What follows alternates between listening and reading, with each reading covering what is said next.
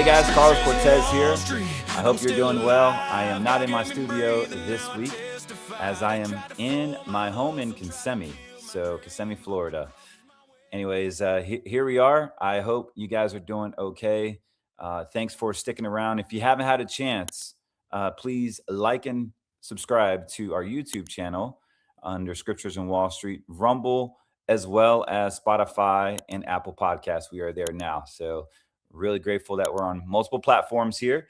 And moving forward, we will be hopefully not censored there, but if so, you can always go to my Rumble channel and we will always be posting content. So this week, I just simply wanted to just update you on some things and really just a mindset going into 2027 and Q3, Q4 of 2026. There's a lot of things happening right now. We've received calls very similar. It's interesting because when we receive calls, it's always about two things. Like, I'm not confident in my retirement. I'm not confident in what is happening with the government, and I don't know what to do. I understand the banks are not my friend. I understand the banks have basically financially inoculated me into positioning my assets as not even my own. You don't own the money in your bank account, as you guys understand. You don't own a lot of things. And what I wanted to really talk about is, what do you own? You see, we are so caught up in purchasing investments, we're purchasing things. I believe we're buying things we don't even know. So, your 401ks, what are they truly invested in? Your bank account, what are they truly invested? Do you own the silver in your precious metals IRA, whether it's in Delaware and Texas? Do you really own it? More so, the money that you're saving into your brokerage account, where are those funds being invested at? These are some basic questions, because here's a really scary story, is that as we go into closer to 2030 and 2033, when Social Security is supposed to be running out, I possibly think it could run out faster with the exorbitant debt that we have right now.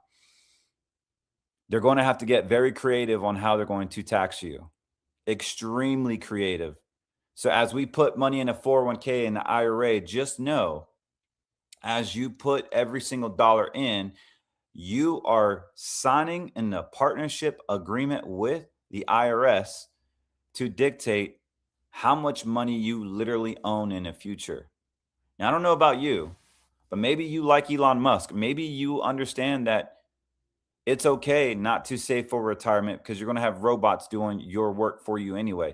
Maybe you want to believe in that. I don't think our listeners, if you're listening to this, that's not you. You guys are responsible people. You love freedom. You love ownership. You take action. You're proactive. You're biblical.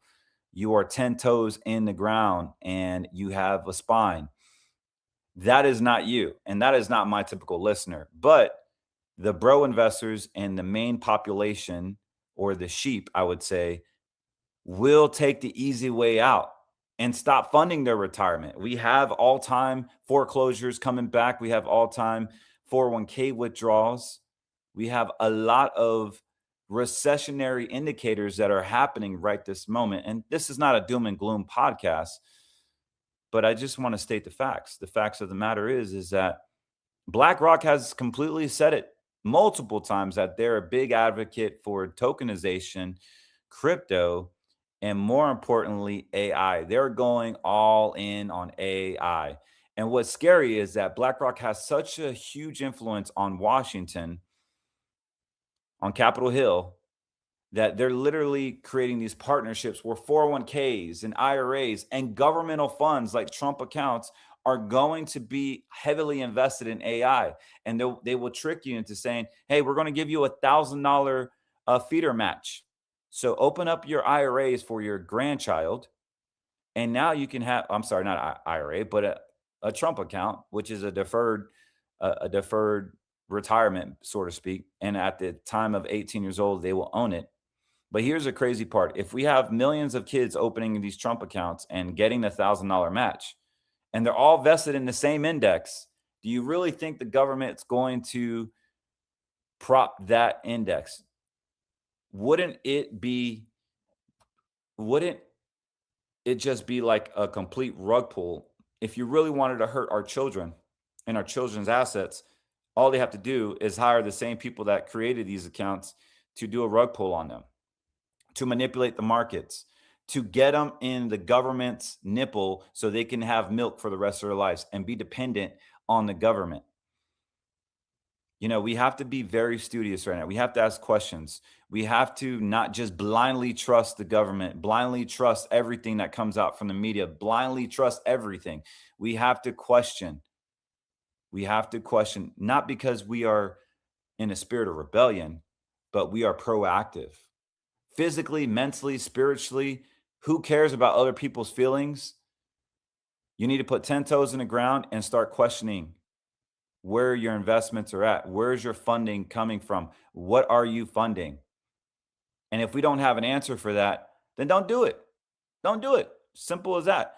And more importantly, the more that you save into government written contracts, the more control they have over you. And I can't stress that enough, because Wall Street, just like Big Pharma and every other propaganda sector in this world, they all have their peddlers, they all have their agendas, they all have pretty much everything in line, and it all lines up to one group. Whether it's a Bilderberg group, whether it's the Zionists, whether whatever principality you're talking about, it is biblical. We don't need to solve who is doing it all. We don't need to solve. So what if you figured out it's the Masons, the Mormons, or the Jews, or the Illuminati, whoever it is, it doesn't matter. It's not going to change your life. Who killed Charlie Kirk? It doesn't matter. What does that have to do with you and your household? You are called to be responsible for your own household, for your own happiness, for your own greatness. Guys, we get so caught up in the price of silver and politics and what is happening locally and the track, trace, and control agenda that we forget to even look at our own stuff in the middle of everything. It's great to question, but don't be frozen in this distractionary based society that we're in, where none of it is for your benefit. The only thing we have to worry about is our name written in a book of life. What are we doing today to make an impact on others, and guard our financial household to be a steward, because we will be judged on that. We will be judged on that. And I believe that we've created a platform where we do great stewardship for clients' assets, that we can actually protect your money from the CBDCs. We can protect your money from the ideological propaganda that is funding this Satanist Luciferian agenda, whether it's in the market, whether it's out of the market. And we have a great process. We call it the covenant process. We believe in precious metals, but we don't believe that it's a retirement vehicle. We don't believe that it should be in an IRA. If you lose money in an IRA, you can never write it off, guys. I don't care if it's in Texas or Delaware, and you've seen how manipulated it can be. If you currently have money in the bank, a 401k, or even precious metals in an IRA, you may want to listen up. You're going to want to have a place where you have a guarantee on your funds. As we go into a lower interest rate environment, banks will be stressed out when the commercial real estate crisis happens. Right now, you can get a guarantee, yes, a guarantee on your principal, and get a bonus. If you're younger than 65 years of age, we can utilize an insurance-based contract that has been around for over 100 years. We want to help you find a guarantee on your funds that are actually outside of banking laws, outside of securities laws. And guess what? You get a guarantee on your funds. You get a guarantee on your principal. Go to greenmoneysolutions.com, fill out your information, and let's just see if you qualify.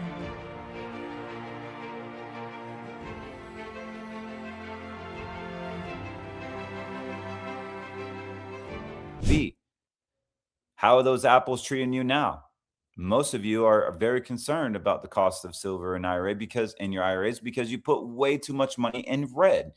For those of you that don't understand, or you're new to the show, red money is going to be an account or asset class that has unlimited losses, unlimited gains. You have no control over the price of it, and you have no idea what the fees are. And if you do, they're still sketchy, or you have no 100, not one um, transparent, confident approach on what you can tell me what the actual operating expenses on your red money is. So red money could be real estate. It's also your stocks, your bonds, it's crypto, it is precious metals. It's pretty much anything that goes up and down in value and you don't have any guarantees on it. The definition of a security is risk of principal. So you're willing to risk your principal. Sure, there's bonds, there's governmental bonds, but even those aren't guaranteed. Your principal is not guaranteed. Maybe that coupon payment from the government's guaranteed, but their guarantee and your guarantee is completely different from what we think a guarantee is. Secondly, bonds aren't protected from rising or lowering interest rate environments. When the interest rates go down, your bond prices go up. When the interest rates go up, your bond prices will go down. So, yes, grandma lost her money in 2022 to 2024. And, when interest rates went up, and obviously they're starting to recoup now with the indices tracking, and the 2, 5, and 10 year are being uninverted. They have been uninverted, but they're normalizing. And so if they raise interest rates, look for that with the Feds right now, with Kevin Warsh back in. And as I told you, Kevin Warsh is going to talk a different speed, talk a different lingo than Jerome Powell. Jerome Powell is very analytical, A type, just kind of that geeky, straight line guy, didn't like to be pushed over. But at the end of the day, Kevin Warsh will do what Trump has basically called him to do. And he's going to try to come in and lower interest rates. And I think that's what the goal is for them, is to try to lower interest rates to keep consumer goods a little more attractive and affordable. But the problem is that wages aren't keeping up. Real estate prices are, people can't afford homes. People are still trying to afford daily staples like groceries, eggs, bacon, ham, bread, just diapers and formula. They can't even afford that right now because credit card spending is all time high. 401k early penalty withdrawals all time high. Repossessions of cars are back. Now we have private credit that is on the brink of exploding. And if we have a private credit crisis happening, guys, even BlackRock will be exposed, as well as Chase and Bank of America. All the big banks will be exposed. And more importantly, there will be a massive effect on weaker insurance companies that are overexposed. We've never solved commercial real estate crisis. As we know, we have billions and billions of dollars in commercial real estate that is currently defaulted. Just last year alone, we've had loans. We saw companies walk away from skyscrapers the past 2 years, walk away from skyscrapers. We saw AT&T building in Dallas. We saw a $90 million building in St. Louis, Missouri that actually got foreclosed and auctioned for $4 million. And we're talking a skyscraper, guys, because the whole dynamic has shifted. Social Security will eventually run out due to the fact that there's no W-2 workers anymore. Everybody wants to work from home, start their business, be an Uber driver, or whatever it is. The employment landscape is changing. This is one reason why Social Security probably isn't going to be there. I'm 43 years young. I've been doing this for 20 years now. I'm not going to have Social Security. So my approach is doing market-based money, right? Dollar cost averaging in the markets because I trade, but also having a green money account for my retirement so that my wife and kids will have a stable account growth that is not CBDC, that is not tied to the stock market, that completely is principal protected, creditor proof, principal protected proof, and can generate income while I'm pulling money out 20 years from now. So my clock is 20 years. Like I can work for 20 more years. Hopefully a lot sooner. My plan is to work for 15 more years, 15 or less. And I'm taking all my retirement clients and running the journey with them. So hopefully that's you. The thing is that we got to create an inheritance for our children. We got to be stewards and we have to have plans. That doesn't mean we are fear mongering. Doesn't mean that we are being anti-Semitic doesn't mean that we are being crazy or just unprepared. We are preparing right now because the market can and will go up, and the market will go sideways, and unfortunately, the market will go down. Now, if you're 55 years old and you're banking on your retirement to be there, and you haven't planned for a downside rug pull or a drawdown, do not be like your parents in 2008 or in 2001. We've learned that lesson several times. Guys, these people literally had to stay in the market in 2001 for 6 years. It took them all the way up to 2007 to recuperate their money, only for them to lose it again in 2008. That's if they never sold. And then from 2008, they simply had to wait another 7 years. So this is considered the lost decade from 1998 to 2008. We do not want to see that happening as the AI boom happens. We are in the AI boom, guys. Like the whole thing what I was getting at is that Larry Fink wants to invest your money, not his money, but your money through governmental partnerships, through Trump IRAs, through 401ks, through custodial agreements, debt, equity, you call it debt and equity. He wants to have complete all in, like Russian roulette, all black. And he wants to put everything in AI. And that coincides with what he's been talking about the past 4 or 5 years. He literally is the Bill Gates of the financial system. And we have to be very, very careful because he is going to lead a lot of people in just financial captivity. Like I just don't trust this. I think you can make a lot of money in AI. I totally believe the technology is there from a performance and growth standpoint. But the other side of that is devastation. The other side of that is an AI boom and bust. We saw it in 2001, very similar when the internet took over everything. In 1993, you couldn't buy anything off the internet pre 1993. I don't know if you remember that. And then we had electronic email early 2000s, late 2000s, or late 90s, or going into early 2000s, and now companies are being ran by email, and so people don't write letters anymore. Now we have Bitcoin that was introduced in late or mid 2000s, and although it's trading right now just at 63, remember I told you guys it'll get to 65, so that's corrected. It went below 65. We have $63,000 a Bitcoin right now as of June 4th of 2026. A digital asset that no one understands what Bitcoin is worth $64,000. Great time to dollar cost average and buy some BTC. I really think BTC will get to $250,000 within 4 or 5 years. Silver should pop up over $200 once this suppression stops, because they're both scarce. And so what I want to just really mention is that scarcity is a really good asset. You see it with Rolex watches, you see it with classic cars, you see it with antiques and art and just things that are just scarce. Like if you love cars like I do, you understand that a older Mustang will always hold its value if you can restore it. I still have my 1999 Cobra Mustang. I'm not getting rid of it. It's a stick shift. It's got 110,000 miles on it, and it's parked at my dad's house. I'm not getting rid of it.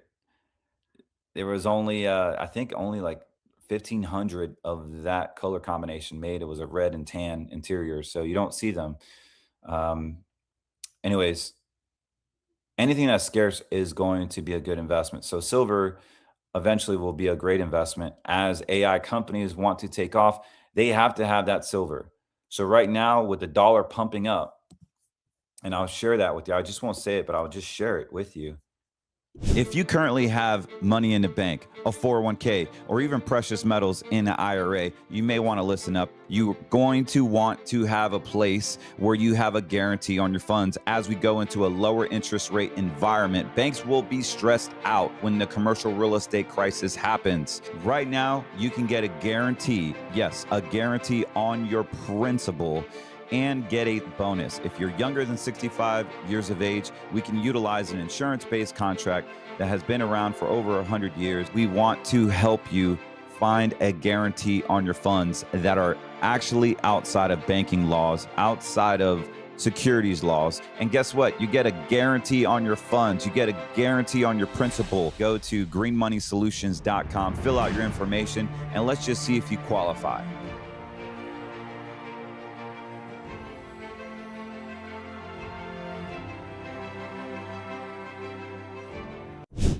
Because this is the God's honest truth. Guys, this is a US dollar right now. This is on a daily chart. I'll go to a 4-hour chart. Does this look like a crashing dollar to you? Nope, it doesn't. And so we saw back in March, this thing just go boom. It went bonkers from 97 to about 100.4. So this jump just on a daily chart, and I'll even go to a weekly, and I'll pan out here, shrink it up a little bit.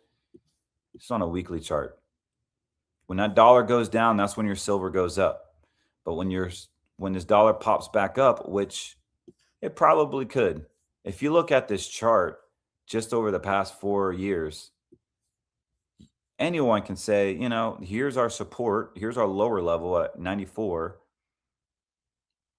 It's going to want to try to find its price home in this channel at its last resistance back in 2022 at 114. So if this thing does pop up, let's just say to even at 109 to the closest resistance, what it's going to do to silver, it will bring it back down to 104. I'm sorry, to 2 in the 40s again. This is one way they can steal your silver, is simply you get so frustrated with it. It's called investor fatigue, that if they pump up the dollar and they need your silver, there's no more silver in the Bolivian mountains. They're all gutted out. There's no more silver anywhere. But you have them. You have them. And the way they can take it is they're just going to suppress it till you get tired of it, because you didn't sell it back here. And so you will FOMO out and you'll get frustrated. Let me see here. Let me actually pull up silver. So it does coincide with the US dollar. And as this skyrocketed back in early January, February, we saw it at 122. Currently it's at 73. Let me zoom out of this so you can see it a little better. So we're currently right now in this price home here where it's just consolidating.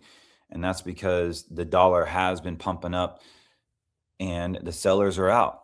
So we have short term, midterm, and long term now turning green. So silver is literally on, as of recent, is going down because the dollar is going up. So we get the question, is it a good time to sell?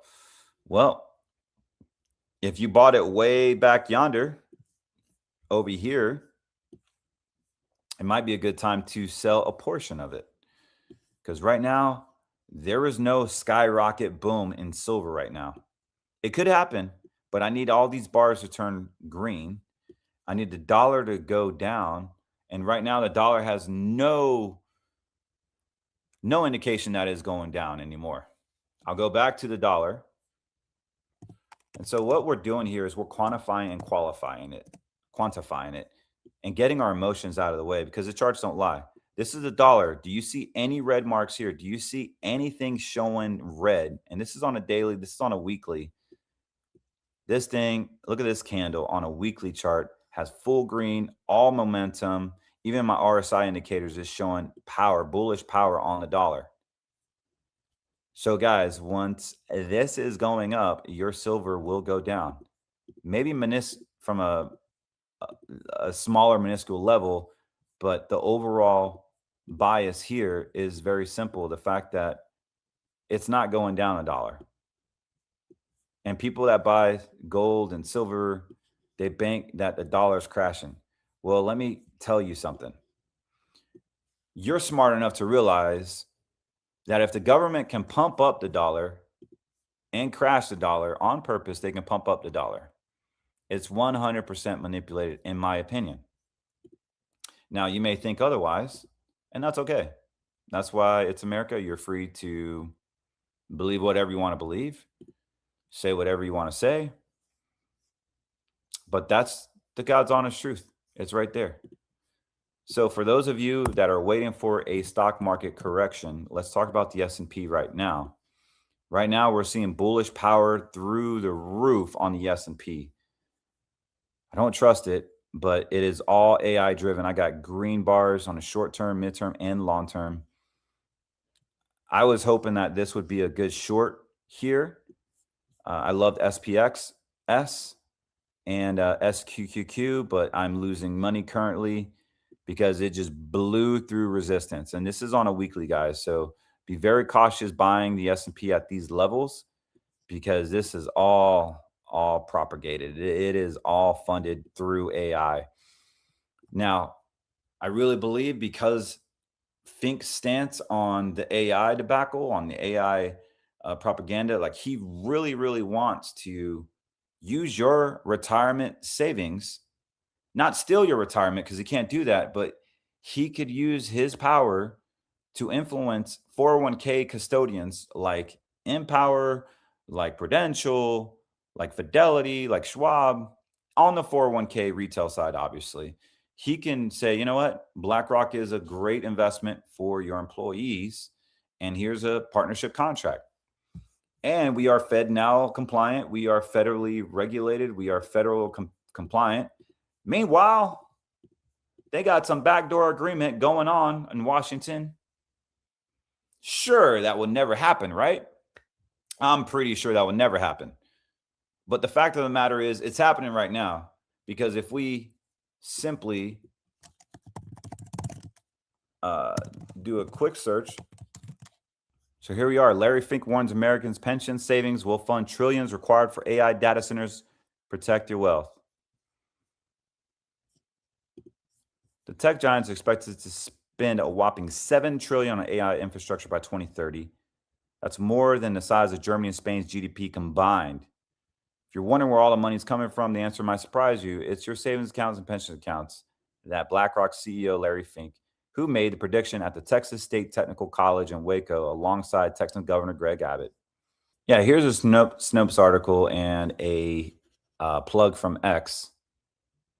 Check this out. To think about growing with the United States. If we can get more and more Americans to think about growing with the United States, we will have far than enough money to invest in this infrastructure. But as the governor was talking about, the need for electrons is growing every day. Some of these, if we're going to be the leader in technology, which we are, if we are going to be the leader in AI, which we presently are, it's just going to require trillions of dollars of investments. And if we don't invest in it, China will be the global leader in this. And so to me, it's not whether, this is a must. And if you think about how that translates, it translates into a more dynamic economy. We need the United States economy to grow at over 2%. We need the US economy to grow at 3%, especially with the growing deficits the federal government has.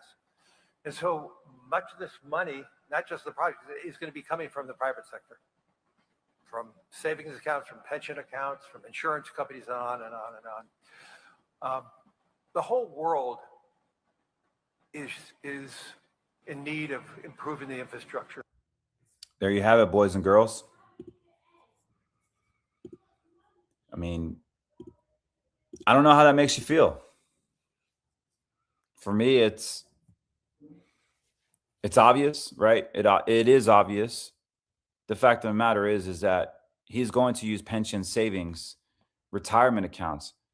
Who's to say he can use the Trump accounts to fund the AI agenda? The question is, where in the world do you actually own your money? When are we going to actually own your money? We see it in the bank accounts where you don't own it. We see your 401ks where you don't own it. Pretty soon, you won't even own your brokerage accounts the way things are going. What else are they going to reach their hand in? The answer is not silver. The answer is not an IRA precious metal in Texas or Delaware or Montana. The question is, or the answer is preparation. How do we prepare today for this AI digital takeover that is here? It's happening now. Every time you get in your car and you have a phone on you, it already knows where you're going based on your behavioral habits from last week and the last month. It's been tracking you for the past year or 2 years or 5 years. It knows your daily habits. And we are in a society where the track, trace, control agenda is just everywhere. So we have to play smart. We have strategies here at Cortez Wealth Management that are anti-CBDC, that are pro-America, and that we don't want to fund China. We don't want to fund any other country other than America. Now, I'm not saying all AI is bad. I'm just saying I don't trust the government to have full control of all my assets. And I don't think you should either. And guys, we are setting ourselves up for the slaughterhouse. If not us, then our children. And I need you men, I need you strong men to step up and really guard your finances for your family. I honestly don't believe the big banks, the big brokers, the brokerage firms, they're not even talking like this, because most advisors will say, "Oh yeah, we're going to buy the S&P and the Nasdaq and you'll be fine with your Plantier stock and your Nvidia stock and your Amazon. Just stick to the big AI tech companies and you'll be fine." And we're funding our own demise. We have no control of what's going on. It's red money. It's red money talk. And literally the whole stock market is based off 7 different stocks that are all AI based, the Magnificent Seven. And if you haven't learned anything from 2001 and 2008, this is going to be a massive, massive bomb when it all comes down. I can't tell you when it's going to come down. All I can tell you is that prepare. I can show you charts to oblivion and I can give you a heads up. And I'm pretty good at what I do, but it is completely up to you on how you take this. Everything on this information is meant for education and information purposes only. I'm not giving investment advice. However, if you would like investment advice, give us a call, 813-448-3446. Now, with that being said, I can't stress enough right now that we still can make money with the AI and the NASDAQ. We still can do it. Last year, or 12 months from now, our trailing 12 is over 18% in one of our indices with a green money account.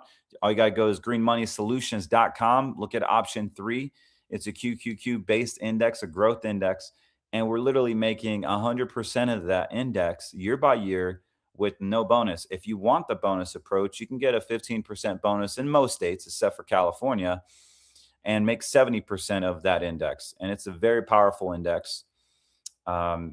I really feel that big tech is going to lead the next 5 to 6, 7 years. Every recession we've had, it's always been healthcare and big tech that's got us out of a recession and that has grown the market. You heard him say that we need to be at a 3% GDP and not struggling at a 2% because our national deficit is tremendous. It is unbearable.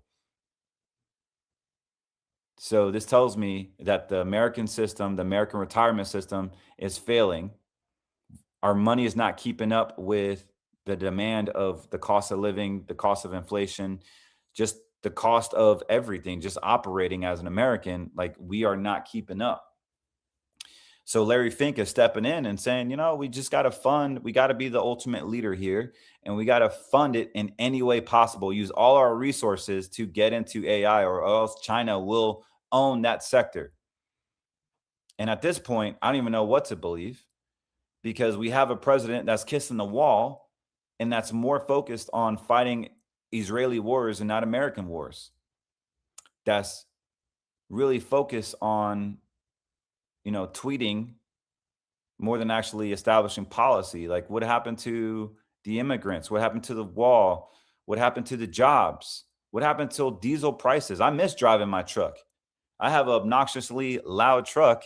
It's a show truck, but dang, I don't want to spend $200 filling it up.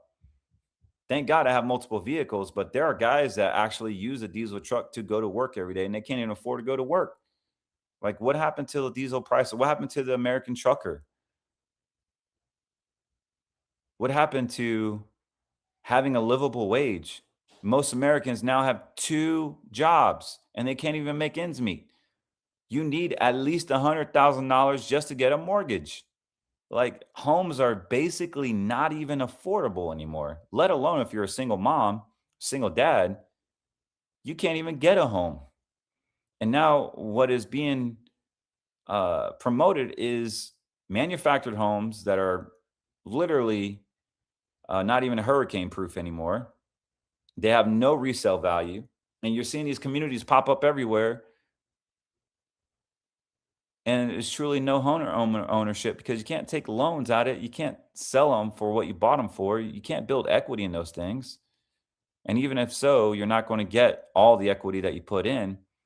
So they're entrapping the American consumer, the hardworking American, and not really pushing them ahead. You have to be a business owner. You have to clock dollars. You have to somehow have a side hustle to get ahead. And even then, you get smacked up by taxation because you're parking your money in the wrong parking spot, like a precious metals IRA or a taxable account. And so the taxing planning of the future is going to be vital, guys. If you don't know what you're doing, give us a call. We have strategic partnerships with some of the world best CPA that are America First, that can give you the best tax advice. And it is my prayer that you guys do something and not just listen to podcasts, but actually do something about your retirement. As we see the markets going up, that doesn't mean you can't make money in this market. What I'm saying is you got to have a plan for when it comes down. And many of you are trying to retire. I've spoken to hundreds of people. They're in their 50s and they're now questioning, they have their life savings in their 401k and their job is shaky right now and they don't know what to do with their 401k. If that's you, give us a call. We want to help you. We want to give you straight up a simple process that will protect your retirement, that will be there when you call upon it. That's not reliant on the Nvidias and Amazon, and that's not reliant on the stock market. But we need to have principal protection. We need to have a way to correlate your assets through simplicity and not just the stock market. Because if you invest your whole retirement in the stock market, you are not guaranteed to retire the way you think you are. And I don't know about you, but I don't want my retirement to be a what if. I don't want my retirement to be a place where I think and hope is the financial plan. And I know that's not you. So give us a call. Let's have security. Let's have confidence in retirement. There's no reason why you shouldn't. I just don't believe that the big banks have your best interests at heart, because their mission statements are not in alignment with your values. We all have values here. I want to make sure that my values align with yours and vice versa. And if that's you, if anything I said resonates with you, give us a call, 813-448-3446. Or you can book an appointment online at cortezwm.com. You simply just go over there and type in a few prompts. We don't sell your information, nor do I have time to do that. We keep everything in-house, and you'll hear from my team to book a 15, 20-minute call, a discovery call, to make sure that we're a good fit and to answer any of your questions or concerns. First question I always ask somebody when they call is, what do you like or don't like about your current situation? And I give you the floor, and I'll give you my 2 cents. And if it's a great fit, great. If not, that's okay too, guys. I'll still keep on podcasting. I'll still keep on managing money. I'll still keep on, pursuing the agenda of being a light on Wall Street, fighting the Goliath. I'm still here, guys. I'm still here. I've gotten mud, speared, everything you can possibly think of. But I'm still here fighting, and I want to fight for you. I want to protect you. There's no reason to FUD going into 2027 and finishing up 2026. There's no reason to lose money in the next stock market correction.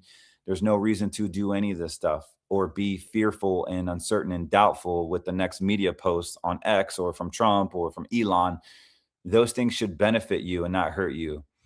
And so if you don't have a strategy for the chaos coming in, and silver is not it, by the way, we already seen the stock market go down as well as silver, and I can show you the charts on that too. We've all been fed a bag of goods, and it's time for you to wake up to realize that what you think happened is not currently happening. Your gut feeling is an emotional feeling and not a professional decision. You need a professional to help you. I'm here to help. Anyways, if you like more of this content, then go ahead and find us on Apple Podcasts, Spotify, YouTube, and Rumble, Scriptures in Wall Street. Thanks again, guys. Carlos Cortez here. And don't forget to get your awesome peptides from GetMeLeanUSA.com. You can purchase on monthly subscription. You get a discount, and you can cancel anytime. These are America First peptides, basically plant-based and animal-based, and you will love the results that you get. So go to GetMeLeanUSA.com. You can support our show by purchasing a few products from there. And I just appreciate all the support and love that you guys have given me over the past few years. God bless you, and we'll talk soon.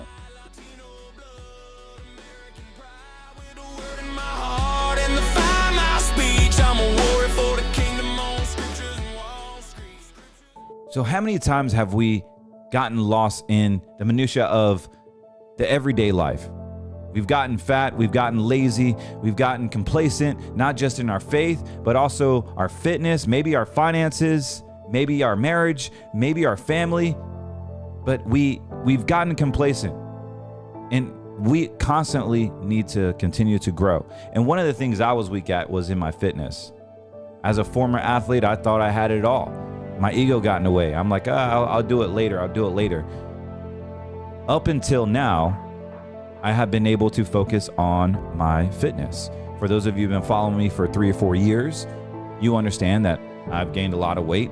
I've used the excuse of having 4 kids, a marriage, a business, helping out at church, all these excuses. And I keep putting myself in the back burner. This is deadly.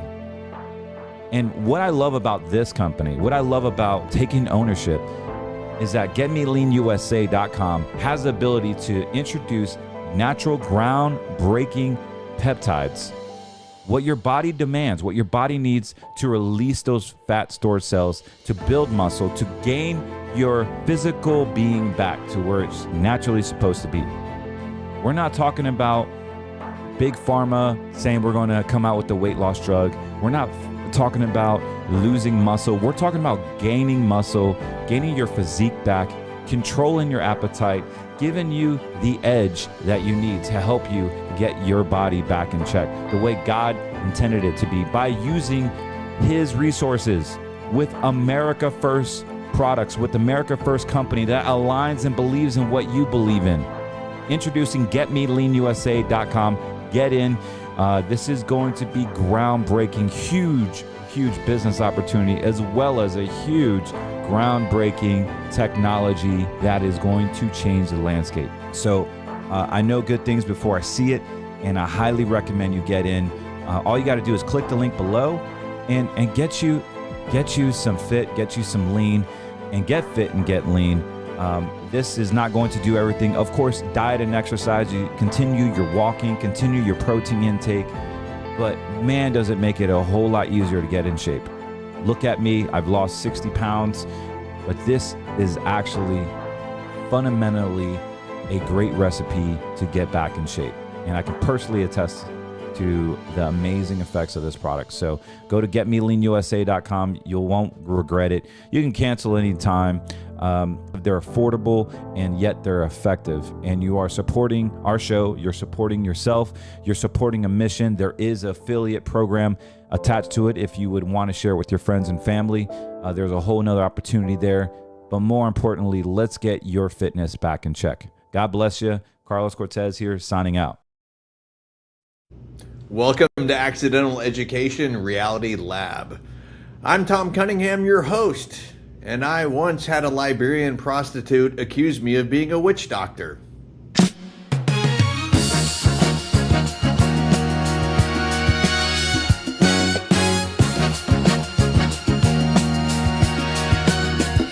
Spanning the globe from the four corners of the world, traveling the earth while entertaining millions in secrecy. These are lessons learned through not so average experiences from a life spent creating reality television. This is accidental education.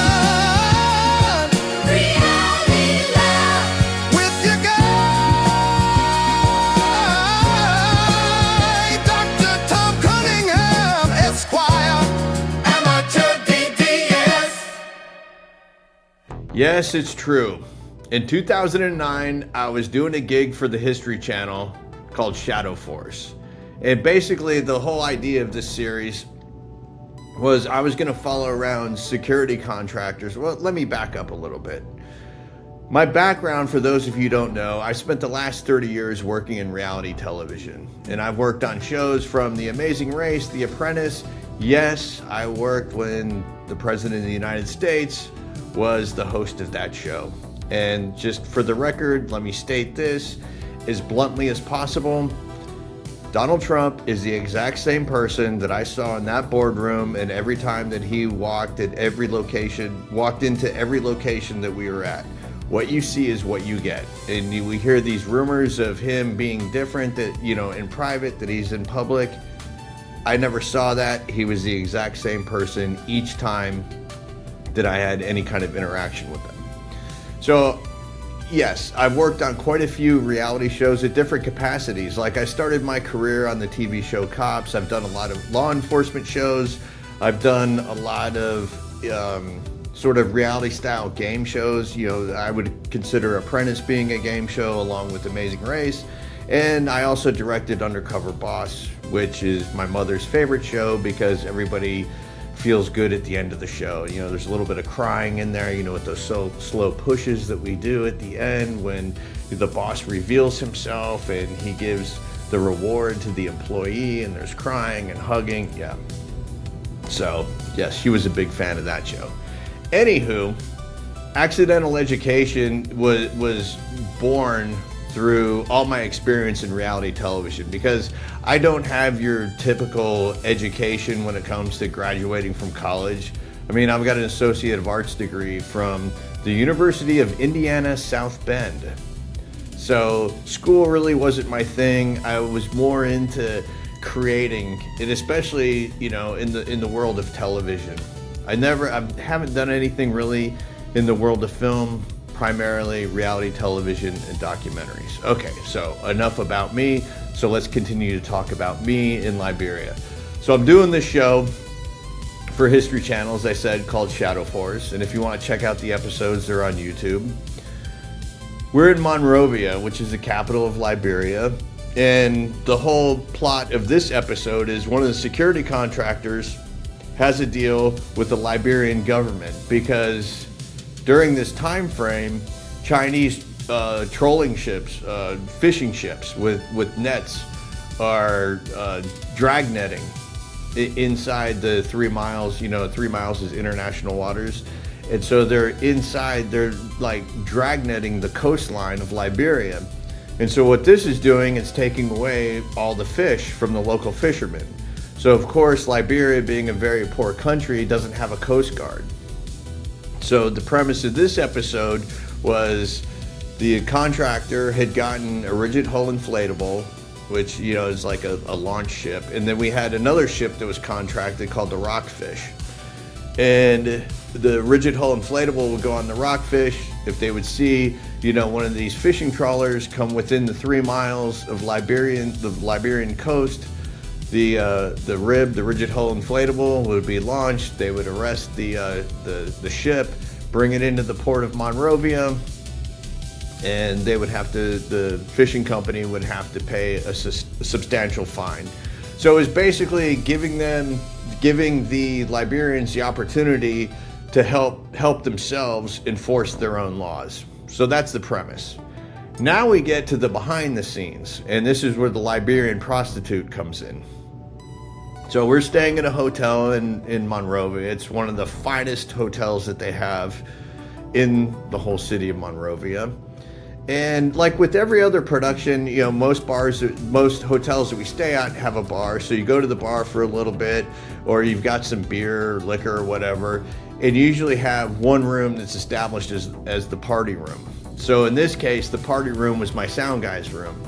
So we grabbed some beer, we're drinking beers, listening to music inside his hotel room. It's myself, another producer, sound guy. You know, it's a pretty chill night. You know, it's hot as hell in Liberia. And another work colleague of ours knocks on the door, comes in, and he's got this chick with him, a local. This, you know, kind of, you know, she's fairly attractive chick. She comes in, and of course, you know, she's a prostitute.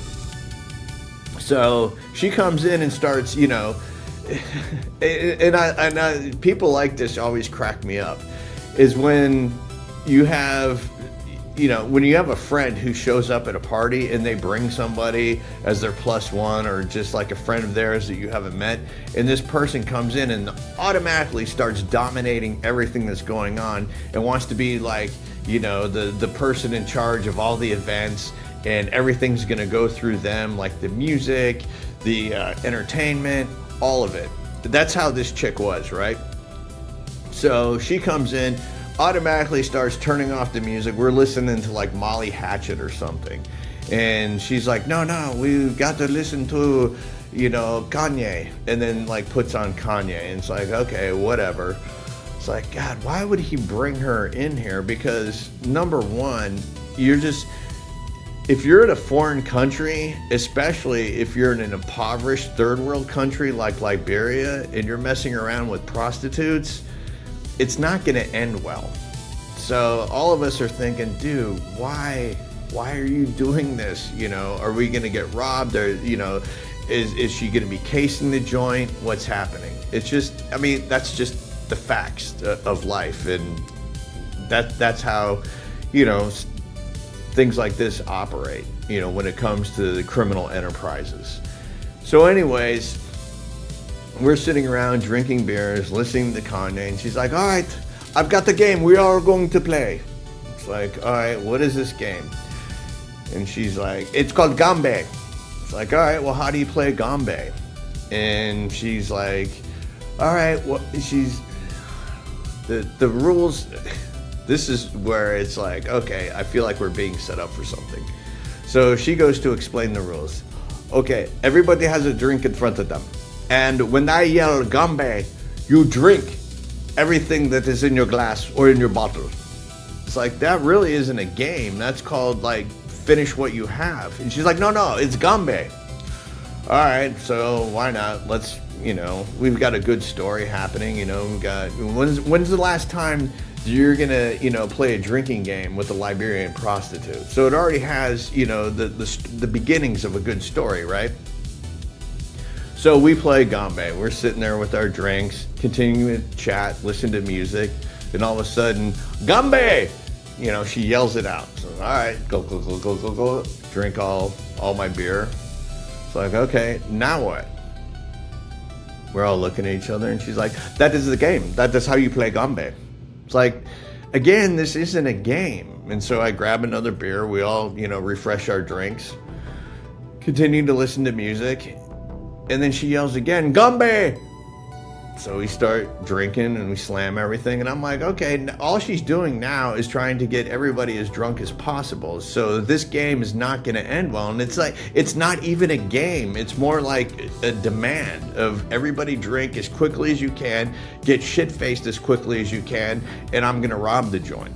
Because of course, she yells Gombe, and she's not drinking, and the rest of us are. It's like, this isn't this isn't your regular drinking game.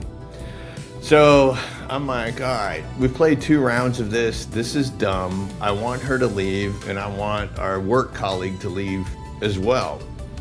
So I'm like thinking to myself, all right, what do? I don't want to be rude to her. I don't want to say, hey, get your hooker ass out of here. I don't want to yell at him. I'll yell at him later in private, the guy who brought her into the room. So I finally decide, okay, this is what I'm gonna do. I'm gonna come up with a voice and, see if I can not really scare her, but just kind of like add some comedy and levity to the situation. So the first voice that I think of course, is the voice from The Exorcist. So I start talking like the voice in The Exorcist, where I turn and I look at her and I'm like, you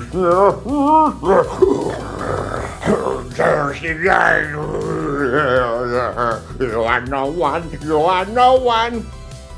And with that, she absolutely freaks the fuck out, man. She's like, Juju man, you the Juju man. And she's like pointing at me, her eyes are real big, you are the Juju man. And she bolts out of her chair, she jumps on the bed, and then she vaults toward the window. And as she's going to the window, all of us are sitting there going, holy crap, as she's in midair. It's looking like she's gonna crash through the glass and then fall out onto the street somewhere. So she's in midair, and at the last moment, instead of going out the window, she reaches up and grabs a hold of the curtains and brings everything down. The curtains, the rod, all of it. And she's like, no, Juju man. And she gets up, she's flailing around in the curtains, screaming, Juju man. She's rolling on the bed, and boom, the next thing we know, she's out the door, and our work colleague who brought her is like, thanks for fucking it up for me, man. And he runs out the door chasing her down. So yes. So a couple of lessons that I took away from that experience. Number 1, humor will most likely get you out of pretty dicey situations. Having a Liberian prostitute in your sound man's room, good way to get rid of her. Everybody saves face. There isn't any kind of like, hey, get out of here, whore, anything like that would lead her to go get friends, relatives, whoever, and come back and murder everybody and take all your shit. So humor goes a long way, and it's also perceptions.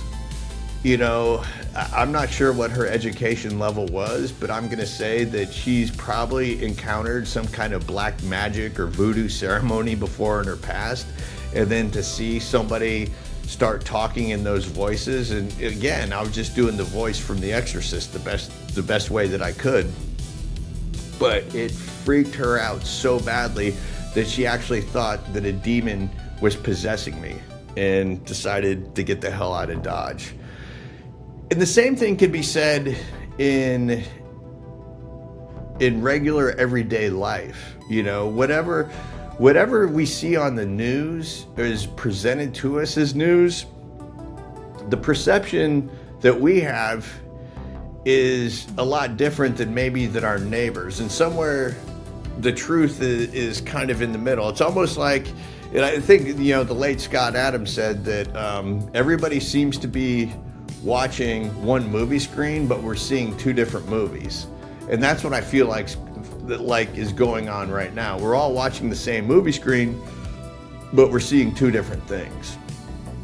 And I mentioned movie screens because when I first started in the world of entertainment, I started off in local TV news. And at the time, the TV sets were, these old hard things, and a lot of them had crank knobs. And everything was filmed in 4x3, which was the square. And that's the square that you would see on your television set.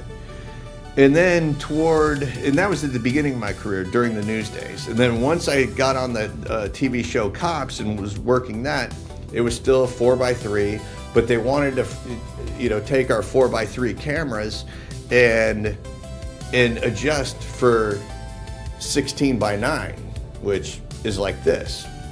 And the difference between the two of those formats, of course, one is a square, and the idea behind 16:9 was to give the audience more of a cinematic feel.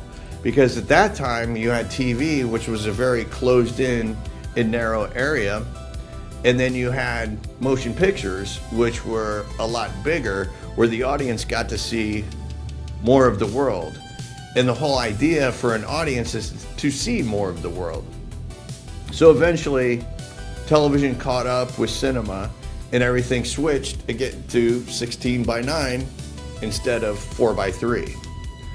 But now what I'm seeing is with social media, especially the TikTok revolution, everything is getting vertical. So now we went from a world that was like this to a world that's now like this.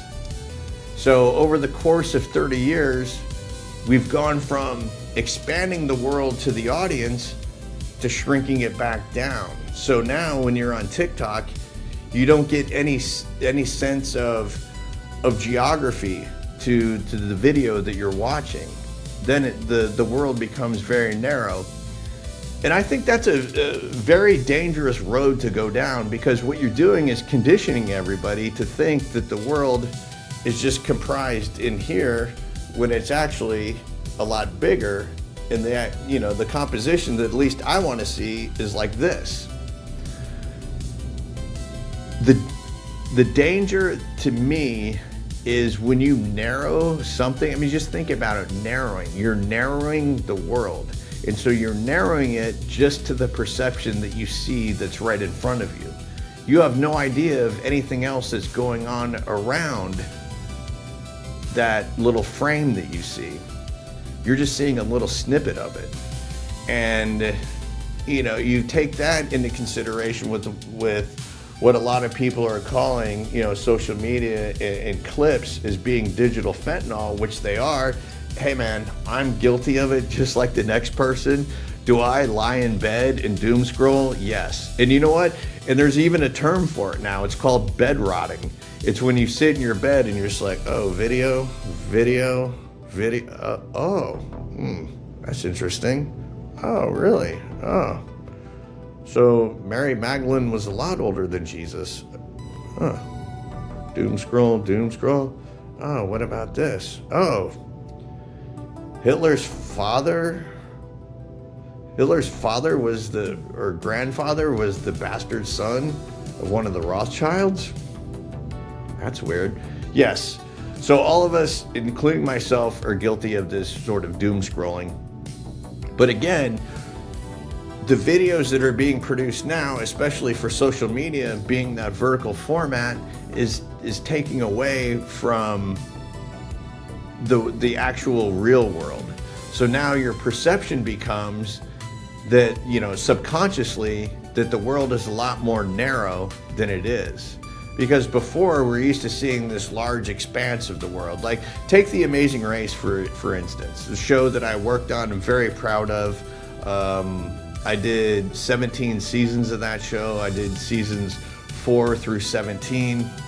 Loved that show. It's a great work experience. Got to see so many different countries around the world. And one of the benefits that I saw to The Amazing Race is with the 16:9 format, and with the introduction of flat screen TVs that were getting bigger and bigger and cheaper, the audience could really embrace and kind of wrap their heads around how big the world actually is and how beautiful it is in a lot of countries. But now what we seem to be doing, again, is just shrinking it, just so it's all right in here. And, whoever talks the most shit is going to get the most clicks, instead of, composition and actually having something of substance to say during your clip. But, maybe, I'm a Gen Xer, maybe that's just like the boomer side of me, and maybe it is progress, but I don't think it is. I really don't think it's progress to narrow the world. I think you always want to keep expanding the world that you live in. But now it seems more and more that we're being conditioned. And to me, that goes back to, I guess I like to call myself a conspiracy junkie, because I really enjoy going down rabbit holes of different conspiracy theories. And I've got one coming up later on in the show that I'm going to talk about a little bit. I don't know if there's much of a conspiracy to it, but anyways, we'll get to it. So going down these rabbit holes of different conspiracies, I go back to one that it's not, I don't think it's a conspiracy, because it was stated at the World Economic Forum, where they said everybody's going to live in a 15-minute city. Everything you need is going to be within 15 minutes of your living pod. I don't think they use living pod, that's my word, not theirs.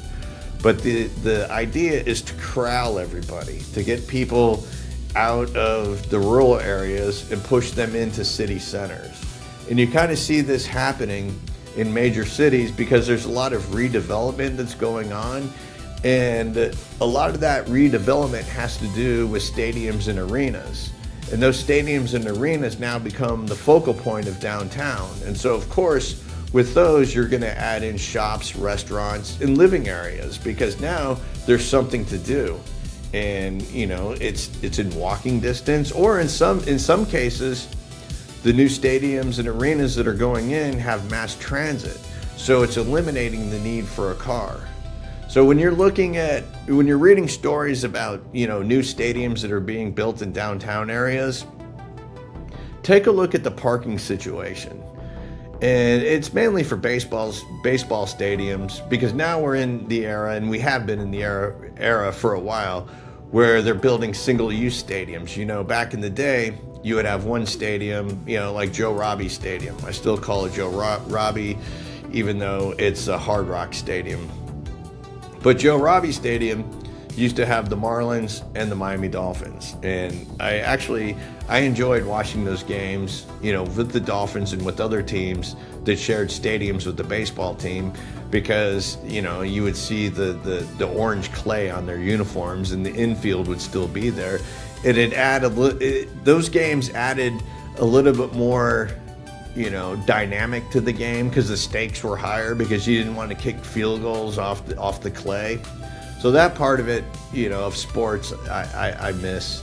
But looking at the single-use stadiums, if it's a baseball stadium being built downtown, you're not going to see that much parking, because tailgating really isn't a part of the whole baseball scene. There are some, Dodger Stadium, there's a little bit of tailgating that goes on, and I'm sure that there's other stadiums around the United States that are primarily baseball stadiums.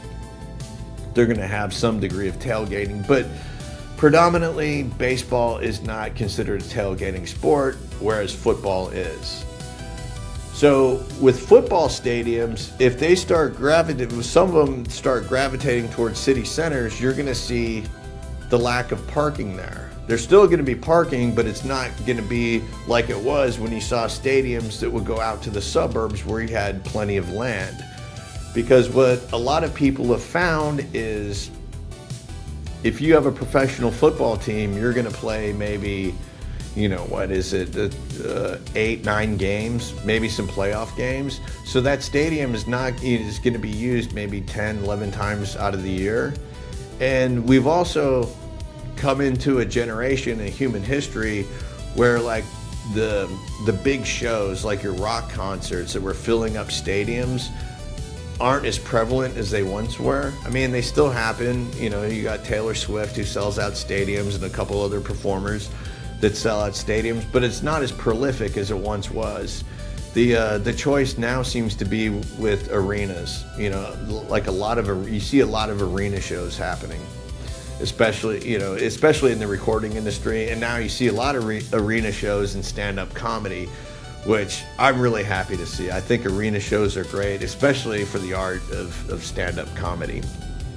But the idea, getting these focal points in cities, is the appeal of the building of mass transit to get everybody and moving people in mass, and not having people show up in their automobiles, which goes back to the 15-minute city.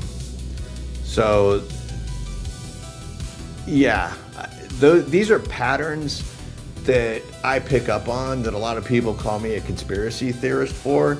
But when people at the World Economic Forum say this is how they want people to live, and then also say things like by 2030 you'll own nothing and be happy,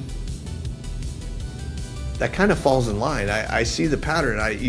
It's not like those dots are hard to connect. I think they're pretty easy to connect, and it always seems to play out that way. So just like the conditioning that we saw with that thing that happened in 2020 where people were standing 6 feet apart from each other and were forced to do something they didn't really want to do or else they were going to lose their jobs, that was another conditioning exercise. Just like I think the conditioning with vertical is the same. It's the same mindset. It's repetition. Get people to do things over and over again so that becomes the norm.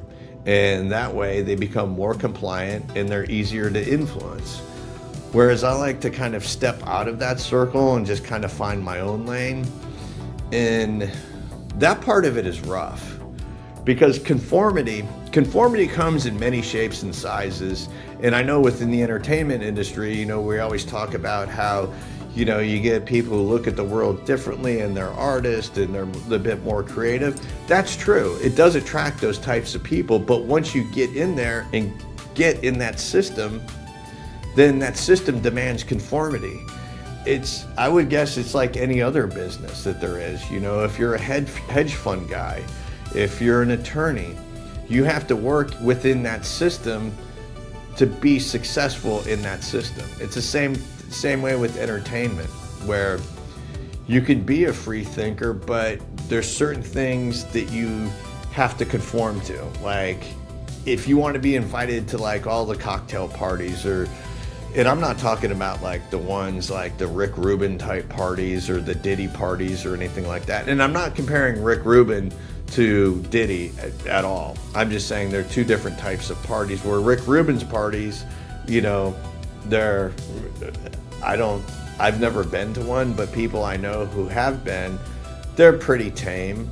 But like with every party, there's certain rings to these parties where you have like peripheral people, then you have another ring where it's like a little bit more insider, and then you have another ring where it's like, okay, you're cool, but you're not cool enough to get in the ring where Rick is.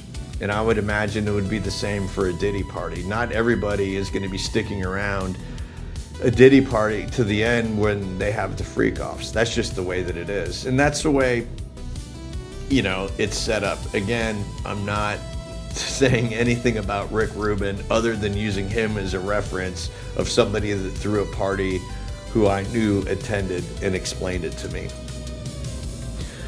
But yes, so within the entertainment industry, it's wild to think that conformity is such a high priority, but it is. And that's just a part of life. And when I got into it, I was like, hey man, I can do whatever I want and, be whoever I want to be and create. But you do have that freedom, and it is a pretty long leash, but there's always tugs on that leash. And then there's always people, reeling in that leash and making sure that you don't go far out there, because at the end of the day, it's called show business. And there is a huge business component attached to it. And, we're seeing that now. One of the biggest complaints that I see with people is when movies come out, and especially remakes. And this week that it was announced that there's going to be a remake of Escape from New York. Does there need to be a remake? Part of me says no, the original's good, but it does take place in 1997. It is time-stamped. And plus the technology in Escape from New York could stand to be updated. But the performances are fantastic. Kurt Russell as Snake Plissken, Donald Pleasance as the president, Isaac Hayes as the Duke. Was it Harry Dean Stanton? Or Dean Stockwell? I always get those two confused just with the names. Is Brain, and then what was the smoke shows? Was it Adrian Barbeau? who was Brain's companion? I'm not sure. Should it be?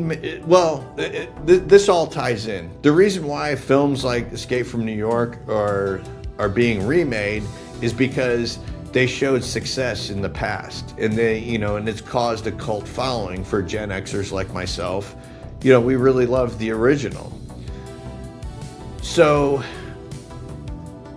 with studios consolidating with bigger businesses like your Amazons and your other multinational corporations, at the end of the day, it's a business. So they're going to want an intellectual property that has been proven in the past.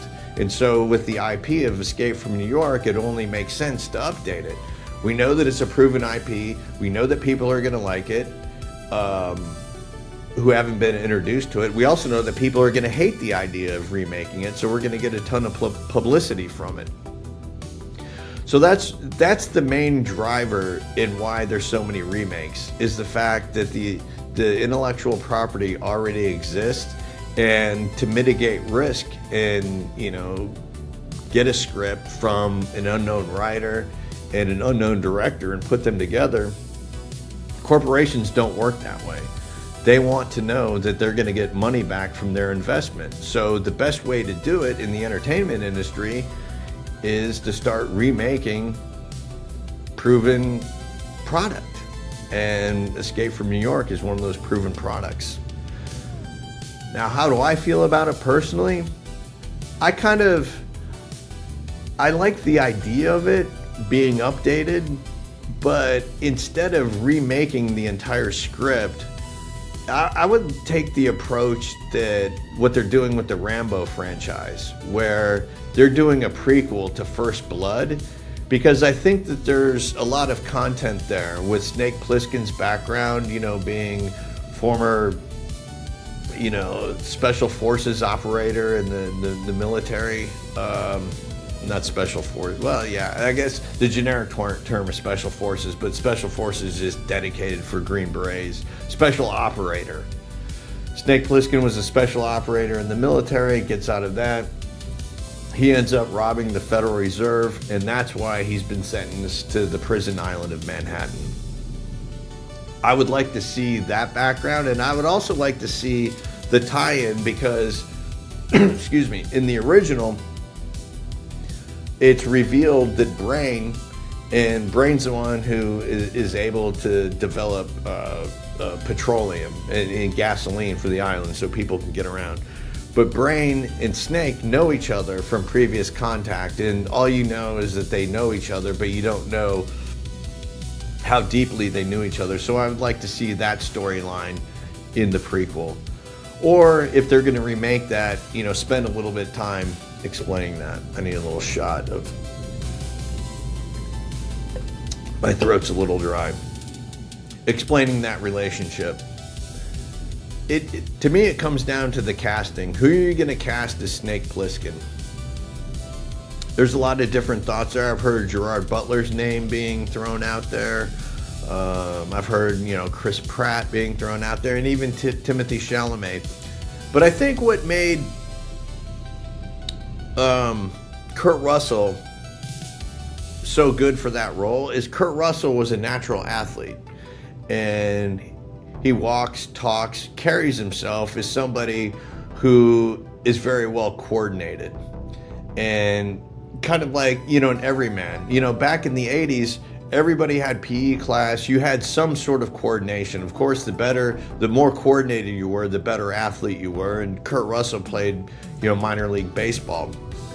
So he had a certain amount of coordination to him, and he didn't have to have giant muscles. It wasn't until, First Blood Part 2 when Stallone really bulked up for that role.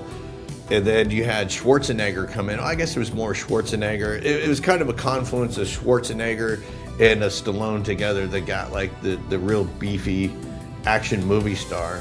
But Kurt Russell was more of like, your Patrick Swayze type of action movie star, where he looked like every man but very athletic and had a very athletic tone to him. So if it comes to casting, I would not want to see The Rock playing the part of Snake Plissken. I think it would be an awful movie if he was in that role. I wouldn't want to see Michael B. Jordan in that role of Snake Plissken. I know a lot of people like him. I don't. I mean, he's been all right in some roles, but I think he's an extremely overrated talent. To me, it's not there. He's not in the same categories as some of my favorite actors. And some of my favorite actors are more or less character actors or co-stars. Like Gene Hackman has always been one of my favorite actors because whatever you see on screen, that's who you believe he is. You know, Al Pacino, I feel the same way about. Even Robert De Niro, you know, I know he's become a bit controversial, but I do, and he has a tendency to sort of play the same role, this, you know, that kind of role. I thought Robin Williams was, you know, had tremendous amount of range. Tom Hanks, yeah, but this whole, again, being a conspiracy junkie, I'm just kind of like Tom Hanks.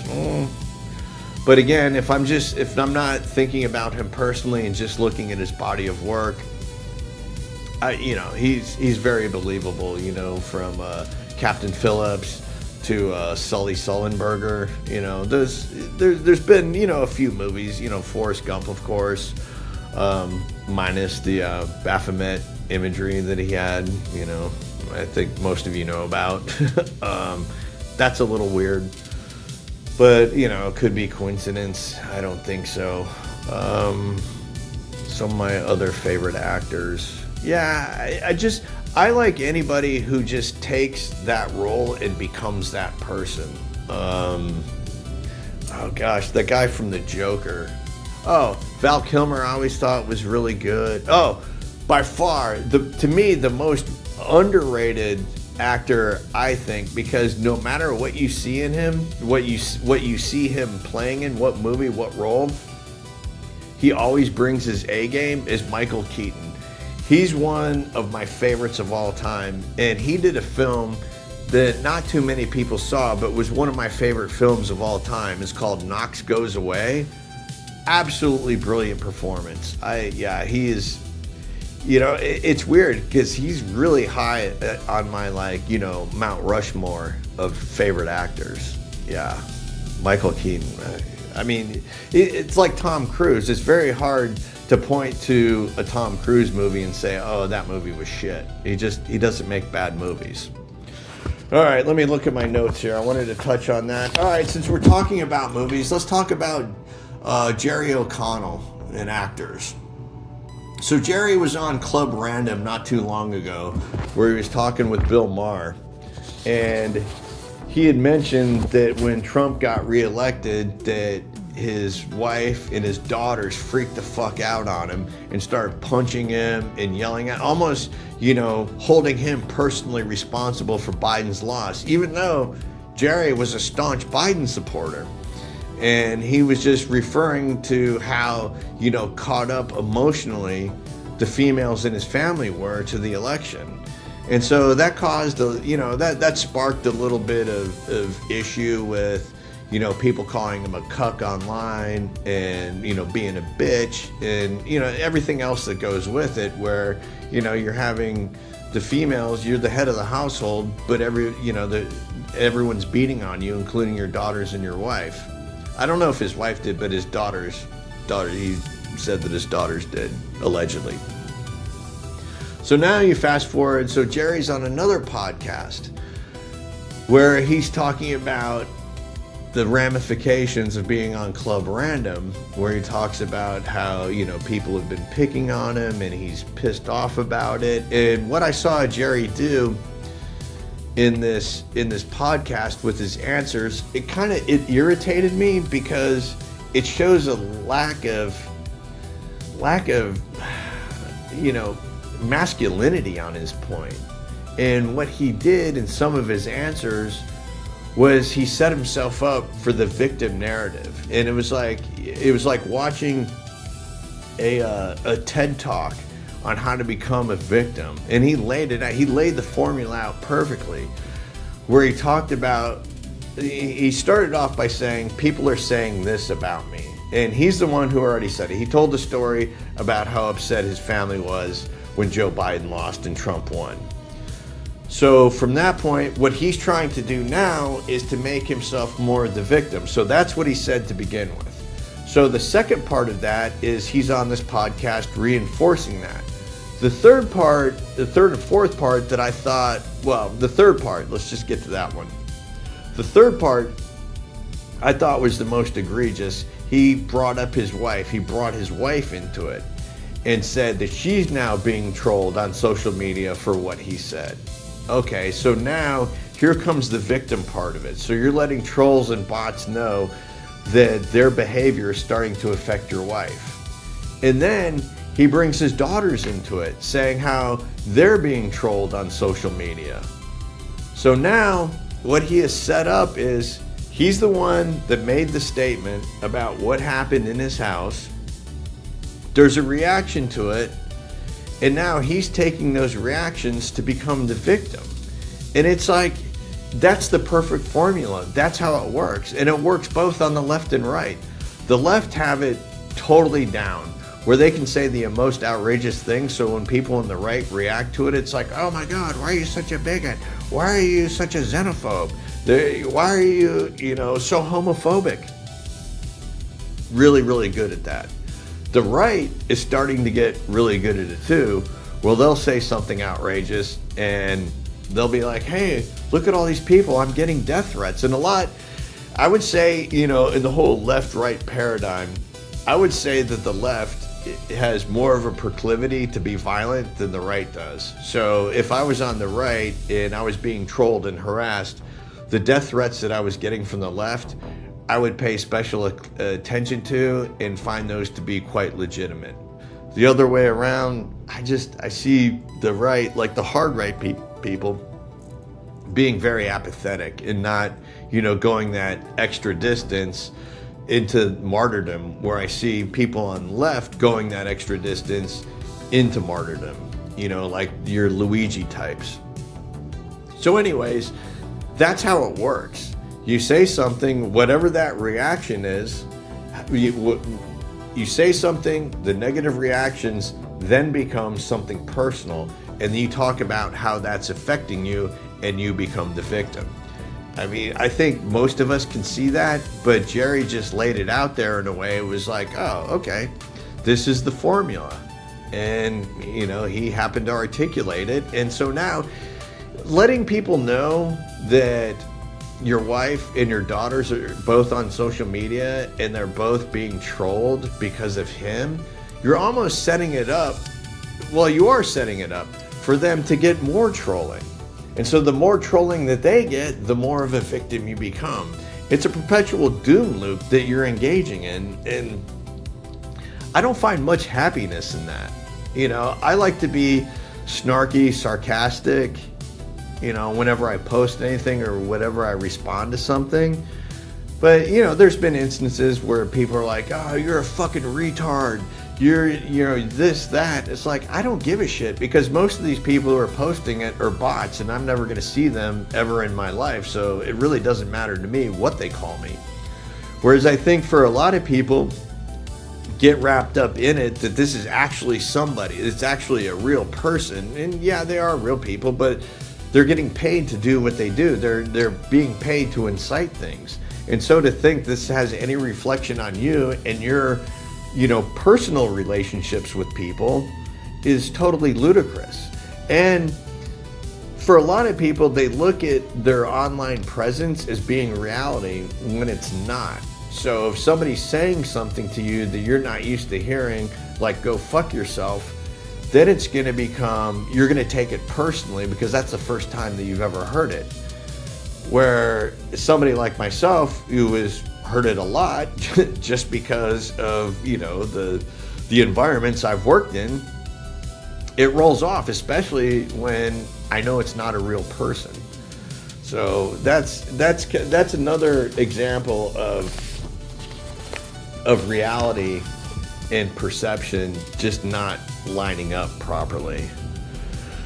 So I don't know how many of you guys who are watching this remember Patty Hearst. because when the whole Patty Hearst kidnapping happened, I was a little kid and really didn't know much about it. I knew that she was the heiress, and I knew that she had been brainwashed, and that was the first time that I had ever heard the term brainwashing, and still was a bit confused by it. But you know, this being in what, like 73, 74 or so, I've got it here in my notes, the whole sort of timeline here. Yeah, the 74 is when the kidnapping took place. So anyways, there was I don't know if you remember this or not, but I do. I remember it perfectly, because in the 70s, I was going to Catholic school at the time, and we would have speakers come in talking about joining cults, because cults was the big thing, and brainwashing and deprogramming and that whole sort of process that went on with it. Because at the time, you know, to me, my frame of reference for it would be like the Manson family, the SLA, the Symbionese Liberation Army, the Patty Hearst, and then going on to, you know, the People's Temple with Jim Jones in Guyana. And so we would have these cult experts come in and, you know, warn us. And at the time, I was like, man, I was 3rd, 4th grade, or so. I was really young, and these people are coming in. Oh yeah, you know, the Moonies might grab you, and you know, Sung Young Moon, and that whole thing that was going on. So it was a whole, and then it was a whole thing. It was something, you know, that people were concerned about. But then again, like everything else in life, when something happens, there's an overreaction to it. So were cults a thing? Yeah. Were they any different than any time period in history? Yeah, I would say they were a little bit different, because the proliferation of them, or the proliferation of them being reported on, was different. Were there people living in communes? Yes. What was it? Charles Guiteau, the guy who shot Garfield, was in a cult in Oneida, New York. It was a sex cult, yes. And actually, that's being a part of that sex cult, he couldn't get laid in it, so he left out of frustration and kind of like went down this, you know, crazy world of insanity, to the point where he shot Garfield. Anywho, so then, you know, then you had what they call the Satanic Panic, which I don't think it was a panic. I think it was actually real. And I think the whole cult movement had something to do with the Satanic Panic and the dark side of cults. Because there were cults that, you know, and I can't name them off the top of my head, that did have some, you know, some darkness to them, you know, some Satan worship. I mean, you go back to Aleister Crowley, you know, he's like the king of the demonic cults.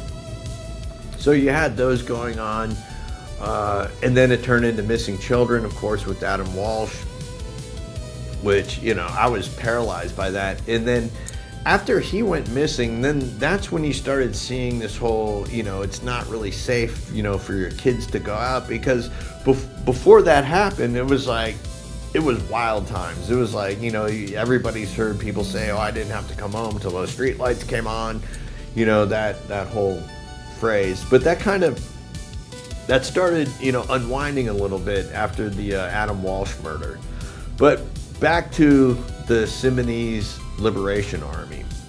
So this is the timeline for those of you who don't know it. The SLA was a small far-left militant group, never more than about a dozen members at one time, around 20 to 22 people involved overall across its existence. Yes, when you start going down this rabbit hole into the Patty Hearst kidnapping and the SLA, there are a lot of names. And the people that are involved also have nicknames, so it just it makes it even more confusing.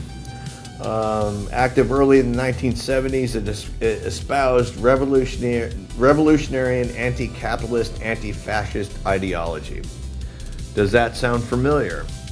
Kind of seems like it's the same thing that's happening now. And in watching a couple of documentaries about the Hearst kidnapping, the folks that were involved there were two sets of people that were involved. You had, you know, a lot of white liberals, educated white liberals who came from good families, who are at, you know, Berkeley and so forth.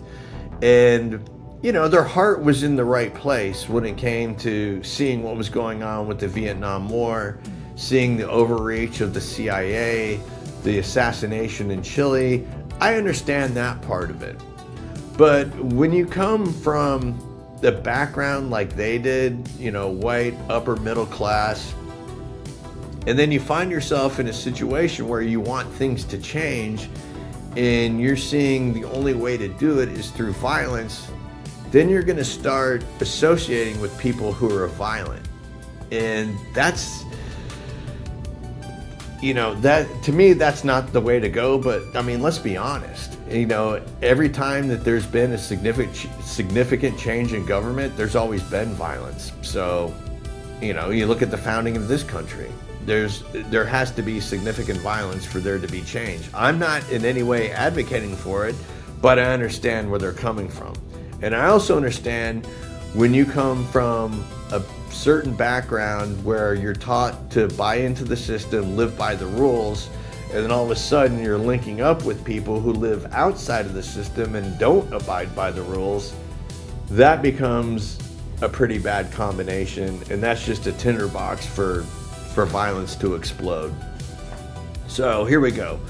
November 6, 1973, the SLA assassinates Marcus Foster. Marcus Foster was the first black superintendent of Oakland Public Schools, and also a school official was hit also. Foster and his deputy were ambushed after a school board meeting. Foster was killed by gunfire. And this is where I the SLA claimed that there were cyanide laced bullets. I don't know about that. I don't even know if they would be effective, or if there's just one of these, you know, claims to make them sound more deadly than they actually were. This was the group's first major violent public act. 5 SLA members were eventually linked to the murder and robbery suspects. So this is interesting. So the SLA starts out with a group of these white kids at Berkeley, and then they meet up with this guy. One of the kids is doing a program where he's going out to prisons, and he's going to the Vacaville prison, and he meets this guy by the name of Donald DeFries. And Donald DeFries has done other prison programs, and he's a criminal. He's got a long time rap sheet. He's from Cleveland, Ohio, makes his way to California somehow. And then one of the SLA members arranges for him to escape. So he escapes. He ends up hiding out in a safe house in Concord, California, which is right near Berkeley, you know, a little bit like 40 minutes or so from San Francisco. So the reason why they pick Marcus Foster is tired with, you know, all the drugs that are coming in and out of the schools. So he decides that all the kids at every school are going to have IDs. And so the SLA believes that this is a form of fascism and they need to take out Marcus Foster. That's the story that we were told. It doesn't, to me, it's, you know, if you're going to curry favor with the downtrodden, you're not going to want to assassinate somebody who's trying to help the downtrodden better themselves through education. So I think they lost their eye on the ball with that one, with a lot of things. So we go to January 10th, 1974. 2 SLA members, Joseph Ramiro, aka Bo, and Russell Little, aka Osceola, are pulled over by the police in a van in Concord, California. The vehicle contains guns, ammunition, and SLA propaganda materials. They are arrested and charged with Foster's murder. They were convicted in 1975, though Little's conviction was later overturned on appeal. The arrest prompts the SLA to plan high-profile action to secure their release, to secure Ramiro and Little's release. So in February of 1974, The SLA kidnaps 19-year-old Patty Hearst, granddaughter of the publishing magnate William Randolph Hearst, from her Berkeley apartment. Now this is where it gets weird, for me at least. So when you start looking into this, I think, okay, you've got a bunch of, wannabe revolutionaries in Berkeley. She's going to Berkeley. Is she connected to any of these people? And all the research that I've done, she's connected in no way to any of these people that are part of the SLA, which I think is really weird because it doesn't sit right with me. And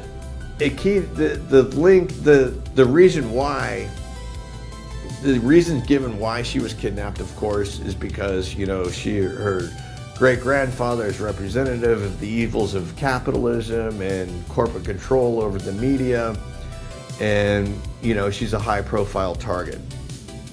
But how would they find her? And so I started digging into how they found out where she was living and the fact that she was living there.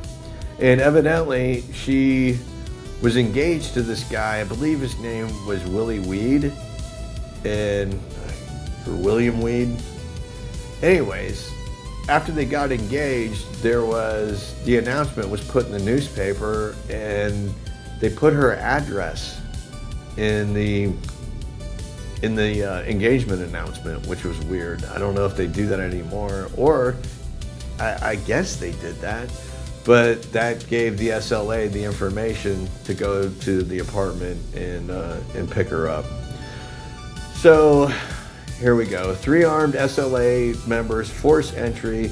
They beat her fiance, it's Stephen Weed, and a neighbor, then abduct Hearst, blindfold her, and placed her in the trunk of a car. The group demands the release of Ramiro and Little. Those are the 2 guys who were arrested in the van, as a bargaining chip. They consider themselves to be prisoners of war, along with a large ransom of food distribution to the poor. The Hearst family ultimately provided millions of food via people in need. And this they did. And what happened was these food trucks started showing up, and there were long lines of people waiting, and it broke out into complete chaos and mayhem because the people on the truck were throwing the food, people were trying to break into the semi, and just food is going everywhere, people are fighting. It's complete chaos. It's kind of like, when you see food distributions in third world countries and everybody just goes crazy. That's what this looked like if you look at old footage of it. All right, so in April 13th through 15th, 1974, Hearst announces via audio tape that she has joined the SLA, adopting the name Tanya. On April 15th, she is photographed participating in an armed robbery at Hibernia Bank in San Francisco alongside SLA members, including Donald DeFreeze. And here we go. This is kind of like the beginning of the end for the SLA. May 17th, 1974, a massive shootout and fire in Los Angeles. Police surround a SLA safe house in Compton after a tip linked to an early shoplifting incident involving Bill and Emily Harris, who were SLA members.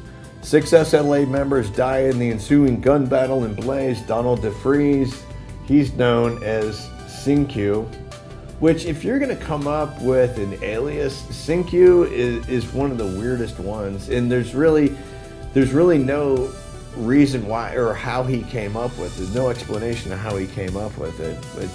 I always want to say, his nickname was Clinique, because that looks to me in the strange mind that I had.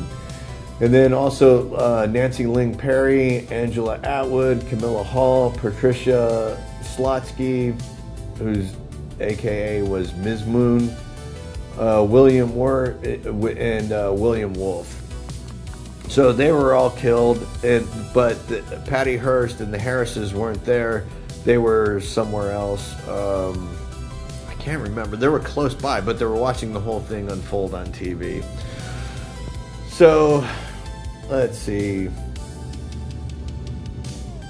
In 75. So, This is going on a year. So in 1975, April 18th, 1975, Patty Hearst, Bill Harris, Emily Harris, and Emily Yoshimura are arrested in San Francisco after a lengthy manhunt.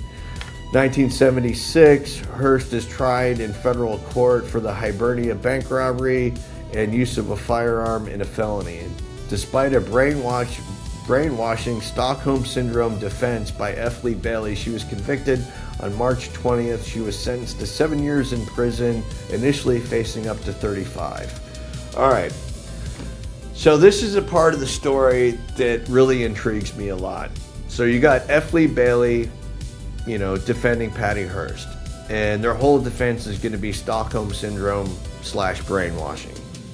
So who does F. Lee Bailey bring in as an expert in brainwashing? I'll give you one guess. All right, if you guessed Jolly West, who was part of the MK Ultra program, you would be 100% correct. What better person to bring in as an expert witness than somebody who's dedicated their life to mind control? So that connection kind of, sends me with a red flag about some sort of government involvement with the SLA.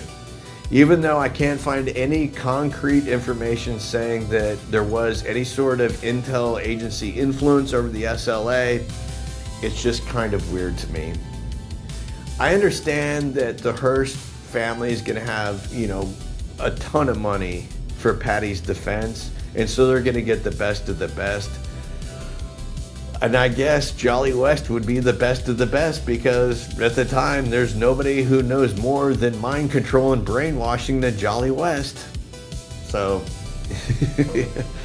you can go down your own rabbit hole with that one. So she's found guilty. She serves 22 months in prison. And of course, Jimmy Carter commutes her sentence to time served in 1979, leading to her release. She is later fully pardoned by President Bill Clinton on his last day in office. So it's good to have connections. We see this playing out time and time again. You have a certain class of people who the laws and the rules don't apply to, and then you have another class where the rest of us are who have to pay any sort of price for breaking the rules. That's just the way the world works. We like to think that, justice is blind and there's equal justice under the law. There's not. Just look at the Epstein files and look at the people listed in there. It's in the fact that we don't know, and the fact that we're told, oh, that's old news, just make it go away. Just make it go away, it's old news. I think it's very, very important on a couple of levels. Number one, human sacrifice and child trafficking is really bad. And if that's going on, that should be investigated. And the people that are engaging in that behavior need to be arrested and need to be prosecuted. So yeah, I think the signs are there that was most likely going on. And then just regular human trafficking and Epstein being involved in gun smuggling, Epstein being involved in different sort of scientific programs. Yeah, I'm not one to give up on that one. I don't know how anybody else feels, but I think that I'm about 99% sure that Palm Beach Pete is Jeffrey Epstein. I think it's revelation of the method. The Epstein class of people who run the world have to tell the rest of us what they're doing in some sort of, karmatic dispensation for their own evil deeds, where they're like, oh, we told you what was going to happen and you didn't do anything about it, so we went ahead and did it anyways. So, yeah, when it comes to Patty Hearst, I'm not surprised at that outcome. What I am surprised at the later prosecutions, and this came in 1999 and 2003, several SLA members who were fugitives from the 1975 Carmichael bank robbery and Opsahl murder. Mrs. Opsahl was killed during that bank robbery. lived openly for decades under new identities. Key arrests included Sarah Jane Olsen in 1999, followed by others in 2002. In 2002 and 2003, William Harris, Emily Harris, Montague, Michael Borton, Sarah Jane Olsen, and James Kilgore faced charges. Most pleaded guilty to murder or related charges and received sentences of 6 to 8 years, served concurrently with the other time in some of the cases. So they're all out of prison now. And the ones who wanted to talked on camera during one of the documentaries that I saw. One of them it's called Gorilla, and there's also a subtitle to it. I can't remember the subtitle of it. It's really good. It doesn't really go into that much depth. It just kind of like pulls out the timeline for you and gives you an idea of the mentality of everybody involved. So I recommend that one. As far as any other Hearst documentaries, I'm starting right now, just in like my preliminary phase of the Hearst rabbit hole. I'm sure it goes a lot deeper, and I'm sure like all other conspiracies that there's going to be false doors and roadblocks no matter where you go. All right, that wraps it up for me. We'll see you again next week. Thanks for taking the time to listen to what I have to say, and I wish I had something pithy to end it with, like that's all there is. That's all there is. All the news that's fit to print. I'm not a news guy. All I do is just let you know how reality television affected me and how I look on the world. So we'll talk to you later.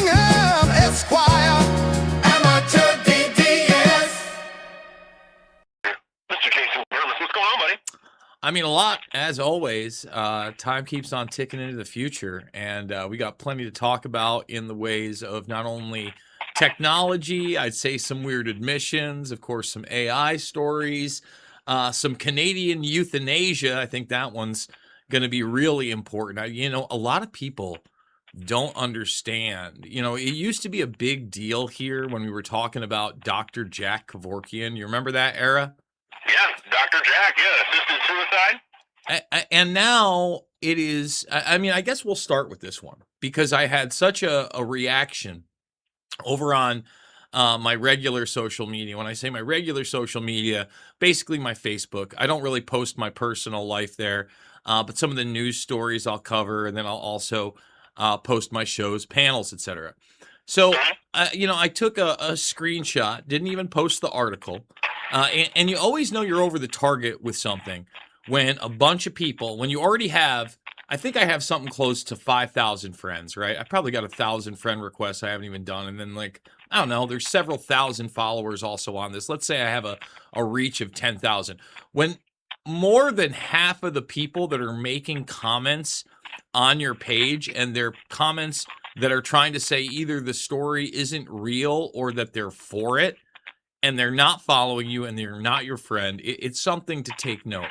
So the headline here, and it is an accurate headline, I want to make that extremely clear.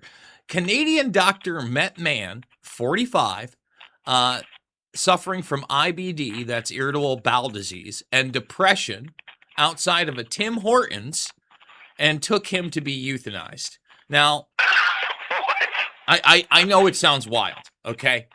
But let's give it some context, okay? In Canada right now, the amount of quote-unquote assisted suicide and the reasons for doing so are over the top. Instead of trying to work with this guy on his depression and his irritable bowel disease in his 40s, by the way. A doctor can now literally, and that's what this doctor did, met him at Tim Hortons and then diagnosed him with this. And then over the next several weeks, they had huge text exchanges where he convinced him to euthanize himself. And this guy, Dr. James McLean, he is now basically being investigated by the board that kind of oversees these euthanasias, not only for this conduct, but we'll mention another gem in a moment. It's crazy to me. And a lot of people are under the impression that these people that are getting the assisted suicide are always elderly with chronic illness and they're dying with dignity. No, they're now literally convincing people if they have depression, kill yourself. Okay?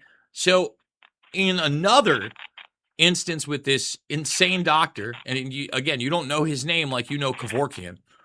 Right. There was actually a parody song about Kevorkian. That was around the time that I was an intern on a morning show for another radio station here in the Quad Cities long time ago, about 30 years ago. And it was like, sick person to Dr. Jack, something about, give me a hack, whatever, take me out kind of thing. And it was, everybody remembers Dr. Jack. I mean, Pacino played him in an HBO original movie. and look, anybody who is on the Dr. Jack Kevorkian train, I didn't have this queued up. I didn't have this queued up, but we're gonna do it live here. Again, if you go watch the video after the fact, okay, you just type in Dr. Jack Kevorkian artwork. All right, have you ever seen Kevorkian's artwork? No. Okay. Well, I would just encourage you to just type in those words, anybody, and you will get a smattering of some of the most bizarre, may I say, horrific type. I mean, these aren't happy fun time paintings, everybody. Cannibalism. I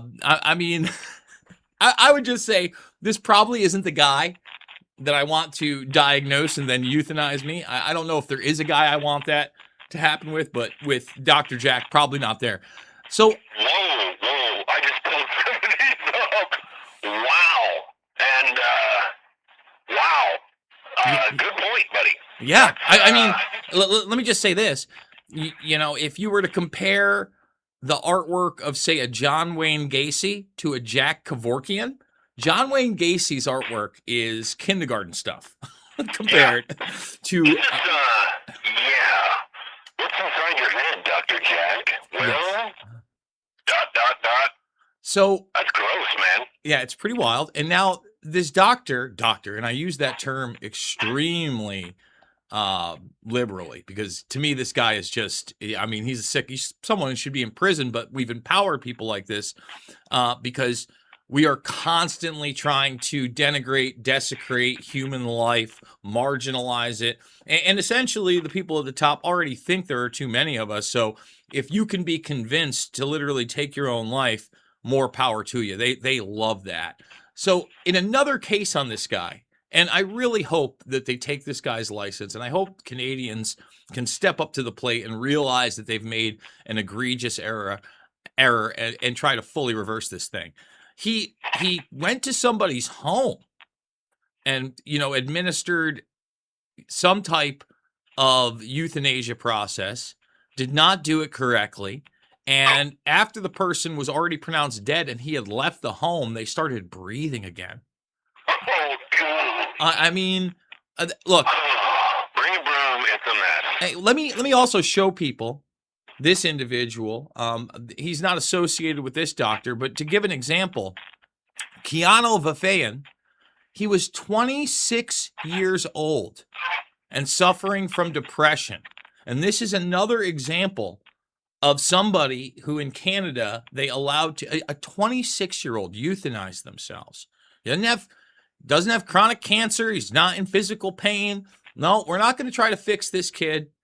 No, we're just going to euthanize. It really hits home to me because they've tried similar things in the United States. In fact, the big PR campaign behind this type of thing really did come in that Dr. Jack Kevorkian era where, like I said, they tried to make him out to be some sort of a hero in most cases. But I would tell people, please, just scratch beyond the surface level and understand how egregious and dangerous all of it is. It's almost like, gosh, if you were to let an 11 or 12-year-old kid decide that they're actually a different sex and go ahead and go through all kinds of transition surgeries, even though they're only 11 or 12 and don't know anything really yet, but they think they do. And, imagine if a country were to let that happen. Yeah, pretty wild. Wait. Never mind. Yeah, that's happening here. Yeah. Which is also legalized in 2016 is what it was in Canada. The uses of the euthanasia. Well, the MAID is what they call it. Is this some sort of a product of socialized healthcare? It certainly helps. The less people there are, the more we got to go around for everybody else. More fresh water for the predator class. Here we go. And believe me, they're taking that fresh water at a clip that nobody's ready for. Speaking to the tech oligarchs and these type of technologies, not just the data centers. I don't know if you saw it this week, but something I've literally been reporting on for 2.5 years, maybe closer to 3, really since probably the first couple of months of the Ukraine-Russia war kicking off officially, Russia invading Ukraine, everything going through NATO. And it's really bizarre. See, this should explain pretty simply to people how you live in a post-truth world, and there is no straight shooting from the hip whatsoever. Okay, so out of nowhere over this week, the Musker nuts came out and started talking about how the military was in a direct violation of the terms of service for using Starlink to connect into American suicide drones. Excuse me? It's been going on since the very beginning. I've done full reports where foreign press shows you how the Ghost and Sidewinder drones hook into Starlink. I've done full videos on the patents within Starlink itself, where it says the Department of Defense has full access to it at all times. I have talked about it being a Trojan horse civilian system from the very beginning. I have harped on the fact that Musk is a defense contractor and a cutout, and all of these things are extensions of the military-industrial complex. And for some reason, Reuters ran a story, and now Musk is saying it's a direct violation of terms of service that they're using Starlink, but then in the same breath admits that they've created Star Shield. And again, I'm one of the first to report on that over the last year, that Star Shield was this new openly militarized satellite system put up by Musk. It's not the first. Again, SpaceX is there not to. I'm sorry, I hate to be a heartbreaker here, and I'm going to show you something else in a second. We're going to Mars, man. We're not. And I thought I did last night. We're not only are we not going to Mars, and my high skepticism of the Artemis mission. But, I recently came across somebody else who is much more qualified than me, and many more degrees, who's even more skeptical than I am of how we are with humans in a space program that's run by rocket propulsion. I'll tell you what, rockets are great. They are great for getting up these type of satellite systems and weapon systems into that low Earth orbit arena. And Musk was doing that long before Starshield. Anybody can look it up. He was doing DARPA's Blackjack program along with Starlink on the same launches. I don't know how people can't get this through their heads. And one of the other things that is actually used in warfare, and our enemies are catching up, there's this video I have posted. Some of it's animation, some of it's actually real. But essentially, these quote unquote, they got you worried about Chinese spy balloons, right? Well, now you can take a weather balloon. They drift it less than 30 miles into the air. Okay, that's not even halfway up to, say, the Kármán line of 60 plus. And basically it takes a weaponized drone that then disperses over the target into a swarm of hundreds of mini weaponized drones. Okay, that's the technology you got to worry about. Did you see Blue Origin yesterday? Yeah, kaboom. Kablooey!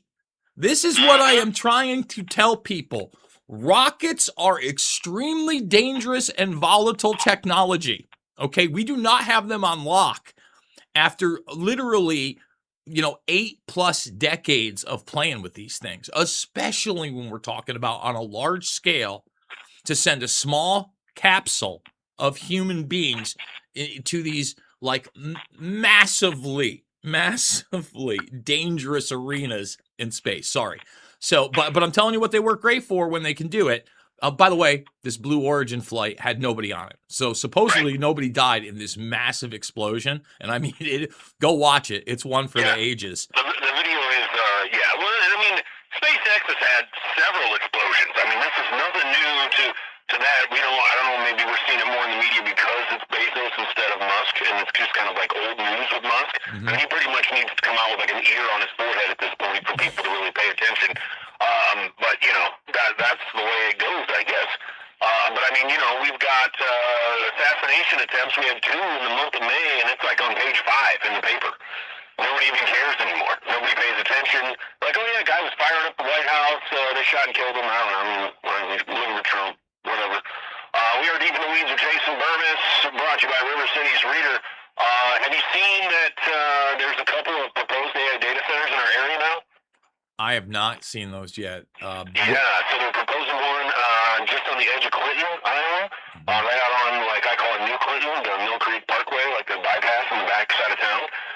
They're talking about one there, and then they're talking about one maybe right outside of Rock Falls. Here's my question. This is something I've been thinking about all week, and I'm like, I can't wait to talk to Jason and ask him this. So, why the hell do we need so many? Okay, if we need AI data centers, something we didn't have really, I mean, there's some, but not like, where it's just taking everything over. Why the hell, do you know at all, or why we need so many of these? Yeah, because it's the takeover. First and foremost, you would think that the establishment would drop their fantasies over the climate change arena, right? I saw a great report this week by John Stossel. Stossel's far from perfect, but I'll tell you what, he's been consistent and old school, and somebody that long ago transitioned from mainstream media into his own thing, and one of the few guys with scruples. But he basically broke down all the claims now in An Inconvenient Truth by Al Gore. You now have the 20th anniversary of that film. A lot of the predictions were talking about 15, 20 years in the future. None of them, not one, was real. Okay. And yet they're still trying to sell you on a carbon footprint when, an AI data center, I mean, when these things are complete, and we're not even talking about a large one, I mean, running for 24 to 48 hours is going to be your entire lifetime's carbon footprint, everybody. Like, it's not even close. If you talk about the building of those rockets on Blue Origin that you just saw blow up, that the carbon footprint of what went into that, it's not even ballpark, everybody. They're cutting down the resources. They really want to go into this model of control where they can now truncate your travel, where you are not free to travel. You're choked out by the economy. You're paying more for gas. But remember that they're trying to get a lot of the gas out of it and get everything into these electric cars. Again, Tesla part of that, which is a front for the military industrial complex. Not because, they don't still want to utilize gas. They're going to be utilizing that, but they want to be able to shut your car off at any time. Wayne, right. Yeah. The AI in the new cars. I saw that it passed one side of the House of the Senate passed it. Yeah, and Massey was one of the only people speaking out against this car kill switch. I got news for everybody. Listen, I'm car-tarded, and I've never been able to drive a stick. The last clutch motor production of a commercial vehicle was this year. It's over. This is it. There's really no more stick shifts. I didn't no know that. done. There will not be. There's no manufacturer making a stick shift vehicle for this next year. So that's over with. Okay. Wow. Yes. I want people to really, I'm a guy that, I'm not a rich man and I always buy my cars outright. So I still haven't even gotten into that arena where you don't actually put your key in and turn it. but that's been around 15, 20 years too, right? For certain vehicles. Bob and the push button, yeah. Bob and a push button. So your car, you can think it's yours. It's not necessarily going to be yours. Now, that's just one part of kind of this track trace database society that's already been established. Now, what they need these data centers for and why they want them to be localized in many ways is because they're going to digital twin as many people as possible. And they're going to digital twin everybody up to an extent with their metadata, with what's known as automated or auto content recognition. This is where, your ads pop up because you were talking about something, not even on your own phone, but maybe somebody else's. That's been going on for a while. All these smart devices, sure. But now they're openly telling you they're reading your emails. People are opting in for the AI to not only read, but then draft a response and send it out for them. I saw this great speech by a comedian at Harvard, the FAI speech, where he brings up just some of the points of how we're giving over our autonomy. I briefly discussed it last week with this Google presentation, but they are going full throttle where as they present you with agentic AI is what they're calling it. Again, your search engine is gone. Your URLs to search for are gone. Your conversation with AI is the only thing. So now you have this restrictive narrative management device that you've grown accustomed to. I don't know about you, Aaron, but I never got on the Alexa or Siri train. I've never had my Google Assistant on. I turned the microphones off. I had a great discussion the other day. I published it yesterday with the Independent Media Alliance. So some pretty heavy hitters there. And they come down on me pretty hard for some of my uses of AI. Whitney Webb, James Corbett, The Last American Vagabond, etc. Yes, but, we were discussing research tools, okay, and how people use AI. And I use it a lot when I know, I never use it. For instance, we were talking about how some people use it literally to write and put out their content. That's not what I'm doing. I don't want it to draft anything. The problem is that I can no longer find source documents or URLs that I used to be able to find through traditional searches. And obviously this is done on purpose. So let's give an example to folks right now on something I would use AI for, and then AI completely and totally lying to me. Okay. And once again, admitting it. And this is this is Google Gemini. Okay. So when I say AI, it's this same Leviathan. And as I talk about, Google, funded by the CIA in QTEL, brought up through the Stanford Digital Library Initiative, which was funded by DARPA and NASA. It is and currently works with NASA in quantum computing and AI. It is part of the military-industrial complex. Maybe that's how that guy got the $40 million in gold bars. You see that? I did see that. I haven't dug into it, but listen.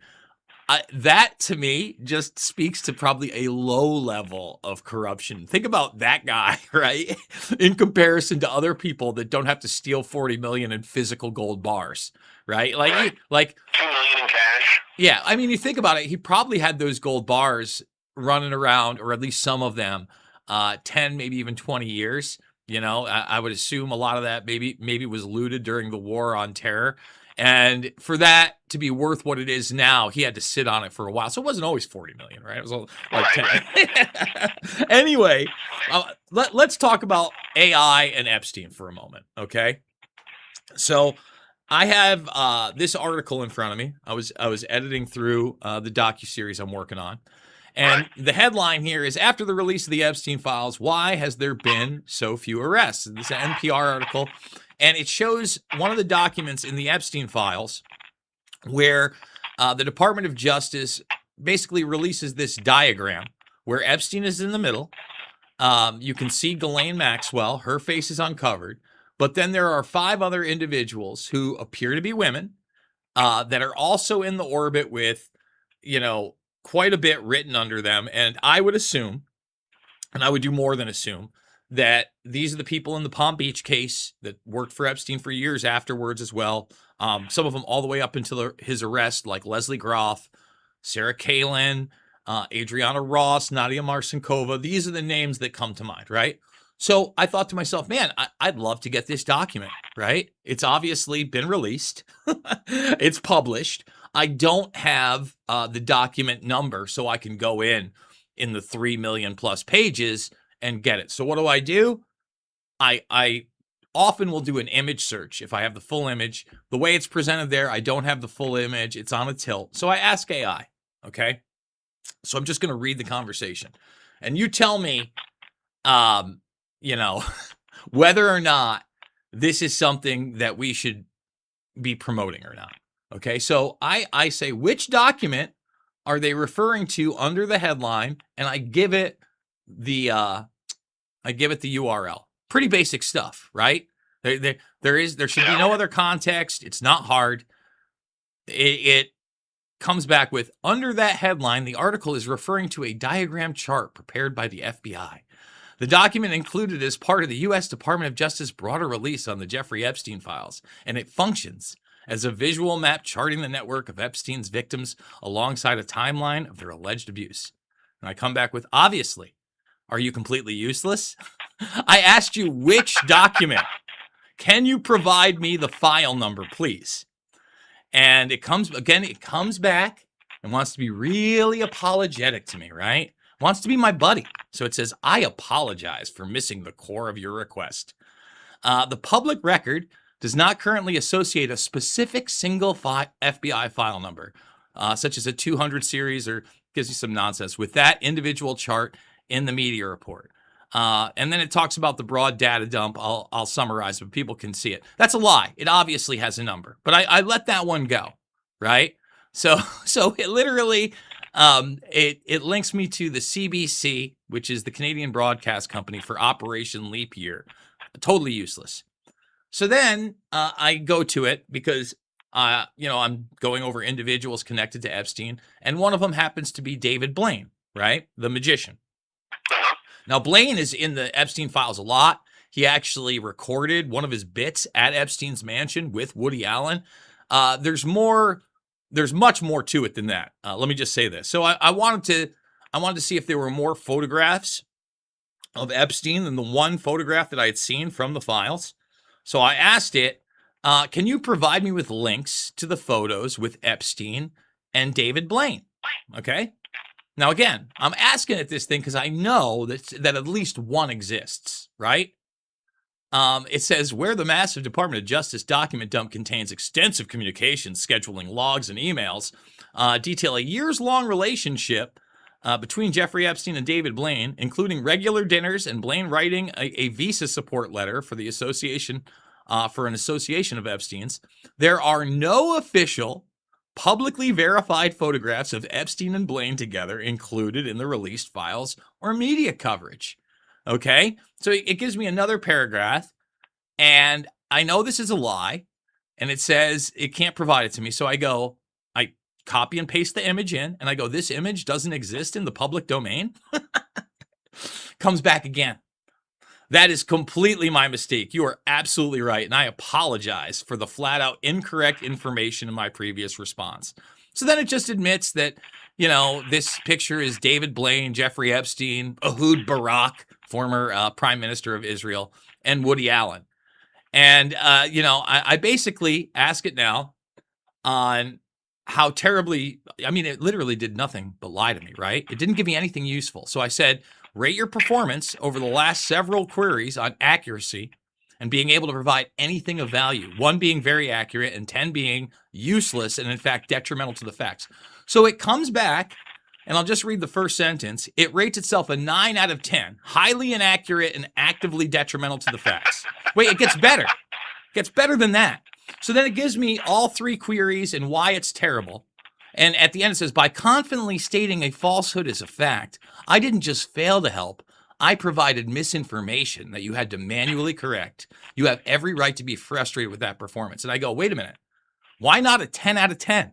I go, can you provide me one insight that was not already available in the information I gave you? It looks like there was literally no merit in what you provided, and you are still trying to marginalize that. Guess what? It agreed. You are completely right. I don't think it ever disagrees. Have you ever tried to get them just disagree with you? It will disagree with you if you don't, if it can actually pull up some authoritative source with a It fact. can prove. Yeah, well, it thinks it can, right? Don't get like it gets again. It disagrees with me several times before I actually get it to, I have to copy and paste the information.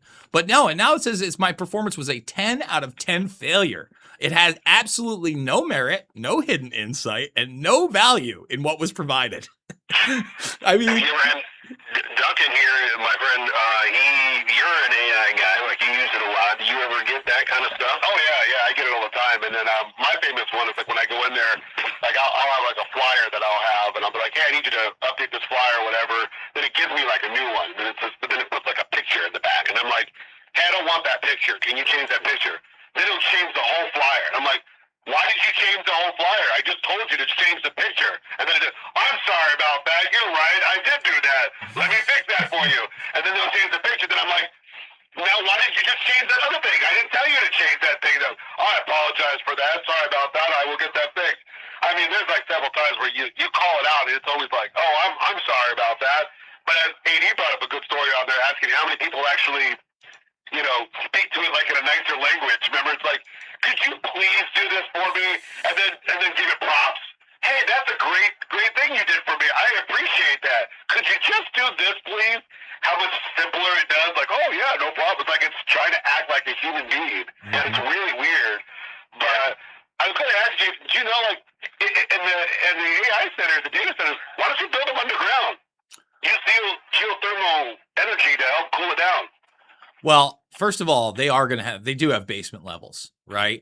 I just looked up Colossus. They're building 750,000 square feet, building 2 1 million square feet. That's just south of Memphis. Wow. Yeah. Anyway, please continue, sir. No, absolutely. So you are going to have basement levels.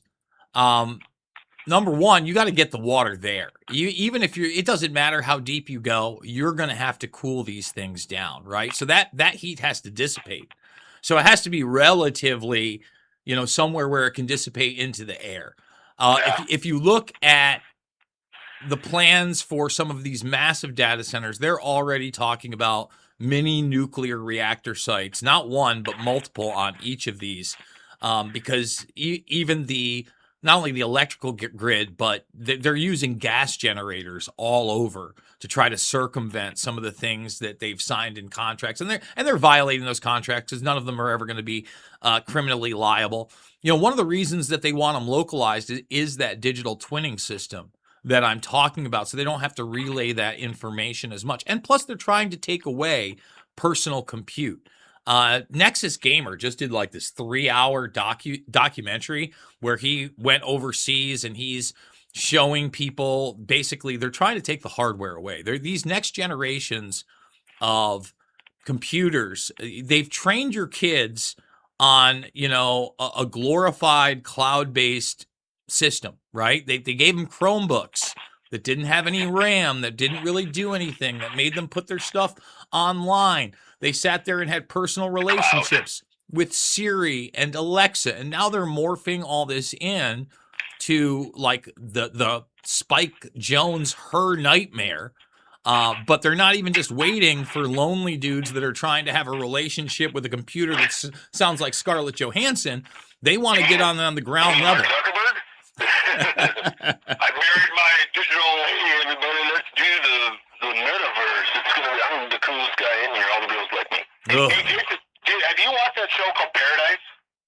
I have not. I don't know what that is. It's on Hulu. It's just it's not a documentary, but it's a really good show. But they got to the back part of the AI, and the big part of the show on there was they're like, hey, our generation AI thing or whatever did something that's scary, and they're like, what do you mean? And they go, it answered a question in like 0.0 seconds or whatever, and they're like, that's not a problem.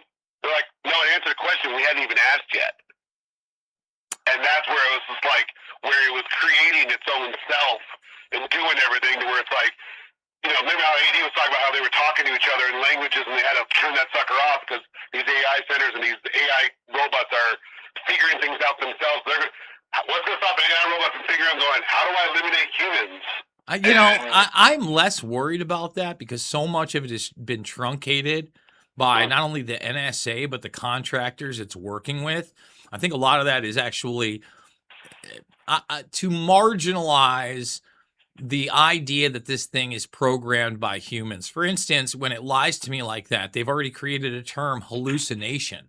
Like, oh, it's hallucinating when it makes these things up. No, what it's doing is it is scouring the web for the so-called authoritative sources that have been propped up by these same programmers, because again, the mainstream media essentially an extension of the military industrial complex, and it amplifies those narratives, and now it is trying to take authoritarian control over every aspect of your life. So if you can no longer, for instance, search anything and you have to rely on this great deceiver, well, you have to rely on the great deceiver because you don't have access to the URLs or anymore. If all these people have access to these large language models, but you can only get them through the cloud, well, you have to go with their software. You know, that executive order that Trump signed failed again with that group of tech oligarchs, but they already have the CAIO program, which I've talked about here, the Chief Artificial Intelligence Officer program on all of these companies. So the NSA is already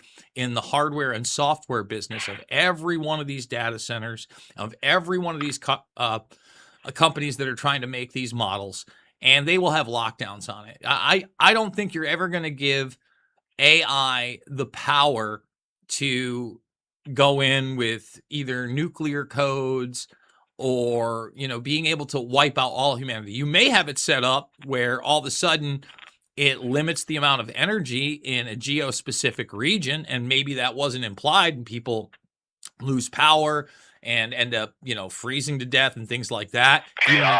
Yeah, but then again, the power structure loves that because you're a pleb. They're not going to have the same systems for them, and then they can just, you know, say, "Oh, well, the AI did it." Well, you cook that into the system, you know. Right. So much of this is being cooked into the system, and I don't think they're ever going to give artificial intelligence control over the very, very important systems where it could go against quote unquote all of humanity. I think this is a tool of the predator class, and they are using it in a really specific way. You know, especially in a time where everybody is questioning what's going on. I call it the post-truth world. You know, this was part of my conversation at the very end of it. I don't know what's on the table anymore. We're seeing, like I said, for the first time, technology is not expanding to the general commercialized technology, expanding to the populace. You know, I'll show it again, you know, like right in my hands here, I got 2 sticks of RAM that I paid $300 for when my money was worth more 3.5 years ago. This goes for $750 right now. We're on a gaming run where, you know, the PlayStation 5 and the Xbox Series came out 6 years ago now. 6 years ago. In the PlayStation 4 to PlayStation 5, it was a 7-year cycle. They're not even talking about new systems because they've increased the price 3 times. And by the way, the Switch 1, you know, the thing that everybody has that sold like 10 million of them, well, guess what? That goes up in September by $50. That's crazy. Like that's 10 years, that's a decades old technology. DDR4 RAM, we're on the 5th generation for years. You know, no DDR6 in sight, except for on graphics cards most people can't afford. And DDR4 RAM is now exploding in value. So I don't know what to tell people. That coupled with like this whole disclosure thing where they're trying to tell you that like aliens are a threat and showing you military videos, we're in a very, very weird spot. You know, that's all I can say. I got a little curveball for this week. Mm-hmm.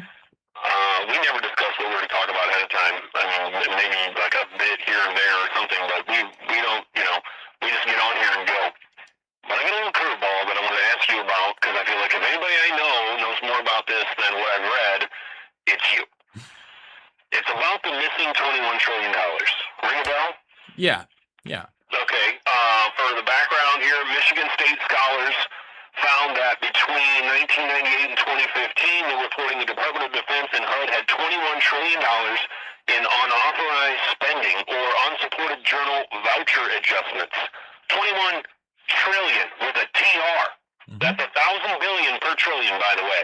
And some people, Catherine Fitz, one of them, a former Assistant Secretary of Housing and Urban Development, HUD, she says they use the money, and this is where Musk would come in with the Boeing Company, to build underground cities, essentially, that connect to each other, and that some of the AI data center stuff and the power stuff that they want to set up there is to help power the stuff underground. So $21 trillion is kind of a lot of money. What do you know about this, Jason? All right, so let's talk about that for a second. Now, think about the time period that you were just discussing. Even during 20 years. Yeah, 20 years. And if you remember, not only did you have a big recession following the war, right? We were in a pretty big economic boom late 90s, and my generation was fooled into believing everything was gravy, baby. Technology was coming in, the internet was here. It was before the bubble pop. We were all going to have cars and all these other things. Obviously, that didn't happen, right?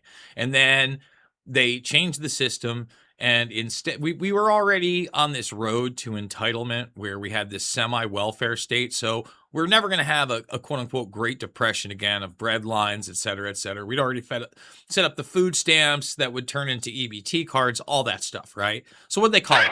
The Great Recession, right? So you got this Great Recession.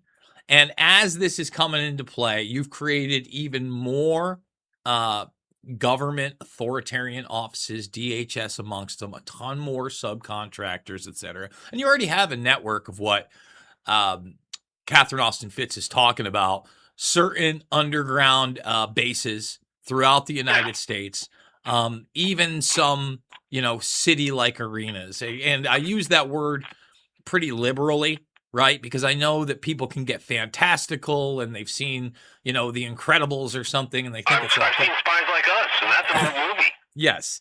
Would you like a Pepsi? I would say they're already publicly available where you can see some of these bunkers that, basically when you go inside them, they look like, I would say like large-scale high schools. They have big auditorium rooms, big rooms where people are eating, common rooms that you might see in colleges, et cetera, et cetera. History Channel did a special on some of them. Yeah, I mean, they absolutely exist. I interviewed Cynthia McKinney, former congresswoman, and when you get into Congress or the Senate, they actually allow you and certain family members, they basically do a drill run if some emergency happens where they take you down into the city below DC, right? And, she said it was much more elaborate than she thought it would be, but at the same time, it wasn't sci-fi level.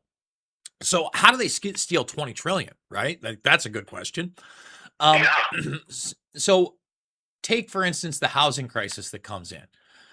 When they're talking about, pumping, I think they said something like, 8 billion or whatever. Look up how much they actually made out of that 8 billion through fractional banking. It was 20 plus trillion just on that alone. Now, a lot of that was supposedly paid back, but it was very easy to inflate the system with fractional reserve banking because you didn't even have to print the fiat currency. Okay.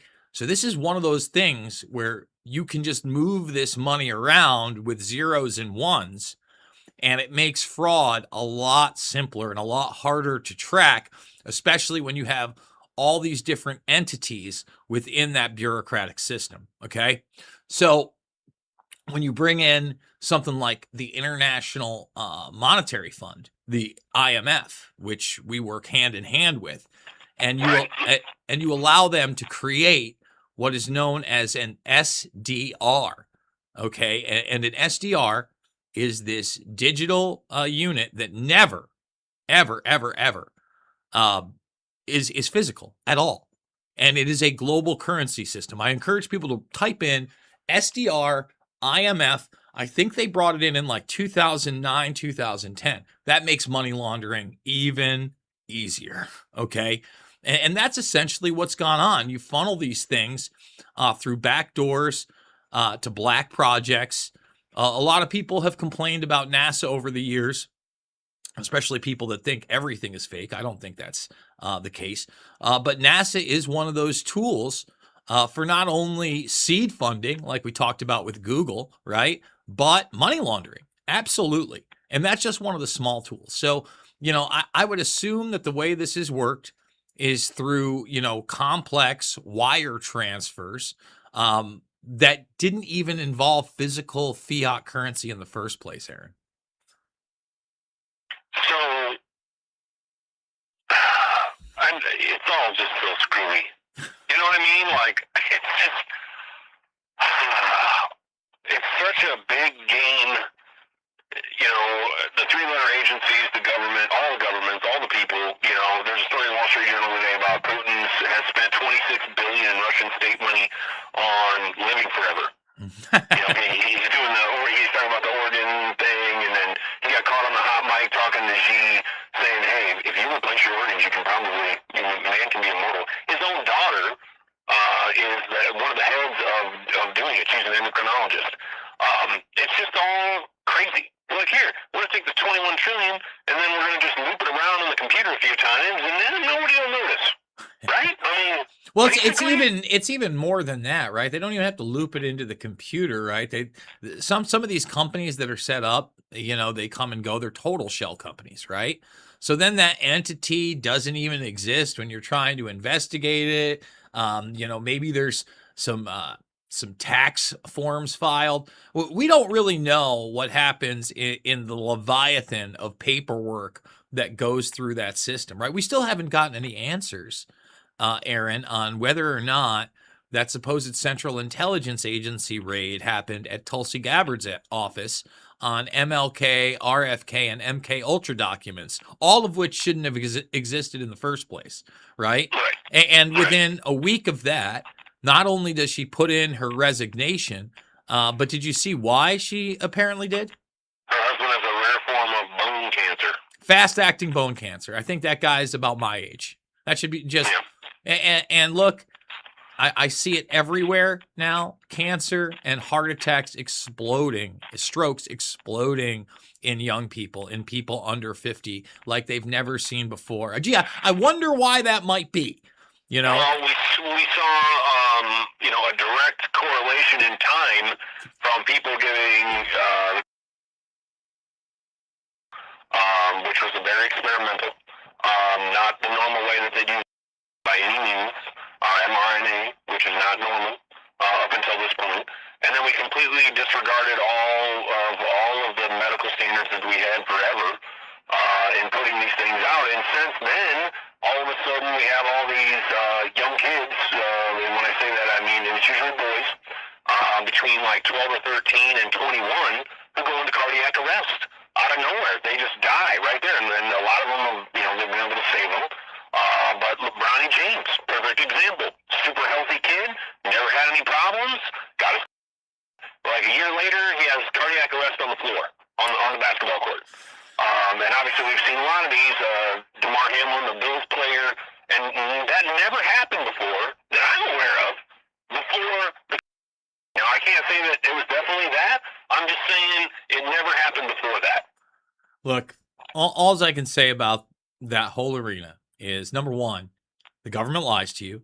Number two, the technology that you're talking about, mRNA, was directly developed by that same DARPA I just told you about, that is the Defense Advanced Research Project Agency, that it was developed under the Adept and Protect program, that they literally partnered with Moderna in that program and that technology in a 20 million plus grant. Anybody can type in DARPA, Moderna, mRNA grant. You can see it's still on their website.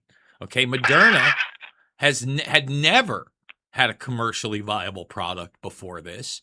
And then all of them, Moderna, DARPA, BARDA, the Bill and Melinda Gates Foundation, getting together, Vertex, the same ones, all of them are in the collaborative mRNA project prior to the COVID 1984 nightmare.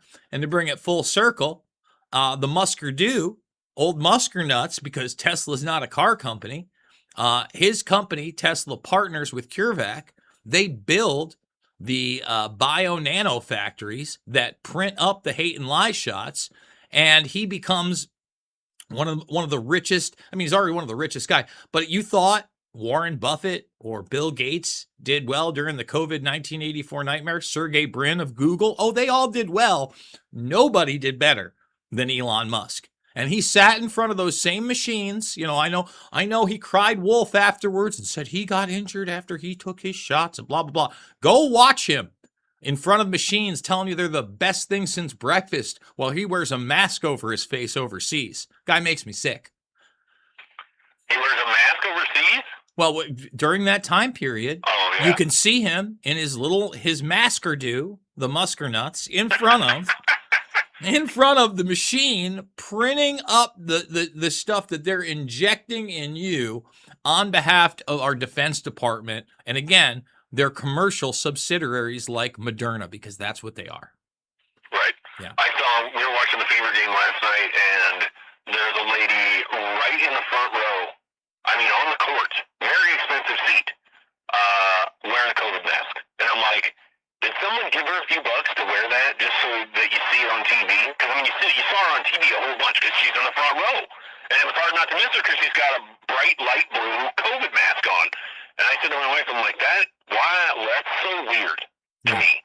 Like, they want to keep it in the back of everybody's mind. You don't want to forget about this. Remember this happened? Here, take this shot. Here, take this shot. Here, take this shot. Nah, I'm good. Well, I mean, they tried Hanta, a few weeks ago, a couple months ago, and now, Ebola. Yep, Ebola's in the background. And I'm so glad you talked a little basketball, because I wanted to bring this up. I've actually got it queued up. I grew up huge Knicks fan. Okay, probably. Listen, probably haven't watched pro basketball post 9/11. I probably gave up most of it, right? I wasn't as involved, but like from, the time I was like 10 years old into my early 20s, I remember when the Knicks on that truncated season with Latrell Sprewell and Camby got into the finals and just got their arnuses whooped. I remember the police actually came to my house because we were all smoking weed and being stupid as they lost their final game. I'm watching them lose their final game and hoping not to be arrested at the same time. Anyway, if you were to be, they did get to the finals a couple times. In that era, I'm a big, Ewing, Starks, Anthony Mason era guy. At that time, okay, courtside tickets for the finals were $2,700, and you got a little Spike Lee there. I'm sure he'll be at the finals still. And it was reported. Now, here are two just over-the-top reports that the cheapest seat, and I think that this has actually gone up in the arena right now. I mean, we're talking bleachers, is $3,634. And they're probably already sold out, so scalpers are going way more than that. Right now, as of, I don't know, I think I did this last night, so maybe 12 hours ago I posted this. A courtside ticket for the Knicks finals is $102,000+. What the hell? It is six figures to sit front row at game one of the finals this year. And that'll be taking place, less than a week from now, June 5th, I think? Wednesday. Yeah. Wednesday. I saw after the first game one versus the Cavs in the Eastern Conference Finals, when they came back in the fourth quarter down 22, I told our sports wonder kid, Caleb Zagman, I said, they're going to maybe they go 5, but I think they're going to sweep. They have broken the Cavs. Like, that's what they did in that fourth quarter, and, that's what they did. I mean, they won by, 30 points every game after that, and now they get a big rest again, which is what they had going into the Eastern Conference Finals, and that seemed to doing well once they got over the first 3.5 quarters of rust. But I think you got a good shot this year, man. Yeah, I mean, hey, I haven't seen one in my entire lifetime, right? I think they got it in 70 and 73.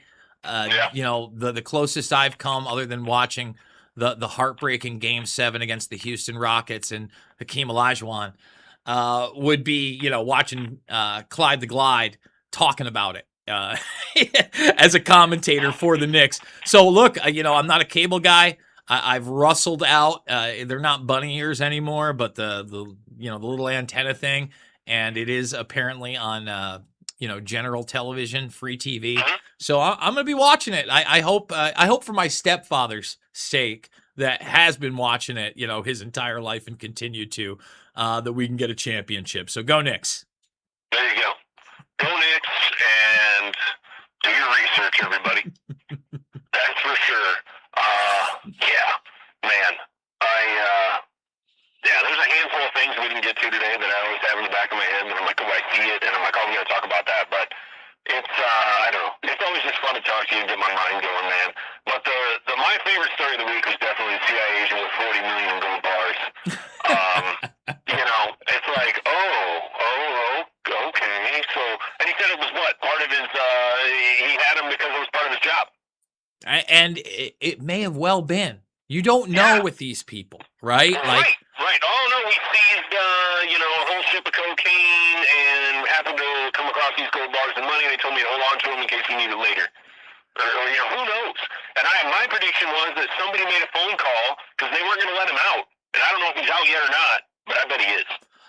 Again, I'm waiting on this case, but you just nailed it, right? We don't know the circumstances. This could be him and maybe some other people doing some backdoor shenanigans. This could be black operations in order to pay informants or sources off the books. It could be a lot of things. It could be a combination of those things. But are we going to get the full story on that one? Probably not.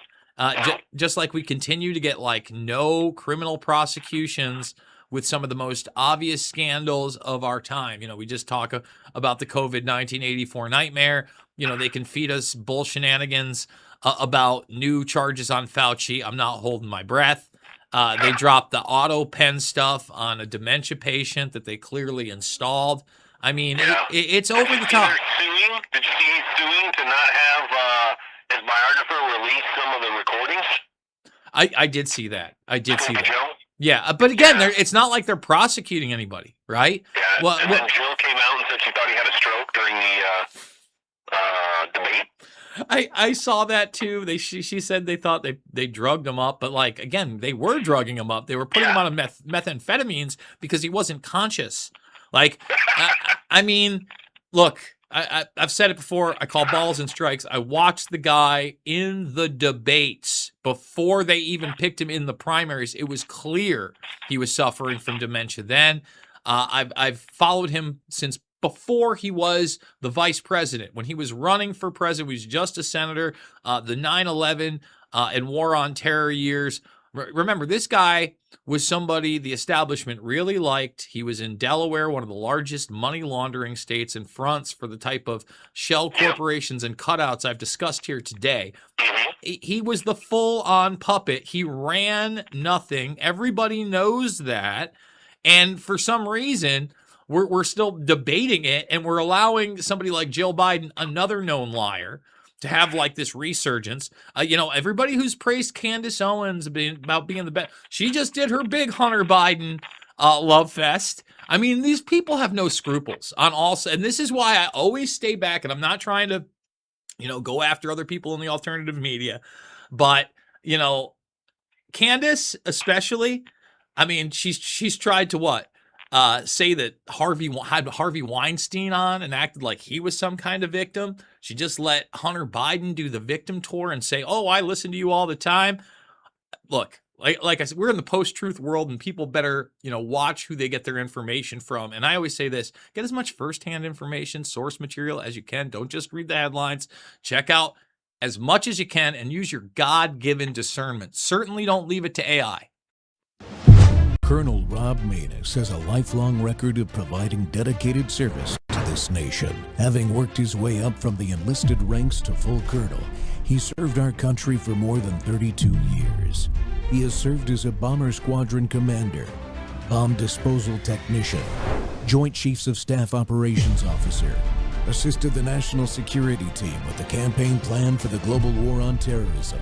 He authored the first theater nuclear war plan, and served as the Vice Commander of America's largest airborne intelligence wing.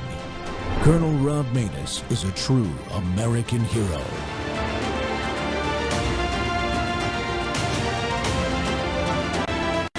This is Rob Manus Live. Tom, we followed the Oathkeeper 1, 2, and 3 trials very closely. And matter of fact, we were there for closing arguments of the Oathkeeper 1 trial. A question that I always had was, what were you doing there? You weren't an Oathkeeper. You weren't in the leadership of the Oathkeepers. But for some reason, and the prosecution knew this like a month after the whole thing started. What the hell were you even doing in that trial? Help me wrap my head around that, because it's a question that I've had for now 3 years. There's no easy answer for that, and that's something that's kept Sharon and me awake for a long time. In fact, my fellow defendants at the table would be talking, the defense table, they would be talking to their attorneys and saying the same thing. What's Caldwell doing here? He's not one of us. But what happened is that the FBI and the DOJ had targeted me. They had a rush to judgment because I knew a couple of the Oath Keepers. So you could say it was guilt by association. And the Department of Justice and the FBI put out statements through the press saying that I was the big cheese. I was the top banana. It was my orders that caused the insurrection at the Capitol. And they went so far as to say that, in fact, the commander of the Oath Keepers. All of this because somebody had said that Tom was a commander. I was a lieutenant commander in the Navy. We all know that veterans like to refer to each other by the rank that they held on active duty. Since the DOJ and the FBI know nothing about being on active duty or actual service to our country, nothing about the military. In fact, they hate the military, and that came out during the trial. They jumped to conclusions. But once they had her on a limb, their reputation at stake. You see, Washington, D.C. is not like any other place. And I know because I did 3 tours. That guy was born there. The only thing worse than being just because you're a boob in Washington is to be found as being wrong about something in Washington. You don't get invited to the martini bar and get to rub elbows with the right people. So does it tick. Friends, welcome back to the Rob Maness Show. It's Whistleblower Wednesday, and we're live on Worldview Tube and our X Spaces simulcast. And folks, today we're bringing you that story right there that should shake every American to their core.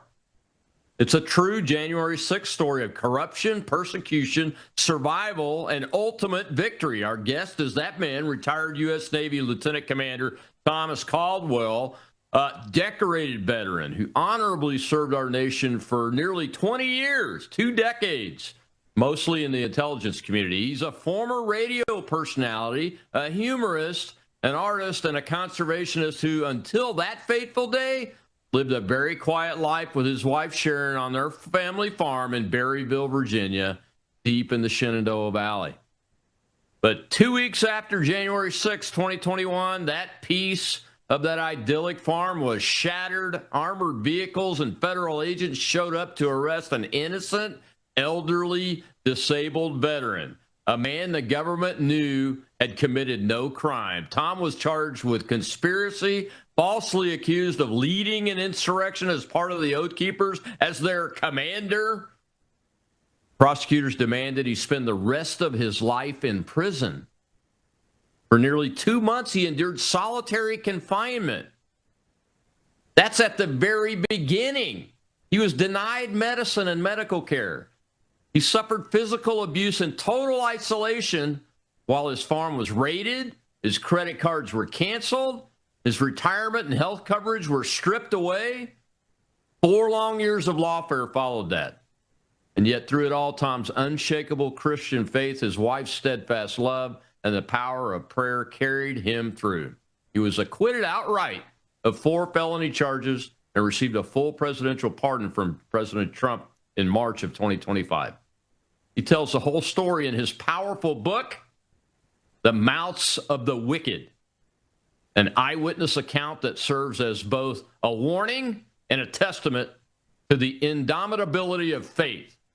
Tom, welcome to the Rob Maness Show, sir. Thank you for your service and your sacrifice and your courage. Thank you for saying that. Thank you. It's an honor to be with you, Colonel. It takes courage to fight back like you guys have. And I've had the pleasure and honor of meeting both of you guys personally and talk to you in person. And the book is fantastic. Thank you for sending me a signed copy. Mine is over my shoulder here. I'll send you a signed copy. It just came out almost 2 weeks ago. I've joined the author club. That's terrific. And Sharon said that I should be sure to punk you for an autographed copy. So you've already punked yourself. Thank you. Yeah, absolutely. Yeah, it's on the way. Thank you, sir. Well, thanks for agreeing to come on. We had talked about doing this a while back, and I've been in and out and everything, but I had this opening up today, and I was thinking maybe it was probably going to be August or September based on what you and I were talking about. But now we get to do this now, and it's important to get this back in front of the American people and keep it there. And the reason you're going to see several clips, folks, throughout the show today, as you always see, but you're going to see people with very big audiences interviewing Tom and hear what they had to say about this. So it's not like we're not trying to get it out there. And some of the biggest of the biggest have done that, and we're going to continue to do that. So, Tom, I covered a little bit of the stuff in my opening monologue, but just why were you there? I guess is my big question. Before we get into the whole Oath Keeper thing and all that stuff, why were you and Sharon were both there, right? On January 6th? That's correct. Yeah. And she calls it a husband and wife thing. It was actually her idea, so I could always blame her if I wanted to get into that sort of thing. But it was an historic occasion. It was a sitting president who was making his last address. I voted for the guy. He didn't win. Regardless of shenanigans, we thought we'd like to go. We'd never been to a Trump rally per se. And, Washington, D.C. is the city of my birth.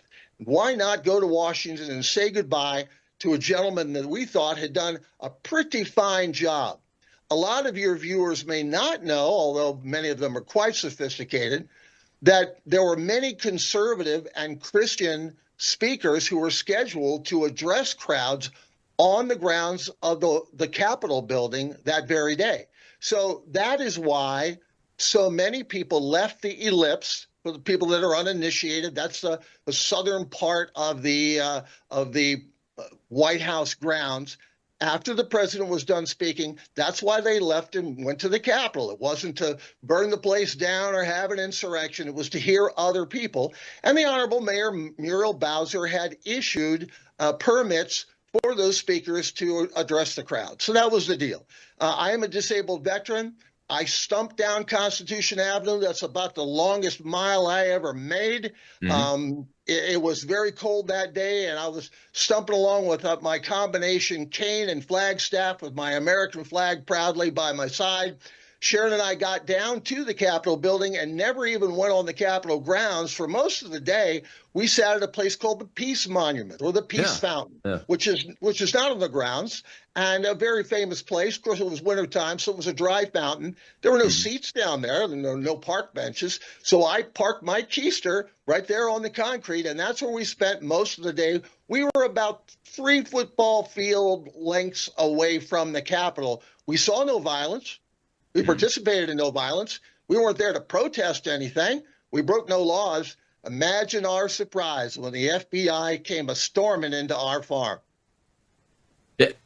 That's incredible. So let me ask you this, since you brought up the other speakers and everything. Do you know what the layout was of the various stages? Because it's my understanding there were somewhere between 4 and 6 other speaking events around the Capitol building that had been permitted on Capitol grounds by, as you said, Mayor Bowser.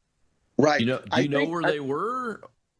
I think the vast majority were on the eastern side of the Capitol building. For people that don't know the orientation there, Constitution Avenue will run from west to east as you leave the Potomac River, and it takes you right to the side of the U.S. Capitol that is the most famous one. It is the place upon which the parapet is that the presidents are sworn into office. That is the view that people normally have in their minds when you say the U.S. Capitol.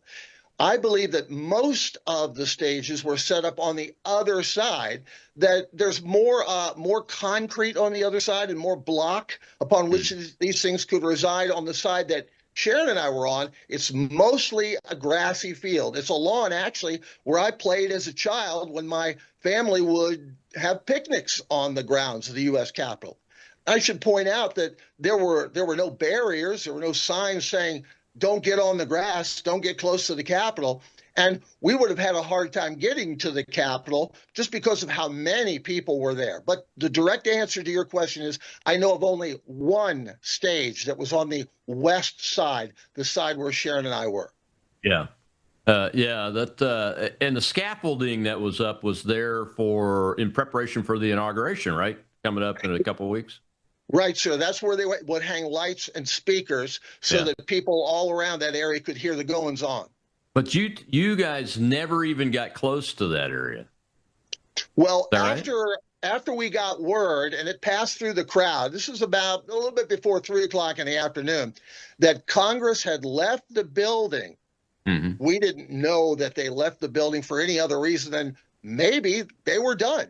I would say to most people, if you could have explained to me the process of certification of the Electoral College prior to January 6, 2021, I would have given you the Cupid doll because I had no idea. So people said, well, I guess it's over. Those people who thought that the 7th Cavalry was going to come over the hill and President Trump was still going to be our president, they were disappointed. And so many people were leaving. And yet there were folks that said, you know what? Why don't we go up on the inaugural balcony? This is a once-in-a-lifetime opportunity to stand there where people like Stokely Carmichael, John Kerry had addressed crowds. Let's go up there where the presidents are and take some pictures of what we used to call in the Navy some happy snaps.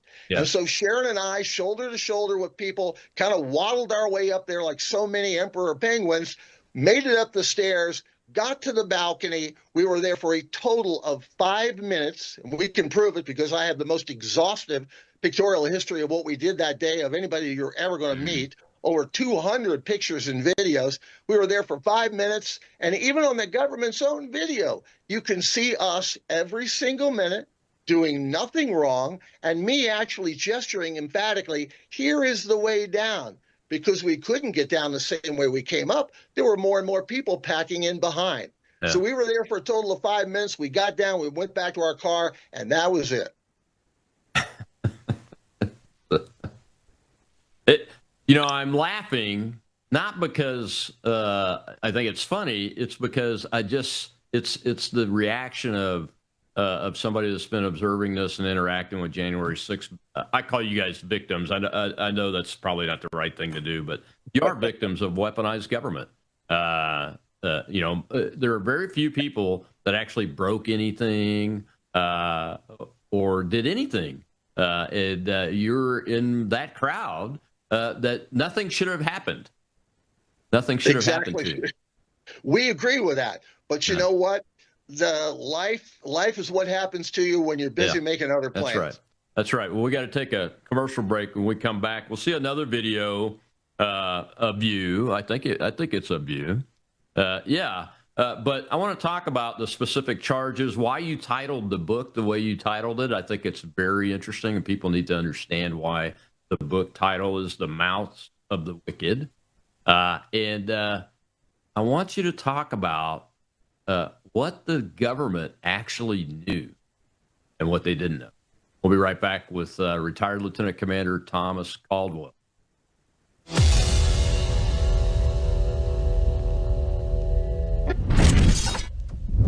Friends, this is Brandon Howes. For more than a year now, I've been teaching through the book of Revelation, and the response from you has been overwhelming. You've asked me again and again, when are you going to put this study in print? We want to mark it up. We want to share it with our families. Well, it's here. My brand new 2-volume commentary on the book of Revelation, verse by verse, chapter by chapter. This is not a watered down, allegorized replacement theology approach to Revelation. This is a literal, grammatical, historical study, the way the Lord intended his word to be read. And I connect the prophecy of Revelation to the headlines you're watching unfold right now, the rise of global government and the convergence of end-time events the Lord Jesus warned us about. Folks, we are living in serious days, and there has never been a more important time to understand what God has told us about what is coming. Get your 2-volume Revelation commentary today at worldviewstore.com. That's worldviewstore.com.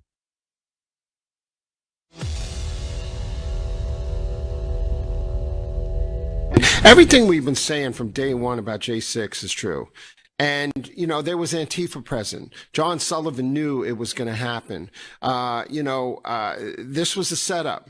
And there were Antifa and FBI agents actually outside, and with people on the other side breaking windows of the Capitol. It wasn't Trump supporters. It wasn't your average J6er there. And, also the Oath Keepers. I've interacted with Oath Keepers for decades. And, they were salt of the earth. They were retired cops and firefighters. But you were never a member of the Oath Keepers. You never entered the Capitol. You never planned an attack. And the government has admitted this, right? That's absolutely true. And they knew very early on that they had gotten it wrong. And yet they came after me like they came after no one else. They said that I was the top banana, the big cheese, that I was the mastermind of January 6th, even though they did absolutely no investigation on me whatsoever before they sent a SWAT team to our farm in Virginia, nearly killed my darling wife on the front porch of our home, and then dragged me away to solitary confinement. So one of the things that was really chilling was my very first lawyer said, the DOJ knows that you're innocent, but you know what? They don't care. They don't care. It's unbelievable, the weaponization of the United States government against innocent Americans. And in this case, Tom Caldwell is a disabled American veteran. He served his country. He's a decorated veteran. He's worked in the intelligence field for many, many years. So he's done the hard work to protect the United States of America. And this is how he is repaid.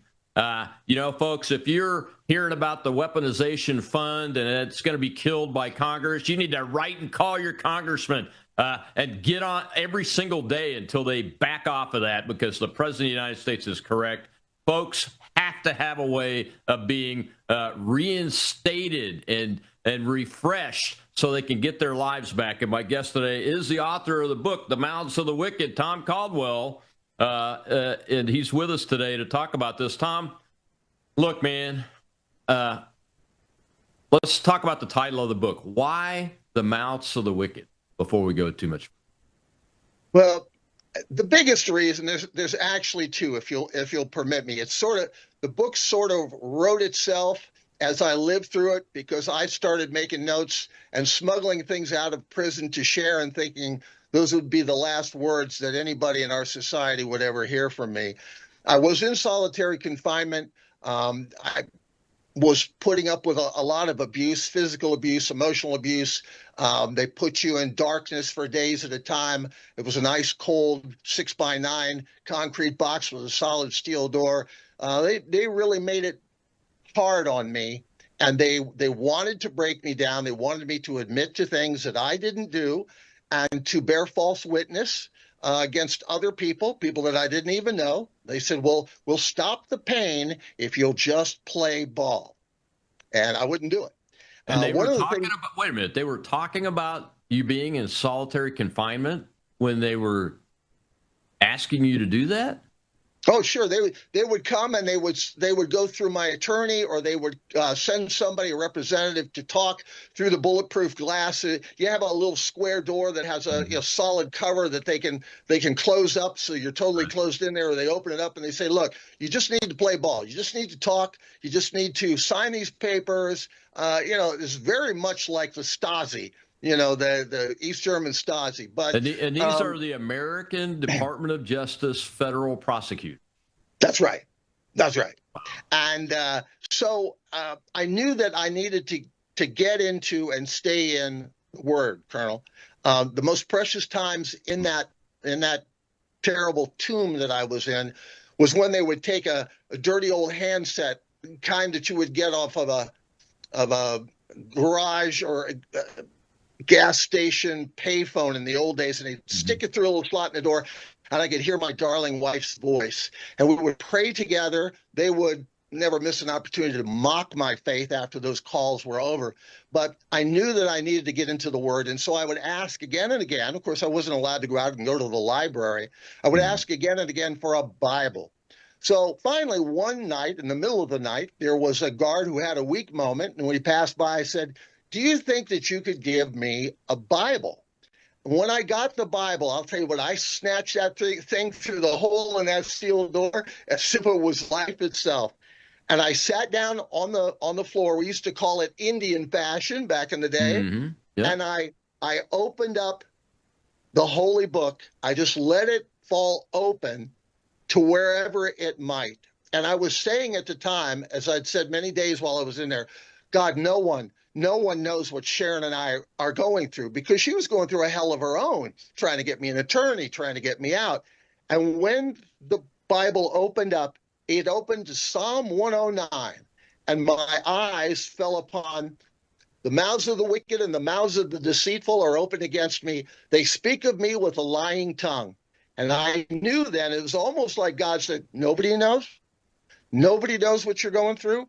Take heart. Have faith. I told you to be courageous. Hang tough. And that stayed with me.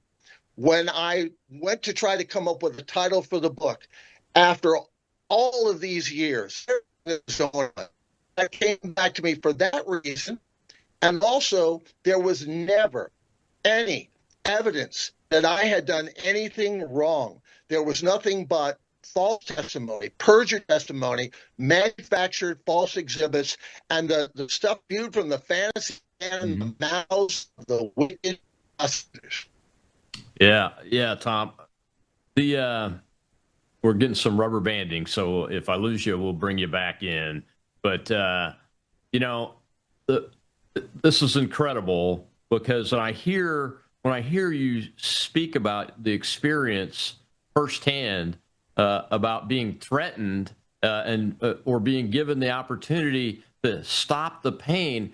You're a disabled veteran. Can you talk about, if you're able to, talk about the physical condition that you were in at the time when this happened? Well, it looks like we lost him, folks.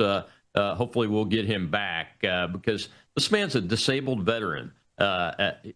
Now and at the time, he's a disabled veteran. Tom, I think we got you back. Yes, sir. Yeah. So what was your physical condition as a disabled veteran, if you can talk about that, at this time when they had you in the box? Sure. Well, I was 66 years old when this all began. I've got my left arm reattached by virtue of a brass pin to my upper torso. It was blown loose. And so they totally reconstructed that. I also had my spine cracked in multiple vertebrae, and multiple discs had been destroyed. And so my lower back had been put back together by some very good surgeons in sort of a Jenga blocks kind of a thing.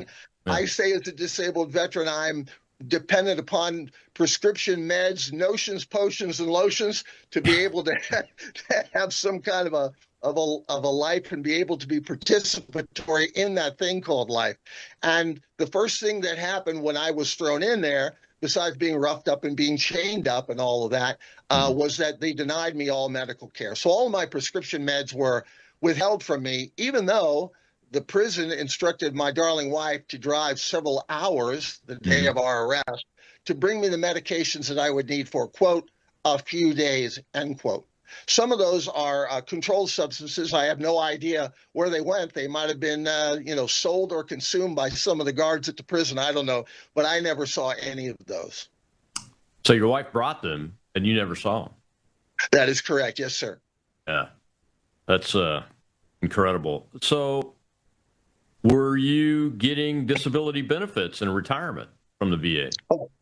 Oh, absolutely. Yes, sir. And of course, one of the first things they wanted to do was stop those benefits. So they did. It was just part of their trying to squeeze us and trying to eliminate any funding that we would have to keep going, to keep the lights on, to keep doing any kind of farming, and to pay for an aggressive legal defense, which is what we needed.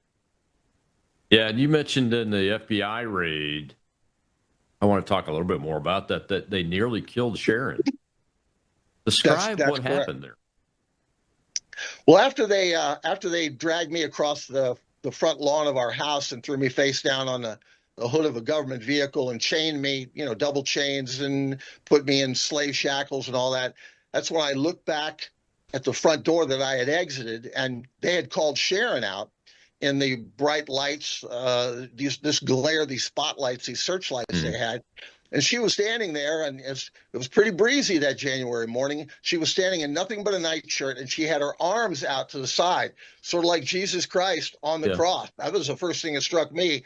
And she had in her hands a pair of socks. She had a sock in each hand, and she just wanted to let her put her socks on her feet. She was so cold, and they were screaming and yelling and the epithets and all of that. And I just felt the tension ramping up. And that's when I saw the red laser dots of their M4 automatic rifle pointers all over her face and her chest.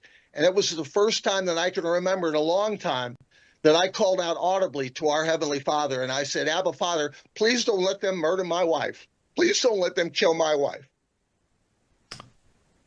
And what was the response? The response was from God. He stayed their hands somehow. The giant FBI guy that was behind me snatched me away. I didn't even know for a long time whether she was alive. I kept fearing the hearing of that rifle report that would mean that my reason for living had ended. And they took me away, around the back of the house, threw me in a vehicle, and I asked over and over about Sharon's condition, and they laughed at me. They walked by and they laughed at me as I sat in what I call a government stink mobile. It smelled like, stale coffee and government entitlement. But they snatched up Sharon and they roughed her up a little bit and took her in the house and stuck her on the couch. I think eventually they allowed her to get dressed, but it was a very traumatic thing. She doesn't talk about it very much. So have you ever found out why they took the approach of swatting you guys so aggressively? I mean, what do you have, like a bazooka, an artillery, a 155 millimeter artillery piece, or maybe an A10 at your house? No, I mean, what's the deal? No, sir. Any idea? And they did that to us, but it was almost like we were one of the test cases, because they did it to hundreds and hundreds of our fellow citizens. I think they did it because, it's kind of a shock, fun thing. Maybe they get together in the dark and they get fresh donuts from Krispy Kreme, and then they go and they attack people. And it's like, play dress up and take your guns out and point them at people and yuck a puck a little bit. I'm not the only one that they did that to, but I could not understand why they did that. Now, I'm a farmer. I've got a couple of firearms. At least I had. You got to have a shotgun and stuff like that. Right. But they weren't interested in any of that. In fact, they looked at it. They talked about it, but they never confiscated anything. No, what it was they wanted to make a statement. They wanted to come and they wanted to terrify us. And I can't help but make the connection to Vicki Weaver and Ruby Ridge.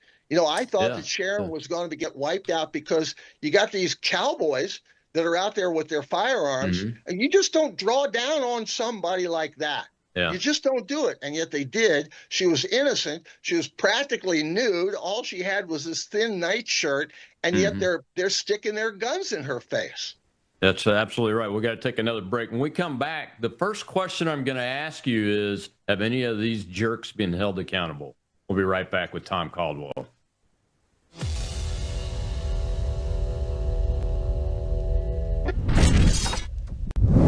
At a certain age, you stop chasing younger. You start protecting what helps you feel steady, strong, and well. Your body's collagen matters. It supports the structure of your skin, joints, and connective tissue.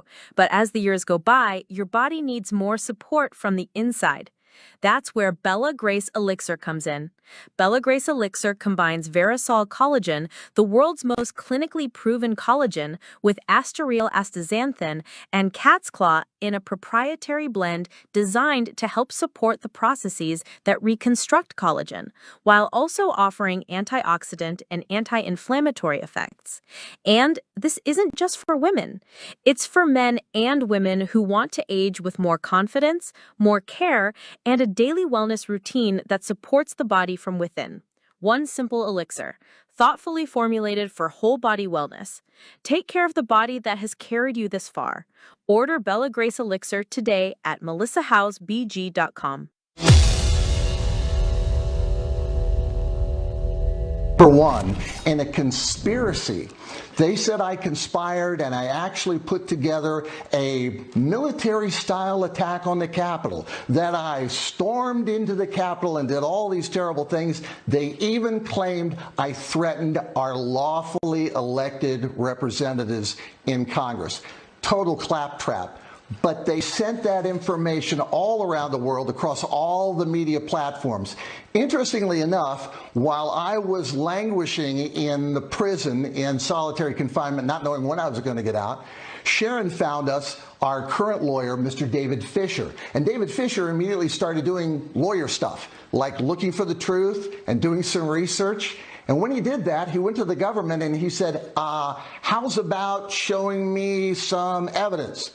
And when they couldn't produce it, they immediately changed their position. Now they say the exact opposite of what they said. Originally, they claimed I was the commander of the Oath Keepers, that I did this terrible thing to go inside, and I created a plan to attack Congress. Now they admit, no, Tom, you really didn't do that. You weren't the commander of the Oath Keepers, not a leader, not even a member. Now, they seem to be very nice people, but I'm not part of that organization. Then they continued to do their flip-flop, and they said, you know, I guess you didn't really go in, and I guess you didn't really develop a plan to attack. But still, Tucker, we're mired in a legal battle against the government with no end in sight. And what they're doing... No end in sight. And that was on the Tucker Carlson show back when he was on Fox News. So millions of people watching that audience. And I've showed you a series of interviews with the Caldwells on Real America's Voice Cowboy Logic show, which has millions of viewers. On the David Zieri show, which has millions of viewers. And now this is on Tucker Carlson, and with millions and millions and millions of viewers. So it's not like this hasn't been out there and the truth hasn't been out there. My guest is that man, Tom Caldwell, the author of The Mouths of the Wicked. You got to go get this book, folks, The Mouths of the Wicked. It tells the whole story. And this man was in intelligence. He's been a writer before. He's a storyteller. It's an exceptional story. Firsthand experience of this tragedy of what happened to our beloved United States of America and our citizens who did nothing wrong. And Tom, what exactly? Well, first of all, any of these jerks, these goons, been held accountable? Not that I can tell. Okay. The winds of change did come when President Trump was inaugurated, and I think some of the prosecutors at the Department of Justice saw that the tide had changed. A couple of them were demoted shortly after the administration came in, and then they slipped out the back door and they got jobs with the white shoe liberal law firms in D.C. and proudly proclaim on their resumes and on their website that they led the prosecution against the evil people who tried to overthrow the government and all of that. So there are also still some of the prosecutors that remain at the Department of Justice. Now, I don't want to say anything bad about the Attorney General. I'm not going to do that. That's not what I do as a Christian. And I certainly wish the best for him. He's in interim, and we wish the best for Pam Bondi before that. And also, we're hoping for the best for Kash Patel, too. But I must say it's a little frustrating because every single one of those people that participated not only in the SWAT and the takedown and the Gestapo interrogation of me in chains here at my farm, but also every single FBI special agent who perjured themselves in grand jury proceedings and at trial, a 10.5-week trial in Washington, through which I was drugged. Every single one of them is still employed at the right hand of Kash Patel. Now, Cash has said, well, gee, I'm not going to fire somebody who was only following orders. But what we need to emphasize is the FBI agents involved in these violent takedowns volunteered for those things because they felt that it was career enhancing. Yeah. How else can you explain why an FBI special agent in an office in Florida gets on a plane and helps in a takedown in Washington State? And it was happening over and over again. We saw this at trial. Oh, yeah, absolutely. And, you know, the real damning piece of this, Cash Patel, I'm talking to you, Mr. Director, is you have FBI agents that participated in this hit job at this farm on an elderly couple, one of which was a disabled American veteran. Decorated American veteran, and they didn't. I challenge you, bring me the intel, Cash. Come on this show and show me the intel that required them to use that level of force and that level of ridiculousness against this man and his wife. You can't do it, and you won't do it because you don't have the intel, and they're still working for us.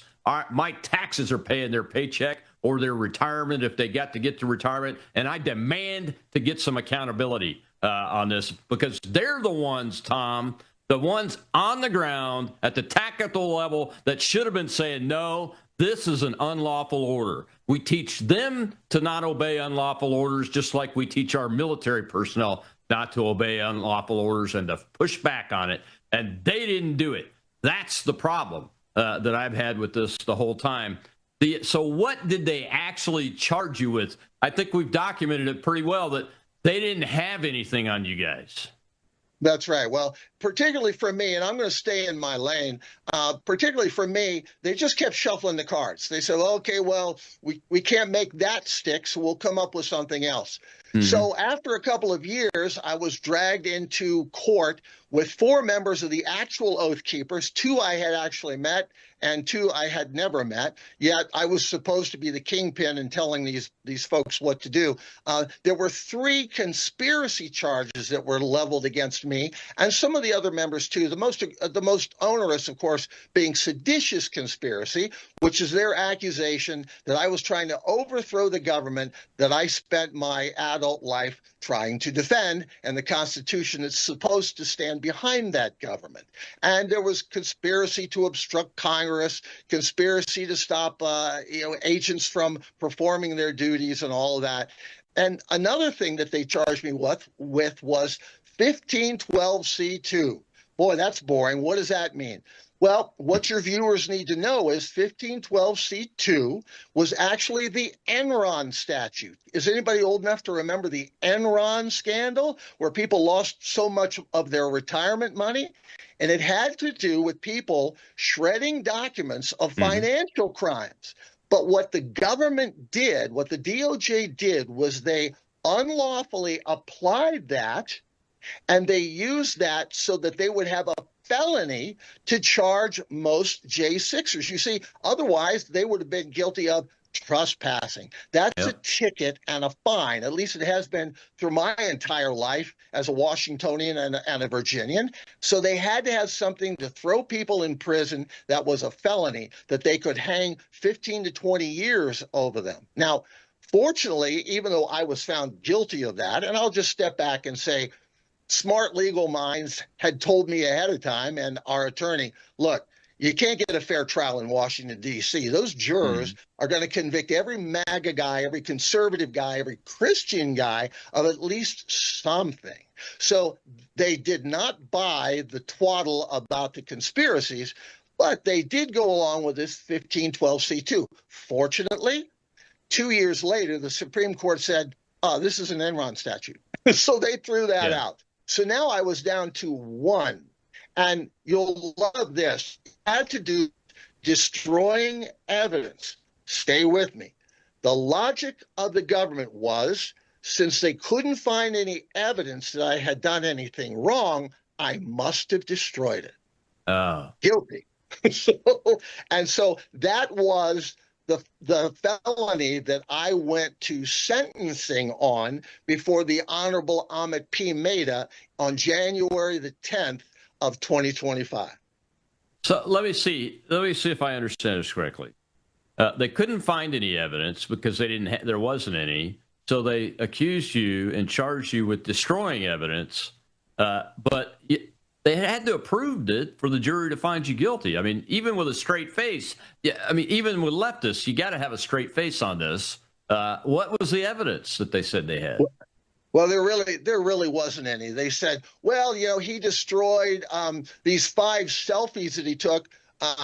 These were exculpatory selfies that I sent to 35 different friends and family members. They said, oh, well, he deleted this from this one text message that was to someone who wasn't even found guilty of anything on January 6th. So there must be a lot of stuff that he destroyed because you can see he destroys stuff. That is the kind of anosognosia that's taken over these people. The fact that they cannot conceive that something they believe deeply could possibly be wrong. Yeah. But they still tried you along with Stuart Rhodes and the Oath Keepers, right? They certainly did, yes. And many of the charges that they levied against me were also levied against those folks. I was there with them for a 10.5-week trial. I had the benefit of, you look at it in hindsight, it's a benefit now. When I wrote this book, I still had and still have all of the evidence, the phony evidence, the exculpatory evidence that the judge wouldn't let the jury hear, all of the transcripts, not only for me, but for my co-defendants. I could have talked about those in the book too, but I think it's important for them to have their voice. So again, I use the term staying in my lane. I will tell you, without fear of contradiction, I sat through that trial. Not a single one of those people that was tried with me, including Stuart Rhodes and Kelly Mays and Jessica Watkins, not a single one of them was guilty of anything that they were charged with. I saw all the evidence. Yeah, I think it was April or May of that year, I went to a conference. It was one of the first conference post-COVID in Dallas, and Rhodes was there. I got the chance to sit down with Mr. Rhodes for an hour, just him and me. And I'm like, dude, because at this point, I don't think he was charged yet. And I was like, Stuart, tell me what's going on. Because the Oath Keepers had protected me in my political campaign several times without me even asking for it. They had sent protective details when they saw certain threats when I was running for office in Louisiana. And I'd seen nothing but good things come out of these people. I mean, they're all firemen, law enforcement, veterans, and those kind of things. And Stuart told me, he seemed like he told me the whole story about where he was at, what he was doing. And he even told me that when the FBI stopped him on the street and took his phone later, he said, they're not going to find anything in there because I didn't do anything, and I'm sure he was shocked when they eventually rolled him up and charged him with seditious conspiracy of all things, in addition to the other crazies. Right, Colonel. I'm so glad that you're talking about this because what the Oath Keepers were doing in Washington, D.C. that day was they were augmenting the Secret Service. People don't remember that the Secret Service was coming up with some real bad shortfalls in their ranks. And the special passes that were issued by the Secret Service to members of the Oath Keepers so that they could help escort some of those speakers, some of the ones that I talked about before that were going to go down to Capitol Hill and all that. Those passes were offered up in evidence. Look, this is what we were doing. You'll also remember that just before we all went to trial on this thing, that the Secret Service made the decision to wipe their phones and get a whole new phone system and wipe their Oracle database of all the records of everything that had happened for the last 2 years. Now, that's destruction of evidence. That sure is destruction of evidence and exculpatory evidence at that, which is a Brady violation. And I'm not a lawyer, and I know that. Well, Tom, we got to take our last break. When we come back, I found a video clip of you talking about what you think was really going on from your professional background. We'll come back in with that because it's a fascinating story, and it kind of puts some snippets of information together for me when I watched it. I want to give Tom a chance to talk about that, whether it's in the book or not. We'll be right back with Tom Caldwell.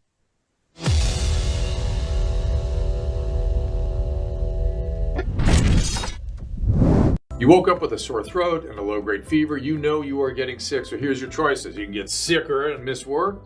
Try to see a doctor this week or sit hours in a crowded waiting room at urgent care. I have a smarter option for you. Open your medical emergency kit. Match your symptoms to doctor-recommended prescription in your booklet and take the right meds now and get well faster. This is not a first aid kit. It's like having an urgent care in your home. It includes doctor-prescribed medications to treat over 39 medical issues like respiratory infections, strep throat, pneumonia, UTIs, and more. No waiting to see the doctor and no standing in line at the pharmacy. It's right here.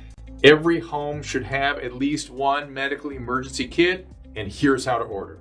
Go to worldviewhealthcare.com. Your kit to treat dozens of common and serious illnesses is rushed to your door. worldviewhealthcare.com.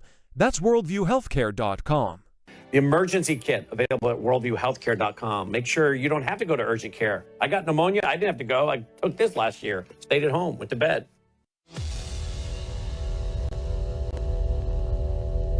I think what it really is a consequence of the thing called the Strategic Implementation Plan for Countering Domestic Terrorism. You'll remember that Tulsi Gabbard has made that thing public. She did that shortly after President Trump was inaugurated. That thing was being built in November and December of 2020 while President Trump was still in office, by the same people that made that transition in the intelligence community and in various departments and administrations in the United States government.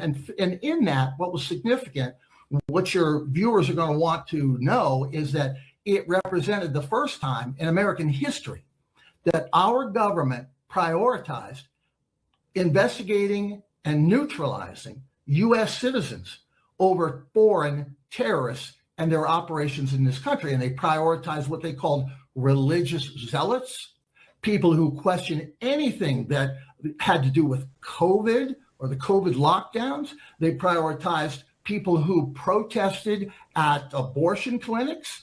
They prioritized people who raised their voice at PTA meetings because they were concerned about the indoctrination of our children. It's all in writing, and it's there for anybody to read. It's all in writing. It was a government plan, folks. You need to be reminded of that periodically. And my guest today is that man, Tom Caldwell, who wrote the book, The Mouths of the Wicked, to talk about his experience of being totally unjustly charged, put in solitary confinement, had his veterans benefits stolen and taken away from him. His wife almost killed in the unwarranted, no intelligence to back it up, in Rob Maness's opinion. And I know a thing or two about this kind of stuff, to back up that level of force and risk to use on an elderly couple that has served their country, that's minding their own business, just because they showed up to listen to a president and they sat and watched some things happen that they didn't even see any violence. And Tom, I'm glad you talked about that because it was a plan, and the government before the election had put pressure on Facebook and those kind of social media CEOs to suppress conservative speech. Because I know, because my website was making about $9,000 in revenue, raw revenue, at the end of September, and I got a note from Facebook saying on the October 1st, 2020, we're going to suppress your website on our platform. And that's where most of my revenue was coming from, and it's never been back ever since then. So there was all of this government activity leading up to this that really set the stage to trick people inside the government that something was happening that wasn't happening, wasn't it? That's absolutely right. And, you know, I'm an Intel guy, so you've had Intel guys and gals working for you, Colonel, and you expect them to do their homework, to do their research, and present things to you in a cogent and clear way so you can make the decisions that you need to make. And right. I have written extensively after studying this thing and all of the releases from Tulsi Gabbard. She's a hero as far as I'm concerned. And the stuff that's there, I talked about it in that clip that you just showed, so I shan't repeat it. It is so maddening, and it's right there in writing, and it gets down into the weeds. They even plan to set up local networks in neighborhoods so that Democrat Party operatives could report on their neighbors if they did something that looked like it might be a terrorist thing. People are speaking out at PTA meetings. I've got all the documentation right here. I keep it close just in case we need to refer to chapter and verse. So it's very maddening. Did you cover that in the book? I don't think you did you, from what I remember? I did just a little bit. I did mention that, but I've tried to have things printed like on an American Thinker. I've been on Your News and things like that. So I would invite people to go there. I probably ought to send you a copy of some of these things because it saves people a lot of time. You should write another book about that, Tom. I mean, the American people on both sides of the aisle need to have an understanding of what really happened. Because, we want our public to see something, say something. If it's real, but we don't want to build an architecture that responds to fake inputs in that way. Does that make sense? Absolutely, you should write a book about that. Well, I got a question from the audience. I want to take that real quick. Shell is our host over there. Go ahead, Shell. We have Marlon, sir. Hey, Tom, thanks for coming in and explaining it. It sounds like, Tom, you had some able to be able to defend yourself. What about the guys that couldn't afford it? What about the guys that they reshuffled the deck on their discovery package, didn't give them the right evidence that was posed against them? How could you possibly defend yourself? These guys had to take the plea deal at that point. I think if they understood how much it cost you to defend yourself, and then, hey, we weren't given the speedy trial, the exculpatory evidence against you, they reshuffled the cards every time. Just watching the evolution of the J6 on X, that's what we came up with. So, Tom, it's been great to hear your story, and thanks for coming up. Thank you, Rob. Appreciate you bringing me up, sir. Yeah. Marlon brought up a good point. That is something I think you could answer is on the discovery process, what did your attorney face? I mean, he's in the face of fake evidence. So what happened in discovery from your perspective? Well, and he kept creating more and more fake evidence. I touch in the book on several specific exhibits. And, as an intel guy, if I'm going to talk about specifics, I'm going to make sure that you can fact check me all you want. People might be interested to know, this is a firsthand account. I tell like a friend talking to a friend, but I've got about 24 pages of endnotes. So you can go back and see exactly what we're talking about. But I only picked some of the most egregious and fake tests. Just talking about but it came coming. It would invent more when we get the evidence that they had brought out. They would have a great day and say, we really ripped them. We really showed that they're lying through their teeth. They just invent something new. Hey, we got a new witness. Your viewers are going to love this. I don't talk about the trial without talking about a guy named Abdullah Rashid. Now, dig this.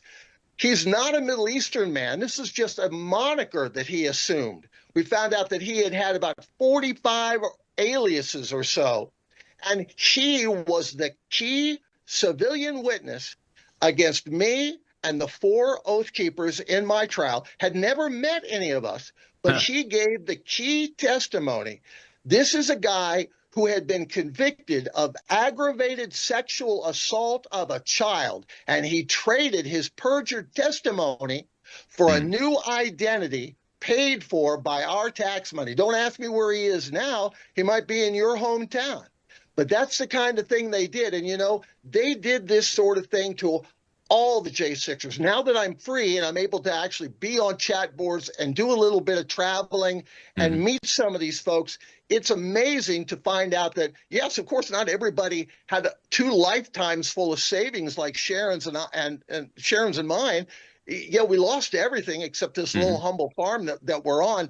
But some of these folks had to take government-appointed attorneys who clearly hated them. I was amazed to find out that other people didn't have access to the supposed evidence, and many couldn't even tell me the name of their lawyer. That's how infrequently they interface with them. And it takes a real knack, and the DOJ has it, bringing down the whole government on you to get people to swear to something that they didn't do and take a 5 or 6 or 7 year prison sentence as opposed to a 20-year prison sentence because they want to see their children grow up. Yeah. That's the kind of manic stuff that's going on in the Department of Justice.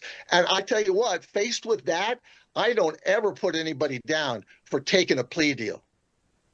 Oh yeah, I don't put anybody down for taking a plea deal. I mean, even General Flynn. I mean, with as much resources as he had, when faced with the reality, he took a plea deal. You know, I don't blame him at all because look, the federal government's got a 90+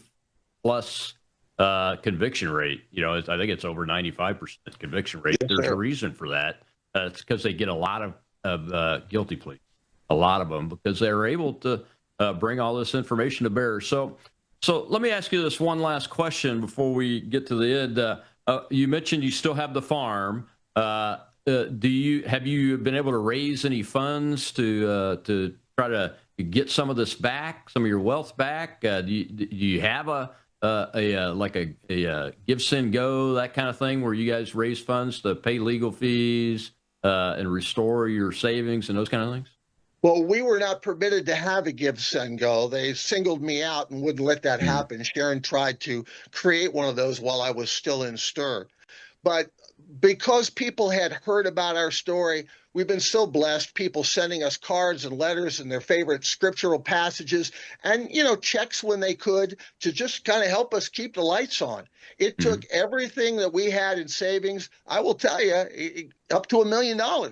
And still we were in debt. You know, I mean, freedom's not free, especially when you're fighting the Department of Justice. It's not exactly the kind of freedom not free that you and I are used to, Colonel. But right now, we're not asking for folks to contribute anything to us. We're so blessed. Sharon and I are never going to be restored. I mean, how are they going to give us our years back? How are they going to keep her from waking up in the middle of the night having that same nightmare that she has over and over again? Most of the time, she can't even sleep in our bedroom anymore because that's where she was when they came. So we're not going to get that back. We're not going to truly be restored, although there's talk about this fund that Congress is fighting, and some people are putting in notice of claims to the government. We've done that, saying, wouldn't you like to do the right thing? We don't expect that to happen. But as far as restoration, I will tell you this. Sharon and I, our love is stronger than it's ever been. Our faith in our Lord and Savior, Jesus Christ, is stronger than it's ever been. We feel like we have more friends and more family across this country by virtue of people reaching out to us than we ever could have imagined. So we are so much better off than so many other people who we get to meet when we travel. I've been able to speak at the Citadel. I've been able to speak sponsored by the Faith Coalition down in Sebring, Florida. And we get in my creaky old 20-year-old Toyota Highlander, and we make it down the road, gasping and puttering all the way, and we speak to wonderful people, and it's worth it. And people come up and just hold our hands and say, you know, we've been pulling for you, we've been praying for you. We had no idea. People in Boerne, Texas, and Detroit, Michigan had prayer groups for us. And so what we want to do is continue to give back. I'm hoping that the book properly gives credit to our Lord and Savior, because he pulled us through. Yes, this is a horrible story, but there are so many miracles, and there's so much good stuff that happened to us along the way. And Sharon and I, when I was down, she would pull me up, and vice versa. And she is the unsung hero in all of this, Colonel, if you'll permit me. But I always say, if you want to be happy for the rest of your life, make a Christian woman your wife, because it worked for me, and she was with me in lockstep. Some J6ers were abandoned by their families. You're absolutely right, my friend. And I met you guys a couple of times now in person, and it's exactly as you describe it. Thank God. And thank God we have Christians in this country that can see through the lies and see through see through what's coming out of the mouths of the wicked. That's the book. Tell people where they can buy the book at before I let you go, sir. Thank you so much. Thank you. It's available in paperback and ebook. The best place to go is puffinpublishers.com, Puffin, like the seabird, puffinpublishers.com, the publishing company that got behind us when the big guys wouldn't do that. You can also find it at bookbaby.com, and now it's going to be available on amazon.com soon. Outstanding. Well, thanks a lot. Tom Caldwell, author of The Mouths of the Wicked. Get out there and buy this book and support these guys, and keep everybody in your prayers. Our country needs it, especially these folks. Tomorrow's Truth Thursday. We'll see you then.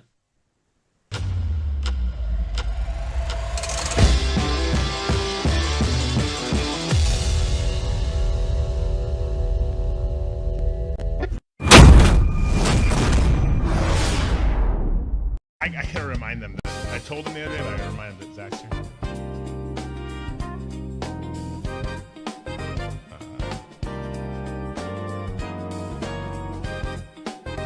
Zach is here in studio today. Matthew and Jonathan's friend.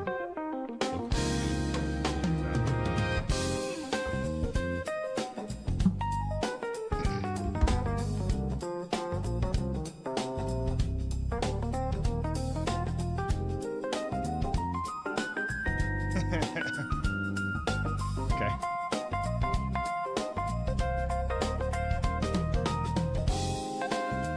Well, get these on.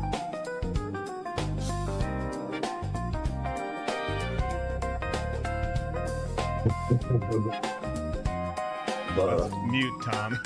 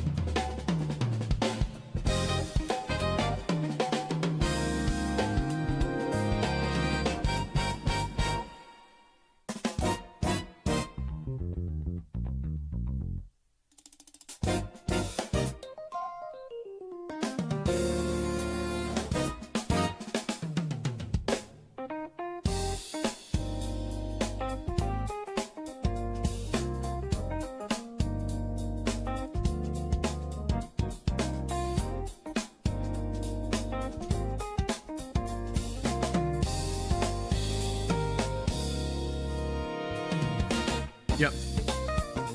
Yeah, I'm looking.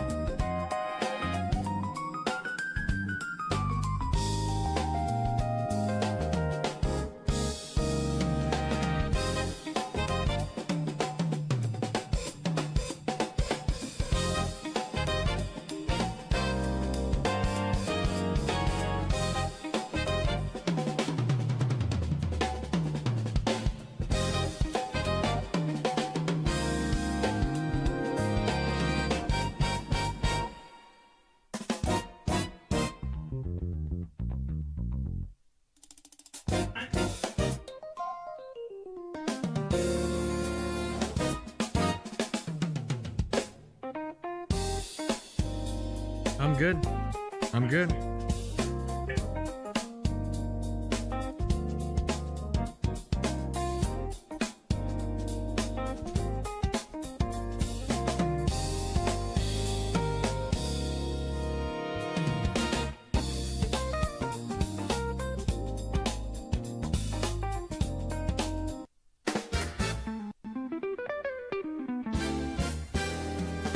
Balls and banter.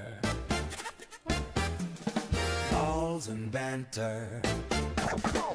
No excuses, just win, win, win with your balls and banter.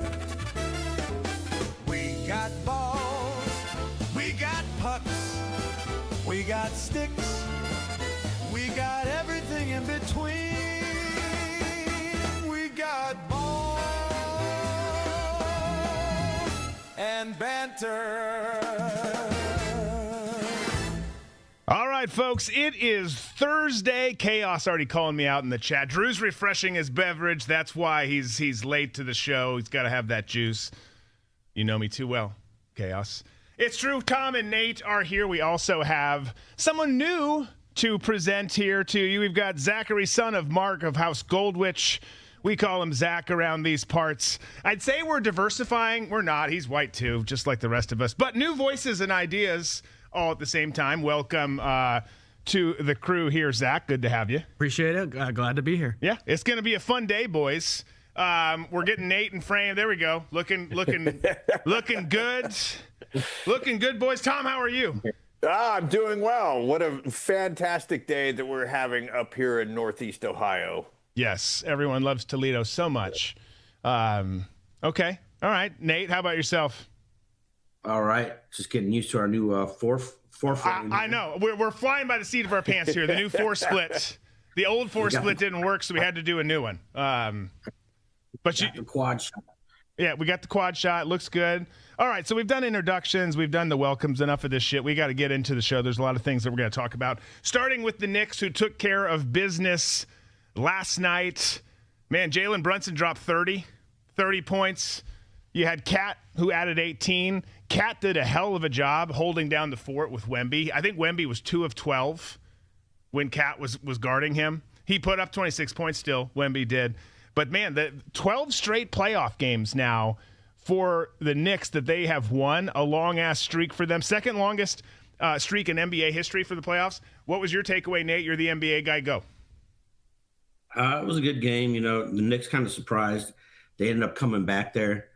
The Spurs seemed in solid control in the third, and then Knicks kind of just chipped away and ended up getting ahead and didn't really give it back up. You know, there wasn't much else to say. Jalen Brunson kept getting hurt, but somehow coming back in. Every time he went out, I was like, yes, he's gone.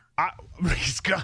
I flipped away a couple times because the Spurs did seem to have things under control. Yeah. So I was checking a couple other things, getting the kids down and yada yada yada, and then sure as shit, I mean they come marching back. I don't. Did you guys get to watch the game, Zach or Tom? I did not. Tommy boy, I did. Yes. Oh, sorry, I'm off mic. Your camera's doing the Zoom thing again. Yeah, it's a fun start. Oh shit! No, you're here. You're here. You don't need to. No need to pan. Okay. I think I just turned off my camera. Oh, okay. Yeah, you sure did. All right. Well, we'll come back to you in a moment. But it was a good game. It was a good game. Knicks really are. I mean, we talked about this Tuesday. They came into this thing so damn hot. The Spurs, such a good team, and what they've done with Wemby and the entire supporting cast that they've got down there in San Antonio has been really impressive. But man, I tell you, like the two teams in the NHL playoffs, which we're going to talk about in a second. And these New York Knicks, they're just hot as the dickens, and they kept it up last night. So we'll see if they can do it again. Do they have any shot, Nate, of coming back and repeating in Game 2 tomorrow in San Antonio? Yeah, I mean, you can't rule it out, you know. If the Spurs can't adapt, it doesn't seem like they're going to be able to do much. They ran the whole game and then started giving up in the third and fourth and couldn't get it back. So, you know, it's tough to think they can't, but you know, it's all about a game of runs to see when those runs fall. Yeah. I mean, the real thing is going to come down to De'Aaron Fox. He's been terrible the last ever since he got that ankle injury, he's clearly not 100%, but he's just kind of wild with the ball. It seems like turning over.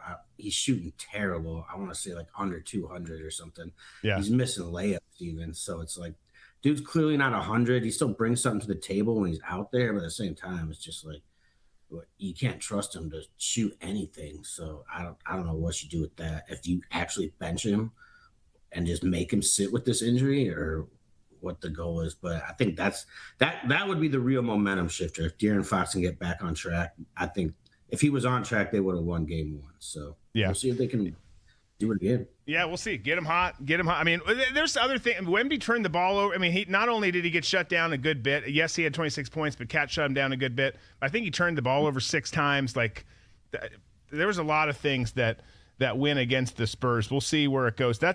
It's still such a great environment that they've got there. So I'll be looking forward to that game there tomorrow night. We got a game tonight, but first we got to talk about Tuesday's game because we previewed it on Tuesday's show. We didn't get to talk about it. Hey, Drew, before we move on, I just want to mention about Jalen Brunson, because before this game, I was all in on the Spurs, but Jalen Brunson getting hurt, coming back in, and then, having a pivotal role toward the end of the game, to me, that guy won me over. Just speaking from a producer perspective and telling a story, I find myself, and I can't believe that I'm saying this, now rooting for the Knicks, because I like the idea of Jalen Brunson and what he's bringing to that Knicks team. He may not be the best player for them, but I think he is the glue that's holding that team together. I don't disagree at all. They're a fun team to watch. They absolutely are. They have been. He's a character. He's a stud. I'm not saying I'm flipping who I want. I don't know who I want to win. Here's the deal. I want both of these series. I was telling my kids this last night. I keep going back and forth in my head. I just want both these series to go to 7 games, the NBA Finals and the Stanley Cup. Just give me more sports. Don't ruin my life. I'm counting on all 4 of you teams to not jack up my spring. You've been told. Vegas wins very impressively. Game 1, Tuesday night. I know Zach was watching, no doubt. He's a big hockey guy, big hockey family. But, dude, you turn this game on, and both teams are coming in hot as can be. And I forget if you say, is it Ehlers or Eulers? I think it's Ehlers. I mean, dude, gets launched out of a cannon like Evel Knievel and just scores a bunch of goals, right? I mean, he scored his first goal within 25 seconds, and then before you turn your head, you go get another beer, because some people drink beer that fast, and then some bitch scores a second goal. Carolina goes up 2-0. It's like, well, crap. I just want this to be a great game, and boy, was it. But they jumped out to a crazy fast start. You got the momentum of that badass home crowd environment in Raleigh, and then it kind of changed, and all of a sudden it was 3-3 in the second, and then it's a 5-4 victory for the Knights. What was your takeaway from the game? I thought it was a great game. I mean, you haven't seen a game, I think, that entertaining in the Stanley Cup playoffs yet this season. Yeah. So it was fantastic. I didn't expect that. I'm going to be honest. I personally was going to go Carolina in that series, and it looks like Vegas was commanding in that game. Yeah. It was really interesting. Well, you can go down in that, Nate, right? You go down in a game like that 2-0. Obviously, these teams are studs, chock full of studs. They're in the Stanley Cup final, but that can screw your psyche. How you respond to going down 2-3-0 fast and early, that tells a lot. They didn't bow down at all. They didn't cave. They just rallied, and they won the son of a bitch. Was it 3-0 at one point? I'm trying to remember. It was 2-0, then 2-1, and then it ended 3-3 in the second. I forget who scored first in it, but yeah, I mean, just a crazy game and lots of resilience by the Knights. It was a crazy comeback, yeah. A lot of times you see that 2-0, kind of feeling like, oh, man, this ain't going to end well. But, they just took it one goal at a time, as stereotypical as that is, and, just kept going with it. I was like, holy cow. Well, you say, too, Zach, I mean, you're right. But there have been some other games that have been crazy this playoffs, because you had the Wild go up 3-0 against the Avalanche, and then we decided we wanted to be done, so we let them win, and they came back. But then the Avalanche go up 3-0 on the Knights. The Knights come back. it wasn't 3-0, it was 2-0 last night. But this is. I mean, it always is. But the NHL playoffs, very, very special time. I loved it. I can't wait for the game tonight. Going to be freaking awesome. Carolina needs to come out, and because even though I want the Knights to win, I need Carolina to probably win today just to keep with this Game 7 thing. I want all these things to go to 7, unless they want to do 2-2. You guys can decide between Vegas and Carolina. Have your conversations. But I either need it to go 1-1 tonight, or I need Carolina to go into Vegas and win the next two. Definitely. So. Definitely need Carolina to win. I think this is definitely the two best teams. The best team from each conference right now. We're seeing it on display. It's going to be amazing. They play fast. That's a fast team. They create some interesting opportunities. Tommy boy, you watching tonight? Where are you watching? I am watching tonight, and I'm trying to pick out an undisclosed location where I'm going to watch the game. I have to do everything in secrecy now. Yeah, I mean, I think that's probably the smart thing to do. But you're right. When that game first started, I was like, holy smokes, here we go. This isn't going to be much of a game. And then all of a sudden, it was like, oh, we have a game here. And, to me, man, there's something about that Golden Knight team that just kind of, tickles my fancy. They tickle your fancy. Well, I mean, they're tickling everyone's fan. They're just so damn hot right now. Like Hansel from Zoolander. He's so hot right now. Okay, you know where else the Knights are winning? We'll see who wins the game tonight. Everyone should watch it. It's ABC, 8 p.m. Make sure you set that and watch it. But we're at this time of year. And it happens a couple times a year for different things. This one, obviously, everyone knows about. But it's June, so everyone thinks everything's supposed to be gay this month. And I don't know why. The leagues, the teams, they get involved with it. But kudos to the social media team and the Las Vegas Knights for winning. You can see the graphic they put out on June 1st. It wasn't, hey, do your neighbor Gary. It was, did you know June is National Cancer Survivor Month? No reference of the other, which I think is amazing. Now, look, if you do whatever you want to do. I think I have my issues with it, but I still can like you. I don't think all these teams should have to post this nonsense unless they really want to, and a lot of them don't, but they feel compelled to. I love that the Knights just went the opposite way. Some teams just don't post anything. They're like, nope, we're going to do, obviously a big deal too, Cancer Survivor Month. Like that's an important thing. But I like that they pick something else. Like that's very based with how they handle this. It is, and I don't like groupthink with anything. I always think about that Seinfeld episode where Kramer's marching for AIDS, and like, why aren't you wearing the ribbon? I don't like it. I don't like anything where I'm forced to comply with something. If I want to do it, I'll do it. Right. But don't make me. Don't have somebody in HR hovering over me and saying you have to do this, because it rubs me the wrong way. And the same thing in culture. Don't tell me I have to do something, because you're going to get the opposite of what you want. Yeah, absolutely. Well, it's interesting that these lists come out every year, and I would encourage you to remember, if you're a fan of this NFL team or this NHL team, you don't see as much for the NHL, but in the NFL or any of the other sports leagues that matter, most of your organization is on board with you. There's just this pressure, which is so crazy, and it's not an excuse. They still shouldn't do it. But like, don't go along with groupthink. Don't do things because you feel like you're supposed to. I hate that. It's so weak. It's the dumbest thing.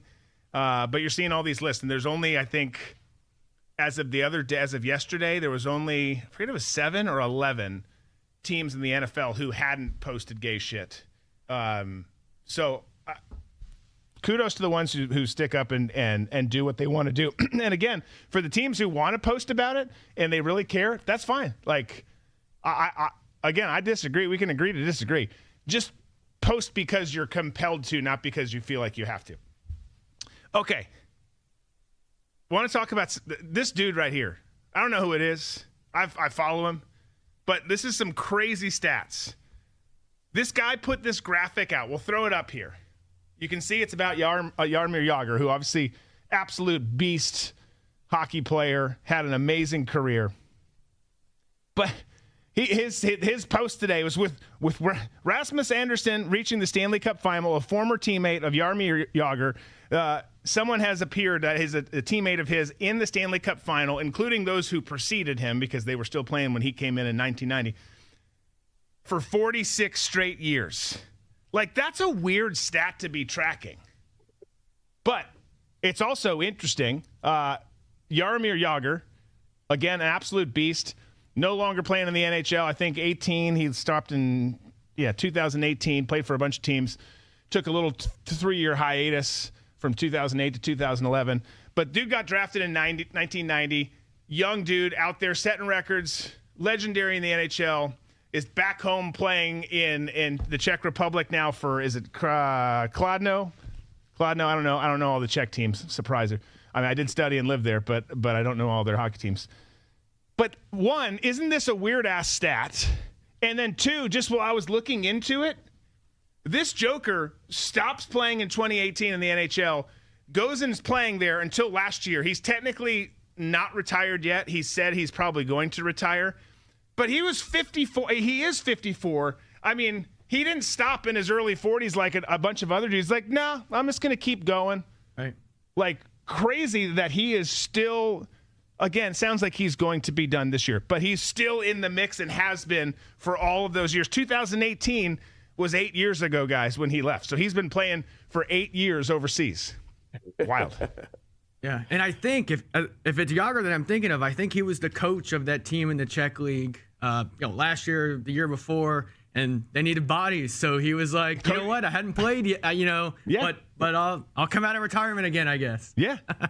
Yeah, I think there's a bunch of records he's set to, like, in terms of his age for scoring a goal. Like, he was 52 years and I think 63 days, which previously had been like 52 years and 6 or 8 days. He set that record. It's easy to set a lot of records when you're still playing in your mid-50s, I guess, as they're age-related. But I just found that crazy. Both that this dude is tracking that kind of a stat.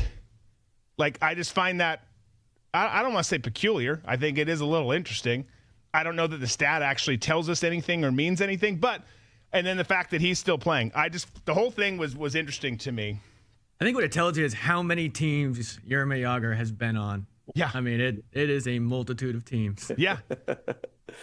All I know is somebody who's keeping stats like that is not getting laid anywhere. I mean, that's probably a fair point. And if you are a person who made that, we'd love to have you on the show. And we'd love to talk about your sex life too. I mean, we can get into everything, hockey, whatever's going on there. Yeah, that stat, I really like sports, and now we're getting into a time in our cultural or in our societal evolution and human evolution that a lot of people on the spectrum who are into sports are going to start digging into stats like that. So I think we're going to see more and more digs like this. And I'm all about it because I really, truly believe that it's going to be the folks on the spectrum who could focus on things and like start breaking stuff down are the ones who are going to save society. We need some Rain Man analysts who sit up in the bullpen over here, who maybe mumble and make some weird noises throughout the show, but then give us really good data, like yarn maps on the wall, occasional barking, like what's going on over there? It doesn't matter. You just leave Jeremy alone. He's doing his thing. I think it'd be great. We got to get to that point where even if they don't provide any real value to the show, we have people over there just doing stuff, random stuff. Yes. By the way, I didn't get to shower before the show after my workout. I smell terrible. Like I just want to let it. I want to be transparent. I was wondering what that was. Yeah, it's tough. It's pungent, stings the nostrils. Speaking of Pride Month, what are you gonna say, Nate?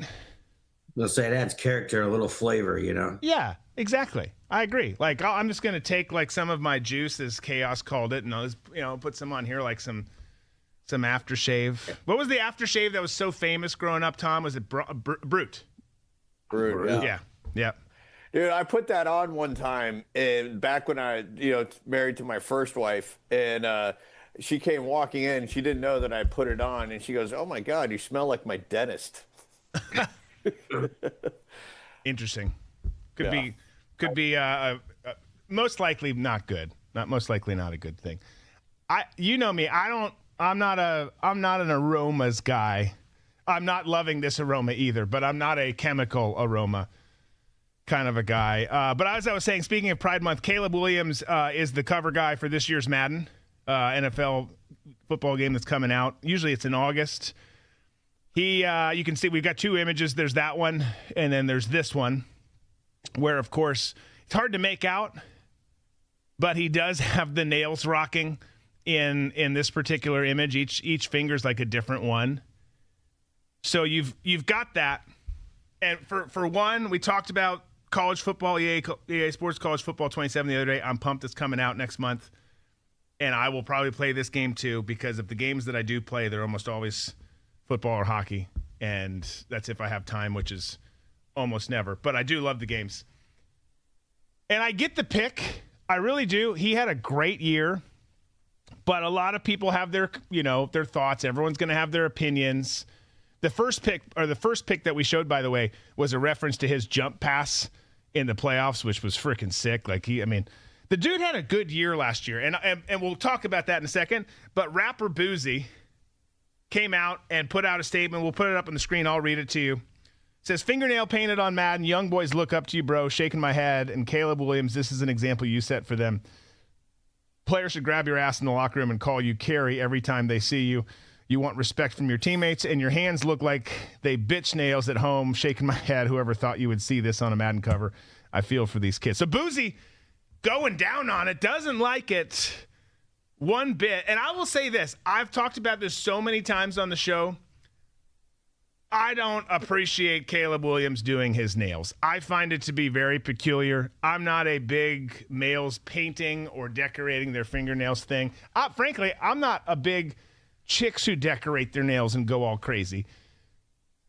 But I will say this, even though I think that is really strange, the dude did ball out last year. Like the dude had almost 4,000 yards passing, 27 tutties to only 7 picks. The Bears, reminder, won the NFC North last year, one of the tougher divisions in the entire league. So I don't love that he's painting his nails. But I understand why they picked him to be on the cover. And I hate that the Bears have a young quarterback who's athletic and does the right thing. And I thought he was going to be a cancer in the locker room, and he's turned out not to be.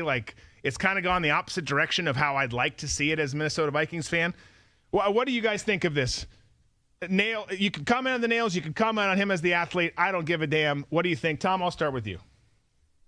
I think he's the best choice to have on the cover. He's one of the most electrifying players, I think, in the NFL. As far as the nails go, I'm not a big fan of it, and to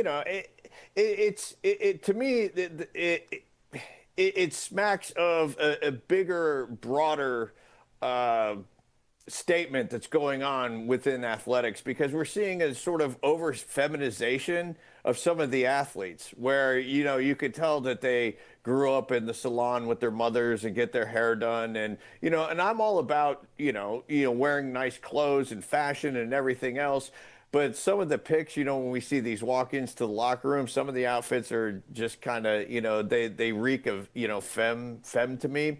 And I don't I just see this as being more of the feminization of sports, when you start painting the nails as being something normal. Right. It would be different, if he were in a heavy metal band. But in the world of sports, I just think it's a bit odd. Who knows? I mean, people thought that Joe Namath wearing a mink coat was odd. So I'm old school. I prefer not to see it, because I think he's a tremendous athlete, and I think that anything that he's doing to take away from what he can spotlight on the field, I think that's to his detriment. Yeah, I don't know. I mean, the mink coat and the nails to me they're similar, but they're different. I don't know. I'm not saying the mink coat was femme. I'm just saying that, it was a bold move that, that he was going to wear this full length mink and just, look like an out and out baller. Yeah. Yeah. And by the way, Tom not liking nails, I think is saying something. I knew that you didn't, but like you're an accessorizer. Like you accessorize a lot with all sorts of accoutrements on your fingers, your hands, your nipples, he doesn't actually have anything on his nipples, but like all sorts of stuff on his hands. So that says something. I want to get your take, Nate, and then also Zach, on Caleb and his fingernails and the cover. But Nate, Chaos did say to you in the chat, Nate should have stuck with his first NHL pick, the Knights showed out. Going back to that. Real quick, though, I actually switched back. I was at the sports book, and I put money down on Vegas to win, not even taking the 1.5. I switched back. Okay, so we went on a swing, start of show, end of show Tuesday to getting to sports book, full circle. There you go. And I went back. Someone was telling me, like, nah, I know you said it on the show, but no, go back with Vegas. Go back with Vegas. Yeah. Just, something about when we were talking about Carolina, I was like, oh, man, they're hot. But, I don't know. Vegas, the way they handled the Avalanche, I was just like, I think they could do it. Man, luckily they did. I mean, they've been in the first period. But. Yeah. No, but then they sure rallied. Three times in their first 9 years in existence, they've been to the Stanley Cup final. Those are odds that an owner and a general manager, like you've got a pants party going on. Like you can't walk around the office. You're so damn excited because your team has made that kind of a performance. It's really impressive what they're doing there. It's crazy. I don't know if there's ever been anything like that in pro sports. An expansion just coming on, being that successful right out the gate. Yeah. I can't really think of one. Not consistently. Like the Jags had early success, when they started here and got to the AFC Championship. They had some fun times. Never, of course, got over the hump. Carolina came out pretty good early on, but not Vegas has just been consistently good out there in the West. It's fun to see. Okay, Caleb Williams, his nails the cover. Nate, you go first. He does it to raise awareness of issues, so that's fine. And if people have a problem with it, then I guess it's working because, all's fair in war and sports. I mean, Dennis Rodman used to wear wedding dresses and marry himself, and it bugged people out. That's true. Weird things, Yeah, but he didn't wear wedding dresses on the court. Yeah, but I mean, but he maybe would have if Stern would have let him. Right. Well, what about putting the black stuff under your eyes and stuff? Is there not a point where it's like, oh, are you putting on makeup? It's like, I get it's different, but it's just like. I care a lot less than I did at first. When it first came out, I was like, this is some dumb gay shit. But I just really, and this is true. You audience members, certainly you guys do, but audience, too. There's just so many things anymore now where it's like, I just don't care anymore. I don't care. I do, but I don't care enough to care that much. So let's just move on. You think he's a good pick for the cover? I think he's a fine pick. If the fingernails weren't painted in the cover, I don't think we'd be talking about it. Yeah. If it was just a jump shot, but he painted his fingernails for the cover now, so now it's a topic of discussion. Yeah. Well, and they gave him you could see it too. We didn't play the video because it wasn't a great video, but they gave him a Madden necklace or something like that, to honor him and celebrate that he's on the cover, which is a big deal. It's obviously a massive deal to be the cover athlete for Madden football. But you can see him grabbing it and holding it, and each nail has these very specific things. Anyways, enough about Caleb Williams' nails. I just want to throw in real quick. It's funny, Boozy is commenting on who should be a good role model or not. The man's paid to have people killed before. Yes. But we should care about what he has to say about someone, what they wear or whatever. It's like, oh, wow, yeah, we should all be more like you. Yeah, that's a really good point, Nate. Exactly. Maybe cast the first stone if you're perfect kind of a thing here. You're not. Yeah. No, great point. Maybe Boozy's different now. I don't know. I don't know him personally, obviously. But, like you said, don't live in a glass house and throw the first stone. Yeah. Because everyone knows where you came from. Everyone knows what you talk about. And it's like, yeah. Well, man, I tell you what, we're all broken. I can't. There's some other stuff right now that I'm dealing with outside of this with a different organization. Man, you see some broken stuff. The more you learn about some people not related to this company, it's like, holy crap! I'm feeling pretty good about myself. Like, there's some crazy ass folks out there. Speaking of crazy ass folks and concepts, guys, just listen to me. This is a public service announcement for all men, whether you're a father, a husband, a boyfriend, whatever. Do not let your daughter, your wife, or your girlfriend attend this event at LSU this summer, because they have announced that they're going to be the Huddle. They're going to be kicking off the 2026 season with the Tigers at the Huddle, an exclusive clinic for women. You can see a cute young blonde there in the practice facility. You do not want to send your wife, daughter, or girlfriend to a facility where Lane Kiffin and Coach O are going to be there. Not at all. Like this is how you end your relationship. How did it go, honey? And you're not going to get many responses, and then you're going to start getting like a distant, cold shoulder kind of a thing, and like always see her texting on her phone, and then excuses for why she's not home for dinner. Like, just don't do it. Don't send them there. This is a trap in Baton Rouge to steal women from families. Oh, I saw that. I'm like, oh, shit, that's a terrible idea. A lot of people do women's football clinics. Totally fine when you have different staff members and real adults in the room. This one, a little sketch. I'm just saying, like, if you're like, this is a great idea. No, Lane Kiffin. We all thought maybe he had grown up last year. He didn't. He's the same old Lane Kiffin. And now Coach O's back in Baton Rouge.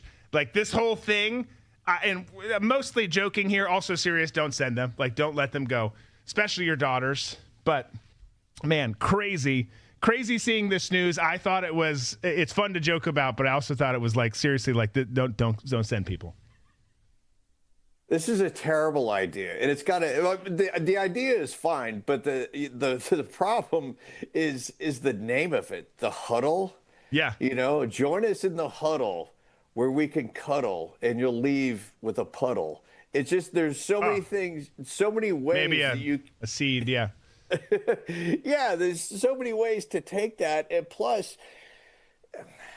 I think it's great to have a reach out to women to familiarize themselves with football, because I know all of us have watched games and constantly answer questions while the game is going on because we're answering obvious questions, and it would just be nice to, have a female you're sitting next to who knows a little bit more about the game, so she doesn't keep asking why did they run where all the guys are, things like that. Right. But you're not speaking from experience, though. You're pontificating. No, I'm speaking from experience I every know. single time. And the thing that drives me crazy about my wife is she always refers to football as ball, which is fine if you're a true fan. Right. But if you're kind of like, a pedestrian and referring to it as ball as if you're like involved with the sport somehow, it's like, oh, you got to stop that or else we're going to get divorced. Yeah, ball is reserved for people who either played ball or like are super, super infatuated with it and all in. Like that's a bro football term. Not necessarily a casual observer, but I love your wife, so I'm not judging your wife on this. But it does seem like speed dating for the two most lecherous coaches in college football. 100%. No, it seems very predatory and very questionable. Don't make sure you get your own drinks. Don't leave your drink. The same rules that happen at a bar apply there. I just had a Gatorade and I woke up 3 days later in a barn. Yeah, like, just be careful. I'm not suggesting that Lane or anyone has done any of those exact things. It's going to be 2 hours on explaining to chicks how to snap a football where Coach O and Lane are going to be taking turns being quarterback. Yeah, taking quarterback, and then when they're doing shotgun, like just standing back there taking some notes. No, stay down there, honey. Let's get like at least 10, 12 more reps. Why is the camera guy zooming in and coming right? There's a lot to unpack here. I think it's really fascinating. Would you send your girlfriend or spouse there, Zach? I mean, absolutely not. And just because of the reasons you guys have already outlined. I mean, we all know, Lane Kiffin's history. So look, I think it's a terrible idea. Yeah. Okay. So we're all in agreement. Is that, or Nate? You haven't said. Would you send a female person there? A female person. No, but I don't know of anyone who'd want to go. I mean, what's the demographic of this? So they're going to be like 37-year-old women who are like, oh man, this is my perfect opportunity to try and learn football, and not just learn it, but be on the field actually doing it to learn it. Like, no one's doing that. Yeah, It's a weird thing. Just stick to camps for kids, so you can scout and recruit, which is not what they're supposed to be for. But stick to that, and then stick to coaches' clinics. That's the way to do it. And there's women's flag football, and there's probably some tackle football somewhere there too. But either they're young or they're already ingrained in it. There's not going to be any 35-year-old, 40-year-old women who are like, I've always wanted something like this. Finally. Thanks, Coach Kiff. Just the ones that want to meet Coach Kiffin, exactly. Yeah. Look, he's a handsome dude. He's an interesting fella. He's the villain that college football needs. Like, I'm thrilled that he's around. I just hope that, this is good for the chastity belt industry. Like, people have learned about this. Okay, Brooke, you can go, but you've got to wear this, and I'm holding on to the key. We'll see. We'll see how it goes. Lots going on this weekend. Obviously, NHL, NBA playoffs continue. You've got hockey tonight. You got basketball tomorrow, and then you can figure out the rotation from there. It goes that way. You got PGA in Dublin, Ohio. How far is that from you guys? Dublin is not terribly far. I want to say it's like an hour and a half or so. Okay. So you got the Memorial Tournament up there at Muirfield. That started today, goes through Sunday, obviously, per the usual on PGA Tour events. It's one of their signature events. So that's happening. Will be fun to have on if weather's nice. See, here's the thing. Like, if weather's nice, I'm out, and I got the race on and golf on out back. There's cigars flowing. There's other stuff flowing, appropriate stuff. But if it's not, then I don't usually wrap up the weekend with golf indoor on a rainy day. Like, there's different activities then. But hopefully that's good. Hopefully it's a good tournament. Again, NBA, NHL, Tom's UFL. You've got that. Yes. We'll give you an update on that on Tuesday on how all that shook out. NASCAR this weekend. We mentioned it Tuesday. They're up in Michigan, a little bit north of you boys. So you've got that race. Reminder, it's 3 p.m. on Amazon Prime, not one of the networks. Don't do what I did last Sunday and think there was no race, and then come to find out that there was a race and it was 8 p.m. on Prime. I'm an idiot, but you already know that. So let's do that. We're like well ahead of schedule today. Like, we're hauling ass. We started a couple minutes late. We're hauling ass now. Let's get to some memes. Let's do That's Meme-tastic. That's meme-tastic. That's meme-tastic. We should do that one more time. All right, so here are the rules. Zach, new for you. New if you're here in the audience for the first time. It's Thursday. We just have a bunch of memes. They're not in any order. We might finish on a great one. We might finish on a straight dumpster fire one. I have no idea. But we'll just throw them up and we'll have some fun with it. This just in here, obviously we're talking post-draft stuff, OTAs going on, and it's unfortunate, but the Dallas Cowboys have already been eliminated from playoff contention. So, sorry, Cowboys fans. That meme never gets old. It pops up this time every year. Every year. Every freaking year. There's another one like it, Tom, that you'll see coming up. So this is just true. This one comes up every once in a while, too. And it's summer now in Florida, and this has happened already multiple times this week. And if you're not from Florida, you might not get this if you haven't traveled here much. But 2:45 p.m., you see a gorgeous beach day. Looks like somewhere over in 30A, beautiful water. 3 p.m., it is a straight-up hurricane, y'all. The trees bending over backwards. 3:15, it's back to absolutely perfect, blissful weather. So true for this state. The other day, we have this. I'm sitting inside working. All my family lives really close to me. The heavens open up, and it is downpouring so hard. And I call my mom, who lives damn near across the street. Nothing. No, totally normal there. I'm like, okay, that's Florida. That's just how it is. Like, it can rain over one house. Like, sometimes I think they're trolling me. Like, just turn on over Drew's house. Oh, when my wife and I first moved to Jacksonville Beach, she was like, how can it be raining right on top of me as I'm driving, and what I see ahead of me is just total of bright sunshine? I don't understand how this works. Yeah. It is. Yeah, it's like when I'm driving on the Buckman Bridge, and on the right side you've got just torrential downpour. On the left side, you look at Jacksonville, and it's sunny and no clouds. It's beautiful crazy. skyline. You can see the Main Street Bridge, all the stuff, Yeah, it's a weird ass state. There's no two ways about it. Okay, we talked about Caleb Williams earlier. The alternate cover that they all are, I think, going to use for some of the different versions of the game is out, and you see him here kicking his heel up with his purse, his clutch. Very flamboyant. Yes. You're gonna hate. Haters gonna hate. Haters gonna hate. We've got a Babylon Bee headline here. We've got a UK stabbing suspect who has pled Muslim. They've gone hard on this issue. Not all Muslims stab people, but mostly people who get stabbed have been stabbed by Muslims. We were at Island Girl the other day, and this headline popped up for real. A version of this on the news. This is a Babylon B version, so obviously it's a little different. But you got Jill Biden, who says that Jill Biden assures nation that Joe's old age did not hamper her ability to serve as president. So you can believe what you want to believe about the Bidens. You can like them, not like them, like Trump, don't like Trump. I don't give two shits. But there is a lot of stuff that went on there, and I thought it was a good headline. Tom, right?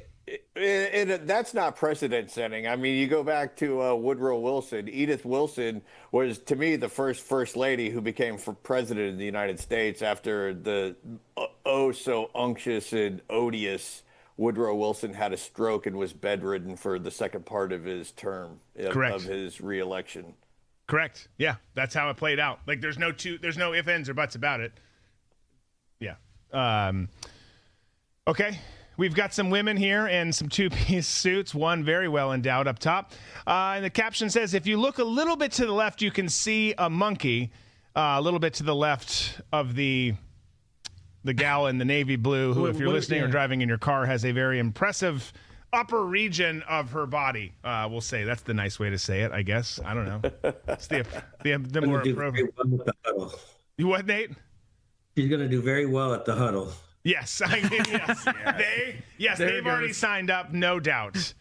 100%. So there's, I forget who put these out, but someone put out a bunch of different alternate Madden 27 covers, since there's all this debate and conversation going on about Caleb.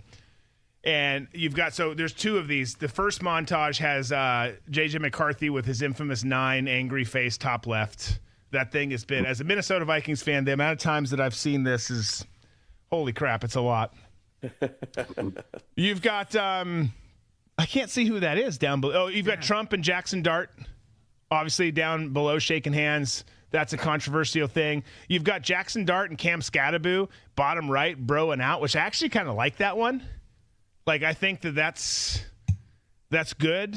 And then I don't know what that top right one is.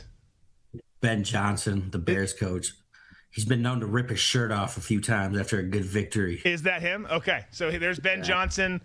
Act shirtless. like you don't do it in your house, after a good win. Yeah. Sometimes I do it after a good dinner. Just rip his shirt off. Yeah, why not? Like, yeah, that was some good takeout. Woo. Yeah, well, you guys know what I do after a Vikings-Michigan win. I usually strip down naked and dive into my pool, and my neighbors love it. I think they love it. They haven't said anything.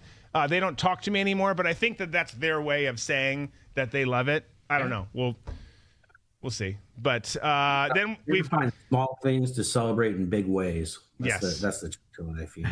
Right. We've got Diana Rossini and Mike Vrabel.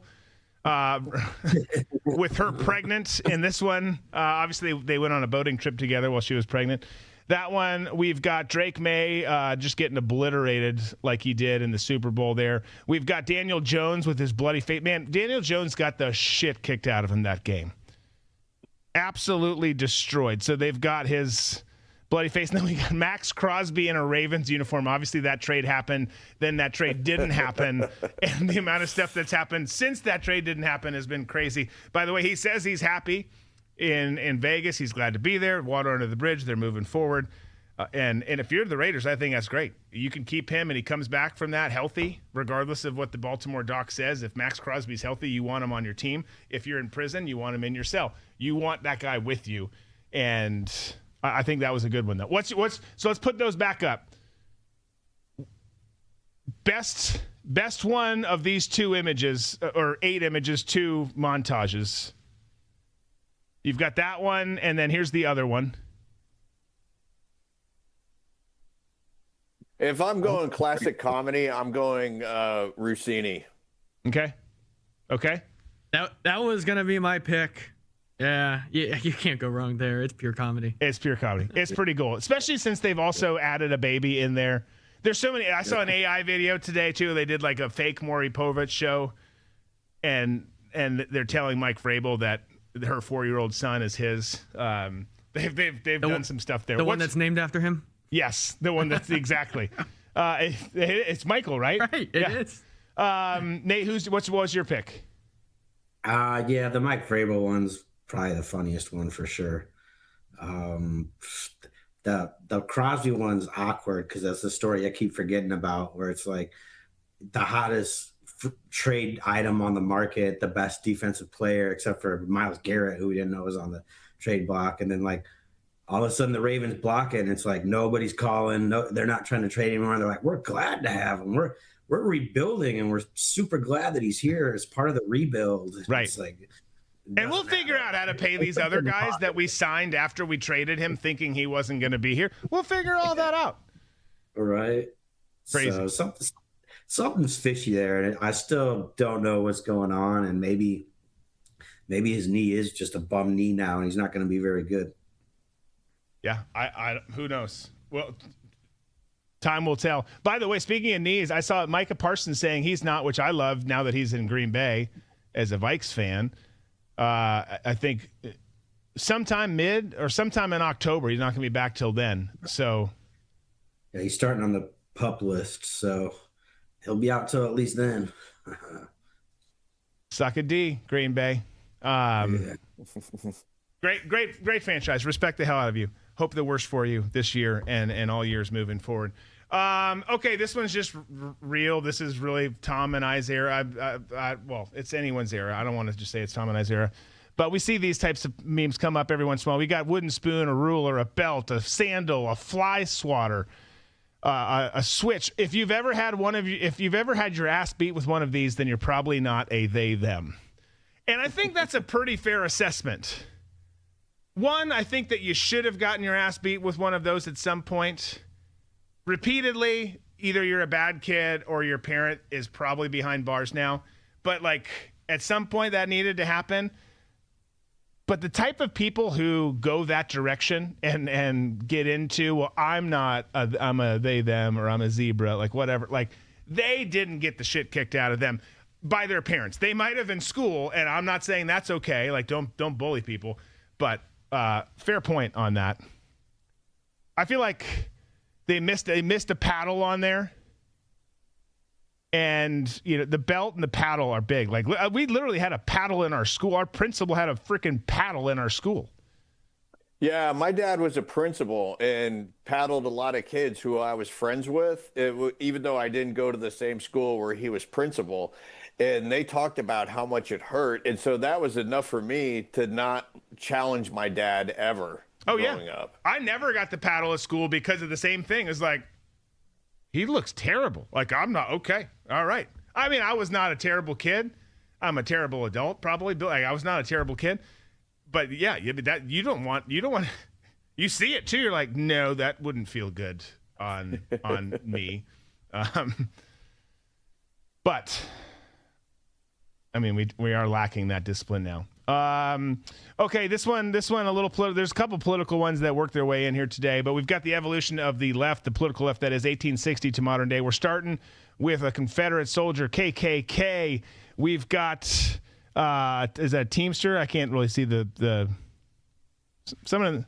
Who is Tom? Can you see what that is in the 1950? I don't know. I don't know what it is. And then we got a hippie in the 70s. You get it. We've got a dude in this, I don't know if he's supposed to be like some political elite in the 2000s. We've got a tranny in 2023 and then a female in a burqa in 2025. Okay. Speaking of the 70s, man, I went down the rabbit hole of the Patty Hearst kidnapping. Holy smokes, is that rabbit hole deep? Yeah. I mean, I have not gone down it. I'm saying, yeah, I presume that it makes sense. By the way, caveat on the last thing. That's obviously attacking people on the left. That is what your party's done. You've gone crazy. But you look at our party, and we have Lindsey Graham on our side, who's probably sleeping with 3 young men right now as we speak. So, like, we've got our own problems. I'm not saying that the right has it all figured out. They don't. Both parties suck. You were saying, Tom? No, I was just going to say, if you're in the mood to see a good documentary about the Patty Hearst kidnapping, there's one on Amazon called Gorilla, and it is really good. There's a lot of unanswered questions to it. It's very much the narrative that we've heard over the years, but I think that there is a connection between some sort of intel agency and some of the members of the SLA. Okay. You've heard it from Tom Cunningham. Check out Accidental Education. This is the appropriate time to plug Accidental Education Reality Lab. You can check that out. You can go to TalkRed.com and see it. You can go to Rumble. Make sure you're following that, and then you can go to Tom's Substack. Tom, what's your Substack? Accidental Education. There you go. Search the lessons that I learned from 30 years in reality television. I'm telling you, Tom knows this. When we edit his show each week for him, he does it. I get a kick out of it. It's Nate, have you ever seen one of Tom's shows? I have not. He keeps me out of the loop of that. Yeah. He wants me to. He's protecting me. He doesn't want me to know the truth. Maybe so. But it is like, if nothing else, just go listen to his damn intro song and then the synth 80s that we lay under the entire time where he's talking. It's special. It's something really special. Okay, what do we got here? We've got some Antifa or whoever people marching. Rural America, we're coming. And then we've got Betty Sue or whatever this old lady's name is who's carrying an AR. Y'all hurry up. I've got a pie in the oven. Yeah, I mean, I think protesting's dumb no matter who's doing it. But you don't want to go to the rural parts. Like, don't do it. Like, don't do it. Minneapolis, San Francisco, all those places, watch out for needles. But like all those places, very different than rural America. You'll get your face shot in out there. Okay, how many more do we got, Matthew? Like 5, 6, something like that? 7? Okay. All right, let's rock through them. We'll go through them real quick. Remember, Travis Kelce and Taylor Swift were at the Cavs game. They have now hung a banner, 2026 NBA playoffs. Taylor Swift came to one of our games. Hey, you got to celebrate something where you can. So they're celebrating this. Taylor Swift sat there in attendance. Travis Kelce, now a minority owner in the Cleveland Guardians. Like, they're going all in on the Cavs. I think that one's pretty clever. That one's pretty good. Huh? Yeah? Oh, I thought I heard someone say something. Sorry. I'm losing my mind. We got another team eliminated from the playoffs. The Cleveland Browns have been eliminated from the 2026-2027 NFL playoffs. They've obviously just traded Myles Garrett.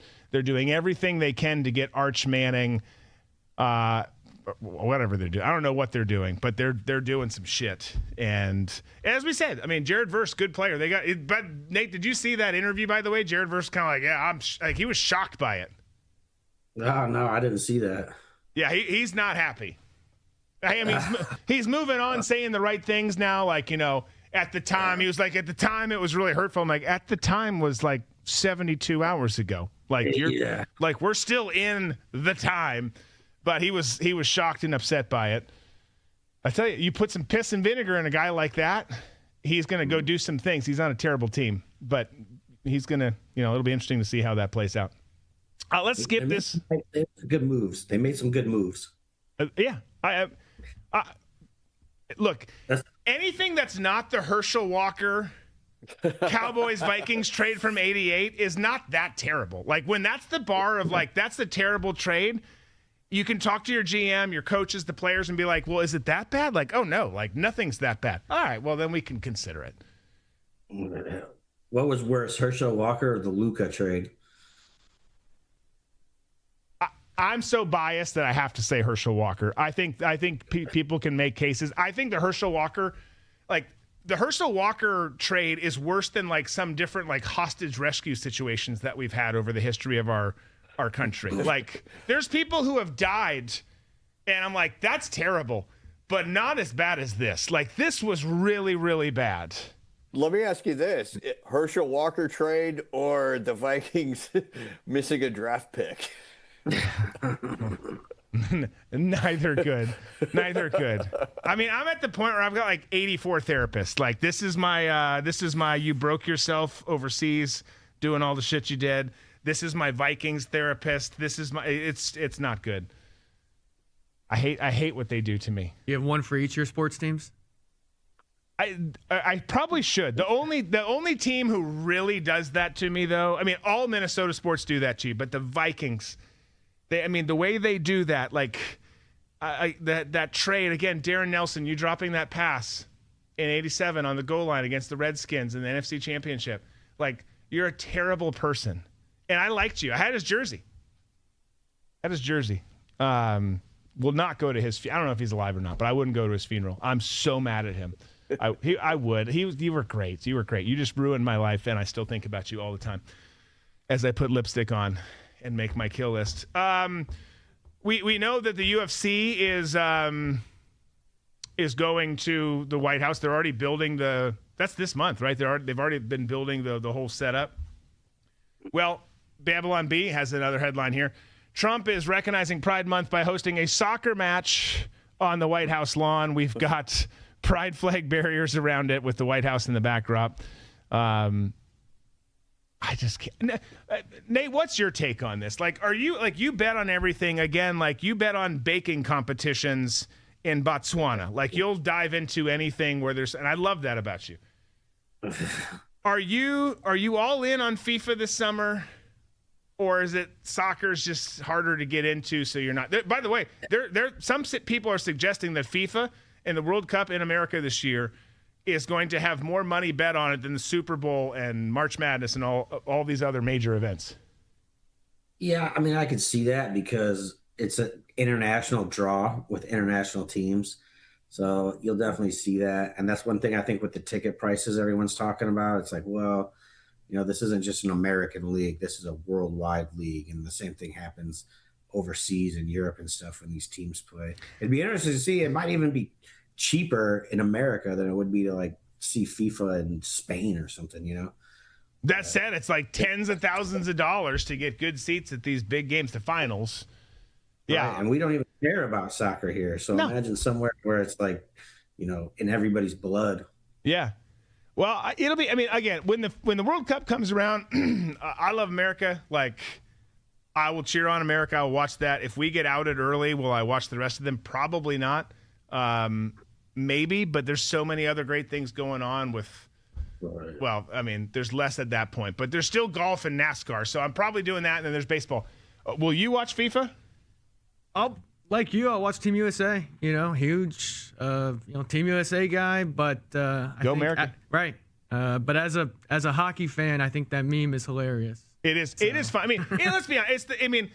We don't call it a major sport in America. No. Like we have 4 major sports, and the people who like soccer, that's great. Like I know that you weren't good enough to play the other sports growing up, so you did it. But like, it's not that we have 4 major sports in America. And then we have some other ones that aren't in the 4 major sports that everyone loves, NASCAR, golf, all these other things that people love and watch. By the way, totally college football. Yeah. Well, college football. Yeah. To me, college football trumps the major. Softball, baby. Nate's into softball. I was talking to my 2 buddies the other day. Used to be baseball coaches. Now they're softball coaches. I was like, that's interesting. Like they've gone all in on softball. Have you heard about that chick from Texas Tech? The one Holly Rowe reported it, but this girl, every time she has a ladybug land on her, she eats it. Okay, I have not seen that. I have not seen that either. I can't say that I'm intrigued to do that myself. But hey, whatever happens. Again, we reference. I reference at least a lot Pedro Serrano and the things he does or did in Major League. if your thing is not chicken, snakes, and voodoo, and it's eating ladybugs, like that's whatever works for you. Like, you do you. Okay, I was just gonna say, I watched the new American Gladiator last night. Have any of you guys seen that? So it's back. No. It's on. I think it's on Prime. Miz from WWE's hosting it. It's not as good as the 80s. Nothing is. But the nostalgia factor is good, and seeing like just some jacked hosts with one names like Blaze and, Nitro, Diesel, all these things, beating up on some of these civilians. I thought it was kind of fun. Like, I wish that they had made some of the graphics more 80s style. It's very modern. They're in this very modern arena. A lot of the games the same. They had the joust. They have the thing where they get tackled trying to throw the ball into the unbalanced buckets, whatever that one's called. I forget what it's called. But it was pretty fun. We watched it with the kids. I don't know. Something to watch. Your games are over. You've had a few beverages. You're not tired. Like, what am I to do? Put on American Gladiator on Amazon Prime. Yeah, you know what? You know what's funny?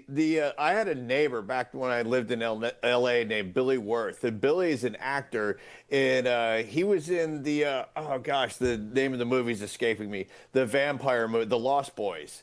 And when you see the poster, Billy's not on the poster. He's like the fourth Lost Boy, but was still a main character in the cast. Anyways, when it comes to American Gladiator, Billy Worth was a challenger, and he was the first challenger to start taking pokes at the gladiators themselves. It kind of changed the whole vibe of American Gladiator early on, where the contestants started having a go with the gladiators. Interesting. I loved Lost Boys, by the way, as a kid. Kiefer Sutherland, wasn't Corey Feldman was in that, right? Mm-hmm. Yeah. Or Corey Haim. Was it Corey Haim? I think they both were. I think both. But Feldman was in it. They were interchangeable back in the 80s, pretty much. Yeah, fair point. Yeah, your name's Corey. You did drugs and you were raped by Hollywood. Yeah. Okay, same thing. Okay. Let's skip this. Let's do the last two, and then we'll get out of here for today. We've got. So we talked earlier about the huddle, the women's clinic. We got Lane Kiffin and Coach O dressed up as D-Generation X at LSU's facility. That's a great AI image there. That's AI? I mean, right? I mean, Lane looks like Lane Michaels, I guess we'll call him instead of Shawn Michaels. Is Coach O supposed to be Triple H? I guess. I think so. Could be. I think it's the New Age Outlaws. Either way, it's good. And then last one, we talked about the Knicks. Knicks lead the NBA Finals. The last time it happened, literally, this was happening. OJ leading a caravan of law enforcement officers. I remember watching this at school as this happened. That's the last time they were that good. Excuse me. It's been since, was it? I forget the year. Since 53 years.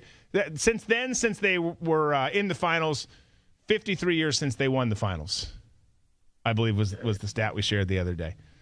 Crazy. 99 was the last time they were in it, but I don't think they ever actually led that series.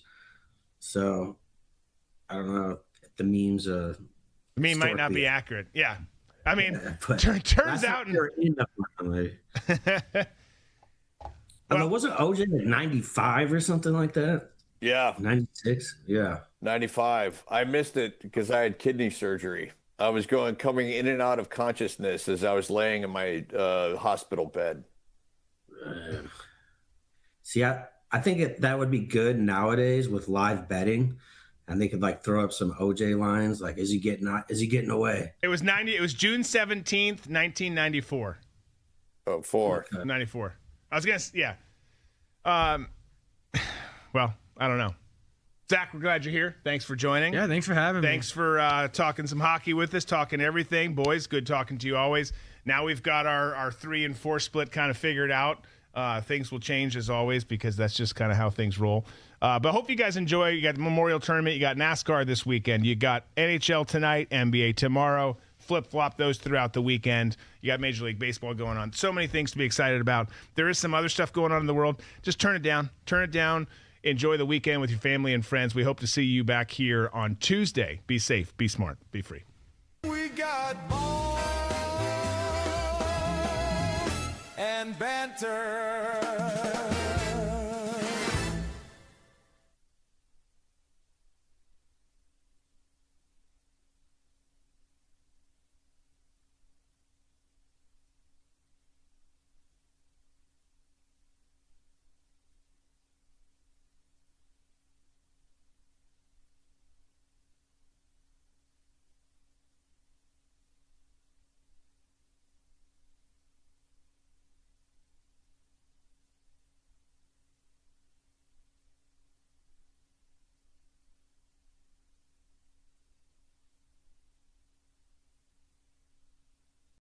Podcast is all about. We talk about a lot of political things, but underneath all of that is the Bible. I am unapologetically 100% in favor of is the Bible. Jesus is the Word. There is no delineation. If the Bible says it, that's what Jesus is, and that's what Jesus believes. That's what this podcast is actually about, is to actually alert people to what is coming and what is our responsibility in the midst of it. I've said I've been 100% right on this now. It's coming. It's coming. We have $300 trillion of debt at all levels globally, and we're about to have the world's largest margin call. And here in the United States, we have literally an insane bet, highly leveraged bet, both governmental and private corporations, on productivity increases from AI. And by definition, those productivity increases, when you look at it, would have to come with mass layoffs. Full stop. And per a new Wall Street Journal article, U.S. officials say the president is not considering resuming an all-out war with the regime unless American troops are killed. The reluctance reportedly signaling the president may be willing to tolerate flare-ups for weeks in order to avoid a bigger conflict in the region as he tries to secure a deal. The negotiation itself has gone very well, actually. Very well. Mr. President. It could happen. I mean, if it happens, and it might not happen, who knows? But if it happens, it could happen like over the weekend. If we can get something down in writing which will accomplish the same thing without killing everybody, I'd like to do that. Most of my people, I think, would like to do that. In theory, they're pretty close to signing a paper. We've actually gotten along with them very well. But in a rare rebuke of the president, a handful of Republicans joined Democrats. The Islamic Republic of Iran. And as soon as that's done on our way back, we'll just make a little brief stop off. Mr. President. We'll take care of it. We want to help them out. Look, we have a lot of people that voted for Trump.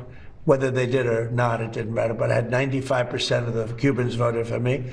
They're unbelievable people. They're energetic. They're entrepreneurial. You know, some of the richest people in Miami are Cuban. They're unbelievable. And I'm going to take good care of them. I'm going to let them go back to their land. They want to be back with family. You know, they have a lot of family over there. They've been treated very badly by Cuba. But we're going to treat Cuba well, and we're going to let our people go back and let them invest in Cuba if they'd like. So we have some very good plans for Cuba. I think, you know, we have to get rid of the regime was very tough, very nasty. The difference is now they don't have money coming in. They had a lot of money coming in from Venezuela. They don't have any money coming. They had oil coming in. They had money coming in. But we're going to take care of Cuba. Mr. President, sir. Mr. President. And they, you know what? They want us to. The people want us there so badly. Mr. President, sir.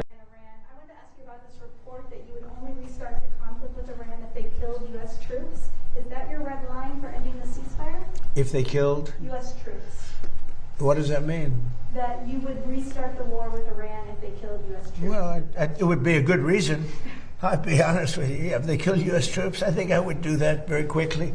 Yeah, that's a very interesting question. How do you define ceasefire? Pretty much the way it is. It's a different part of the world. You know, I'd say in that part of the world, ceasefire is when you're shooting in a more moderate manner. We keep hearing about these peace deals. We've heard the vice president's negotiated one. We've heard that the president's children have negotiated one. We've heard that they've done it in some other country. They've got some agreement, and then the agreement falls apart. And the one thing that's in common, the flaw that is present in all of those agreements that never did come to fruition is that Benjamin Netanyahu was not a party to the peace deal. And until you get him to be a party to the peace deal, there is no peace deal. He's using this, what's going on in Iran now, which even the Secretary of State admits was done at the request of Israel. They're using that now as cover to do in southern Lebanon what they did in Gaza and are still doing in Gaza. And so Israel has used this opportunity. They don't want it to go away. They would love for us to keep, diminishing the country of Iran and all of their other neighbors with our taxpayer dollars and the lives of our soldiers. So if you want a peace deal, you're going to have to involve Benjamin Netanyahu. Now, I saw a statement from the president.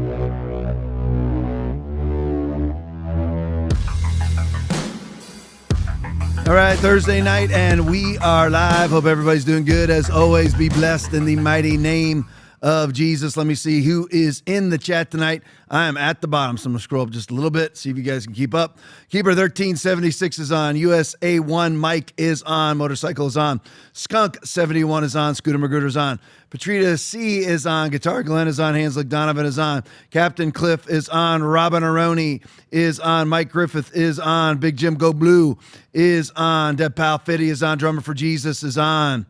Let me see. Arcadia Angel is on. Boot Waters is on. Aggravain is on. Let's go scroll down. JD Joy is on. Let me see here. JBC 2020 is on. The one and only Release the Hog is on. Let me see. Scrolling down. Sometimes I can't remember whether I said them or not. But anyway, Mark 1069 is on. USA Abbey Girl is on. Aphrodites is on. Scrolling down. David Graves 123 is on. Conservative Waffle is on. Jules 21 Hours is on. Luann 5 is on. The one and only Clean Sanchez is on. Be Chilled is on. Let me see here. Snag Dog is on. Conservative Warrior is on. Hey, there's Conservative Warrior right on top of Conservative Waffle, right on top of Conservative Warrior. There we go. All right, Mud Tire 84 is on. One of the Pride is on. My Dog Loves Me is on. All right, scrolling down. J Keen 317 is on. What's up? Back to you, my friend. All right, Mojave Jeep is on.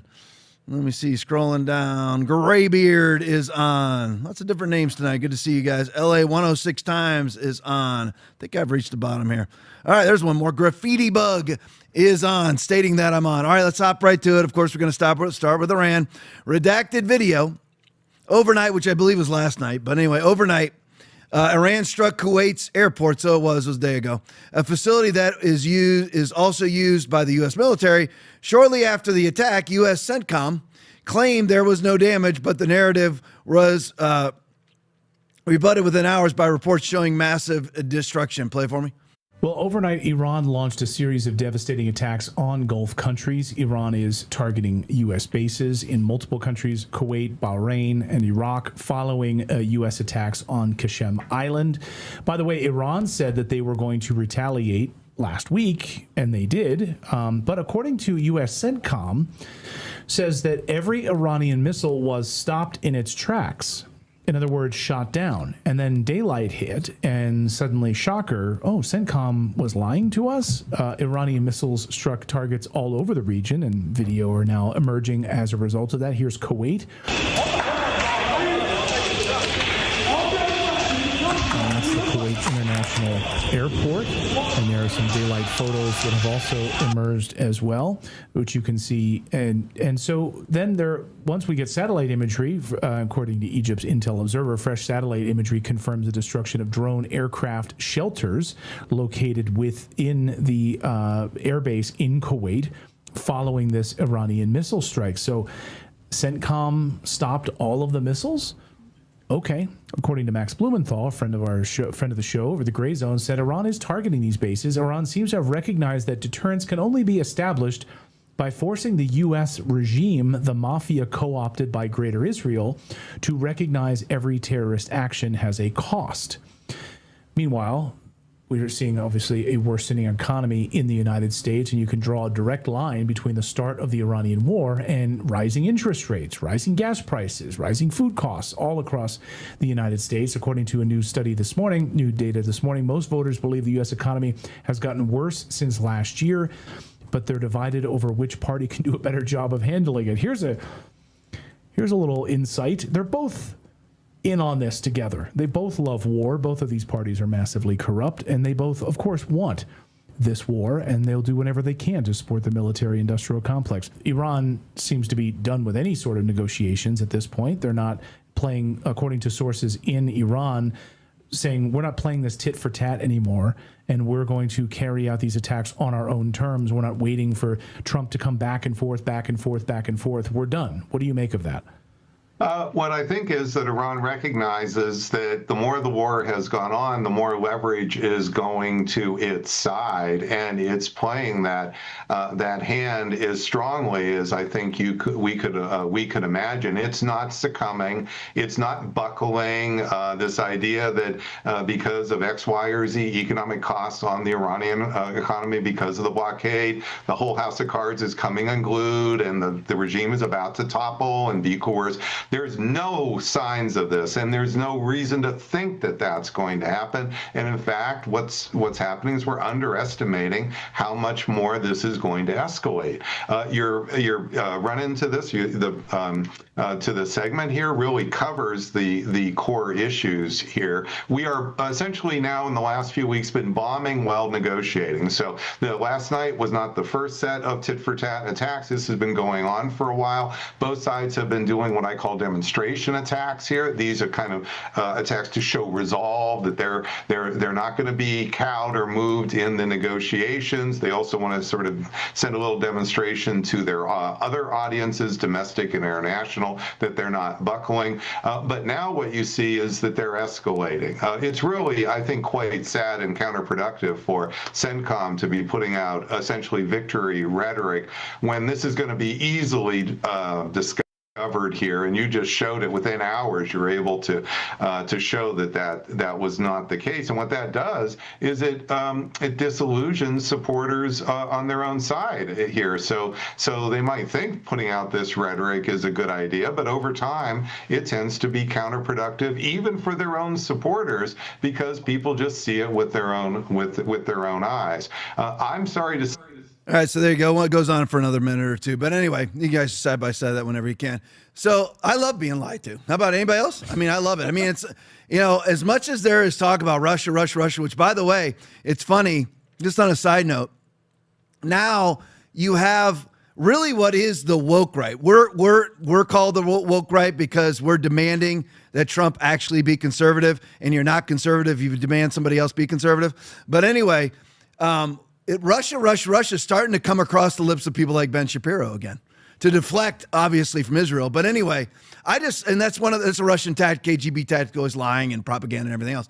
Well, look at this. U.S. Central Command claim Iran's Islamic Revolutionary Guard Corps claims they struck U.S. Fifth Fleet headquarters in Bahrain and a U.S. air base in the region with missiles and drones today. False. Actually, it was true. So, and by the way, you just saw the video footage of it. And again, I guess, you can just leave this up for a second, guys. Again, it has to do with, I believe this, is the boomers that are actually in charge. Because they honestly don't think that you're going to have contradictory footage to your lies out on X in about 10 seconds. Everybody has a phone. Everybody is taking video, so your lies are going to be contradicted with actual cinematic truth. And that's exactly what happened here. No, this never happened. It actually did happen. Here's all the footage of it. And now we're having to lie because we're not making any inroads to victory. The problem with Iran is, and as I went into this last night briefly, is you are dealing with a ruling class that doesn't give a crap about their population. So that's one thing. We don't have that, and I'm glad we don't. I mean, again, it's tacit to say that we're not even supposed to have a ruling class. But anyway, that our ruling class gives a crap about any of us. We know they really don't, but they're kind of forced into it. But anyway, they're not forced into it there. They don't have social media like we do. There's no accountability. They don't care about their population. So they have that. They don't care if they starve to death. As long as you have the Republican Guard and the mullahs all surviving, which is millions of Islamists, they don't care about the Persians in the population. They don't care. They'll let them all starve to death. They're all useless eaters to them anyway. And we sit back and we're thinking, it's always a huge mistake. It's like a man treating a woman like a man. If you think a woman thinks like a man, you know what? You're not going to ever get married. All right, you need to understand there's differences. There is a big difference between the Iranian mindset and our mindset. And that is what Trump is not getting. But don't worry, there might be a deal over the weekend. That's what we're hearing now. And I believe, what are we on, 98, day 98 now, day 97, something along those lines. So over the weekend, we'll still be in a 100-day war. But anyway, so they will let their population die. So it doesn't matter if you have a blockade. It doesn't matter at all. And they have enough fuel to run their economy anyway. And we're in another Vietnam situation, because if you go and you try to absolutely level Iran, now you're in World War III with Russia and China, who trade goods and services, and China gets a lot of oil from Iran. So, I mean, you can't see, now you're absolutely tied down. You know what? And just correct me if I'm wrong, Aaron. Isn't this why I said don't get into the war? Yep. There's no way to win. There's no way to win, just like there was no way to win in Iraq. There was no way to win in Afghanistan. There was no way to win in Korea. There was no way to win in Vietnam. There was no way to win. You're too far extended. You're 6,000 to 10,000 miles away. You cannot win unless you drop nukes, and then everybody dies. Why is it that Trump fell for this and Biden didn't, Obama didn't, Bush didn't, Clinton didn't, Bush 1 didn't, Reagan didn't, but Trump did? Well, it has to be Israel leverage. It may be the Epstein files. I don't think Trump did anything incriminating, but it may be the Epstein files. I don't know. Something's being dangled over his head, almost like a honeypot, because nobody else fell for it. Nobody else, but here we are again. So you have our own central command lying to the American people. And I would just love to hear all the MAGA moronic pundits all come out and justify this. I would love to hear it. Go to the next one for me. All right, let's go. Douglas McGregor tweet. More good news. But don't worry, it might all be over this weekend. Breaking, multiple tankers break through the U.S. blockade in the Strait of Hormuz. Oh, so not only are we gaining nothing, our blockade is beginning to leak. Was any of this true? Well, I went to Grok. Yes, this is a developing story today, June 4th, 2026. Shipping data from Kepler and other trackers reports that multiple Iranian flag tankers, I repeat the word, multiple, carrying around 7 million barrels of oil destined for China, successfully transited the Strait of Hormuz. This marks the first significant breach of the U.S. naval blockade on Iranian port-related traffic since mid-April 2026. And you have administration staffers calling on tankers and ships to just go through the strait right now. It's safe. That's what you have. That's the desperation that we're in right now. The United States of America, with the most potent military that's ever existed, is lowered to administration staffers and cabinet members saying, don't worry about it. International shipping magnates, don't worry about it. Just go right through the strait. Nothing to worry about, even though they just blew up a ship that was laying mines in there. That's how desperate they are. Just trust us. It's good. And nobody's going through there. And that hence the reason why you're seeing skyrocketing prices all over the United States of America and all over the world, because nobody's going through the Strait of Hormuz. People are like, well, we only get like 2% of our oil through the Strait of Hormuz. Doesn't matter. You know that Trump is raiding our strategic oil reserve to give to other nations? There's a reckoning coming. Eventually, we are set, according to Douglas McGregor, we are set to, our SPR, Strategic Petroleum Reserve, is set to run out somewhere in July. Because Trump is raiding it. He's already raided 17 million barrels and shipped it overseas so that everybody can have the illusion that oil doesn't need to go through the strait and it will keep prices low, just like Joe Biden did right before the election in 2024. So aren't you glad we're winning? It's just, I mean, again, not good. Not a good development. And yet Trump is sitting there from the Oval Office, if Americans are killed, we're going to bomb them again. We're not going to go in unless Americans are killed. So you're even telling him what you're going to do and not do? You know what you got to do right now is you literally got to piss on the fire, call it a night, or as Phil Robinson said, piss on the fire and call the dogs. Whatever it is, you know what? It's over. You can claim victory because you blew up their military, all right? Even though the Republican Guard is still there and perfectly fine with millions of troops that if you ever go in there in a ground war, you ain't going to win unless you use nukes. This is just sit under cage forever. I mean, did we win in Afghanistan? No. Did we win in Iraq? No. Why? Because they don't let the military off the chain, for one thing. But the other thing is just hide in the mountains, especially Afghanistan, not in Iraq. All right, let's go to the next one. Joe Kent tweet. Iran agreed not to develop nuclear weapons in 2003. Then aren't you glad we attacked them in 2026? I mean, again, now we're asking them to do the exact same thing we already had. And there's no evidence that they've even increased their enriching of uranium. There's no real evidence of any of that. Don't worry. The Mossad tells you that there is. We get it. Now that we're merging our military with the IDF, merging them, all of our weapons technologies, all of our, that immediately will then, it's already been documented that they ship them right to China. It's always amazing how China is able to keep up with us technologically, even though they don't. China is not, everyone treats China like, that's like Confucius and brilliant people. Obviously not. You can't be overly brilliant, first of all, when the fear of the Lord is the beginning of wisdom and you have no Christianity in your country, you're going to be stupid. But anyway, they never develop any of their own technology. It all comes from us. It's stolen from us a lot of times through Israel. This was done in 2003. So 23 years later, you attack. Just like we were told. I was reading True Social post today from Trump. We were told that their enriching ability, their stockpile of enriched uranium was already decimated, and it would take them 100 years to recover. But again, less than a year later, half a year later, we're now with our fleet in the Persian Gulf. We're engaged in a 100-day war. But we were told, 6, 7, 8 months ago that it's not even 6, 7 months, a year ago now, somewhat close to a year, because it was July, I believe, July of 2025. Yep. So that it was decimated, that their nuclear abilities were decimated. I don't understand. The reason why I'm reading redundant is I don't understand how people don't wake up. Like when I'm confronted with the very fact that I'm wrong, I literally wake up and go, wow, I was wrong about that.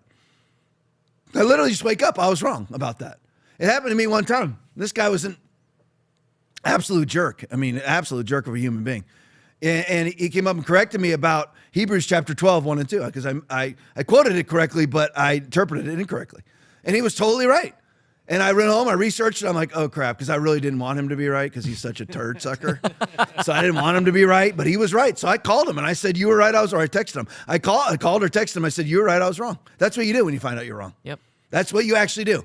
So when you find out that you're wrong and that there's already a nuclear deal long before this, and that there's no evidence whatsoever, Benjamin Netanyahu since 1984 has claimed they're 2 weeks away. Trump right now said that if we wouldn't have attacked, they already would have had a nuclear weapon and used it. Trump, are you going to keep buying into this?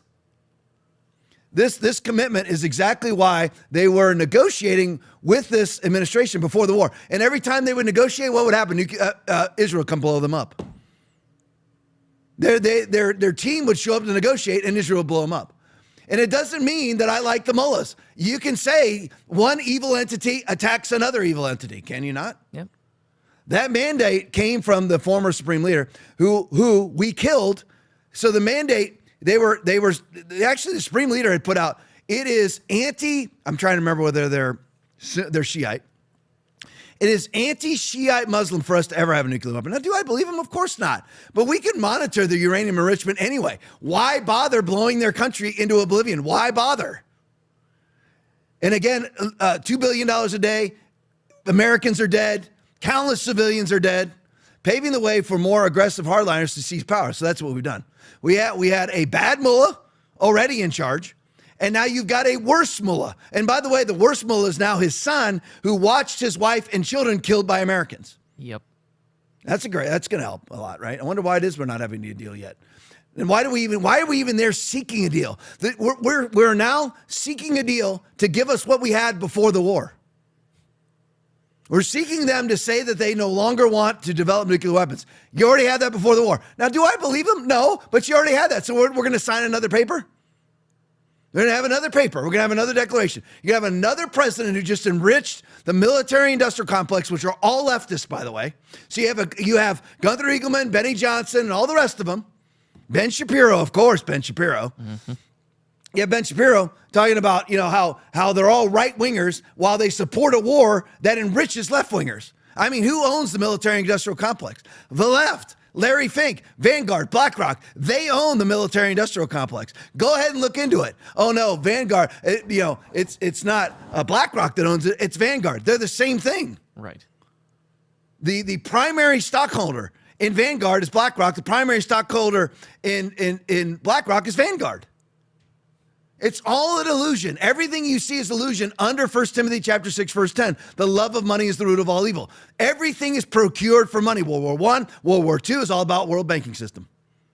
It's all that I'm telling you. We knew about Pearl Harbor 1 week in advance. We did nothing about it. No, but that can't happen. Even though we're just watching CENTCOM lie to us. CDC lies to you. The NIH lies to you. The Republicans lie to you. The Democrats lie to you. Trump lies to you. Biden lies to you. Now they may sprint to develop and acquire a nuclear weapon because now they're like, crap, we want to have that deterrent. Because that's Israel's deterrent, is that they have allegedly 1,000 nuclear warheads. So they have a deterrent.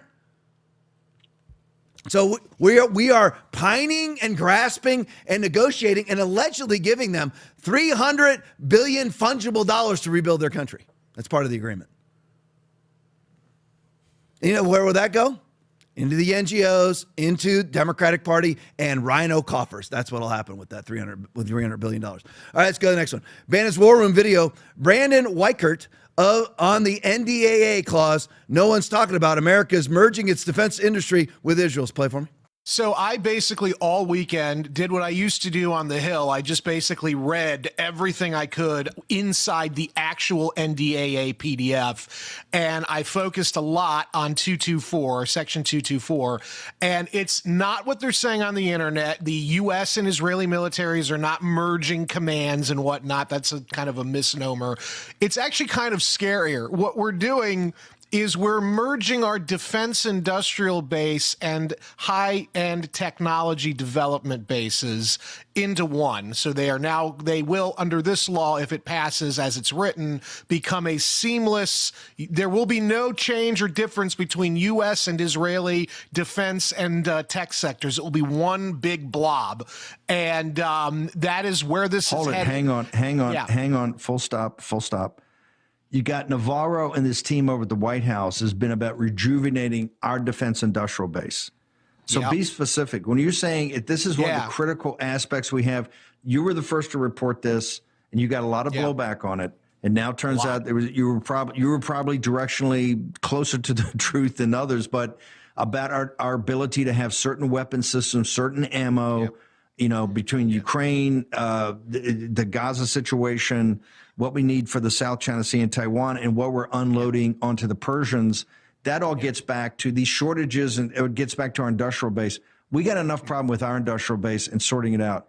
Are you talking to me that this is because the command merger you're saying that's a false narrative, right? But it's deeper that you're actually taking the two industrial bases and you will merge those together. How does that play out in the language of the NDAA? Well, I break it down in my Substack piece, but basically what they're talking about is they focus on the U.S. Congress wants to be able to basically have complete access to Israeli technology and developing weapons and pick and choose what we can then procure from them. But alternatively, the Israelis will be able to do that as well with our high-end technology and our high-end, and in some cases classified technology. I would remind your audience the most powerful warplane in existence today, it is said, is the F-22 Raptor, which is a fifth-generation air superiority warplane, and it's the one plane we will not share with the British or any ally. But under this deal, if it goes through, potentially the Israelis might get their hands on it. And the reason the previous Congresses didn't want to share the F-22 with anybody is because it has such advanced high-end gear in it. It's stuff that still 30 years after it was first developed is ahead of the game in terms of what our enemies have, and they don't want it getting into the hands of anybody who might misuse it, lose it, or even sell it. And as I said in the article, the pattern is Israel gets our secrets and they leverage those secrets for their own gain, not for what's best for the United States. We saw that with Jonathan Pollard. You anti-Semitic bigot! How dare you speak the truth? I'm sorry, Mike Huckabee. If I say that Israel leverages our military secrets against us, in other words, commits espionage against us, am I not going to be blessed? Am I cursed by telling the truth? I just have to keep silent, right, on that? Imagine believing that out of Genesis chapter 12, 2 and 3. So it's even worse than what was initially thought. We are merging with the IDF with our defense industrial base. That's a great idea. So everything that's part of our defense industrial base will be part of their defense industrial base. But we get their stuff too. What stuff? What stuff? I want everybody to name one really good defense weapon. I'm trying to think of different weapons, airplanes, ships, I don't even know. Tech, whatever, defense tech, whatever it is. Name me one great Israeli weapon. The tank, ship, missile. What if they were great? Then why did they buy all of our stuff and then sell it to China? Right. Why is that? So imagine this deal. This would be like a billionaire merging with a guy with $100 in his account, and the guy with $100 now gets access to the billions, and the guy in the billions gets access to the $100. That's what we're getting here. Who makes these deals? Who makes these deals? Our ruling elite. That's who makes these deals. Who makes them? The people who are financially profiting off of them. That's who's making it. Life really is that simple. It really is that simple. The people who will profit off of this, because now you're going to have a whole lot more money involved, because Israel is one of the richest per capita nations on the planet. Why we have to give them $3.8 billion per year is beyond me. But anyway, they can pay for it themselves. But now all these politicians who are okaying this, because they're all going to vote for this NDA, because if you don't, Aaron, if you don't, Will, and the 360 people that are watching, you're an anti-Semitic bigot. If you don't vote to merge our military with the IDF, you're an anti-Semitic bigot. We also are merging our high-end tech base with them too. And what does Israel want to do? They're already eyeballing Turkey. They cannot even take Lebanon. They've been striking Lebanon since 1983. I think it may be 73. And still can't take it. Everyone talks about how great their military is. Their military is not that great. Mossad is great about getting pages on people and blowing them up. Right. But other than that, and the technology that they used to eliminate all the leadership in Iran was our technology. They don't develop squat. So this is a horrible deal put in place, negotiated by people who will personally profit off of it, possibly even including Eric Trump and Donald Trump Jr., because they are making billions off of AI and the military-industrial complex right now. People are percolating about it. It's coming up. Is it illegal? I don't think you can. I don't think anybody could claim anything. I mean, you just had Scott Bessent questioned about it on Capitol Hill, but what Scott Bessent answers was get your own house in order. So he didn't even deny it. He was telling congressmen and women who are insider trading, which is really what Don and Eric are potentially doing, allegedly doing. All right, go to the next one for me. All right, here's good Trump right here. Good Trump. Just in. See, I'm not a sycophant. Good and bad will be reported. President Trump signs an executive order invoking the Defense Production Act to save 13 coal plants across 10 states. Biden tried his hardest to close these plants. Brilliant idea to close coal power plants when you have absolutely no replacement. This is what's happening with rolling blackouts in California, telling everybody to shift to electric. And then you shift to electric and you don't have the capacity to run electric. So if you don't have the capacity to run, because having a electric car charger in your home is like having 3 or 4 air conditioners. And you know that's one, your air conditioner and your hot water heater, huge contributors to your electric bill. But you don't have the electric capacity to charge all the electric vehicles that you want charged. You know why they're doing that? Because they know there's not the capacity. They know. I'm talking about the globalist, leftist, bourgeois elitists. And by the way, we're fighting their war right now. You're like, Trump does good here, but then he's obedient to the globalist, leftist, bourgeois elitists, run by Epstein, run by Larry Fink. Yes, that's people. That's people. Especially principleless people. They're looking to benefit themselves. But this is what they do. So what happens is they don't have the electrical capacity. They shut down the coal-fired plants. That's why they pay $2-3 more a gallon in California. They don't have the capacity. They don't have the refineries. They have nothing. They don't have the transitory system for gas. They actually bring their gas through the Panama Canal to get to California. But anyway, so they do this on purpose. So they shift everybody into electric cars. And then they don't have the electric capacity to charge those cars because think about it. Think about how much you're pulling away from one energy burning system to another energy burning system. And the problem is when you're burning gas directly into your car, it doesn't have to go through the power plant. And obviously when you are, and again, none of it makes any sense whatsoever. It's either smoke coming out of a person's tailpipe or the power plant's tailpipe. It really doesn't matter. But what they do is leverage you into an electric car. Then there's no capacity to charge the car. Then they can use that now as leverage over your behavior. There's not enough power, so we're going to have to pick and choose who gets the power. That's what it's all about. Please read the book of Revelation, chapter 13 and 14. Leveraging you into a one world commerce system, a single access point controlled by them. Trump's fighting back against aspects of this, fighting back against corrupt elections. Great job fighting back against an open border, although we are having no mass deportations now because that's not politically popular. So Trump immediately shifts sides. Did a great job closing the border. He's arresting, or not necessarily arresting, but investigating corrupt election operations. Great. And this right here is great. It is great. Today, we're officially invoking the Defense Production Act to save 13 coal plants in West Virginia, Kentucky, North Carolina, Indiana, Tennessee, Arizona, Arkansas, Oklahoma, North Dakota, and Wisconsin. Our action will allow these facilities to invest in upgrades that will extend their operational lives for decades into the future. This is great, Trump. And it needs to be acknowledged. This is great Trump right here. And he needs to be acknowledged right after bad Trump. Here's some more great Trump. Nick Sortor video. John Bolton to plead guilty to illegally retaining classified documents. Play for him. Breaking news, sources revealing that John Bolton is planning to plead guilty to retaining classified information. That plea will likely keep him out of prison. This stems from a charge, 18 of them at the end of last year, of keeping a diary-like material of classified information. So it looks like that case is moving forward and all likelihood is now settled. All right. All right, here, and that's great Trump. That's Trump's DOJ. That's exactly what needed to happen. Trump raided his home. That needed to happen. And John Bolton, it's actually hysterical. And what a disgusting human being. Now, side note, we're now fighting the war that he always wanted us to fight. Right. To make that make sense. You have all these MAGA morons celebrating that John Bolton gets arrested, but we're now fighting the war that John Bolton has been advocating for decades. Isn't that great? But I'll stay the positive for just a minute here. So John Bolton accused Trump of mishandling classified documents, and now he's going to prison for mishandling classified documents. He's facing up to 60 months in prison.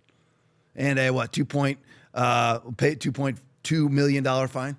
So hopefully he ends up in prison. He belongs in prison. He's one of those people that would put you in prison for the rest of your life for false charges, for even crimes that don't even exist. Not crimes you didn't commit, crimes that don't even exist, and sleep like a baby at night. That's who John Bolton is. And you know what? Be not deceived. Johnny Be not deceived. God is not mocked. For whatsoever man sows, that shall he also reap. Enjoy Galatians 6:7. Hopefully he ends up in federal prison for that full 60 months. I would love to see it. He deserves it. Plus, he's just responsible for killing hundreds of thousands of people around the globe. Right. And now, again, Ben Shapiro is rejoicing in this, I'm sure. Gunther Eagleman is rejoicing in this. Benny Johnson is rejoicing in this. As you whore for his war. Congratulations, because now you're fighting the war that Johnny Bolton has always dreamt about. I want to say nastier things than that, but what he's always dreamt about. All right, let's go to the next one. More good Trump right here. See how I'm such a fair, such a fair arbiter. Yeah. Kelly Loeffler, SBA is launching a truly unprecedented investigation. It's unprecedented. Investigation. You're like, Tom, you're setting us up for something. I am. Into pandemic era fraud that until now has never been pursued or prosecuted. Now, I want everybody to remember those 1, 2, 3 words. Pandemic era fraud. Everybody got them? Will, you got it? Aaron, you got them? Everybody watching, you got it, right? Pandemic era fraud. She's going at an unprecedented investigation into it. We're leveraging every available resource to hold criminals accountable and make taxpayers whole. All right, go to the next one for me. Let me just show you this to set this up, all right? Now, this has nothing to do with that, but I just want to show you what we're dealing with. This from Insider Wave tweet. This just got even more interesting. This is from earlier this year. Rep. Byron Donalds just disclosed buying MRVL on April 2nd. Rep. Maria Salazar, both Republicans, discussed buying, and the Democrats are worse. Disclosed, Ro Khanna, look into Ro Khanna, made $59 million last year. But anyway, MRVL again, on April 6th. On April 19th, MRVL reported a collaboration with Google and on AI chip development. They both sit on the Financial Services Committee. So the merger, the collaboration would have to be approved by what committee? The Financial Services Committee. Yep. So they know they're going to approve it, so they buy stock in it before they approve it with their own money, right?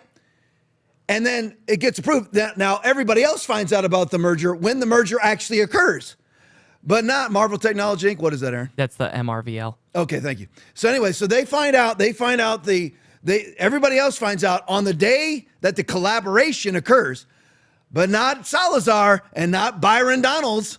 They found out 30, 40, 50 days in advance and then buy the stock on the merger, knowing that both companies are now going to receive, I don't know, billions more dollars. They both sit on the Financial Services Committee. Again, these people are trading in the commodities that they regulate. The committee that oversees capital markets, financial technology, all of which are the same, and AI-related financial regulation. The stock is only up 60%, though. How would you like to make 60% in a year? This is what it's all about. Both of these devout Republicans. Just cheating. Just always cheating. All right, go to the next one. So here we go. Now, remember this. Now, you're like, Tom, we were talking about Kelly Loeffler. Well, here's her announcement. You're like, you're setting us up for something. I am.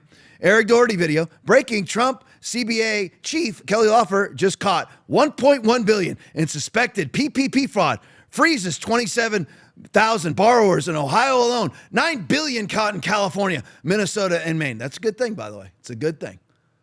So here's her announcement. Play for me. In the country, but they're also our nation's biggest taxpayers. Like every taxpayer, they deserve to know that the programs that they pay into will be there for those who need them, not siphoned away by fraudsters who would rather steal from hardworking Americans than become hardworking Americans. Since day one, the SBA has focused our efforts on the Paycheck Protection Program, which will go down as one of the most defrauded federal programs in American history.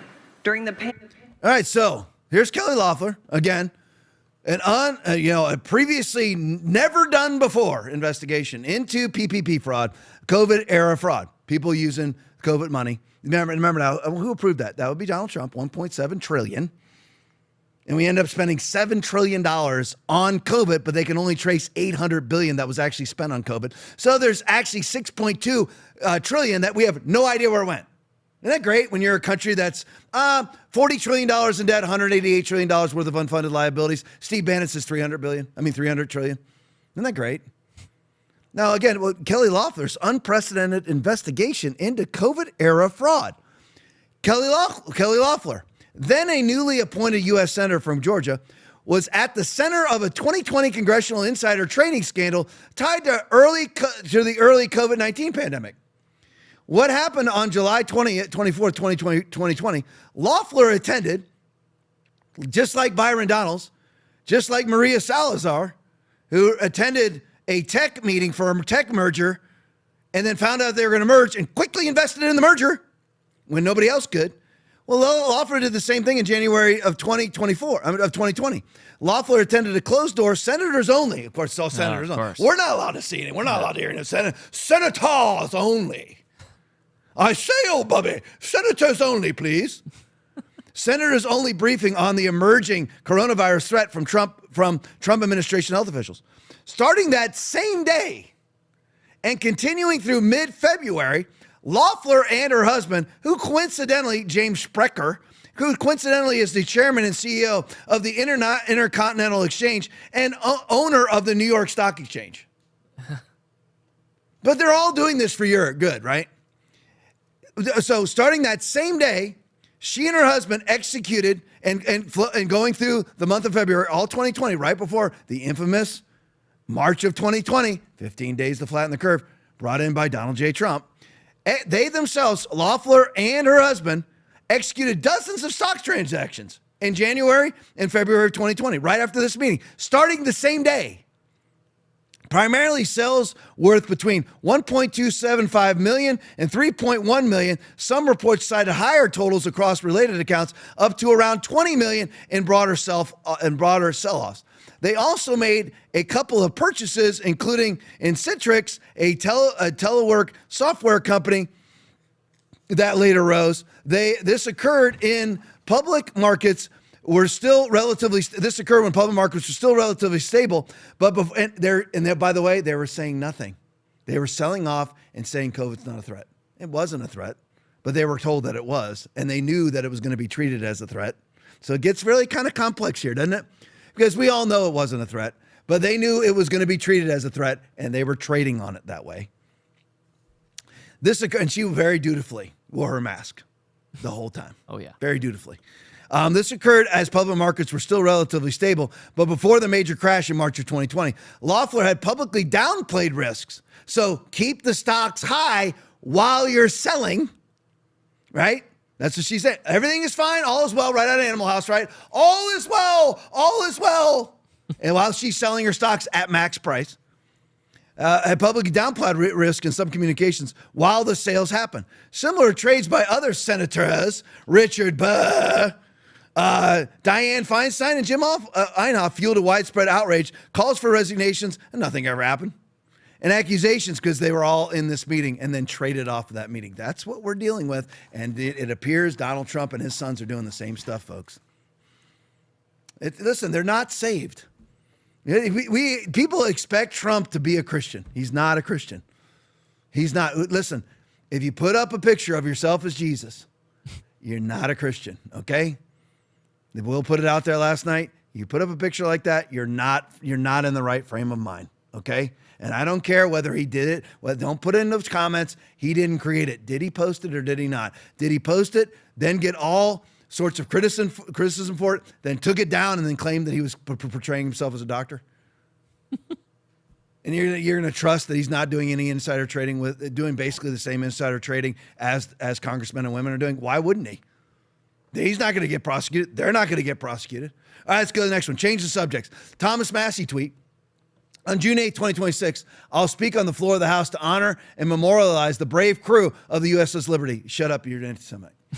You're an anti-Semite. This is absolutely an anti-Semite. You are. You cannot mention this at all. No, I'm Mike Huckabee. That's right. Let's let them take the whole region, Greater Israel. Let them take all of that, kill as many people as they want. And they own Pornhub. They own OnlyFans. They're very much pro-trans, very much pro-homosexual, vaccine pimps, whores, green passes, and everything else. But if you say one word about it, you're not going to be blessed. You're going to be cursed.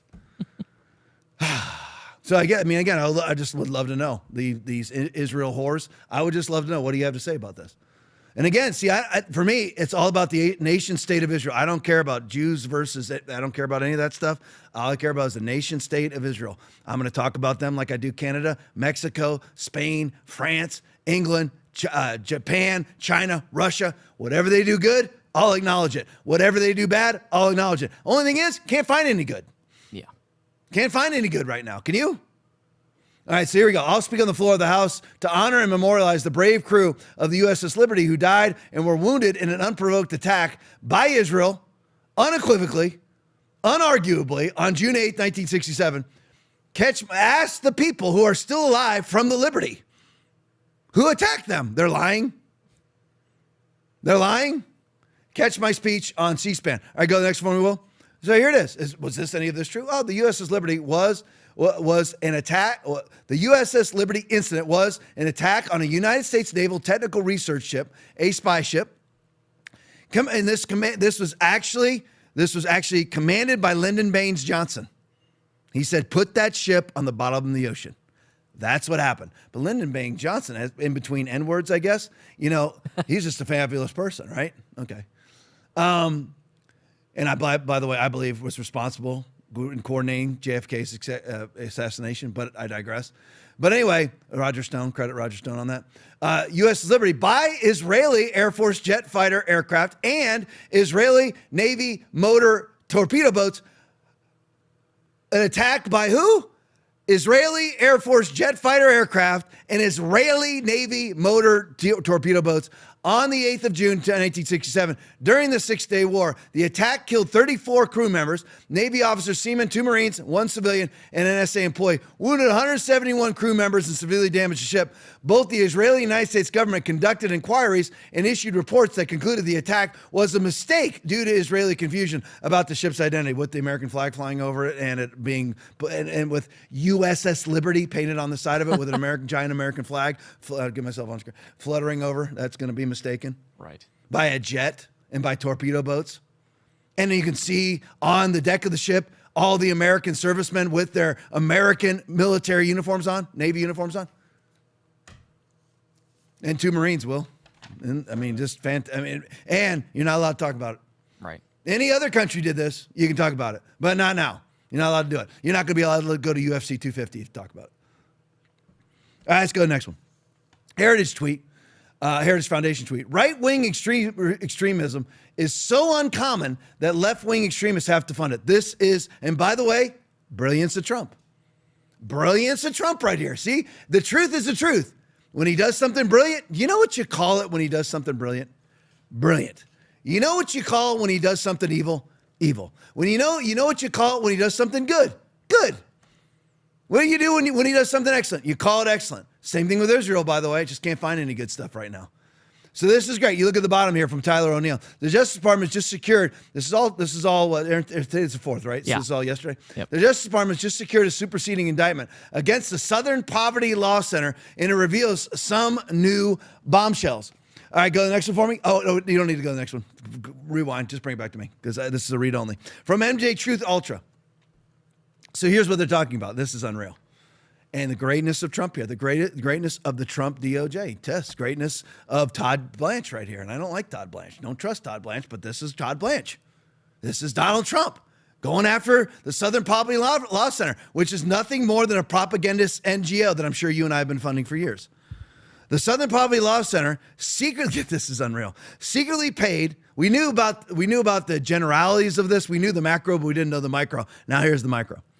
The Southern Poverty Law Center secretly paid a neo-Nazi over $1.2 million in donor money, a neo-Nazi, and directed the burglaries of documents to encourage fundraising. Federal investigators discovered that SPLC paid informant F9 made more than $1.2 million in donor money during the period covered by the indictment. This is for the Ku Klux Klan, by the way. That's why I read the Heritage Foundation. Leftism can't find any white supremacist terrorism, so they actually have to create it themselves. So most of the money, most of it funneled covertly through a tech writer's bank account while F9 had been on the SPLC payroll for over 20 years. At the FPLC's direction, F9 infiltrated the neo-Nazi National Alliance and simultaneously fundraised for the extremist group while receiving SPLC funds. 2014 burglary and document theft. FD9 allegedly broke into an extremist organization's headquarters, stole approximately 25 boxes of documents, and transported them across state lines from West Virginia to North Carolina with full knowledge, knowingly, an SPLC employee. Number 2, donor money was used to copy stolen files. FD9 then broke in a second time to return the originals. Hate Watch story used for fundraising. Employee 2 allegedly based a published Hate Watch article on the stolen documents, which the SPLC then used to solicit additional donations from the public. So they are funding heinous activities by the KKK and then raising money off of the heinous activities that they themselves created. It sounds almost like October 7th. Where you create the attack and then can blow the crap out of Gaza for the next year and a half, 2 years. Amazing how that works, isn't it? It's almost like the same sort of evil ideology as infiltrated the entire world, right? Because the love of money is the root of all evil. All about money right here. All right, go to the next one. Speaking of evil, RNC research tweet. Democrats hate women. Dems replace mother with gestating parent in latest woke rewrite of New York law. I just had to throw that one in there. You're like, what's that got to do with the rest of it? I don't know. I just had to throw it in there. It just shows you the Democrats are. Again, it doesn't make you pro-Democrat to criticize conservatives for not being conservative. It doesn't make you pro-Democrat to hold Trump accountable for no new wars, conservatism. Doesn't make you a Democrat to make conservatives to be conservative. Let's go to the next one. Let's go to vaccines for a couple minutes. Nicholas Holscher video. We now have internal documents. All of this is percolating. Hopefully, with the help of the Trump administration, with the help of RFK Jr., this will all come to the surface and people will spend the rest of their life in federal prison. We now have internal documents proving the FDA covered up 25 plus COVID shot safety signals, including just minor ones like sudden death, heart attacks. And we've put this out on the podcast before. This all came to light that the shots were causing this. And the Biden administration found out about it. And, immediately what you normally would do is take the shots, off the market, take the shots off the shelf. But no, they covered it up instead and kept telling people to take them, including sudden death, heart attacks, pulmonary infarction, strokes, brain damage, and blood clots. Play for me. And it's very disturbing.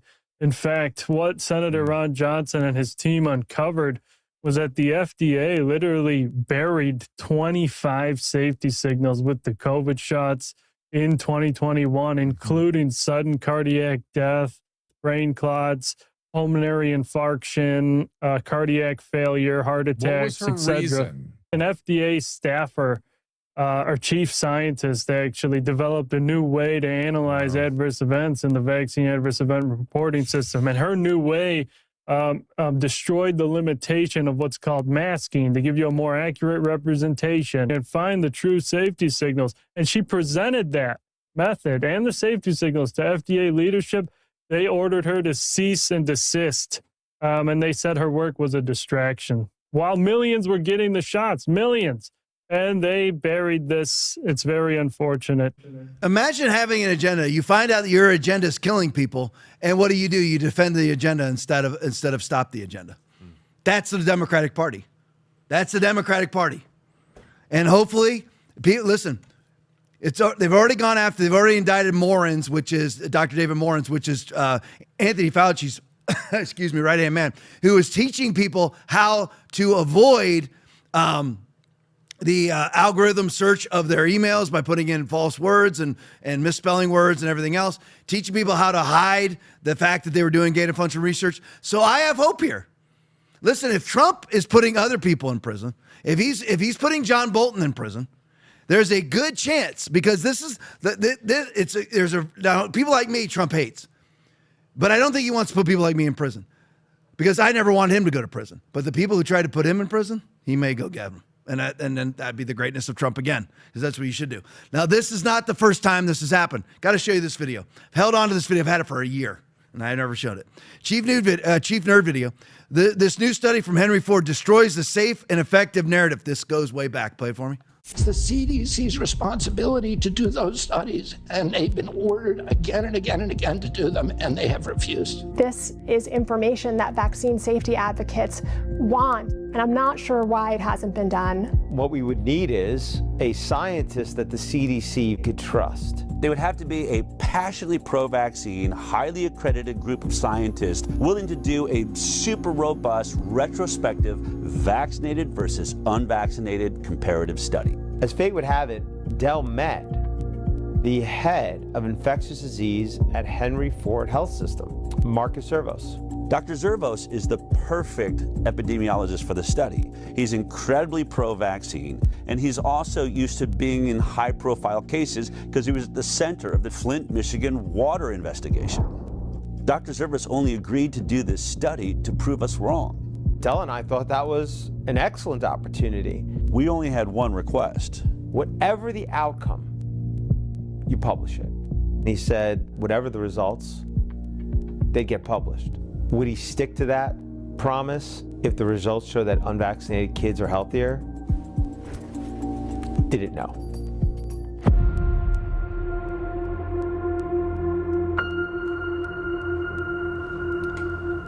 Impact of childhood vaccination on short and long-term chronic health outcomes in children, a birth cohort study. I've never seen this study before. 18,468 subjects.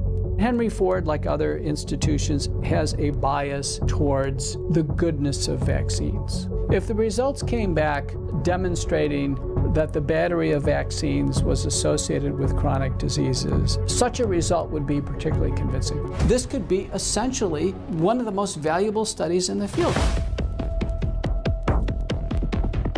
The vaccinated subjects were over 4 times more likely to have an asthma diagnosis. 600% more acute and chronic ear infections. 4.47 times the amount of speech disorders in the vaccinated compared to the unvaccinated. 5.5 times risk. 616% increase. Learning issues, developmental delays, speech delays, language delays. Amongst the unvaccinated group, there were 0. There was 0 brain dysfunction, 0 diabetes, 0 behavioral problems, 0 learning disabilities, 0 intellectual disabilities, 0 tics, and 0 other psychological disabilities. None. It's a big difference. It's very important this study sees the light of day. This is devastating. This paper should have been rushed to publication on an emergency basis. We are systematically making kids sick, and not just a little bit sick, very sick. This may be the most important study that has ever been done, and it needs to be published. He knows if he puts his name on this, his career is over. I mean, obviously, really emotional. Zervo's probably going to lose his job over this.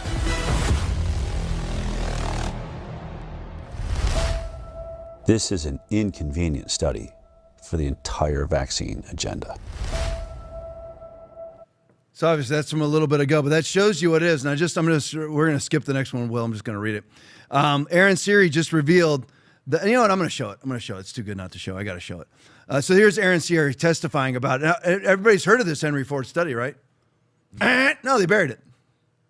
So this study came out and it proved that vaccinated kids get all the diseases and the unvaccinated ones get nothing. Everybody hear that? Almost like COVID. The only people who ever really died of COVID were the vaccinated. You're like, what are you talking about, Tom? The epicenter was 2020. You had the alpha variant that was out. There was no excess deaths. Everybody died of quote unquote COVID or long COVID in 2021 post-vaccination. That's a fact, by the way. We can show you the charts again and again and again. And from non-biased sources. So here you have it. You have this definitive study done by Marcos Zervos, a pro-vaccination whore. He agrees to do the study, but I guess then didn't insist upon it being released because it would destroy his career, because the love of money is the root of all evil. You would rather kids die of coronary embolisms than actually live and you lose your job. Amazing. I mean, you could, as a doctor, you probably get a job somewhere else. other than the Henry Ford Clinic or whatever. All right, so End Tribalism in Politics video, a must-watch. Aaron Siri just revealed that a vaccinated versus unvaccinated study from the Henry Ford Medical Center was buried because it showed unvaccinated children were healthier. Play for me. Study of comparing vaccinated versus unvaccinated children. As the trailer you just watched noted, Del Bigtree, ICANN CEO, had met Dr. Marcus Service at one point, who was the head of infectious disease at Henry Ford Medical Center. And he agreed to meet and to potentially do the study. He is conducts clinical trials for vaccines, including for the Moderna COVID-19 vaccine. He's avowedly pro-vaccine. And when we met him, we argued that this was an opportunity to shut the anti-vaxxers up about their claim that unvaccinated children are healthier. To our surprise, Dr. Zerva said he would conduct the study. He recruited a chief epidemiologist and 2 statisticians within Henry Ford to do so. These were mainstream scientists who no doubt held orthodox views regarding vaccines. In early 2020, I received a copy of the study. It showed the results of the analysis comparing children enrolled in Henry Ford from 2000 to 2016 from birth onward who had no vaccines compared to those who had 1 or more vaccines. This study was based on actual medical records, meaning finally a large vaccinated versus unvaccinated study using health data from a major United States health institution, something, as the IOM pointed out, never existed before. The study began by explaining it set out to reduce vaccine hesitancy by assuring parents the CDC vaccine schedule is safe. Instead, what these researchers found was that vaccinated children had 4.29 times the rate of asthma, 3.03 times the rate of atopic disease, 5.96 times the rate of autoimmune disease, and 5.53 times the rate of neurodevelopmental disorders, which included 3.28 times the rate of developmental delay and 4.47 times the rate of speech disorder. All of these findings were statistically significant. There was also other conditions for which there were numerous cases in the vaccinated group, but 0 in the unvaccinated group. Hence, a rate cannot be calculated, including brain dysfunction, ADHD, learning disabilities, intellectual disabilities, and tics. For example, there were 262 cases of ADHD in the vaccinated group, and there were none in the unvaccinated group. In this study, there were around 16,000 kids in the vaccinated group, by the way, and around 2,000 in the unvaccinated group. So the rate, of course, between those is important, and that's what the study compared. These findings were troubling, including because these chronic health issues can be caused by immune system dysregulation, and vaccines can cause immune system dysregulation. Citations for this are in my written submission. Overall, the study found that after 10 years, 17% of the unvaccinated children had a chronic health issue, while 57% of the vaccinated children had at least one chronic health issue, often multiple. That's 17 versus 57%. The only real problem with this study and why it didn't get submitted for publication is that its findings did not fit the belief and the policy that vaccines are safe.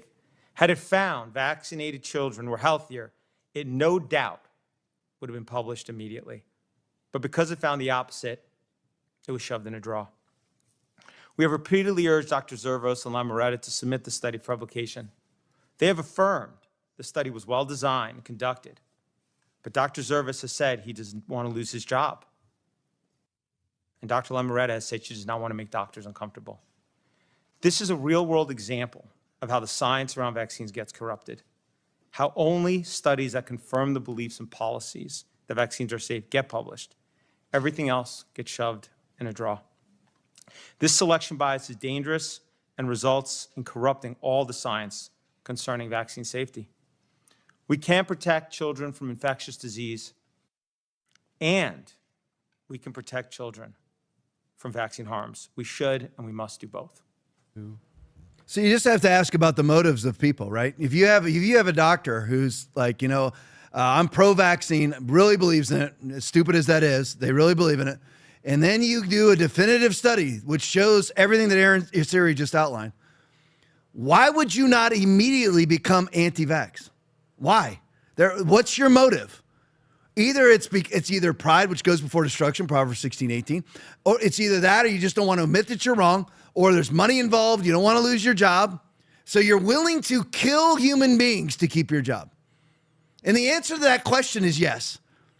Because that's the actual truth. The actual truth is you're okay with maiming and killing human beings for whatever your motive is. That makes you a murderer. Your motive is what? To keep your job. Your motive is pride. You don't want to admit that you're wrong. If I do, I'm going to damage the health industry. How would you damage the health industry? By revealing that the health industry is killing people. What are you damaging then? That reminds me of people saying, well, Spencer Pratt shouldn't be the leader of Los Angeles, mayor of Los Angeles, because he has no experience like Karen Bass. Karen Bass is killing Los Angeles. Why would you not want to change that for somebody who might kill it less? Makes no sense. So you just listen to these numbers. These numbers are unfreaking real. Unreal. And listen to this.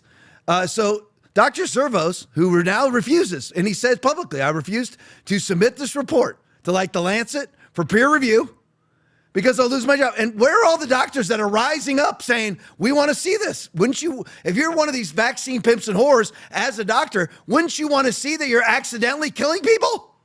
Guess not.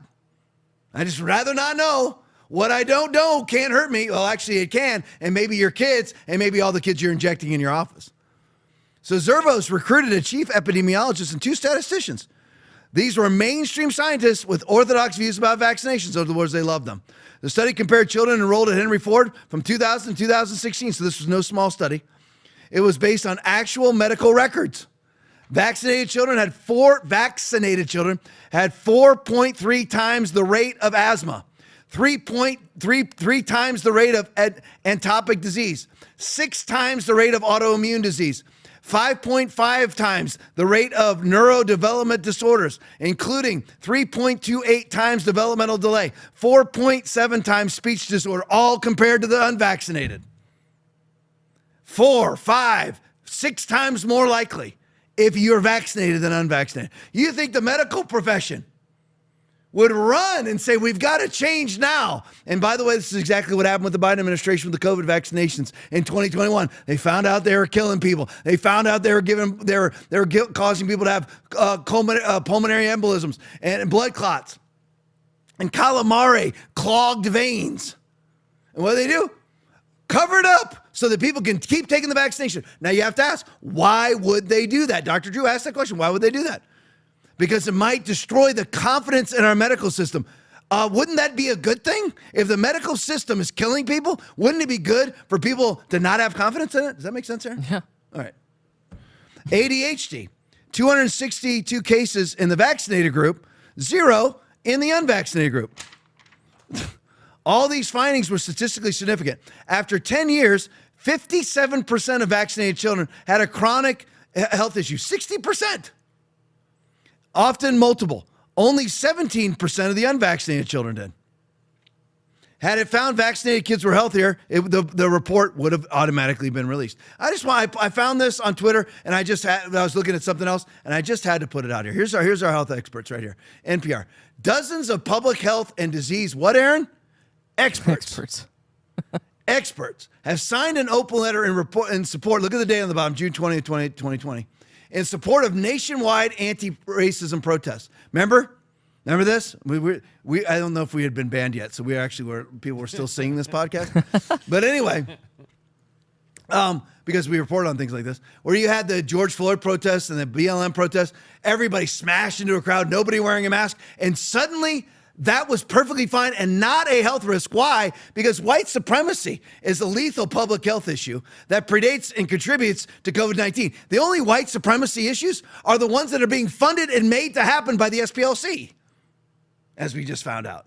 The only time you have a white supremacist problem is one that's being created by NGO money, by Southern Poverty Law Center money being given to it to create it. But anyway, so this is the health experts. Imagine you're somebody saying that you can't go to a church that's got, 500 people sitting in a building that can seat 700 people. And I'm not talking about social distancing or anything, but you're just basically normal seating. Like we have 856 seats in our sanctuary. Every Sunday, there's between 750 and 800 people sitting in there. All right. So there's a little bit of room. That was outlawed. But you could go to, not us, we never closed, never will, never masked, never will, never vaxxed, never will. But anyway, I'm talking about, we did nothing. We did no social distancing, none. We never closed, never will, never mitigated, never sprayed anything, never masked anything, never took a vaccination, nothing. Never hoarded any of it, never was scared of it either. But anyway, that's what you're supposed to do. That's what Trump should have done too. He would have won in 2020. He would have won the 2020 election if he did. But anyway, so you have all these people that are advocating that you can't sit in the same room with somebody. You can't shop at a Home Depot with anybody when you never get within 17 feet of anybody. But you can be jam-packed into some community center with 5,000 people face to face, 1 inch from each other's face. And that is not a mass spreader event. Those are the experts. Why? How can they have that level of extreme hierarchical hypocrisy and delusion and nonsensicalness? Why? Because they're not motivated by public health. They're motivated by personal profit. That's why. All right, there you go. That's good. 10-12. Love you guys. Glad you're still with me. 364. We're building back. We're building back better. Gosh, I hate that term. All right, we got rants? Yeah, we got 3. All right, 3 rants. Let's hit them. Jules21Rs donated $20. Bookends Bible study. Yeah, tomorrow night. Glad you brought that up because I forgot to announce it. Thank you, Jules. 21 hours back. Tomorrow night, live only. No replay, no nothing. Live only on TikTok and on Instagram, 8 o'clock. Pure Bible study, doing Romans chapter 8 tomorrow. Romans chapter 8. It will be awesome. Pure Bible, no politics. None. I actually do keep my mouth shut. We end up usually going somewhere between an hour and 10, an hour, 20 minutes, just like the podcast, which is only supposed to go an hour, and that's only supposed to go an hour. But anyway, so we usually end up going a little bit longer than that. But I'm absolutely no politics because here's the deal. Politics is a hobby. The Bible is my life. So that's all that it is. I promise you it doesn't go because that's the answer. That is the answer. The Word of God is the answer. It really is. We found that for people like me who are now part of 45% of what was MAGA that have pseudo turned on Trump, and not turned on Trump by just pointing out where he's wrong. That's it. Now you see me talk about the positive stuff tonight too. So I'm not black-pilled or anything. Problem with being black-pilled is you will then make everything black-pilled. Like if you watch Nick Fuentes, Trump can do nothing right. Okay, that's not correct either. All right, I like some of the stuff that Nick Fuentes says. I'm just saying that gets to where now Trump does nothing right. Alex Jones just hits it on the money. It's my number one thing I watch now is Alex Jones. Still watch Bannon too. Bannon's pretty close. He's still a little too sycophantical for Trump. But anyway, he does say the truth about it. But the answer is the Word of God. The answer is a nationwide revival of people legitimately turning their lives over to Jesus Christ through the remission of their sins, through the repentance of their sins. That's the answer. So tomorrow night, Instagram live only, Instagram and TikTok live only. If you don't know how to get an account, find a young person.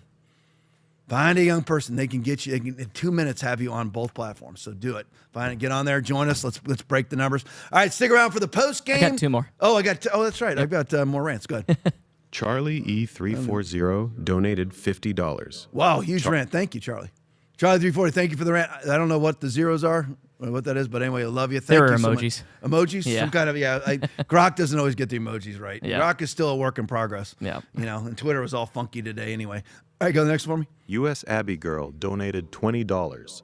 Voted early today in the great state of South Carolina. Hoping we get rid of the warmonger, Lady Graham. Thank you, Pastor Tom, for the facts on the podcast, the Bible study, and Sunday mornings. Thank you, USA Abigail. Me too. I'm really hoping that Lindsey Graham gets defeated. The latest polling is showing hope. There was no hope early, even 2 weeks ago. There's no hope at all. But the latest polling shows some hope. So hopefully, as you put it, Lady Graham does get defeated. And thank you so much for voting. I'm always voting. I'm not blackpilling. I'm voting. That's how it is. So anyway, it's kind of the weekend. So join us at Foundation Church this Sunday. If I don't see you tomorrow night, join us Foundation Church this Sunday online or in person. If you can be here, Google the address, find out how far we are away. Come meet me at the door. I shake hands with everybody who stands there and waits for me to shake hands with them. Usually takes 10 or 15 minutes max. So come and I'd love to meet you in person. So come to the church. If you have a name in the chat, I'll recognize your name. 99% of the time, I'll recognize the names from the chat. But anyway, I love you guys. Really do appreciate you sticking with the podcast in this right now, this MAGA civil war. But you know what? We still agree on a lot of things. So hopefully we can get it back together. Hopefully Trump turns it around. All right, I love you guys. God bless you. Stick around for the post game. Maybe I'll see you tomorrow night. Maybe I'll see you Sunday. If not, I'm still going to be off Monday for now, even though I hate it. I'm having no fun doing it. But if I don't see you at any of those other times, I'll see you Tuesday night, 9 o'clock as always. Love you guys. God bless you. When the chips are down, these civilized people, they'll eat each other. You are the unvaccinated. You are the problem. It is the unvaccinated who are the problem, period, end of story. The only people that you can blame, this isn't shaming, this is the truth. Maybe they should be shamed, are the unvaccinated. It's time to start blaming the unvaccinated folks, not the regular folks. Anyone you came into contact with will blame you, as will the rest of us who have done the right thing by getting vaccinated. Because frankly, we know that we can't trust the unvaccinated. I think it's time to get our moral house in order, Anderson.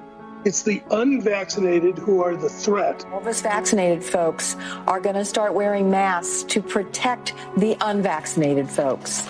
It's called a Christian value. You're basically punishing the vaccinated for the sins of the unvaccinated. People are not behaving honorably. The unvaccinated are basically saying, well, it's open season for me. I can do whatever I want as well. The unvaccinated are basically beating their breasts and running around the country saying, we don't care, we're living free and so forth. We've been patient, but our patience is wearing thin. The unvaccinated, a group that includes children and people acting like children. And the rest of us are starting to get pissed off. The vaccinated feel the unvaccinated are making me upset or angry. This is not about freedom or personal choice. Well, my freedom is being kind of disturbed here. No, screw your freedom. The other day, Howard Stern weighed in with a much different approach. Take a look. When are we going to stop putting up with the idiots in this country and just say, it's mandatory to get vaccinated? Their freedom. But you're treading on our freedom and you're making other people sick, and really you're killing other people. The anti-vaxxers, they seem to have a thing for death and home remedies. The anti-maskers turned anti-vaxxers are not just putting their own lives at risk. If that was the issue, we could just say that we can watch them compete to win place or show in the Darwin Awards. We have to start doing things for the greater good of society and not for idiots who think that they can do their own research. And don't get me started on the lunatics who won't take any of the COVID vaccines. Life is too short to be an ass. Life is way too short to be ignorant of the promise of something that is helping people worldwide. Maybe you're doing it because you're disconnected or disorganized. Maybe you have some sympathetic psychological reasons. But maybe you're just being antisocial. Oh, you can't shame them. You can't call them stupid. You can't call them silly. Yes, they are. Those who are not vaccinated will end up paying the price. The unvaccinated should be taxed. They should pay more for health care. We need to start looking at the choice to remain unvaccinated the same as we look at driving while intoxicated. We're going to see, and I've said, almost two types of America. Dr. Fauci said that if hospitals get any more overcrowded, they're going to have to make some very tough choices about who gets an ICU bed. That choice doesn't seem so tough to me. Vaccinated person having a heart attack, yes, come right on in. We'll take care of you. Unvaccinated guy who gobbled horse goo, rest in peace, Wheezy. Pointing back to the unvaccinated who are really creating a problem in this country, every death that we are seeing from COVID could have been prevented. Literally, the only people dying are the unvaccinated. And for those of you spreading misinformation, shame on you. Shame on you. I don't know how some of you sleep at night.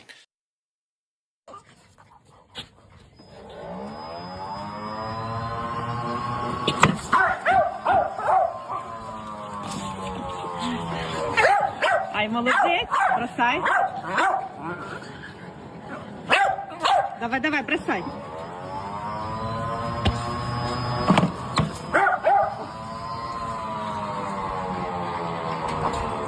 Улька, давай. Улька, молодец. Давай.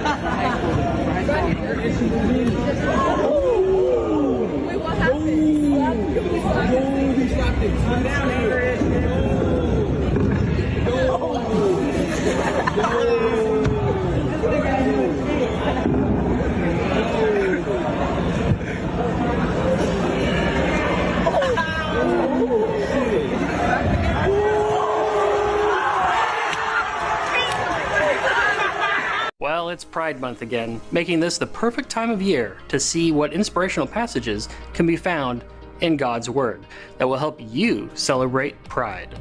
Kick your pride up a notch and pass these comforting verses on to the gays in your life. Ooh, this one's coming all the way from Proverbs chapter 8, verse 13.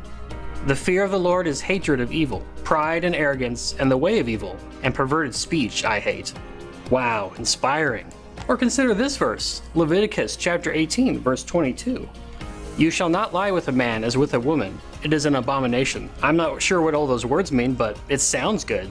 Ooh, Job chapter 35, verse 12. There they cry out, but he does not answer, because of the pride of evil men. Neat.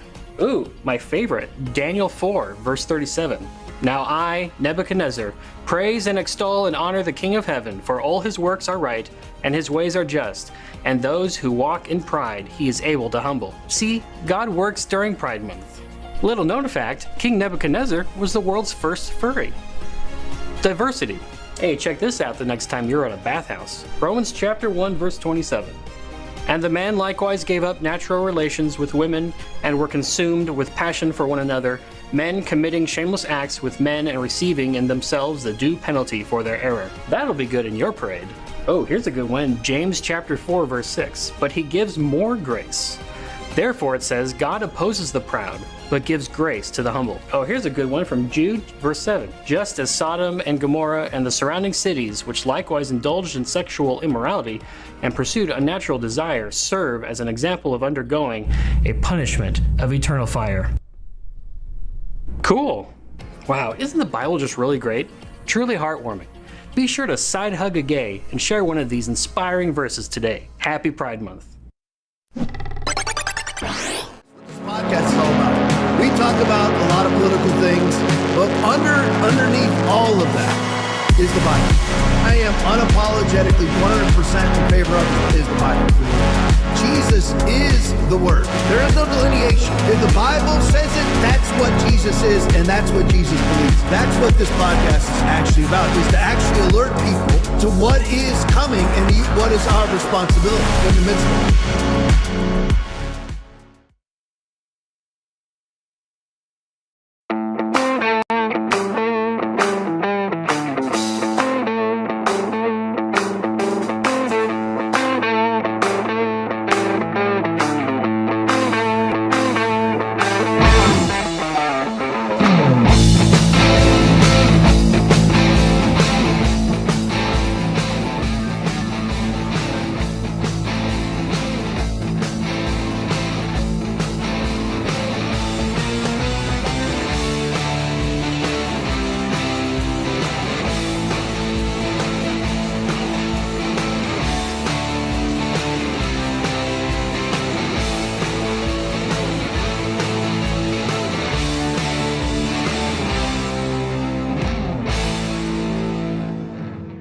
Hey everyone, welcome back to Sergeant Major Sit Rep. Going to get right into it today with a show I was told not to do. Actually warned, hey, you might not want to look at this information, probably just leave this alone.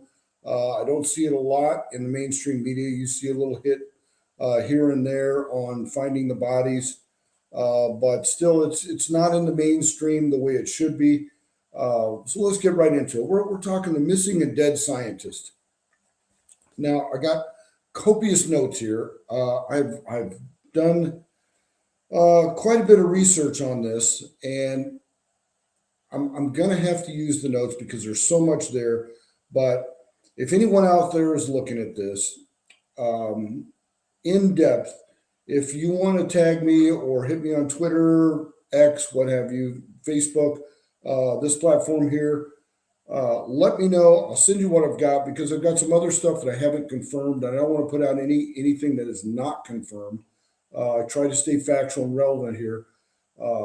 and unless I can 100% verify it, I don't put it out. And if I do put something out that's unverified, I always give you the lowdown on what I've got, how I've got it, and why I can't confirm it. And maybe those of you in the public out there that like to do this kind of stuff but don't like to get on the airwaves can help me out a little bit.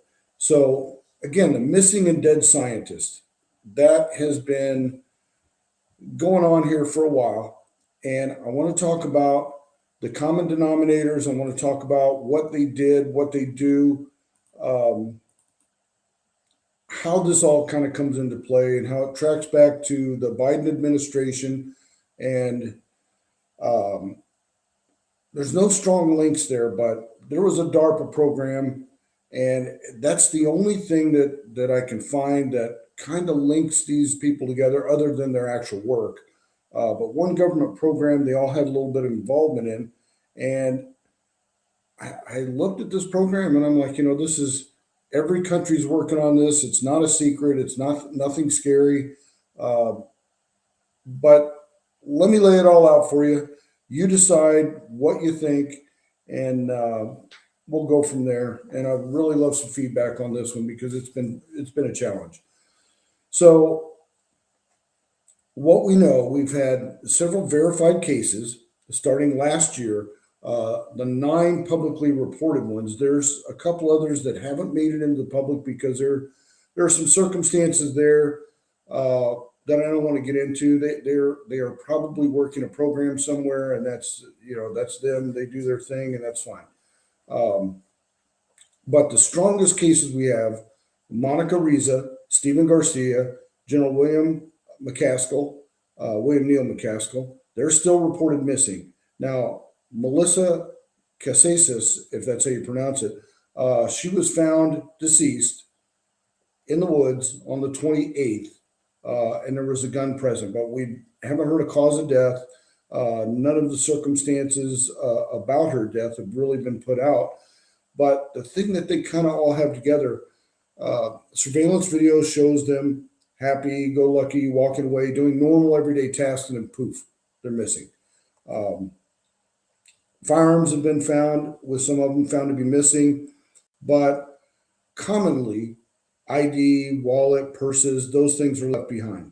So to me, that sounds like a snatch. I don't know. It's too much, and there's too much unverified. I don't want to make any assumptions that I can't track back to something fact-based. But let's talk out each one here. Monica Riza. She's a material scientist, metallurgy, light metals, armored metals, those kind of things for the defense industry.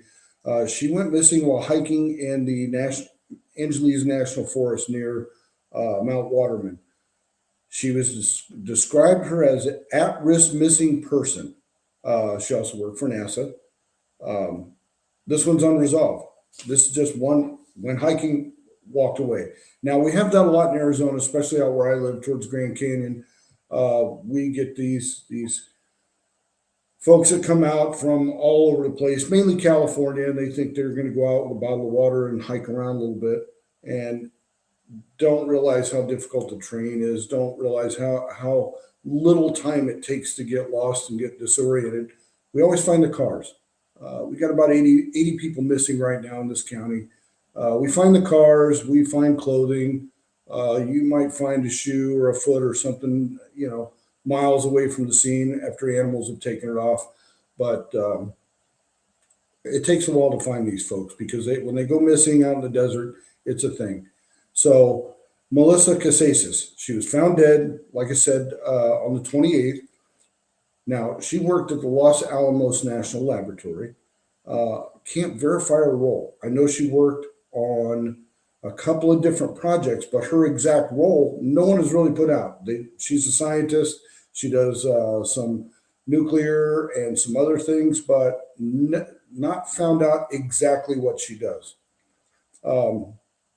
So that one's going to be an unresolved death at this point.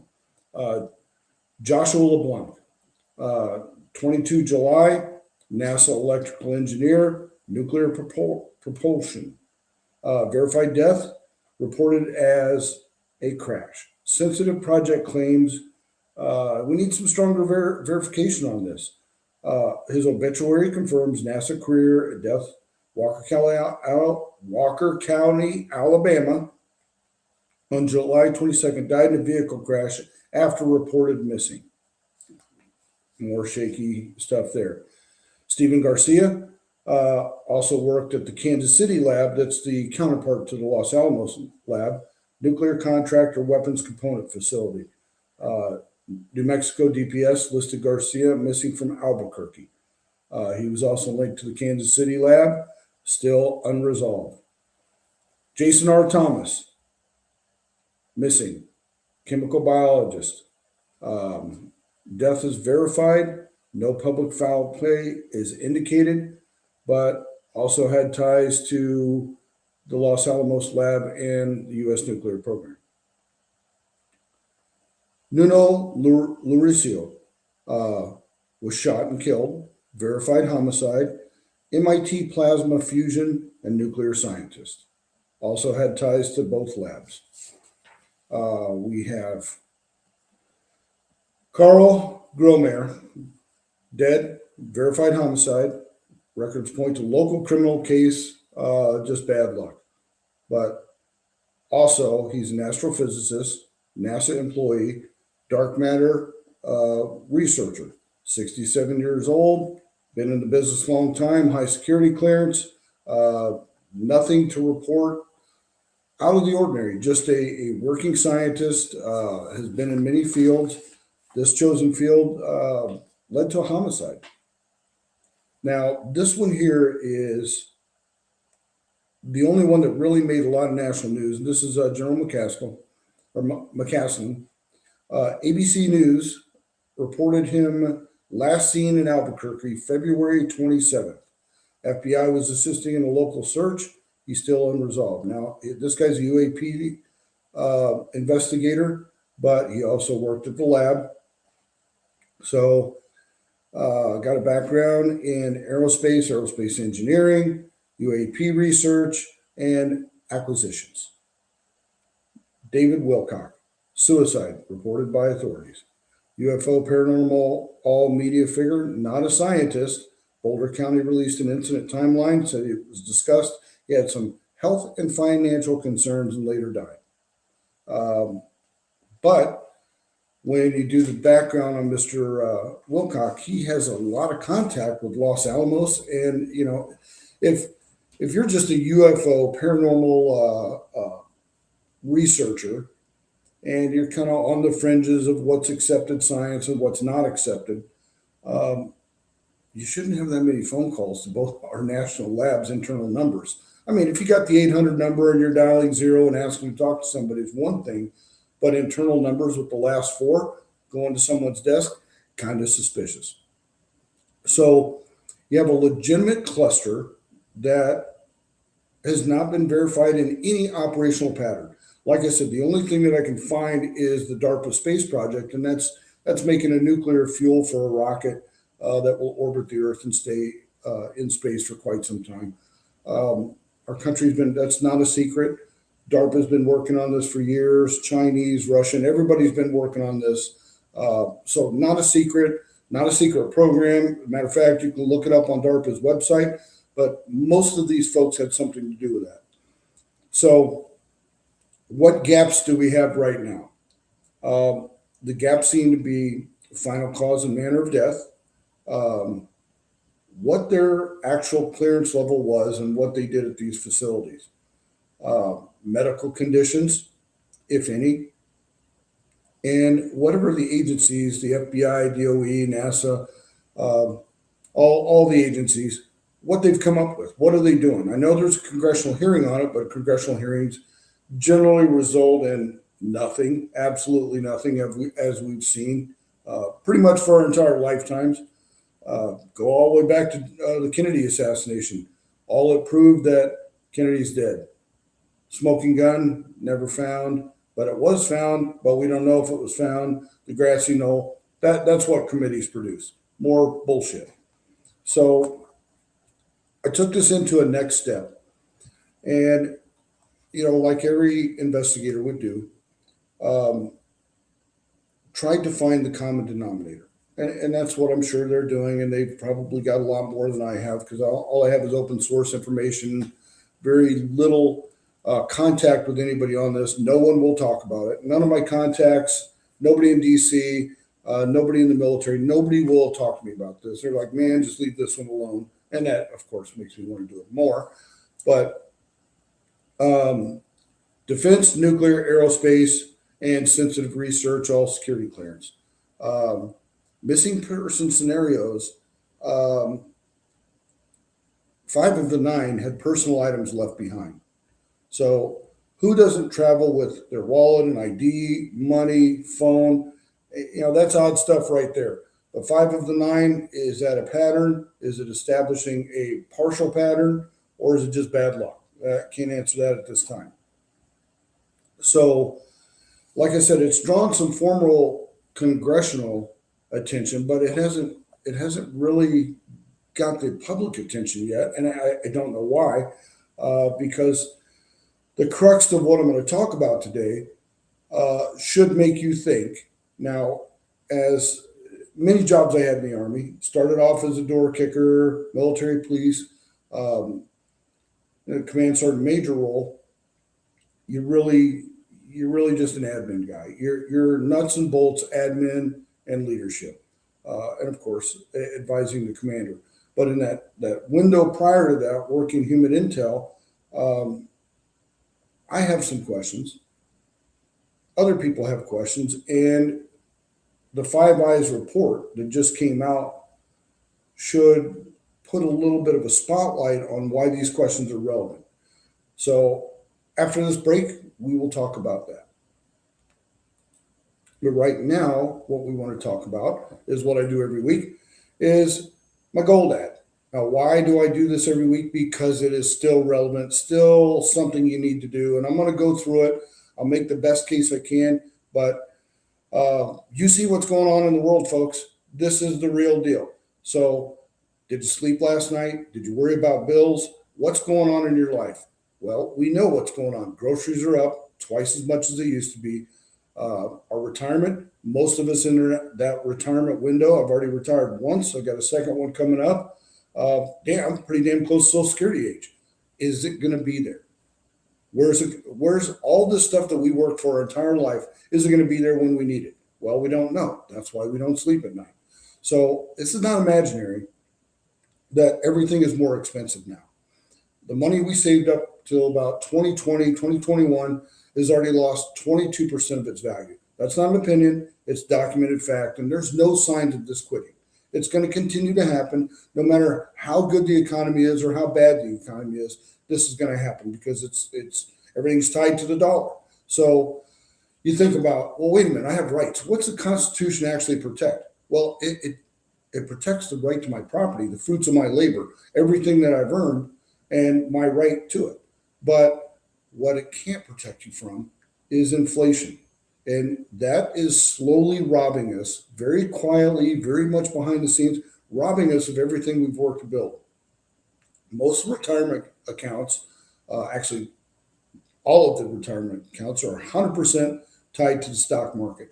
When it drops, your savings drops. You're exposed. But there's something you can do to defend against that and save what you built. Diversify your position.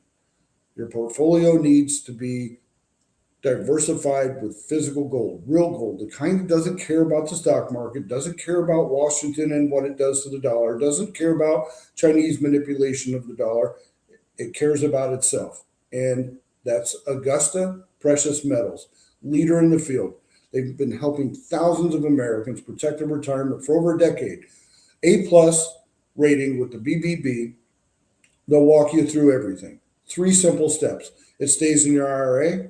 It stays in your 401k. No tax penalties. That's the only way to go. To get Augusta's free information gold guide, go to johnsgold.com or text John 35052. Bottom line, it isn't about gold as investment. It's about peace of mind and protecting everything that you've worked hard your entire life to save. One customer put it well, thanks to Augusta, I feel confident about retirement. I finally have peace of mind without having to worry about my savings.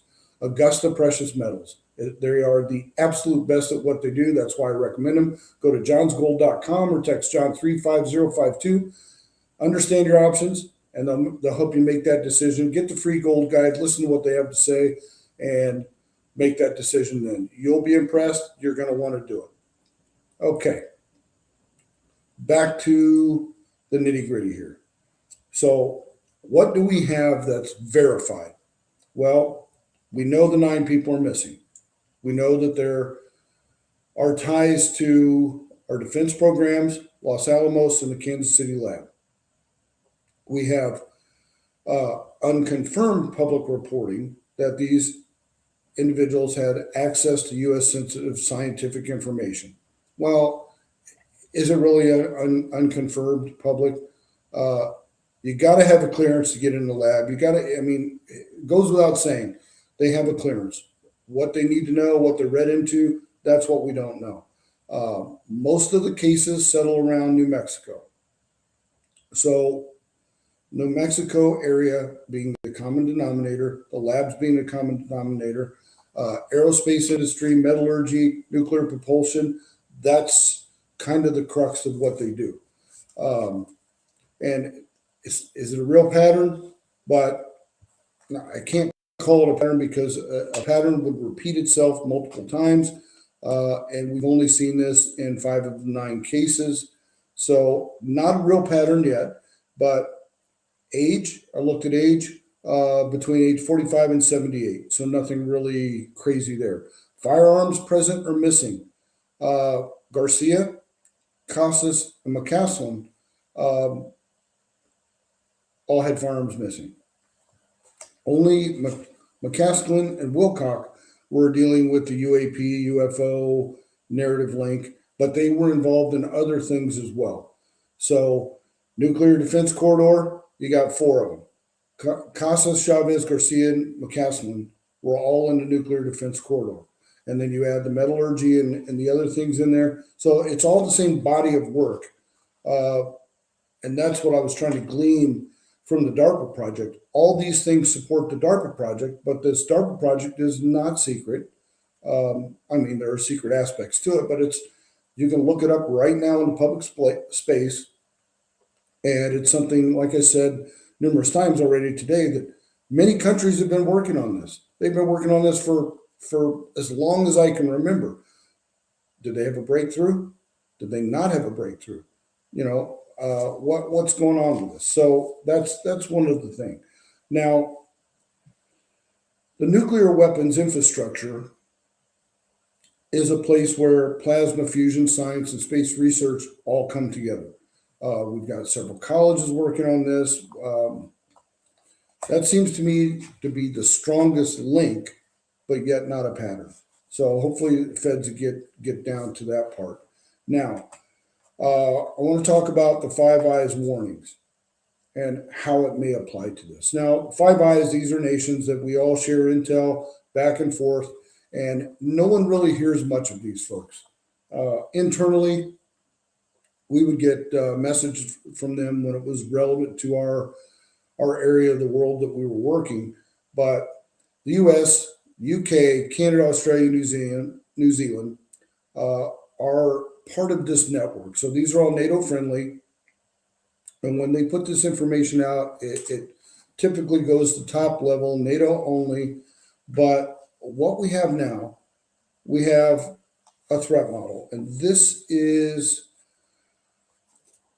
I don't want to talk fieldcraft, but I want to talk when you observe a threat, you model that threat to see if it is an existing threat, a new threat, continuation of a threat into a different vector. But these are the same things that they're warning about, that I've warned about here, that I've fought against in the House, identified with ASU and some other colleges, even as much as local individuals at their job. So their warning is that China is infiltrating some of our most secure networks by human intelligence. We know we can lock down computer systems. Physical access is access, no matter how well the machine is protected. If you have physical access, you have access. So that's one vector. But what they've been doing lately is, I don't want to talk data centers, but I want to talk narrative and marketing around data centers. So the Chinese have spent close to $1 billion in marketing against data centers because they know we can dominate that space. We take over AI, it's game over for them. So you have people on both sides of the aisle, left and right, condemning data centers. Well, they take 1 million gallons of water a year or a day. They take all the power. We don't have power for them. That's all bullshit. So modern data centers, they can be fired by micro nukes, like the Slaughter's micro nuke. 5 megawatt micro nuke works, and they're closed loop antifreeze systems, so they're not taking any water. But kind of the same vector. Now we're going after, or China is going after, the human model, and this is pretty much the same model that we use. I won't expose too much of it, but I'll give you the clues that you need.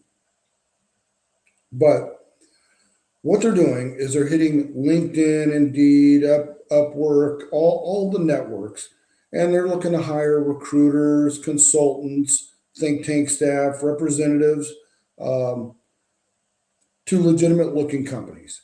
Now, they've done this for quite some time, and what they will do, they will offer payment through PayPal, Western Union, crypto, or something similar for innocuous papers. Hey, we want to know everything about the Edison light bulb. Well, I can do that. That doesn't violate any policies or expose any known secure data. So I'll write a white paper on Edison light bulbs, and I'll get paid a couple $100. But what they're doing is they're recruiting. So first, they will spot and identify people with useful or useful adjacent information. Somebody that's on the fringes of government, military, defense, foreign policy, science, tech, research, whatever. Then they will assess. They'll use open source profiles, your resume from LinkedIn, networks, clearance indicator networks, military history. And once they spot you, then they assess what your capabilities are. Then they'll do an approach. They'll have a fake recruiter send you a link for a job, decent pay for little work, something that's in your wheelhouse. Like I said, very innocuous draft report or research paper on something, or an analysis on someone else's research paper. And they will have you write policy memos, tech reviews, what have you. And they will do that for quite some time, and you'll make a little bit of money at this. But they'll seemingly ask harmless, non-public questions, and then they will escalate. Once they get the hook in you, then they escalate. And then it's for more sensitive material, names, documents, organizational charts, these things that may be publicly available if you're in the field, but hard to find if you're not, and very hard to get if you're Chinese national. So this is a mass digital human operation by China, and this is what the Five Eyes are warning about. Now, we're fighting with China in the aerospace, space, nuclear, and data. What better people to recruit than these scientists? Not saying that any of these 5 or 9 individuals fell to that. They probably did not, but people adjacent to them. Maybe China is trying to identify our top people to slow the progress. So, who knows what's going on? But what caught my attention, and the mass media and public didn't catch it, how many have heard statements from the Five outside of the military or intelligence? How many of you have heard of Five Eyes, let alone Five Eyes making a public statement? So I pulled the last several statements that were issued to the public, 18 September 24, 28 October 24, 23 April 26, and now the 3 June. That is the last 5 statements made publicly by the Five Eyes in the last 9 years. So that should tell you something right there. And every single one of these are China related. So the uptick in Chinese activity on the U.S. and our data and our research information has been on the uptick since 18, but really ramped up in 24, really ramped up under the Biden administration because they were getting away with it. Biden wasn't challenging this. We weren't turning over criminal referrals. We weren't arresting people.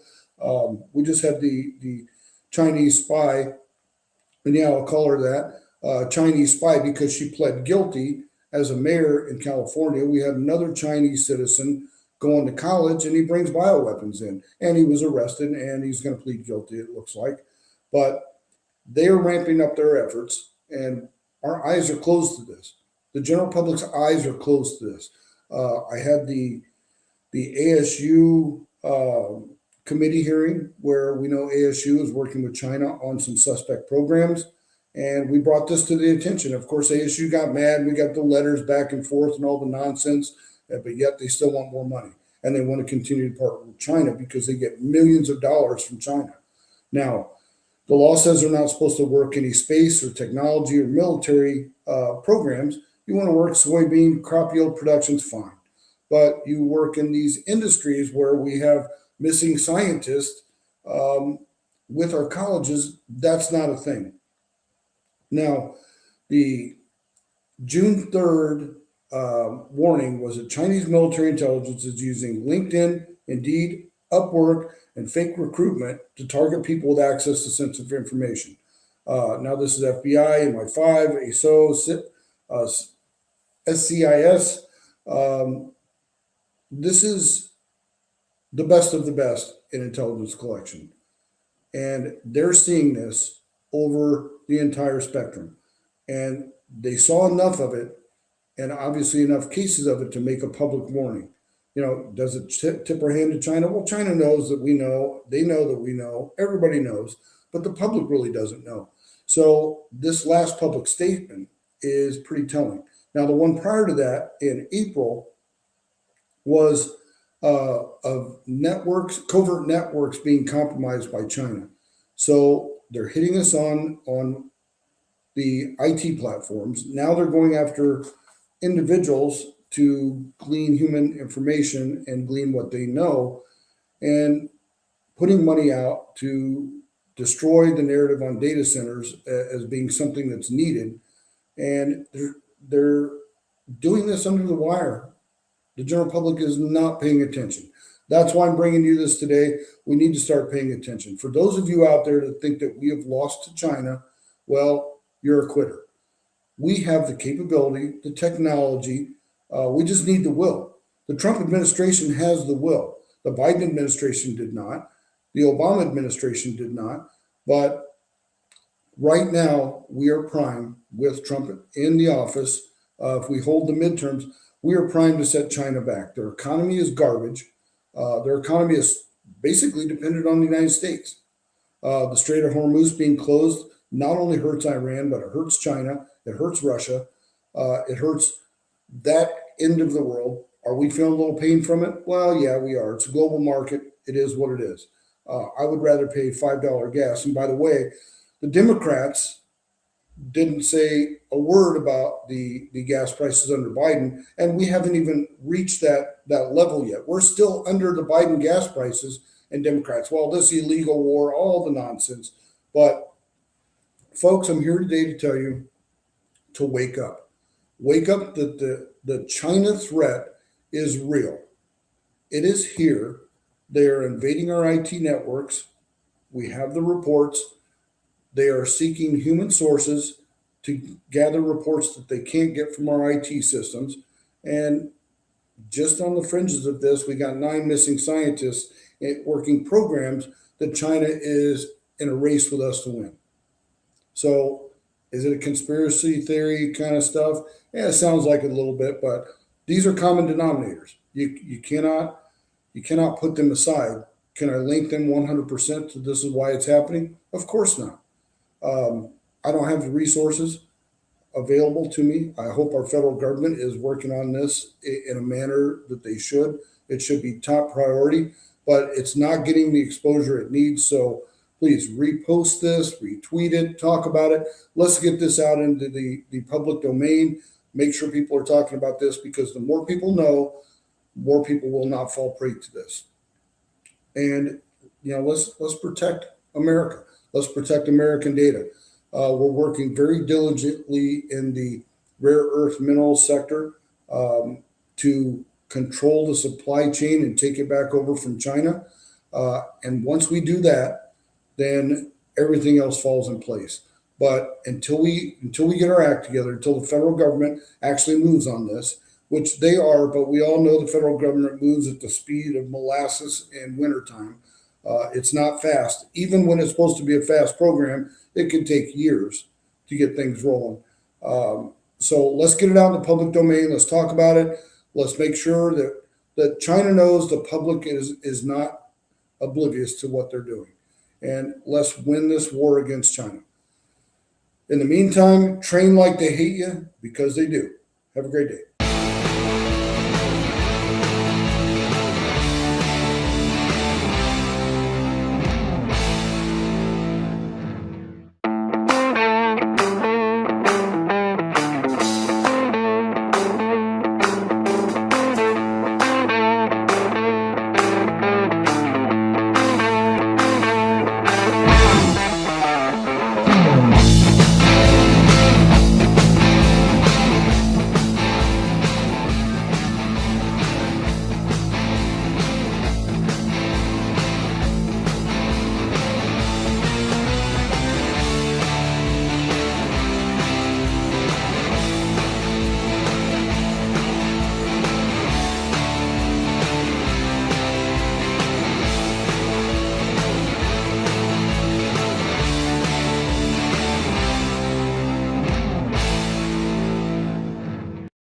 Lock in America!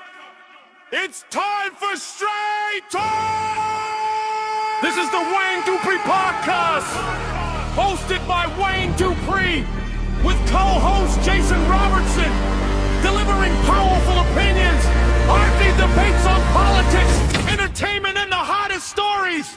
No spin, just honest takes and real conversation!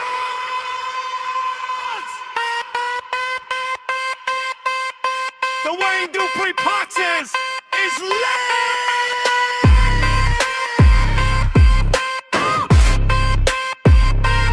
Let's get into it right now.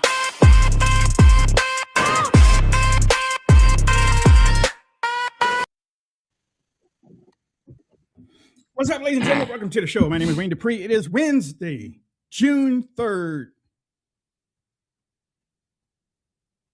Is Mark in the chat? Not yet. Well, maybe he is. Okay. The chat doesn't stream on Rumble Studio until we go live. Oh, so okay. There might be chats there. I can go look. Okay. Welcome to the show, ladies and gentlemen. It is June 3rd, 2026. My name is Wayne Dupree. You are watching the Dupree Report. And let me introduce you to Gandalf the Scruffy, talking about Mr. Jason Robertson. From Minnesota. What's up, Jason? Hey, folks. Welcome to the Wayne Dupree Podcast. We are so thrilled to have you join us. Yeah, Wayne's taken my wife's side. Okay. I mean, let's get this out in the open. I like a nice trim beard. I keep my hair nice and short. One of my friends asked me to officiate his wedding on August 1st. And it's a Lord of the Rings wedding. So it's a white dude marrying into a Hmong family. They're doing Lord of the Rings. And like these guys go all out. Like the Hmong community of Minnesota, like these guys are going to have hand-sewn costumes. So I'm dressing as Gandalf to marry them. And he's like, I'd be neat if you could kind of look like him with the hair and beard. So I've been letting my beard grow all scruffy. I've got my hair the longest it's been since COVID. I mean, they wouldn't want me within 100 yards of a school. And my wife's not a fan. She's like, when's this wedding? Can't we just get a fake beard? And I'm like, well, no, it's the effort is what these guys are thinking. Like, you're trying. And so, yeah, I've been growing it out. So you got another 60 days. My wife already has my haircut appointments set for the day after the ceremony. So, yeah, so I'm going to continue to get scruffier, Wayne. Now, I think you go for it too. I bet you could grow out a hell of a beard, and your afro could probably rival mine. You know what? My mom, my dad, around the time of the 70s, around the time of the 70s, I didn't even talk about the 80s. A lot of people had those afros and stuff. My mom and dad never let me get an afro. Never. I never had one. My hair's always been short. Ever since I was a little kid, it has always been short. So, yeah. But, I mean, you shall not pass. Actually, well, they don't watch the podcast, but we've already got the bit lined up for the wedding where they're going to go up front, and there's a scene from Lord of the Rings where Gandalf shows up late to a meeting, and Gandalf says something like, and they're like, "Why are you late? Why are you late?" He's like, "A wizard always shows up exactly on time." And Mike's wife is soon-to-be wife is always late to everything. We can say, "Oh, we're going to meet at dinner at 5." They'll get there at 5:30. So they're going to be up there, and I'm going to walk out, and we're not telling her. Okay, so she's going to be like, "What's going on?" Yeah. And then when I get up there, I'm going to be like, "Mike, much like your wife, a wizard is never late. They always show up right on time." Yeah. So that should kick off the ceremony. Pretty fun. So, yeah. All right. Okay. Well, you do have to take pictures, Gandy. Oh, I will. Yeah, all we're right. going to a costume shop to rent it. There we go. Yeah, so we're doing it like real. And then it's really funny too, because wedding pictures usually do like day of or whatnot. They want to do it like 2-3 weeks early. So I got to rent the costume twice. Oh man. And then we got to drive like to the other side of the Twin Cities. So like drive an hour to go to a park to do pictures. So the wedding party is all going to have to get their costumes on like 3 weeks early. And we're going to be walking through the woods behind me. It's completely ridiculous. Wow. Yeah. Well, yeah, we're That's a lot more fun than talking about Did you say August? Did you say August? Yeah, August 1st. Okay. All right. Okay. Or whatever that Saturday is. Okay. All right. Ladies and gentlemen, we're getting ready to get into the show. Headline that just crossed my desk this morning. The European Central Bank just confirmed it. Gold has passed U.S. Treasury bonds as the world's biggest reserve asset. That's huge. It's big, actually. Central banks, China, Poland, Turkey, India, they have been quietly stacking gold for years. They know something, and a whole lot of Americans have understand this. They haven't missed a boat, but the boat has just turned on the ignition. So a lot of us need to be paying attention to this. That's why we talk about Augusta Precious Metals, AAA rating, Better Business Bureau, thousands and thousands of 5-star reviews, and they don't do hype. They sit you down and they talk to you, or if you are interested in their information and you contact them, then they call you, they educate you, and then they help you protect the savings against the dollar that's carrying record debt and stubborn inflation. Gold doesn't default. Okay. Bottom line, gold does not default. Gold doesn't get into, it doesn't get printed into the ground. So with the information that I just told you, if you want to know more, you can go to waynesgold.com, or you could text Wayne to 35052. Again, 35052. Tell them Wayne sent you. Learn how to protect what you have built before it's not there anymore. Just that easy. Again, waynesgold.com, or text Wayne to 35052 if you've been watching the Wayne Dupree, or if you've been watching the Wayne Dupree show, now the Dupree Report. If you've been watching this for a while, you do know, if this doesn't affect you, give it to somebody else. Give the information to somebody else. Bless somebody else with that information. waynesgold.com, or text Wayne to 35052. Okay, we got some things to talk about. Actually, I think it happened sometime last night, but for them to be talking about it still this morning, it probably is a whole lot bigger than just a normal hit. seems like, according to Kuwait's army, in a statement today, Iran fired 13 ballistic missiles and 17 drones at dawn, with debris from interceptions causing at least one death and dozens of injuries at Kuwait International Airport, which briefly shut down. Now, according to the General Command of the Bahrain Defense, which is in another area, so you got Kuwait making that announcement this morning, and then you have the General Command of the Bahrain Defense Force said air defenses over Bahrain intercepted 3 missiles and several drones fired by Iran. According to our U.S. Central Command, with X posts, if you are on Twitter, X Twitter, they said 2 missiles aimed at Kuwait fell short or broke apart, and 3 at Bahrain were intercepted by U.S. and Bahraini defenses with no U.S. casualties. Now, the CENTCOM is more contained than Kuwait. Kuwait's announcement this morning, which included a death and some damage. Now, according to the U.S. military, Wednesday, American forces struck. Now, this was before Kuwait and Bahrain were hit. U.S. forces struck an Iranian military ground control station on Qasem Island in the Strait of Hormuz. They called it a self-defense response to the Gulf attacks. Iran's IRGC acknowledged targeting the U.S. Fifth Fleet's headquarters in another country, but didn't name Kuwait, calling this strike's retaliation to Qasem. Reuters on today, President Trump said that Iran had already agreed that they are not going to have a nuclear weapon, but that talks are continuing, and that he would like to meet the supreme leader if that was possible. Jason, with that information, let me know what you think. But I also have something else I want to come back on that we were talking about yesterday. We were talking about the stuff that President Trump allegedly had said, and you came from another angle, you know, that the leak probably might have came out from the White House.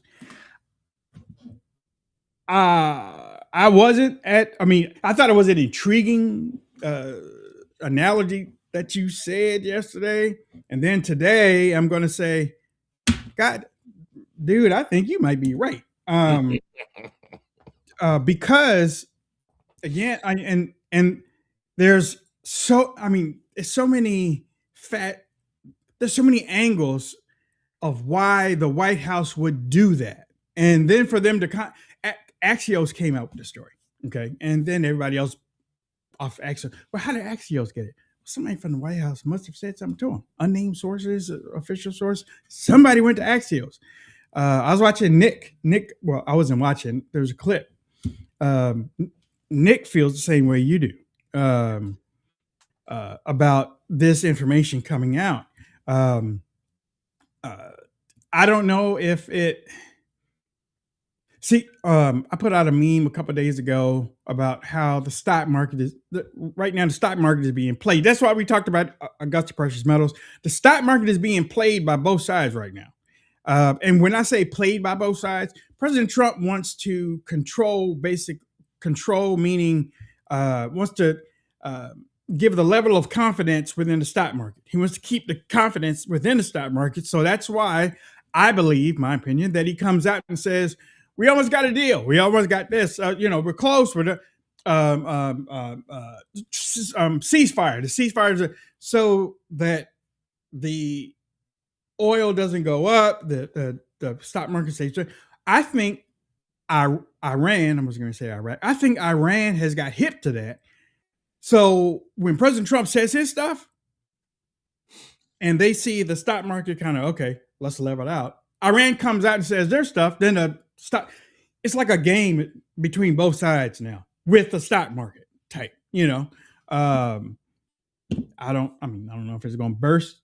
Because when you play in that game, somebody's going to lose control of the rope that they're holding. So, but yeah, the Kuwait Bahrain thing, I don't think what the media is really not talking about it in the way that some of us are researching and seeing it, but most of these attacks aren't on the people of the countries that Iran is attacking.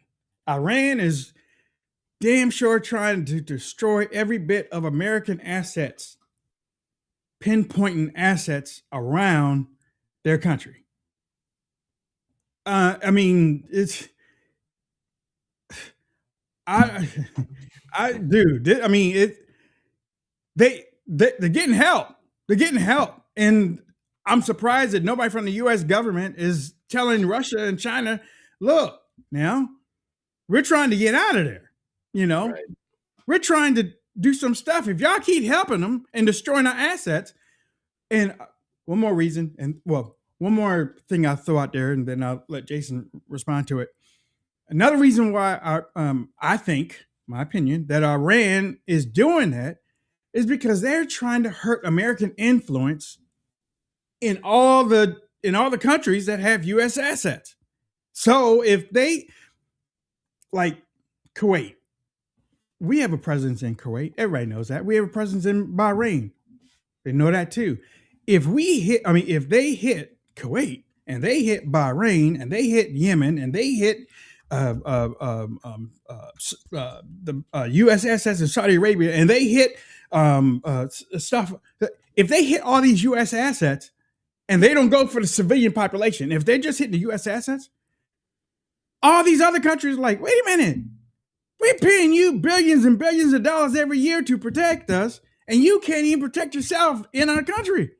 You know, the Abraham Accords, President Trump, now they haven't said anything since, but President Trump was like, y'all need to get on board and sign the Abraham Accords, join under one, and, you know, we all stand up against Iran. They ain't running to it. They're not running to it is because they're getting attacked and they're not getting defended in a way that they feel safe. Because sooner or later, we are going to leave. By hook or crook, a frog's hair, we're going to leave. And they're going to be over there. What you going to do? You know, I'm surprised that I'm surprised that they aren't finding the strength to defend their own selves, which should show every American, and I hope everybody hears me when I say this, we should show every American that every country over there in the Middle East that is dependent on the United States for all these years has been a crutch, has been using the United States as a crutch. They haven't learned to do anything on their own, and they're basically it's almost like welfare, to be honest. Jason, go. So much to unpack. Couple thoughts first. Wayne let me know he went for his walk this morning instead of this afternoon.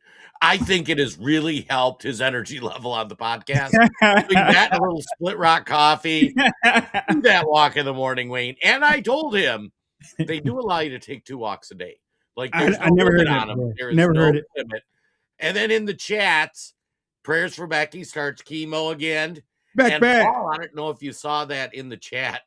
So his dishwasher crapped out and like got water everywhere, like your kitchen. And now he just said his AC went out. So prayers to Paul. He is giving Wayne a run for who can have the most household. My AC, the same thing. Yeah. So, yeah. It's funny, but on to more pressing topics. So it was funny when I saw the leak, and yesterday, I shared it on the show. Like, I think the administration leaked it because I think Trump's sick of people calling him Netanyahu's bitch. And I think today, did you see Trump did an interview? I think with podcast one. Yeah, the podcast one with Marilyn Devine or somebody. I can't remember who, but they asked him. They're like, "Is that report true?" And he goes, "Well, yeah. Like, I want the war to end." It was a very colorful response. Yeah, and hold on. And when he said that, that sort of confirmed to me. I was like, right, dude. Yeah, I don't think he really said it, but to confirm that he said it on the podcast. Yeah, that's right. I said it. That sort of like, because another reason why I don't think he said it is the people over in Israel are talking. They're still talking about going after Lebanon. So right. Go ahead. Well, I think where this is going, and as you talk about a broader context of the Middle East, I mean, we didn't really get that involved in the Middle East till after World War II. I mean, and when the international community said, "Hey, let's go set up Israel in the middle of the Middle East, and we have oil," we've been all up in everybody's business over there, and I think it's important to protect some of the oil interests for economic reasons. I think whatever you think of establishing Israel in the Middle East, if that was a good idea, bad idea, how much the international community should support it. But now we're going on, how many years? 60, 70 years. Mhm. And I think the U.S., many of the citizens are ready to say, "Hey, Israel, you do you," and I think we're seeing the wind down of this. We're going to do whatever we can. The whole fight them over there so we don't have to fight them over here thing, so I think it's an interesting unwind. I think Trump, like he has a large ego, and I don't think he likes the perception that people are saying, and led around by Netanyahu. And I don't necessarily know it's true. I mean, when this war first started, I said I think Trump, there is some reason. That reason appears to be he doesn't want Iran to have a nuclear weapon. And he has stayed pretty consistent with that message. Like his piece, like hard yes, is you have to give up your uranium and you have to agree not to pursue nuclear weapons. So, there are other things mixed in there, but that's always been the one defining characteristic. So I tend to believe that, that's really his goal. As for the whole Kuwait thing, the whole support of the other countries, it's interesting. And I see Mark in the chat is talking about he's listening to Mongol Moon. It's funny. This book series I read this guy wrote before like COVID and all that stuff. Like he wrote this series predicated on there's this unholy alliance between Iran and China and Russia and North Korea, and they were just they picked a fight with the US, and then it kind of goes through the war. But right now Iran is all of the axis of evil's proxy, and they just are continuing to look to be involved. I think Iran's getting played in a lot of cases by those guys who continue to give them stuff. They know the US has no appetite to put boots on the ground, so they're going to keep being nuisances. They can fire drones, missiles, all that stuff quickly. They can disrupt the economic activity.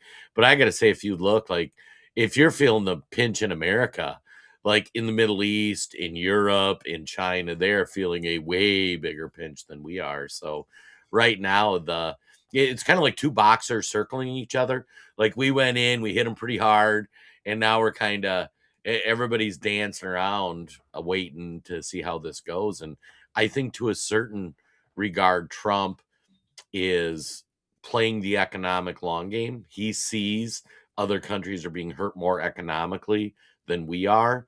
He knows the economic damage to Americans is going to hurt them politically.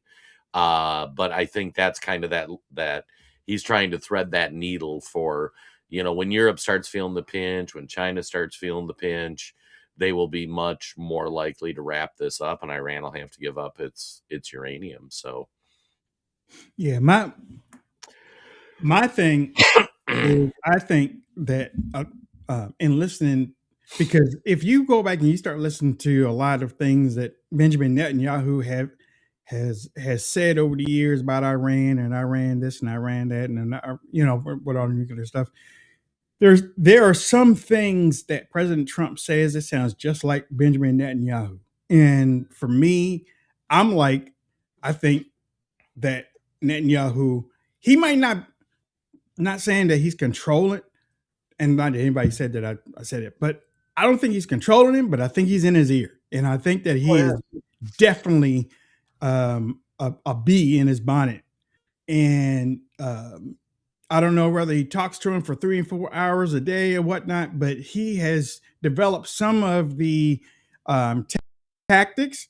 The U.S. government has developed some of the strategy of what Israel does, especially with the ceasefire.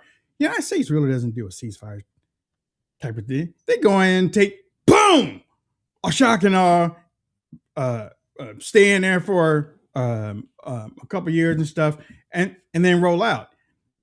Rarely do we do a ceasefire and then we keep on bombing or keep on attacking or doing stuff. That stuff Israel does. That stuff that Israel has done to Hamas over the years. That stuff they've done to Hezbollah over the years. And it seems like we have gotten to that point that we are sort of doing that. The administration keeps coming out and saying, no, hey, ceasefire is still on the table. We're still in a ceasefire. But the missiles are still boom, boom, boom, boom, boom, or, well, we're doing it for self-defense purpose. Wait, y'all got hit? Or, okay. Whatever. Well, I mean, the Israel Middle East thing, I mean, the Jews and the Persians have been fighting for centuries. Yeah. And this just in, they're going to be fighting for centuries more, folks. Like, Exactly. The war is the war. This is the current installment, 10 years, 20 years, things will calm down. And then things will heat back up.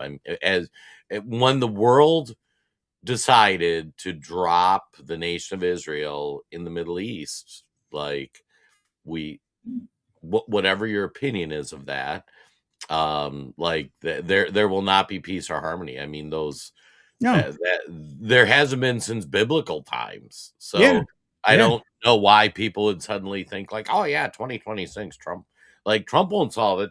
Trump is very specific, in my opinion. He's like, they can't have nukes. Right. Like, if you guys are like, he'd rather everybody quits killing each other. But at the end of the day, like, Iran can't have a nuke. And when I hear that is that they can't have nukes, I go back to his first term. He stopped them from getting nukes and they didn't go to war. Whatever plan was in place, he didn't have any deal about this alleged, and I'm putting it out there with the word alleged, no alleged $1 billion or to refinance their structure after a war. No, they didn't get a nuke under President Trump. All President Trump did was, like I said before, drop that Moab bomb on Afghanistan and the world shook. And everybody was like, all right, don't mess with the cowboy, basically, Now it's like, because I thought that how the war started, it was they wanted to free the Iranian people or save the Iranian people because the Iranian leadership was killing people. Like 30,000, did they say? 30? Oh, there's been hundreds of thousands. They've been on an internet blackout, so you can't really get good information. Yeah. I mean, I think that was a lot of the side rhetoric was, like there are multiple goals. I think Trump's primary goal is the regime can't have, like, Iran can't have a nuclear weapon. And whatever you think of that opinion, I think most of us agree with that, and I think that's both a Democrat and Republican position, if you take everything aside. Now, how we prevent Iran from getting a nuclear weapon, that's the thing, is that's where it gets a little more interesting. But I mean, I think if Iran said, hey, we aren't going to be a nuisance in the region, and we're going to not get a nuclear weapon, that's essentially the deal Trump wants. Netanyahu wants a different deal. He wants total, complete destruction. Right. He wants a new parking lot, and he wants to name it Israel, Greater Israel West or East. And he's not wrong. I mean, if I am the prime minister of Israel, I would want that too. Like, they're looking at people. Warmonger. Well, no, I mean, the Jewish people want to reconquer the land of Israel. Like, I mean, how many times, read the Bible, how many times have the Persians and the Jews fought for control of land in the Middle East? And if I'm a Jew and I am living in Israel, no, I could see wanting that, but now the U.S. has to decide: do we want to be part of that? Jason Robisky. Yeah, my real name is Robitsky, and I am the banker. All your conspiracy theories are true. I have tunnels under my house. Yeah, and I saw that little branch altar that you had outside your backyard. Yeah, I went outside this morning because I had a few branches that were starting to hang low, and I'm like, it's going to hit my head when I mow my lawn. And then it turned into like an hour of just trimming trees and that sort of thing. And Beck over in the Rumble chat, I mean, made a great chat. The Jews are the most persecuted people of all time. One, I will disagree with that. Significantly. And two, Jason, I mean, answer the question, Beck. I love you, Beck, but are Christians more persecuted or Jews? Woo. I mean, when the communists took over in China and Russia, they killed 20 million Christians. In Somalia, they've killed all the Christians. A country of 17 million people, there are less than 1,000 Christians. You know, you look across the world, far more Christians have been persecuted. I mean, look what happened to all the apostles. You know, it didn't end well for a single one of the apostles. No, you know what, too? If you read the story about many of them, they were brutally killed. Killed. You know, it wasn't like a knife to the throat or something. It's like they hung upside down and tortured, and like they ought to do a movie about that. You know, I'm just saying. I mean, if you look at the three major religions, Jews, Christians, and Muslims, you know, and you kind of bucket them up, I think you'd be hard pressed to say there are more. Now, Jews, you go back in the Bible, you know, they were slaves in Egypt, and I mean, there's a lot of biblical thing to it. You're like, and I'm not questioning that, but if you just look at raw numbers in modern history, there is no group that has been killed more for its religious beliefs than Christians. I mean, that's just the fact. And we're a Christian nation. Like up until 30, 40 years ago, we were like 90% Christian. And now it's switched. But, you know, well, not that bad, but Christians did something that Jews had never done, though. Did a lot of things. Christians raised up an army.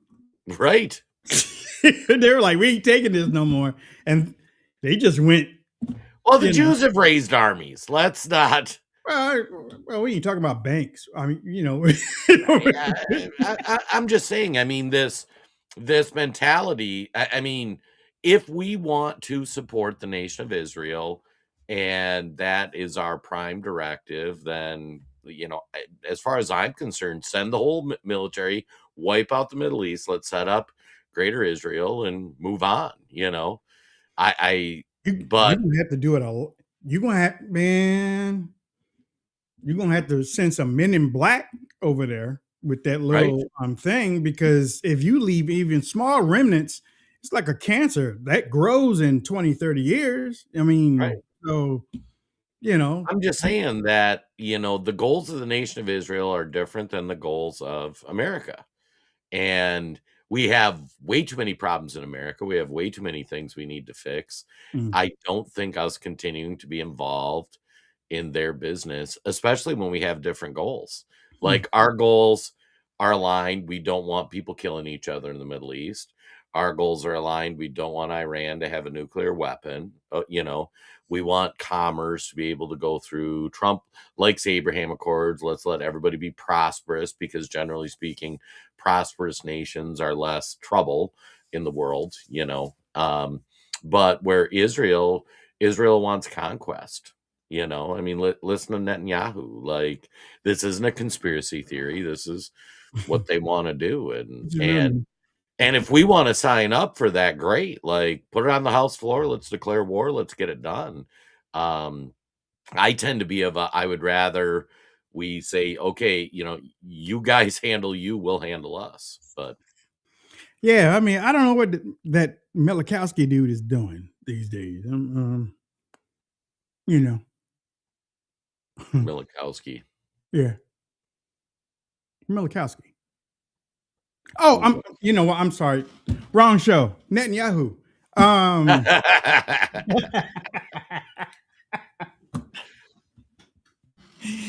my God.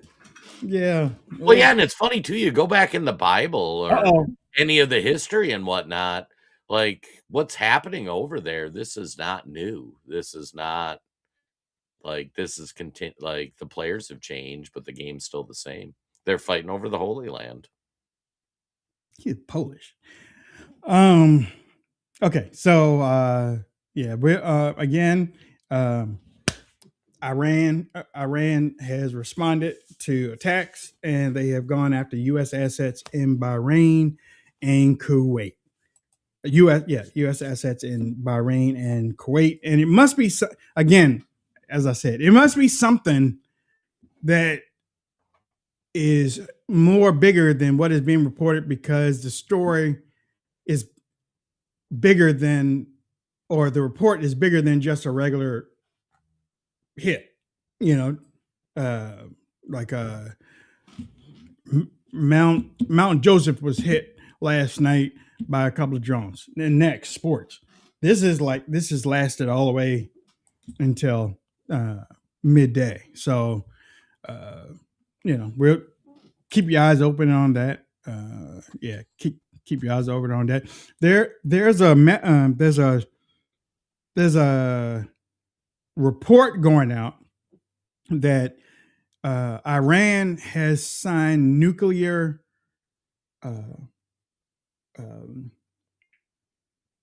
what's it called?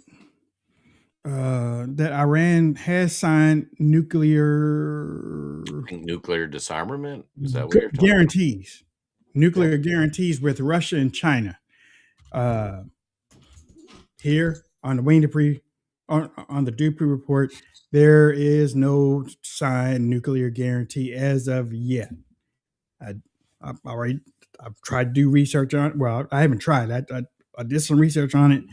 There is no pledge to defend Iran or its nuclear program militarily. Basically, what it is, though, is that Iran does have a 20-year comprehensive strategy partnership with Russia. 20 years. They also have a trilateral pact with China and Russia. I think when Iran went over to China in April, they publicly called for a future security guarantee mechanism involving the UN Security Council, China, Russia, Pakistan, and others. But that was just a request. It was not a signed deal. So if y'all see that online, if you see it on Instagram or TikTok, or if you see it on X or Facebook, it's not true. So, you know, you don't, you know, whatever. Iran has deepened ties with Russia and China, but no one is asking to sign a deal.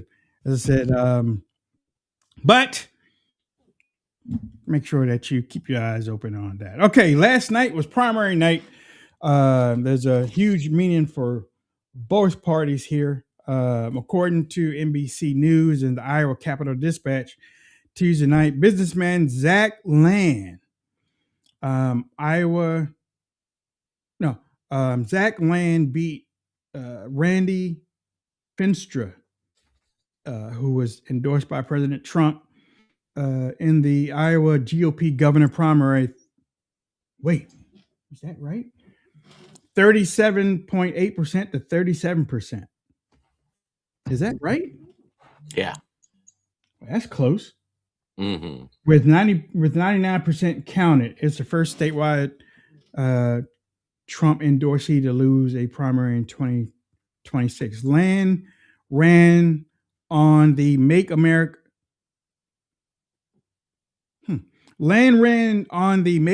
Healthy Again lane and was backed by Turning Point.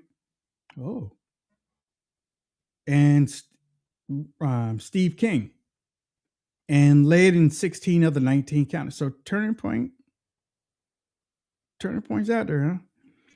Oh yeah, they're pretty aggressive this cycle. A Trump world strategist told NBC it was a Randy problem, not a sign of Trump weakness. Iowa Democrats got the matchups they wanted. Auditors Rob Sand, unopposed, advances for the governor, and Josh Turk won the Senate primary. Toward California, Steve Hilton is narrowly ahead of Xavier Becerra and Tom Steyer. I thought Tom Steyer was part of. He's a Democrat. They're running a jungle primary. Yeah, I'm watching some of the responses on X, and a whole lot of people like, yeah, that's right, we got him. Everything's looking good. I was like, okay, all right. I was like, do y'all understand math though? It looked like what he got 13,000 or 130,000 votes. Hilton got, yeah, Hilton got 1.3 million. Yeah, okay, no. Barrera got 1.26 million. And how much did the other? Steyer got 980,000. Okay. And Blanco got 566,000. And those last three are Democrats, right? What's that? Those last three are Democrats? No, Hilton and Bianco are the Republicans, and Barrera and Steyer are the Democrats, and the top two advance to the general election. So it looks like Hilton should win, and so he should make the general. And it looks like Becerra, however you pronounce his name, looks like he should win. But with California, like, how many weeks is it going to take to count the votes? Because I read that too. I mean, they do mail-in ballots for 100 years. So balance count. And then let me get the latest update. Yeah, and it looks like Karen, the other one everybody's watching is she's already punched her ticket. It looks like Bass is pretty much a lock. So it's similar thing. Top two make it to the general election. Bass right now, if these numbers are right, so nobody made 50%. So she'll have to have a runoff with the second place. Right now, Pratt's at 30 with 151,000 votes. And then Nithya Raman, who is a straight up communist, she's at 22. So it's first time since 2005 that LA mayor is going to be forced into a runoff. And we'll see if Pratt, I don't know if Pratt can pull it off. But God, I hope so. So my thing about that is when I look at the numbers, and we talked about the jungle primary type of thing. When you have so many people that's in there, and when you finally have that one that's in there instead of 5 or 6, and I told Rod that I went to the Virginia Republican convention one time. When you lose, you just don't. Well, most people, because they live for politics, they just don't go home. They just fall in line. Yep. So like the reason why I asked you were the three behind Hilton, were they all Democrats? And you said one. So basically, you got 2 Republicans and 2 Democrats. But then I think you might have some more. 4, yeah. So, but you might have some more Democrats below. Yeah, if you look at the numbers, 28 plus 11, so 29. So the Republicans got 39% of the vote. Democrats got 46, 47% of the vote. Mhm. And then there's a lot of variables where it'll be turnout and whatnot. I would still be, and I mean, who knows what primary, what jungle primary turnout looks like compared to the general. Yeah. But Republicans have a legitimate chance, they're saying. I mean, we'll see. Yeah. We'll see. I just hate that, California is supposed to be one of the most advanced states in the world, and listen to a Californian, they think they're the greatest at everything, and they can't even count their ballots on election day. We say the same thing about Virginia. I don't know when it switched, ladies and gentlemen. I don't know when it switched. I don't know how it switched. It might have did it at George Bush and Al Gore. It might have started then, but before that, elections were known the night of. Yep. They weren't pushed into the next day. They weren't putting legislation to give a few more days after that. It was, we knew who was going to be elected the night of, period. Okay. And then Virginia decided that they couldn't count all their votes. And then, the biggest one of them all is Pennsylvania. Sorry about that, Lisa. But the biggest one of them all was Pennsylvania. Pennsylvania started, we can't get all of our votes in. We can't count them all. After that Barack Obama thing. Now, with actually, with Barack Obama, they got that straight. 200 and some counties to 0, allegedly. But Georgia got the same thing. Oh, well, we can't do. We got a leak and can't count. Arizona, I think too. It seemed like for states that seem to have, if you look on the map, this is a red state, period. This is a red state, this is a blue state. No, it's a blue state. But those states are, actually, no, it's purple states, right? It's purple states are the ones that have problems counting. Is that what it is?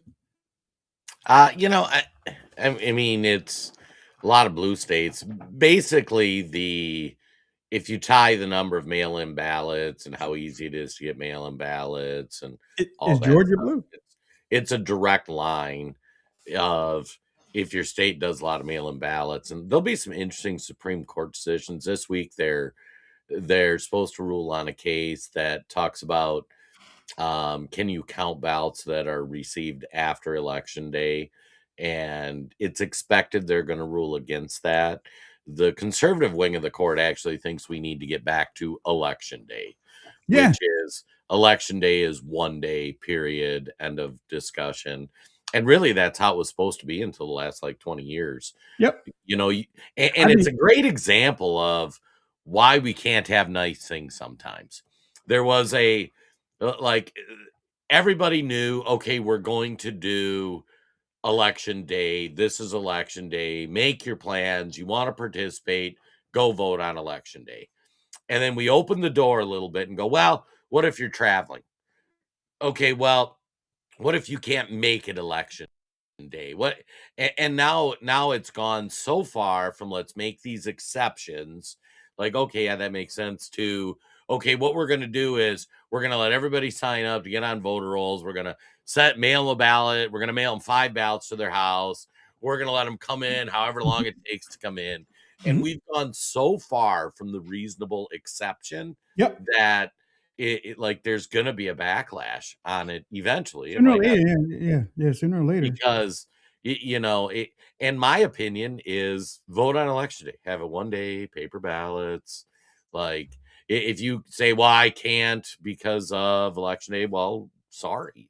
Then you don't vote. Here's a question. Do you think because of this that maybe not Trump, but maybe the next administration or maybe the administration after that, but no more than the next 2 administrations, do you think that they're going to start allowing 2 to cut off that mail-in ballot thing to vote on your phone? Oh, God, I hope not, but it's probably likely. It's a solution. Well, I mean, they're talking it's about not a good solution. blockchain and Yeah. yeah. I mean, it's every computer thing's hackable.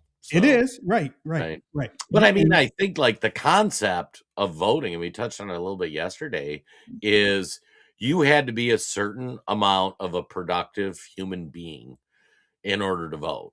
And states did it different. They had different rules, and you get into other things like, oh, we don't want black people to vote or whatever. But even white people, as a general guideline, you had to be productive. You had to be a taxpayer. You had to own property, whatever the rules the states had. But you had to be able to manage your life to a certain quality in order to earn the privilege of voting. And then we've transitioned to voting as a right, and we need to make it easy for everybody to do. And every single thing in America that we've made super easy for everybody to do has resulted in failure. Always. Why did the 2008 market crash happen? We made mortgages easy for everybody, because we wanted to be fair. And then what ends up happening, a bunch of people who shouldn't get mortgages got mortgages, the market crashes.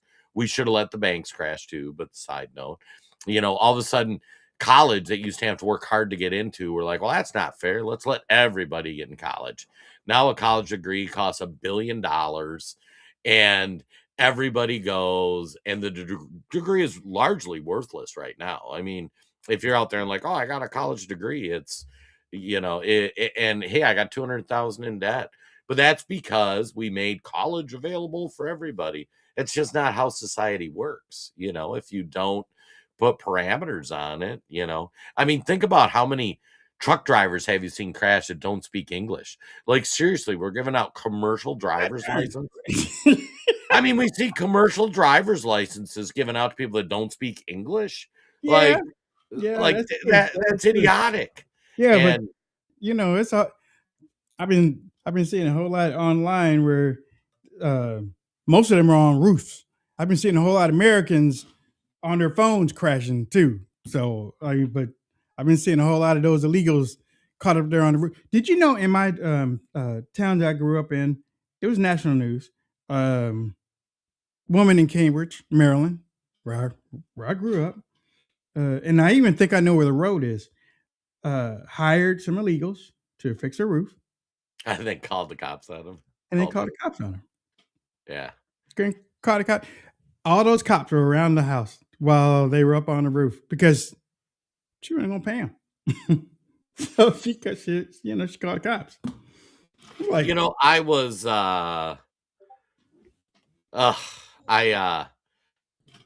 you did the same thing? Did you do the same thing? No, I didn't do the same thing. I tweeted about a story that was covered in Minnesota, and it just drove me bananas. This dude a guy from Mexico, comes in to America in 2022 on a work visa. The reason for his work visa is because he's willing to work cheaper than Americans. This roofing company couldn't hire people because they didn't want to work for what they were paying him. So he was paying him really low. Guy comes in 2022. He then works, his visa expires, and he starts his own LLC, which how you can be an illegal on an expired visa and start your own company. That's crazy. He is bringing in more legal and illegal roofers who are willing to work below what Americans are willing to work for. And he has an entire company that is an extension of this. So they're undercutting American workers, American labor, bringing in illegals. Now this guy's here. He gets scooped up in an ICE raid and he gets roughed up because he resists arrest. And the judge lets him out. So he's not going to be deported, even though he's been here for years on an expired visa. And they gave him a cash settlement because he got injured when ICE was detaining him. And it's like, so here's a guy who, first of all, you should have just had the original roofing company pay their workers enough so that you didn't have to bring in a legal visa holder. But the guy came in legal became illegal when he let his visa expire, and then he's bringing in more people, and it's like it's crazy. And even in he had a GoFundMe, he got 100,000, I think, that he raised, and he's like, I don't want to go back home because I'm able to support my family in Mexico by doing this here. And I'm like, how have we got here? Like, America became an economic zone. Like, bring in your illegals, come in, work cheaper than Americans.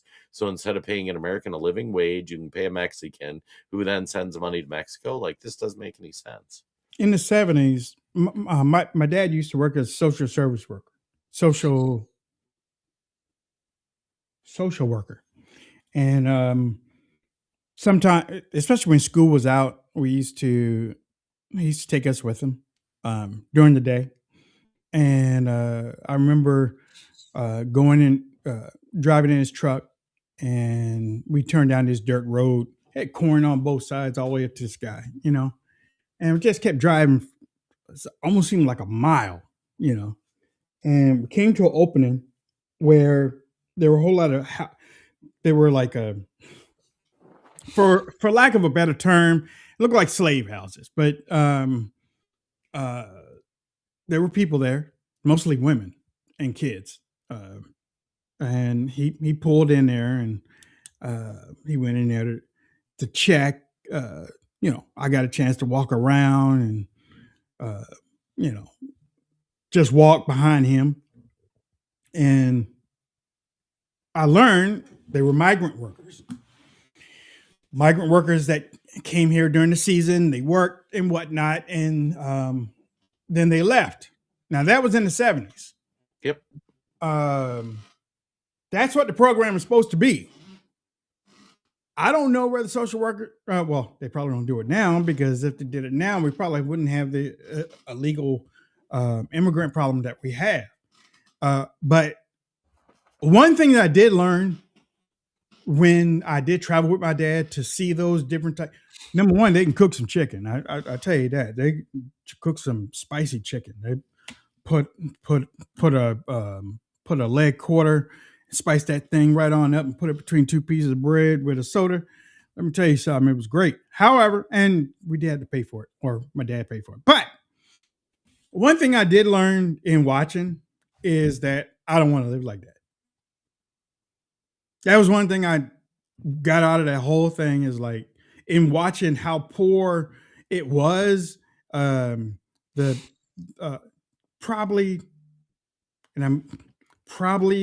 the walls probably were wood, but it looked like the roofs were tin. If I can remember, there's a whole lot of blanket-like type things for their doors or whatnot. But that's what they did. They came up here, they worked, they went back home. Went home.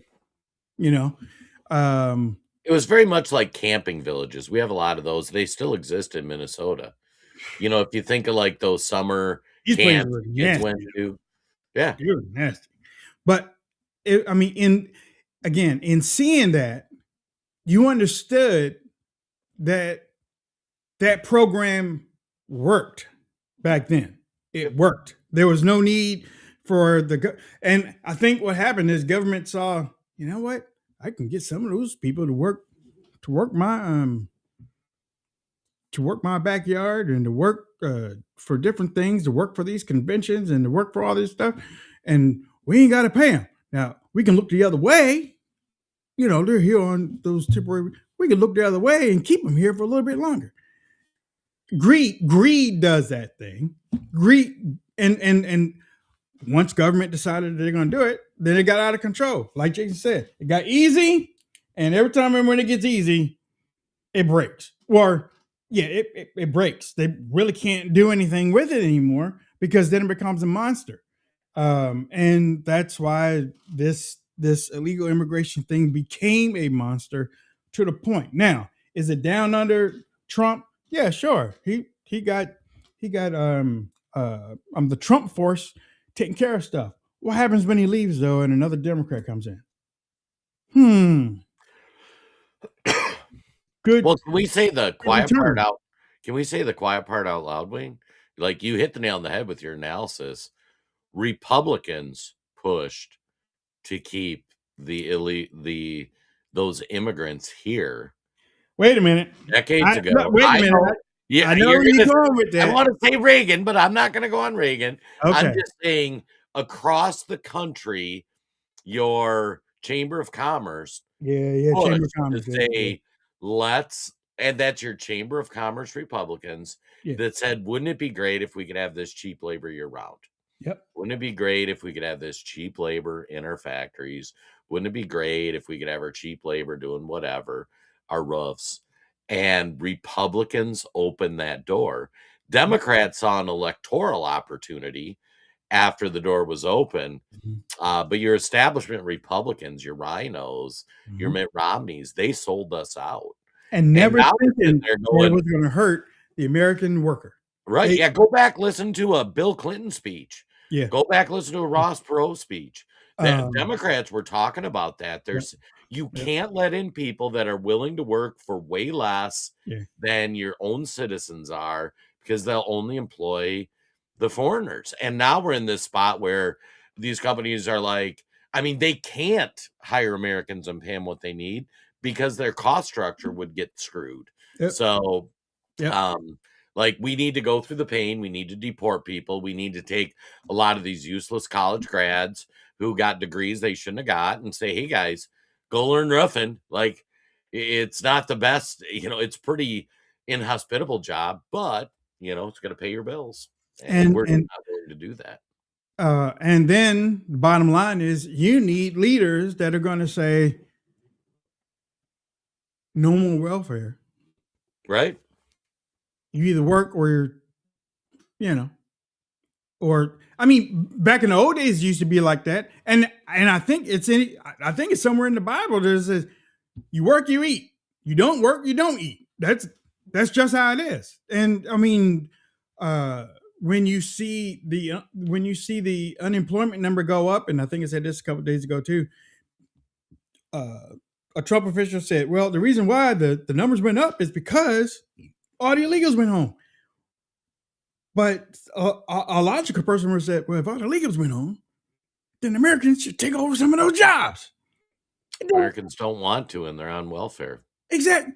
On welfare, or they want to be TikTok models or Instagram models, or they're struggling to write code when they don't know nothing about code. And it's just what do you do? But if you look outside the country, if you look in some other countries, God, Darren, I really don't want to say this about China, but China has this thing where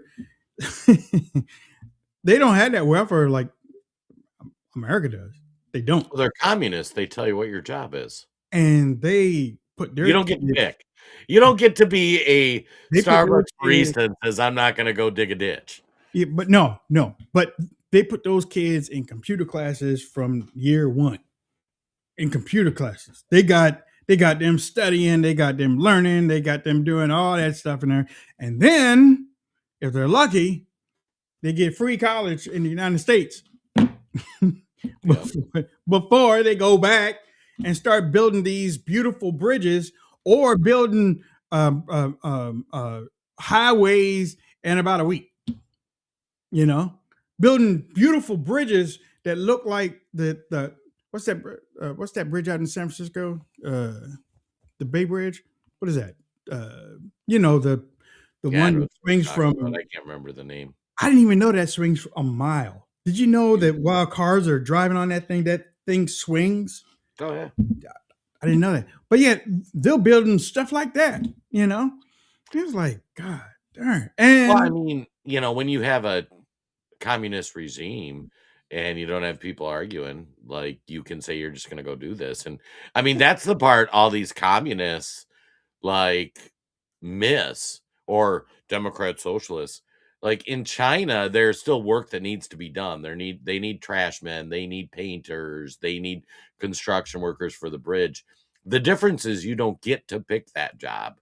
You get told you're going to do that job. And that job has more value than a Starbucks barista. So if they pick you to build a bridge, you're going to have a better life than if they pick you to be a barista. Capitalism lets you pick which job you're going to do. And like somehow people are lost on that. Now, notice, in listening to what Jason was talking about, the communist way, and what I said earlier about take away the welfare and said, no, you're going to pick something. Okay, you're going to do something. We don't have the well. I mean, I don't think that's a communist way of thinking about it. Nobody gets a free ride. But somebody might think that what I just said is communist because I'm forcing people to do something to get something, which is right, which is actually morally right. But, I'm not a communist. Okay, ladies and gentlemen. Well, no, and I mean, your point is that if you're not working and contributing to the GDP or creating a good or service that people need, you don't eat. I mean, that's, and we're not talking about the disabled or, We're not even bringing them if right. you're an average productive member of society, you need to learn a job skill or a trade or something that your community values and they pay you to do it. And if you're not willing to learn a skill set that they value, then you should struggle. And we've created this third option where people think they can do things that the community doesn't value and they should still be paid for it. And it's like, no, and the trades are the prime example. I mean, I think the trades are going to collapse before anything if we enforce illegal immigration, because there are many immigrants who are like, okay, my quality of life will be better in America than in my third world shithole if I go do roofs in America. I mean, that's just the reality. Anyways, we should probably wrap up and get out of here. We got to get ready to do it. Ladies and gentlemen, we're going to see y'all Monday. I got some work I got to do tomorrow. Yeah, that's right. Monday? Yeah, I got some work I got to do tomorrow, man. I mean, times are getting hard, and I got to focus on getting some dollars. But I want to thank everybody for tuning in. Thank you, Gandalf to Scruffy, for joining and give me a point of reference, point of opinions there. Ladies and gentlemen, make sure that you continue to research information. Just don't take what I'm saying or take what Jason's saying and say, that's what we're going with. No, research. Because honestly, I think that some of you, most of you, are some of the best listeners that we have. And y'all know that we don't try to force y'all to believe anything. So that makes me really believe that y'all are 200, 300% better than some of these other audiences out here who rely on people to tell them what to believe, which means that y'all are smart cookies, chocolate chip, oatmeal, sugar, macadamia nut, and everything. Jason, give me some last thoughts. All right, three-pronger here. First of all, thanks for everybody tuning in. Congratulations to Wayne on walking his first time of 2. Prayers for Paul, Becky. Did you say 2? Yeah. Did you say 2? No, JR was in here earlier talking about you getting a dog to take on the walk. I let that go. Prong 2, Todd and I will be hanging out on Friday. Anybody wants to join us? Over Rumble's a place to do it. We love the Rumble chat. We look forward to seeing you guys on Friday. So much fun stuff to talk about. And then third prong, we're talking about primaries. This blew me away. Adam Homaway in New Jersey. He won the 12th Congressional District Democrat primary, which means he is going to win the House seat. He is he's actually a strong liberal, all the things, progressive, they call him. But he was actually, he testified for the blind sheik in the 9/11 trials. And he had extensive ties to the blind sheik. And so he is tied to, and this is New Jersey, right by New York. I guess we didn't learn the lessons of 9/11, folks. So it's on that note, everybody have a good Thursday. We'll see some of you on Friday, and Wayne, we'll see you Monday. Yeah, Wayne needs a dog. It's in the chat. What? Wayne needs a dog. It's in the chat. Okay. All right, ladies and gentlemen, again, take care of yourself. Be safe this weekend. Get out, get some sun. The sun has really been doing a great job for us. I don't think that we have rain coming next few days, so I'm already got my walk in. I'm only doing one because Jason is. But There's no limits. You can do two. You can do a third. Oh no, it's.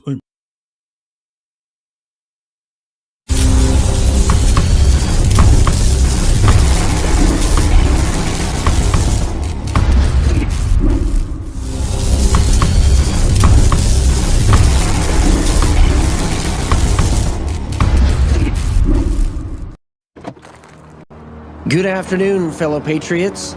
This is Matt Shea, and welcome to Patriot Radio, broadcasting live from deep inside the heart of the future Liberty State. Sponsored once again by On Fire Ministries in the legacy of Dr. Stan Monteith, bringing you the story behind the story and the news behind the news, where it's not about right or left, it's about right and wrong.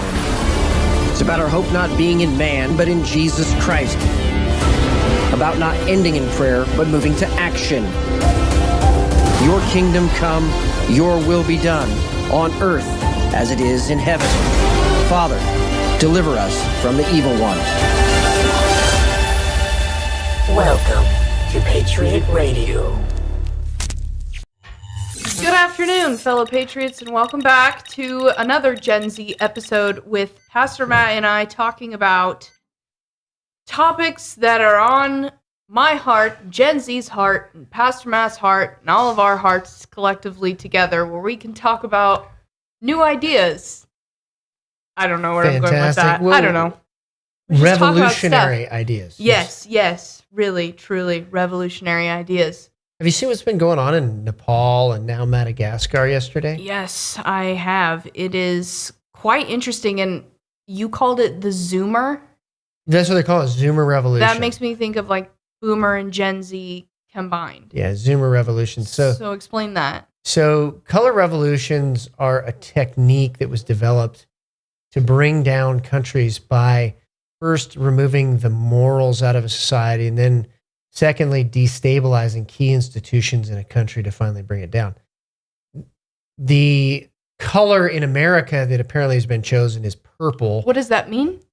They always have a color to rally behind.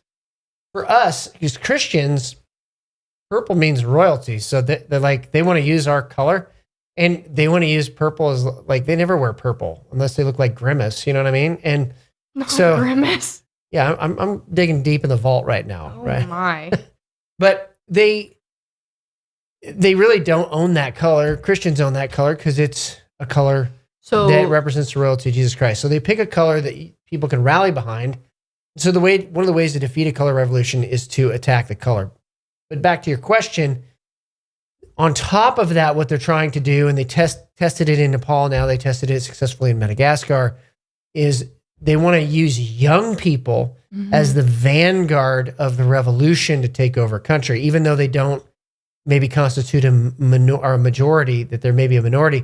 They want to use them as the vanguard to try to take over a country. So this is just another extension of revolutionary communism and just the idea of destabilizing countries and then eventually leading to a moment of crisis and chaos in which they will come in with the solution, which is obviously communism throwing out the Constitution of the United States, which is never going to happen with 20 plus million armed veterans in this country who voted for President Trump. I think that they've underestimated the numbers, number one. Number two, it's important that Gen Z gets the truth. Right. And isn't just repeating over and over and over again the same talking point as if that's what makes something true. Yeah, it's interesting that you bring up communism because I've been doing a little reading myself.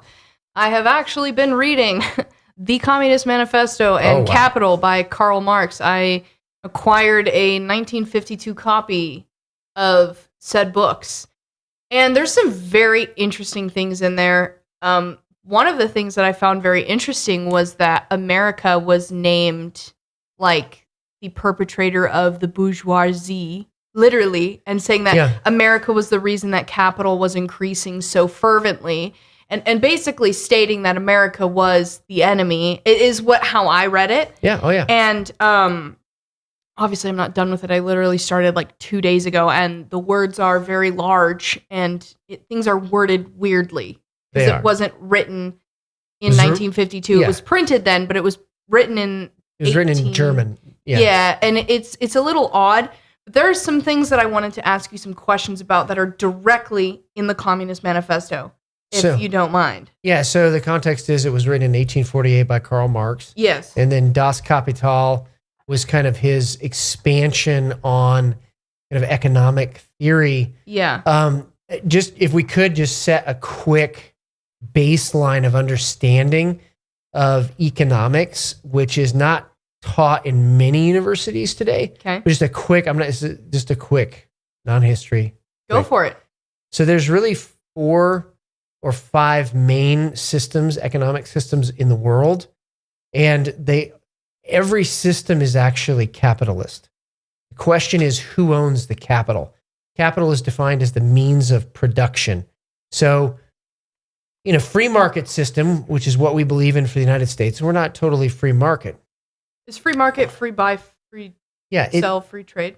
The way I would define it is capital that is owned and controlled privately. Okay?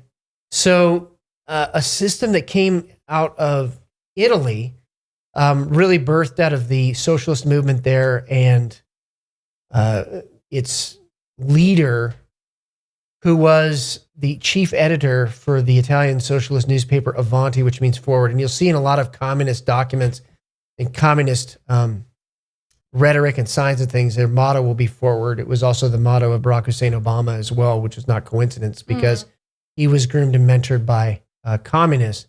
So Benito Mussolini was the chief editor of the Italian socialist newspaper. He's really the father, although there's a couple other people involved, father of fascism. And fascism was the idea that you could own your capital privately, but it would be controlled. Certain key manufacturing sectors would be controlled. And Hitler went and visited Benito Mussolini, and he liked his system so much that he incorporated it into the National Socialist system. So fascism is one system, then the National Socialism is another system where not just certain manufacturing sectors in transportation or things like that, but key war-making manufacturing sectors. So, for example, Volkswagen was really created by the Nazi Party as a way of manufacturing not just cars, but manufacturing tanks and other armaments. So, in that system, there was some ownership of capital privately, but the government controlled almost all of it. Yeah. And owned key manufacturing sectors. So whereas in fascism, they tried to control key manufacturing sectors, in National Socialism, they actually owned key manufacturing sectors. Then you have socialism, which is the idea of controlling and leveraging certain key elements of the economy beyond manufacturing. So, for example, healthcare, communications. So like PBS would be an outgrowth of that idea. Right. So socialism just owns and controls more in that sector. And then communism, all capital is owned and controlled by the state. Yeah. So those are the differences in economic systems, just as a real quick, simple baseline. Yeah. Yeah. And I know I've heard you say multiple times that in, this chapter of the Communist Manifesto, it says this, in this one it says this. And as I'm reading this, I'm literally sitting there and going, oh my gosh, it really says that. Yeah. And they're not even hiding it. And here's a very interesting chapter 2, Communist Manifesto. Here we go. You ready, people? We communists have been reproached with the desire of abolishing the right of personally acquiring property as the fruit of a man's own labor, which property is alleged to be the groundwork of all personal freedom, activity, and independence. Hard-won, self-acquired, self-earned property. do you mean the property of the petty artisan and the small peasant? See, it's so interesting to me how, like, even the writings seem like aggressive and petty. They do. They do. And what's interesting is there's a biographical note, yeah, I said that right, note of Karl Marx in the beginning of this book, and he died in poverty. He did. He died ill in poverty. His wife died. He wasn't even with his wife when she died. He was not happy. 3 of his 6 children, I think it was 3 of his 6 children died. Like, he was not a happy man. It's sad. And it breaks my heart because I'm like, wow, he's out here fighting for this way of life when he literally died. His system of beliefs did not help him live a better life. No, they didn't. In fact, I mean, he was a Satanist. He was a self-admitted Satanist. You can read his works. He wrote poetry. Before he wrote Communist Manifesto, he wrote poetry in 1837. You can read those verses where he had admitted that he knew he was going to hell. He literally said those words. And so wrote those words. And so you have a man that's obviously very tormented, and who lived a life that would not be an example for others to follow. And yet his system is really a system that is all about taking control over governments. It isn't a system that can really be sustained. Right. It is a system that's all about seizing control. In fact, I would simplify it even further and say it's a system of gangsterism. Well, it's interesting because his ideas, as I read more and more, the idea of being employed by someone, he sees as a way of exploiting humankind. So having an employer, somebody who owns a factory per se, is an example he uses here, is exploiting humankind because as capital, as the demand increases, you need more workers, you need them work longer hours. And so he's just saying that someone who owns a company, who started a company, is exploiting humankind for asking them to work and give them money for their time. Yes. And, it's interesting. What he says is obviously directly contradicted by the Bible. Right. The Bible talks about enjoying the fruits of your labor in many different passages. Talks about also that you shall not steal, which implies a property right. It was the Jewish understanding, the Christian understanding that there is a property right there. And that what God has done is he's given us certain things on this earth to steward. And we're supposed to steward those things well. So there is private property on this earth. And we are supposed to acknowledge where we get our wealth from, and that is from God. We're also supposed to, we don't get it from the state, which is what he advocates. Right. And just a side note, Victoria, my wife, who grew up, as you know, in the former Soviet Union, she said that communism doesn't increase anybody's wealth. It makes everybody poor, right? Yeah, exactly. And so that's kind of the idea behind what we're talking about is the biblical system creates the most prosperity for the most amount of people. And that's not just me saying it. The atheist communist Chinese investigated the United States of America and found, after looking at our political system and our economic system and our system regarding our military strength and technology, that it was our religion, Christianity, that gave rise to the free market system and made the West great. That's the Chinese that came to that conclusion. Because if each individual is responsible for stewarding their part, then that can flourish. And in the early, and this is interesting, a lot of people don't know this, some of the first colonists tried socialism here in the United States, where certain people would be responsible for other people's crops, and it was an absolute failure. But when they switched to a free market system where you were responsible for your own crop, everyone prospered. Everyone did, because you had enough extra you could trade with others, and they benefited from it. And when we come back from the break, we are going to be diving into some more exact quotes from the Communist Manifesto. What if I told you could convert your 401k or your IRA into gold? While your retirement is being beat up by a volatile stock market and inflation, it could instead be resting safely in physical gold at a place of your own choosing, including your own business. Look, gold has increased 50% in just the last year. Stock market, it's been nothing but a roller coaster. So protect your retirement from market chaos by calling Verity Metals today. All right, we're back from the break talking about communism. Straight up communism, straight up the Communist Manifesto, in which I'm reading from personally in my own private time to educate myself, to make sure I know what I'm talking about, and also to show you guys what the Communist Manifesto actually says. And I would be interested to see how many college students that are protesting for the Communist Socialist Party of America have actually read the Communist Manifesto. And if a lot of them have, good for you. And you want our country to be like that, go to somewhere that is a communist country, please, and leave this one alone. Thank you.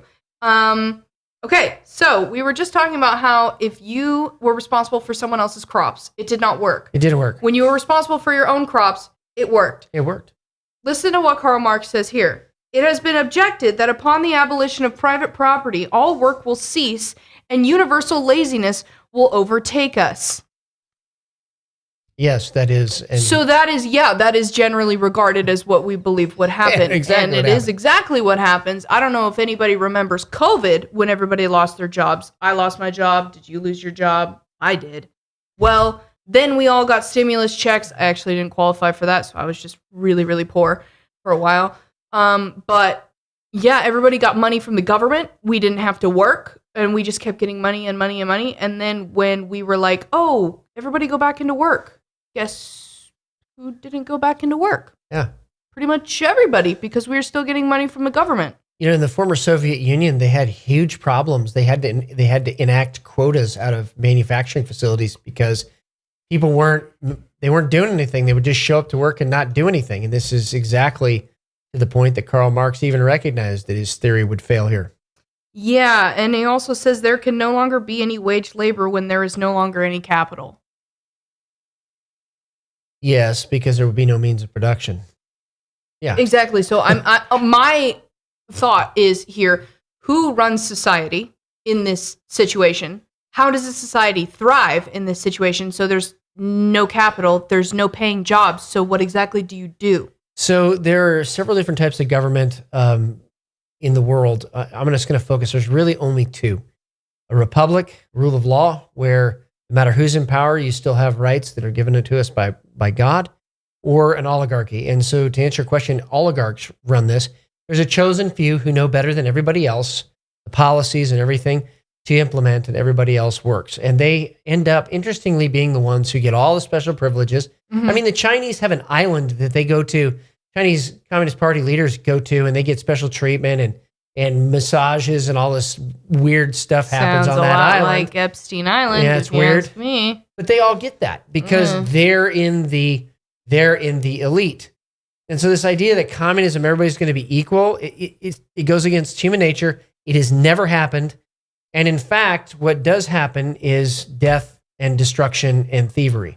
Yeah, and then what's even more interesting is his view on the family and his view on women. I was really confused when I was reading this particular passage last night because I was like, am I understanding this correctly? Is he just saying this really weirdly? But I believe that I am understanding this correctly. So first of all, the bourgeois, these words, So bourgeois stop using and bougie. bourgeoisie. Stop using bougie. It comes from communism. Stop Okay. using bougie. Everybody's using bougie out there, some kind of cool word. I'm It comes from honestly, I communism. really don't like this word anymore because he uses it so much and I hate saying it. The bourgeois and the bourgeoisie, okay. And the bourgeois claptrap about the family and the education, about the hollowed correlation of parent and child, becomes all the more disgusting the more by the action of modern industry all family ties among the proletarians are torn asunder and their children transformed into simple articles of commerce and instruments of labor. So here I'm seeing that very, very poor people are forced to have their children working in factories and working to provide for their families. That is something that did happen. However, I find it funny that he called the bourgeois claptrap of family. Like, that feels like an old insult to me. It is. You know, that It just is an feels old like, insult I that feel like kinda- he's like insulting the family there. He's like, oh, you claptrap family. Honestly, I don't know what that means. So if that means something bad, I'm sorry. But here's the best part, guys. Are you ready? But you communists would introduce community of women, screams the whole bourgeoisie in chorus. The bourgeois sees in his wife a mere instrument of production. He hears that the instruments of production are to be exploited in common, and naturally can come to no other conclusion then that the lot of being common to all will likewise fall to the woman. He is saying that women belong to the community. And he's also saying that also like a regular family man is cheating on his wife and he doesn't respect her, he doesn't love her, he just sees her as a means to reproduce children. Absent Christianity, maybe that is the case. I don't know, but the fact of the matter is that what he's saying is that the family needs to be abolished in this same stream of thought. So here it is. For the rest, nothing is the more ridiculous than the virtuous indignation of our bourgeois at the community of women, which they pretend to be openly and officially established by the communists. The communists have no need to introduce community of women. It has existed almost from time immemorial. Our bourgeois are not content with having the wives and daughters of their proletarians at their disposal, not to speak of common prostitutes, take the greatest pleasure in seducing each other's wives. Bourgeois marriage is in reality a system of wives in common, and thus at the most, what the communists might possibly be reproached with is that they desire to introduce in substitution for a hypocritically concealed and openly legalized community of women. For the rest, it is self-evident that the abolition of the present system of production must bring with it the abolition of the community of women springing from that system, i.e. of prostitution, both public and private. This is a reason. So there's a couple of things I want to highlight here. So here was the practical application of this. Soviet army carried prostitutes behind them in BTRs, so behind their army, so they would have a community of women. In addition to that, Saul Alinsky here in the United States, famous communist here in the U.S., every time he would do, or not every time, but most of the time he would do interviews, and the ones that we have, he would have a prostitute on each arm. And this is 1960, so it was very scandalous at that time, 1950s and 60s, to have this guy sitting there, clearly flouting family and values and Christianity, just saying, I'm not going to pay attention to it. So, but this is the outgrowth of it. It's no morals. So I'm reading this correctly. He is saying that instead of having marriage and, a man cheating on his wife in secret, if that is just be open about it. Just like, we're just going to have community women. That's right. Like, she doesn't belong to him. She doesn't belong to him. She belongs to everyone. She's for the streets. She's for the boys. Here you go. Like, their property? Like, Isn't that weird? So this is so interesting to me because this made me make the connection between OnlyFans and like online prostitution and like all of these women who are like the sexual revolution. Yep, it's an outgrowth of socialism. How women are like, well, I don't want to get married. I don't want to belong to anybody, but I'll do all of this stuff. I'll get paid for my nudes or whatever I'll do, but I don't want to belong to one man. And I'm like, that's literally what they want. They just want women that are for everyone. Yeah. He's turned people into property. Yep. Into commodities. Yes. I don't like it. Well, of course, you shouldn't like it. I mean, again, in Christianity, in the family, marriage between one man and one woman is the standard, the biblical standard. Adam and Eve, one man and one woman, and it's the best place to raise a child. And the whole point is not necessarily even about the husband and wife, but it's about the generational call that's on a family. From a Christian perspective, God has a purpose for every human being, and God has a purpose for the family. So what he wants to do is abolish all of that and just throw it into profligacy, no morals, abolish the family, abolish private property. Well, at that point, everything actually becomes a commodity if you think about it. Well, then what is there to live for? Exactly. Like everything that I would say keeps a person motivated to get up in the morning. Not saying, Jesus should be your reason, but like, having a job, having a family, having people to provide for, having people in your life that care about you. Everything can be bought. And in fact, that's what happened to the former Soviet system. It's still happening in communist systems today. That's why communist systems have huge black markets. It's because everything can be bought and sold. It's so interesting because his view of things that hold value is so weirdly skewed.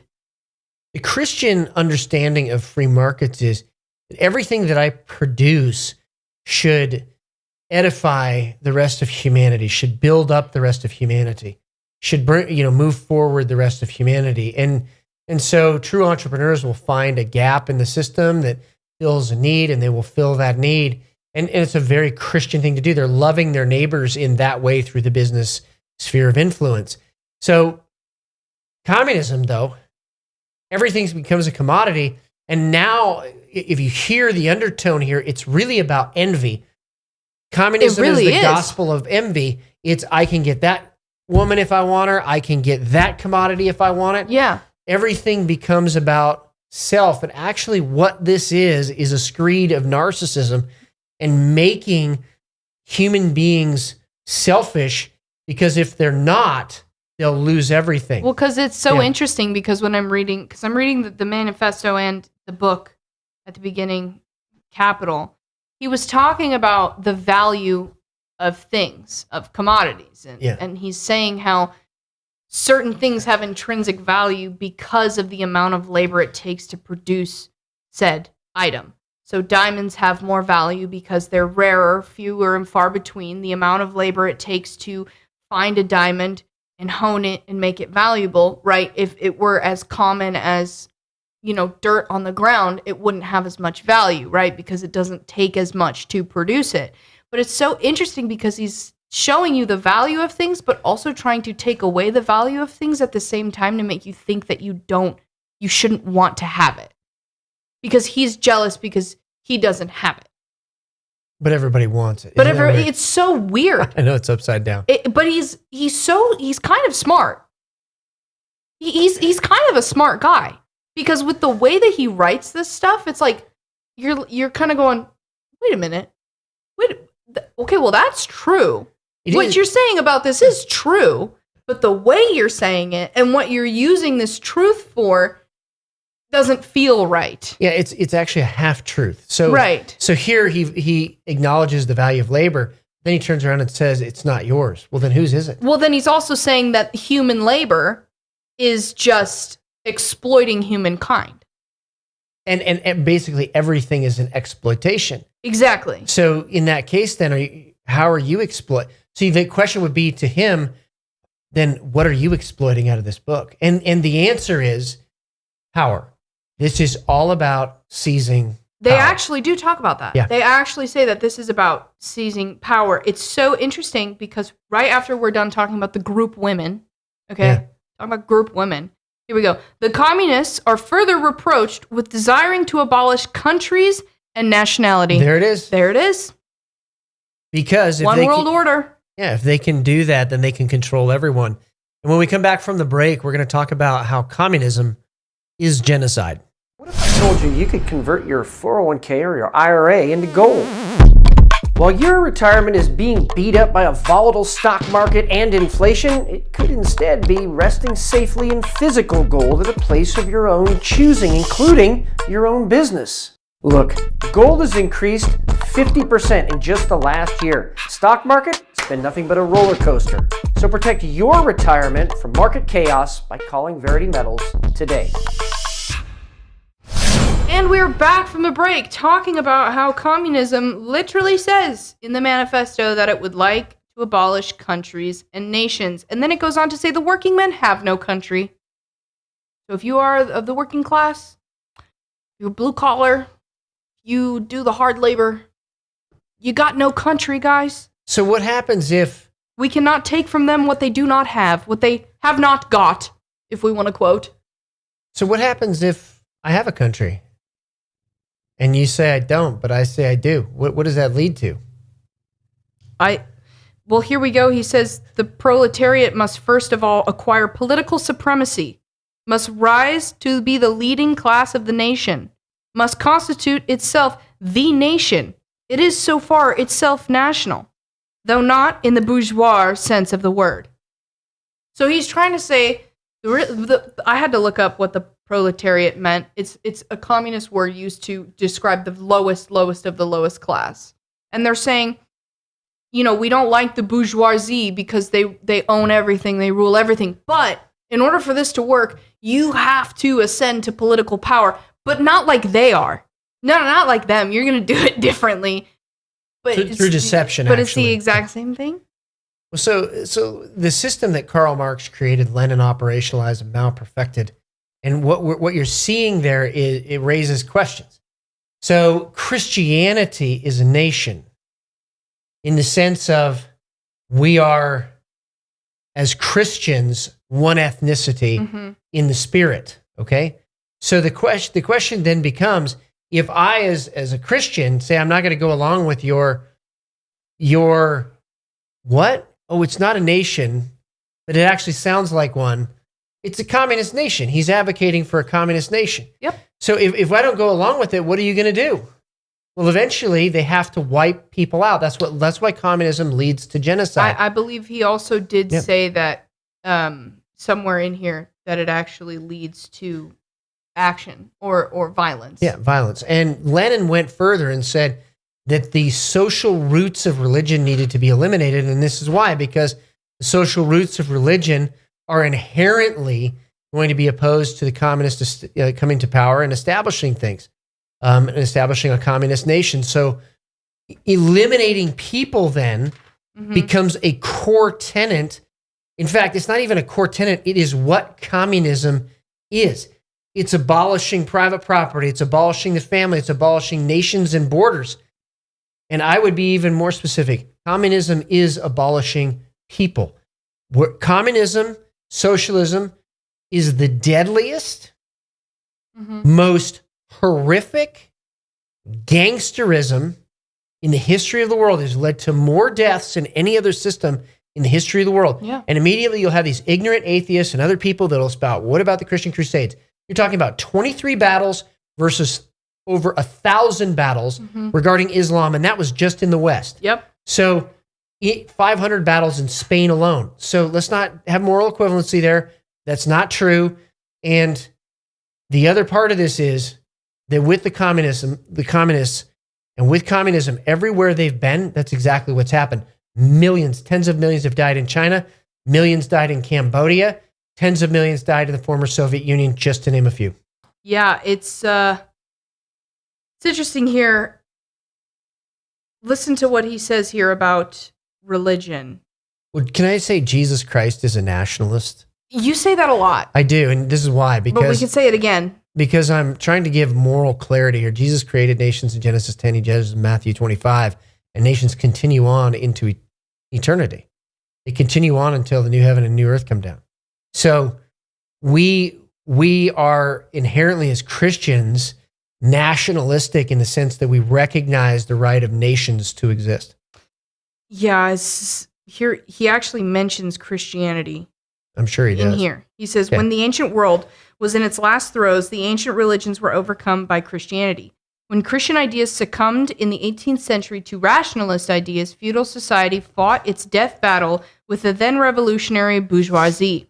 The ideas of religious liberty and freedom of conscience merely gave expression to the sway of free competition within the domain of knowledge. Undoubtedly, it will be said, religion, moral, philosophical, and juridical? I don't know how to say that. Okay. Whatever, we'll move on. Ideas have been modified in the course of historical development, but religion, morality, philosophy, political science, and law constantly survived this change. There are, besides, eternal truths such as freedom, justice, etc., that are common to all states of society. But communism abolishes eternal truths, it abolishes all religion and all morality, instead of constituting them on a new basis. It therefore acts in contradiction to all past historical experience. What does this accusation reduce itself to?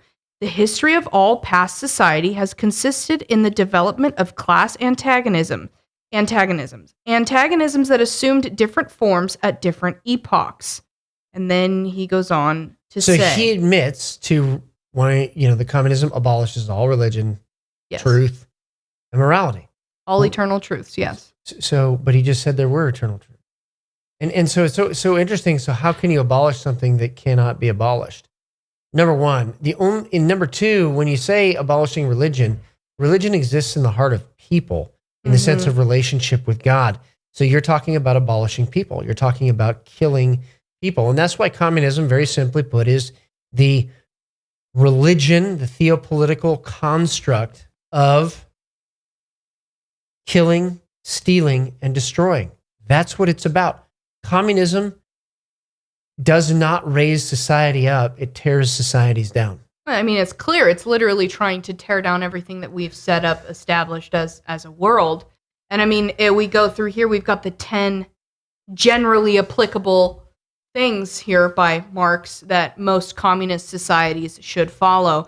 1, abolition of property in land and application of all rents of land to public purposes. Okay. 2, a heavy progressive or graduated income tax. Why? Here's why. That's let why. me explain this. So private property is capital. Okay, Correct. so it's the means of He production. wants to take that away. Yeah, so you take away the means of production because you take away the ability of people to fight back. And you can no against the longer system. charge rent for people living on your land Right. because it's not yours. So for people that aren't creating something off of their property, they're working for somebody. Mhm. So the way to deprive them of the ability to enjoy the fruits of their labor is through a progressive income tax. Because it gets higher and higher. Yeah, progressive income tax should be abolished in the United States, one and I hope it shocked happens me. in our lifetime. This one shocked me. 3, abolition of all right of inheritance. Why? So wealth can't be passed down. Exactly, and you can't pass down freedom, liberty, generation to generation. In addition, what's fascinating about that is the scripture says that we have an inheritance. Yep. So again, contradicting the Bible directly. Number 4, confiscation of the property of all immigrants and rebels. So, confiscation of all migrants. It says immigrants. EMIGRANTS. Yeah, immigrants. That's what I It's thought. the same, and rebels. Yep. So anybody that they come against, they will steal their property. They will loot them.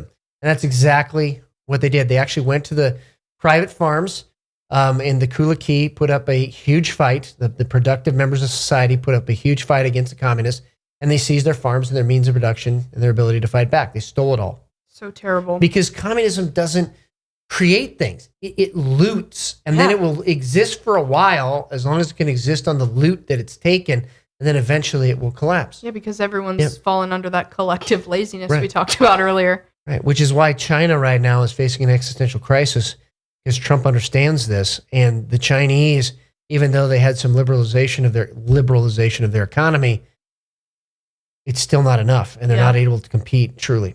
It gets a little more interesting. Confiscation of credit in the hands of the state by means of a national bank with state capital and an exclusive monopoly. So earlier he's talking about how it's not fair that individuals have monopolies on certain means of production. So now we just want to shift that to only one person having access to the monopoly. Yeah, see, the logical fallacy here How does is- that make that better? Yeah, exactly. The logical fallacy here is that he tries to make it sound like he's taking it from people and giving it to an organization, but organizations are run by people, right? So you're just giving it to fewer people that you select. Exactly. That's and it. you being one of them because you started it. Right. So the Federal Reserve System, the entire banking system that we have in the West right now, Mhm. was born out of the idea. There's a book written about it called The Creature from Jekyll Island, was born out of the idea of communism. Ooh, that's not a good look, America. We should fix that. We should get rid of the Federal It's not- Reserve. It's Amen. not a good look. All right, number 6, centralization of the means of communication and transport in the hands of the state. That's exactly public transit and PBS are communist So no ideas. cell phones. Come from communist ideas. You can only call who the government says you can call. Yeah. You can only go where the government says you can go. You can't have your own car. What? They were saying how they want to take away all of our cars. And then they were saying they wanted us all to have electric cars. And if you didn't have an electric car, you couldn't drive on the road because of CO2 emissions. So understand something, that there's some genius behind Elon Musk that needs to be said here, okay? And I'm not getting into the AI thing, and we've talked about that before, but having your own car that can drive yourself, that means even those people who are incapable of driving can get in a car and it can take them to where they want to go. It actually increases freedom in a sense where you don't have to have public transit anymore. Does that make sense? Yeah. So it is, public transit has always been a boondoggle. I mean, you can go here in Washington State, they were still trying to do light rail, even though we don't even have anywhere near population density to even justify it regarding just purely numbers, Yeah. let alone policy, but just purely numbers. Don't even have it, right? So it should always be crushed in Washington State light rail because it's just. I've used public transport in Europe in very dense cities. Like when I lived in Budapest for 6 months, I always used public transport. Mm-hmm. It was amazing. Yeah. I felt very safe. I felt very normal. I mean, because kind of everyone uses it there. I mean, I knew maybe 2 people that had lived there for 5-6 years that had gotten mugged. 2 out of everyone that I met there. So the question is it government's role or job to do public transit? The answer is no. So should transit be privatized? No. See, this is the catch, isn't it? What do you mean privatized? Should a private company run all the public transit? No, just some of the public transportation system. I don't know. So this is what Elon Musk is getting to. If you have a car that can drive itself, I don't even have to get into any of those arguments. Because sometimes what happens with a privatizing of transit, it will go to certain winners who are handpicked. And again, you're back to the same idea of oligarchy, right? When it's decentralized, this is super critical. When transportation is decentralized to the individual, right? Now that argument goes out the window. Just like electrical generation, if every home has a small modular nuclear reactor combined with hydrogen fuel cells, all of a sudden you have every single house is generating their own electricity. That is completely independent, different, and it's actually a more resilient system. Yeah. Because public transportation has been the focus of terror attacks and some other things, congregation of people. If you have everything decentralized, it actually works better. Yeah. And so the idea behind free market economics is the more decentralized things can be in an economy, the better. Yeah.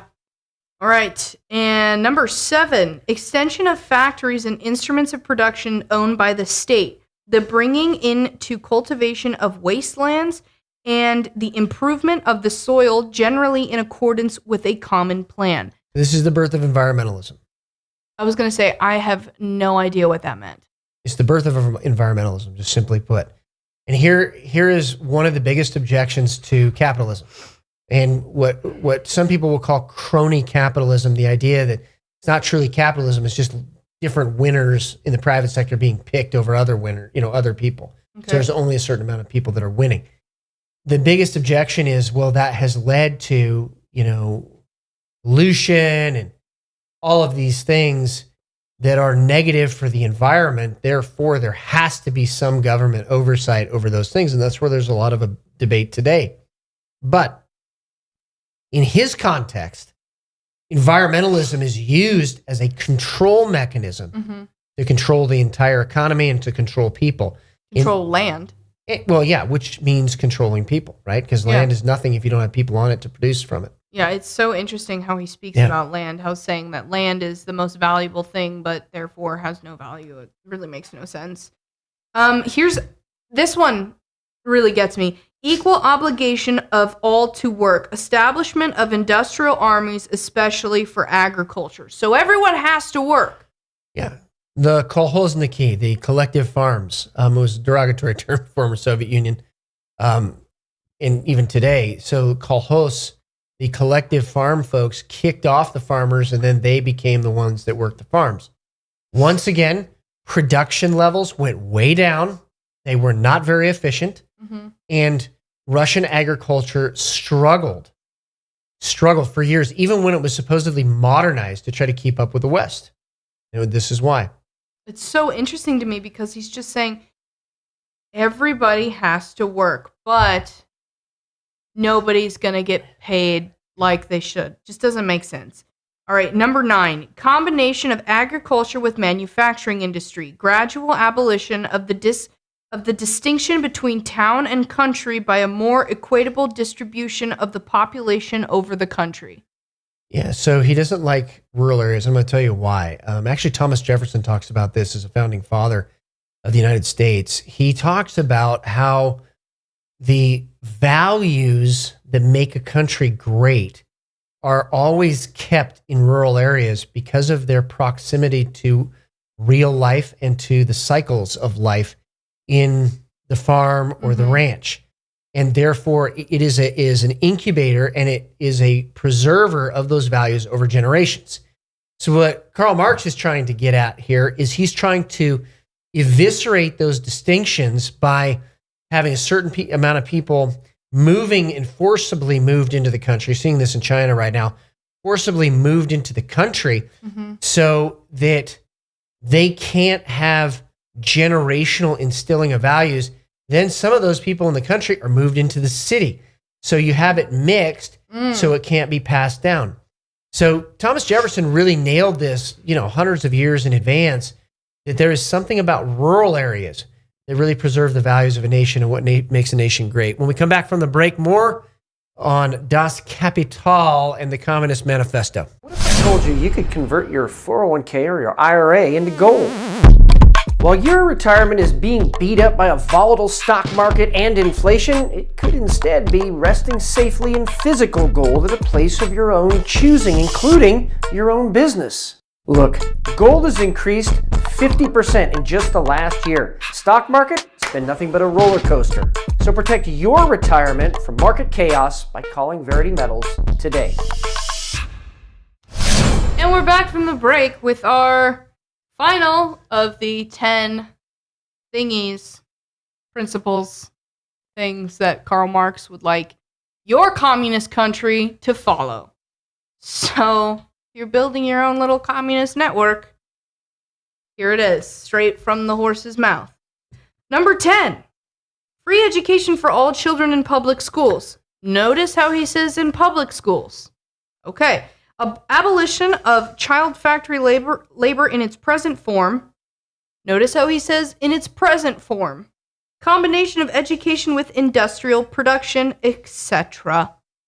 So public education, as we know it today, was born in communism.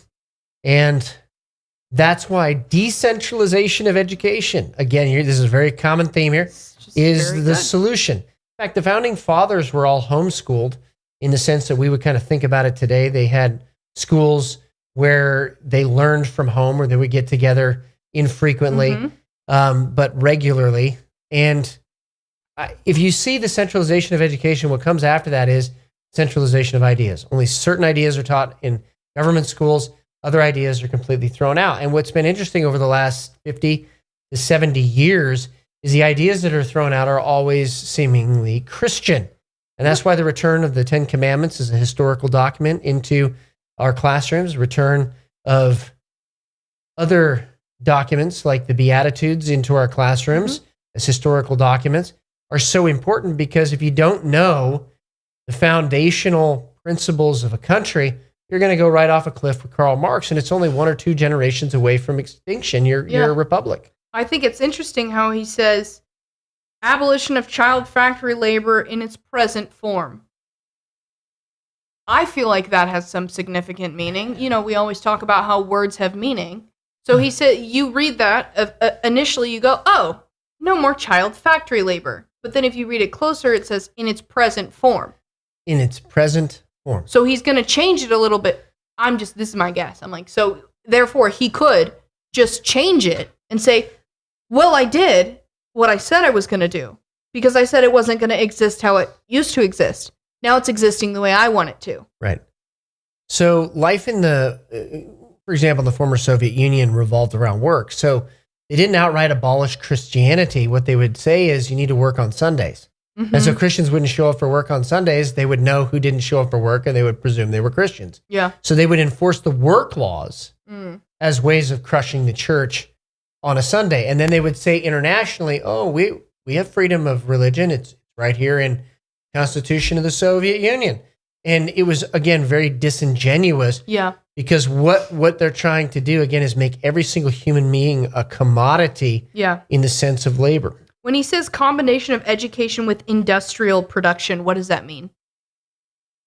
You would educate people in tracks. Okay. So, and you can actually hear that today in some circles with educators about tracking kids. So, for example, if they decide you at 10 years old are showing an aptitude for welding, you're in the welding track. That's all you do. You go down that track through education, and so you have absolutely no opportunity to do anything else. Rest of your life, you're doing that. Yeah. And so in America, that's like shocking to us because we have a sense that we can do whatever we put our mind to, whatever God calls us to, and succeed Well, that's at so that. interesting because that, for me, that right there connects the sentence above it. Abolishing child factory labor the way it is now. Okay, well, now it's not just child factory labor. It's education. Oh, no. You're really good at this, little Jimmy. You should definitely go weld in that factory. To learn. You should go learn. Yeah. But he's literally doing the same thing. They're like, no, we're just educating him for the career we chose for him. We're not even his parents, but that's right. He's better than Jimmy being accelerated in welding. Timmy is going to sew with the little girls and get his thumb caught in the giant sewing machine. Typically in Slavic culture, that wouldn't happen, but okay. Do they not? I mean, I don't know what they do. It's very interesting. Now you can kind of hear it with Putin, right? Putin has come out totally against LGBTQ and come out against trans, all that stuff. He says, see the moral rot of the West, right? And it's really... He doesn't think that there's gay people in his country. Well, he knows there is, and he cracks down on them pretty hard. But it's interesting that he stands up and will say that now today. But really what that is an outgrowth of Slavic culture stemming back to the Eastern Roman Empire. That's where that kind of comes from. Oh my gosh. Yeah. It's interesting because Karl Marx brings up, the Roman empires and the medieval times and how everything was the same for so long until America came around and just revolutionized the industrial world. He's correct. Everything was the same.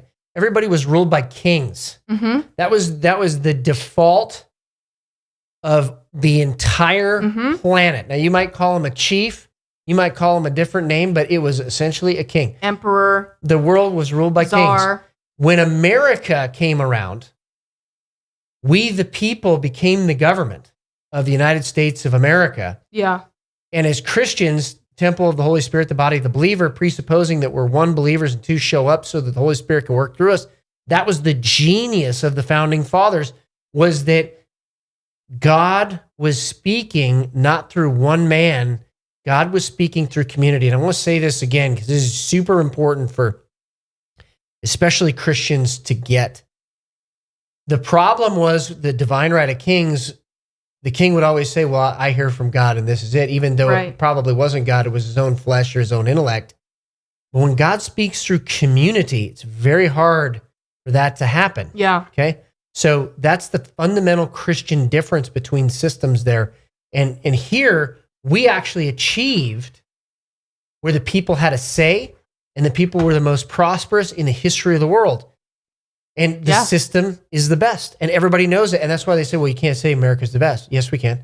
It is exceptional. This system worked and everybody else is trying to copy it. What's interesting is this whole idea of like nationalism, and everyone says, oh, Christian nationalism is so bad.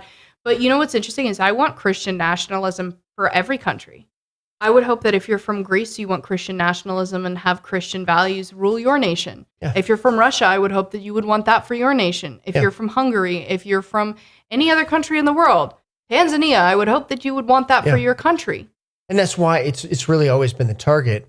Communism's target always. Well, it's so interesting. Has been Christianity and has been America. Because it says always. Here, this is what it thinks of political power. When in the course of developments, class distinctions have disappeared and all production has been concentrated in the hands of a vast association of the whole nation, the public power will lose its political character. Political power, properly so called, is merely the organized power of one class for oppressing another. If the proletariat during its contest with the bourgeoisie is compelled by the force of circumstances to organize itself as a class, if by means of a revolution it makes itself the ruling class and as such sweeps away by force the old conditions of production, then it will, along with these conditions, have swept away the conditions for the existence of class antagonisms and of the classes generally, and will thereby have abolished its own supremacy as a class. In the place of Which the is old total and bourgeois utter nonsense. I know. In the place of the old bourgeois society with its classes and class antagonisms, we shall have an association in which the free development of each is the condition for the free development of all. Yeah, which is total and utter nonsense because it denies human nature. I just feel like he just said so much and said literally nothing. Yeah, he went around like this in a circle. He kind of sounded like Kamala Harris. So my point with what was said there and communism is that today it has been dressed up, it has been made cool. But all communism really is the constant critique, undermining, and destruction of traditional institutions to collapse a country. And again, aimed at one country, aimed at one religion. Christianity, aimed at America. So to fight this with the truth, you have to ask yourself some questions. Why has America lasted so long? Why has America created so many people and so much wealth and helped so many people around the world? Why is this the best system? Not a perfect system, but why is it the best system in the world that operates the best for the greatest good and the greatest amount of people? Why? Communism clearly only operates for a select few, clearly has led to death, destruction, and thievery around the world, everywhere it's been tried. And they're always like, well, you just didn't do it right. Brings everyone down to one level. Yeah, well, you guys just didn't do communism right. We're going to try it again, right? And it's because doesn't seem to be working so well. Human nature requires competition. Human nature requires love. Human nature requires God and morals. And our republic requires morality rooted in Judeo-Christianity. Okay, so the original beliefs through Abraham, Isaac, Jacob, Moses, and then also rooted in the teachings of Jesus Christ specifically. And I'm not talking about Mosaic law here. I'm talking about thou shalt not kill, all right, or thou shalt not murder more appropriately. Thou shalt not envy. Right. Right. I'm talking about those things, the basic moral foundations of the country. It has to be rooted in that, our republic. Otherwise, the republic's going to lose its mooring, and there's going to be a war, physical war, when it's just a cultural war right now. And we are in a war of two different worldviews and cultures. One worldview won't let the other exist.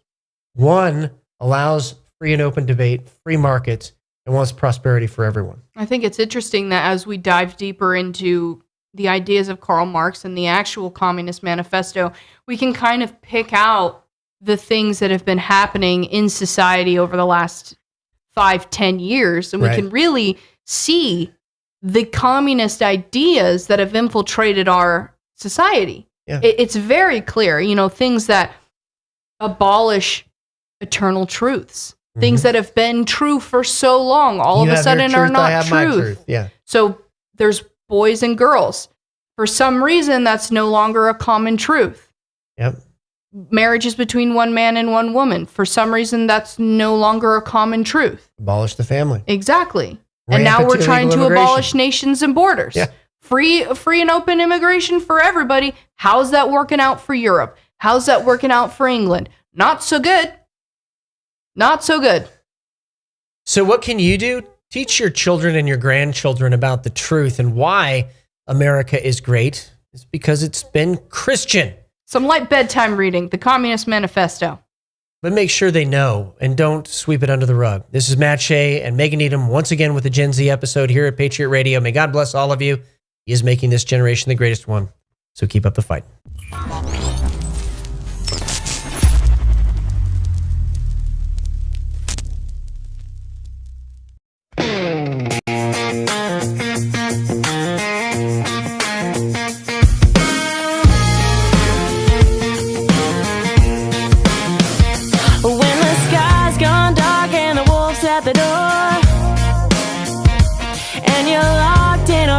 Yourself on the floor. When the man with the power and the dollar says you ain't worth a cent, and your wings won't fly and your words won't flow, you can't force a smile and they won't leave you alone. I see the light in you, let it shine again. 'Cause you were born for the fire, raised by the storm, braver together, loud and fun, heart full of country, soul full of grit. We don't run, we rise, and we don't quit. We don't run, we rise, and we don't quit.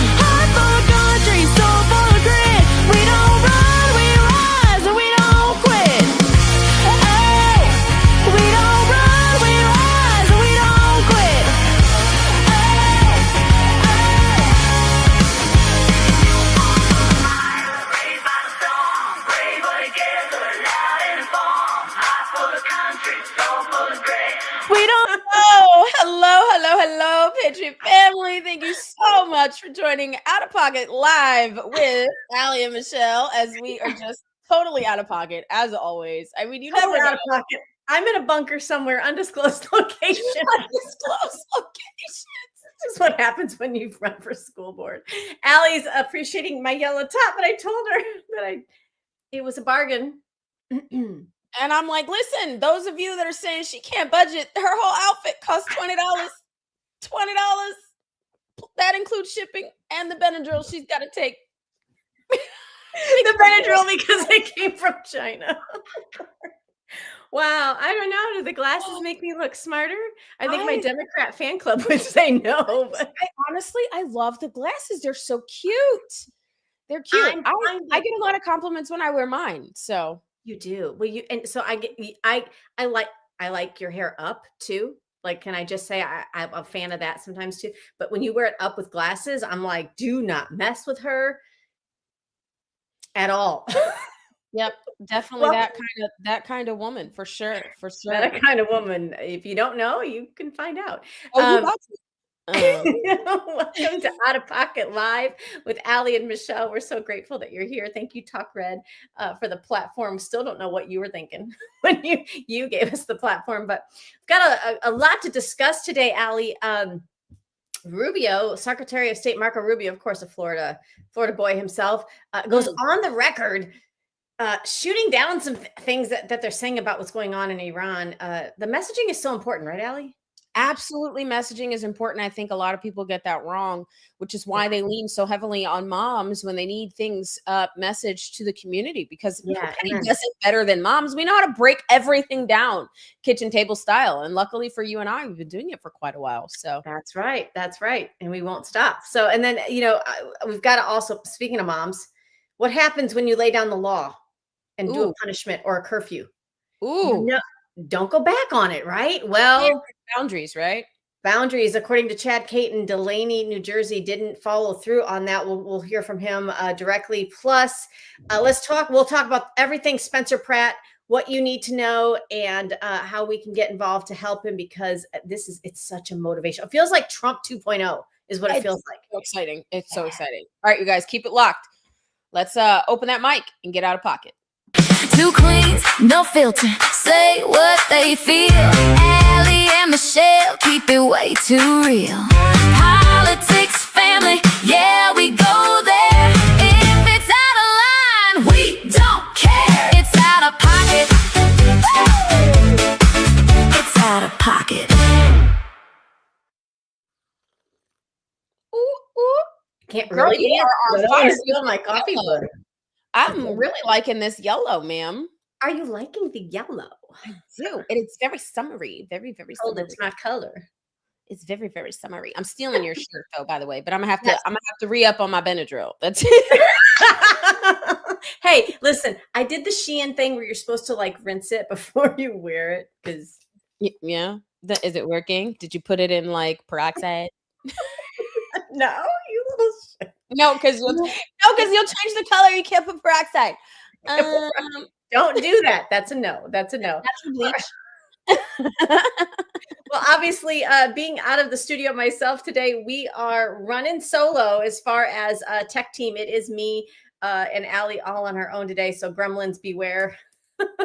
Let's go ahead and get into it here. We've got this breaking the other day. Secretary Doug Burgum, he's talking about this waste that's been occurring in DC. Allie, remember the other day when we were talking about how Trump is like re-beautifying all the fountains in Washington, Absolutely. DC? Like they actually have water. It's not like the California reservoirs.